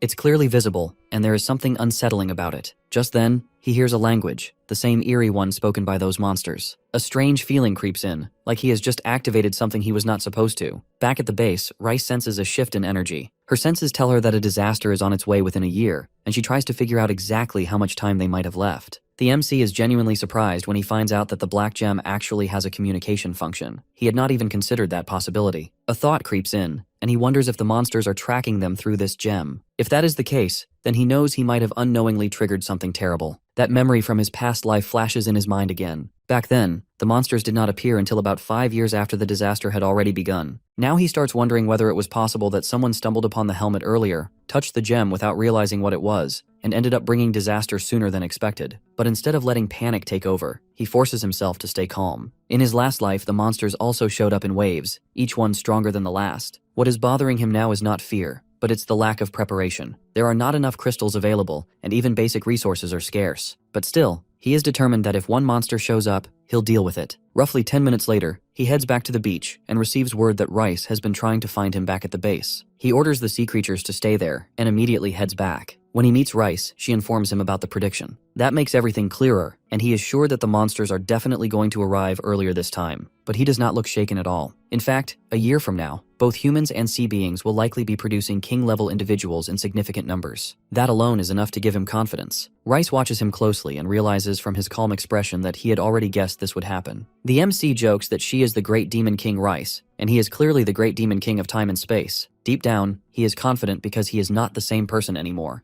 and he has the ability to control both space and time. So he has no plans of running away this time like he once did. Then Rice asks if he has visited the mermaid he had brought with him, and he decides to go check on her. Meanwhile, on the other side, Little Frost is trying to cheer Yue up and even offers her a dish she usually loves. But Yue knocks the bowl away without even looking. Haiji slaps her for being so ungrateful. Just then, our boy walks in and sees what is happening. He is not pleased either. Yue begs to stay by his side and hopes he will show some sympathy. But he did not bring her here to pamper her or spoil her. If she is going to act this way, he has no reason to be gentle. He slaps her and then with a cold look hits her again. He wants her to cry more and more of those special pearls. Yue does start crying, but then he notices something. There are no pearls this time. This makes him pause, and he starts to wonder whether she is just not sad enough yet. The MC continues to slap Yue. Haiji, who has been quietly watching from the side, offers to take over if his hands are starting to hurt. Our hero pauses for a moment and asks her whether Yue had already used up most of her energy before he got there. He knows that pearl tears are formed through energy, and now he is wondering if the reason Yue has not cried out any pearls is simply because she is too drained. But Haiji denies that possibility. That answer annoys him a bit. He curses because he always thought all mermaids were supposed to have that special ability. But now it's clear that Little Frost is different from the rest. Yi suddenly decides to fight back, but just as she is about to make a move, Haiji steps in her way. She dares Yue to try something, and before Yue can react further, Haiji begins to torture her. Yue ends up screaming from the pain. Our boy then turns to Haiji and asks her to help him get information out of Yue, particularly about how she managed to reach the king level. He also notices that Haiji's strength seems to have improved again, and honestly, it's starting to feel terrifying. Still, there is no time to dwell on that right now. His top priority is to strengthen everyone in time for the monster invasion that is clearly approaching. But the problem is that the zombies around them are not enough anymore. So if they want to gather enough crystals, they will have to head to other continents. With that goal in mind, he goes back to the sea creatures. Holding the title of Sea God now, he knows he needs to use that role wisely, especially if he wants to travel between continents smoothly. He compliments the seal on its hard work and tells it it's done a great job. As a reward, he promises to use his divine power to help the seal reach king level within a week. Hearing this, the other sea creatures become a little jealous. They all want the same treatment. He tells them that very soon, a group of humans will arrive, and their job will be to help carry those people to other continents. At that point, the whale speaks up. It refuses. It still remembers how, just 2.5 years ago, humans were hunting and killing its kind.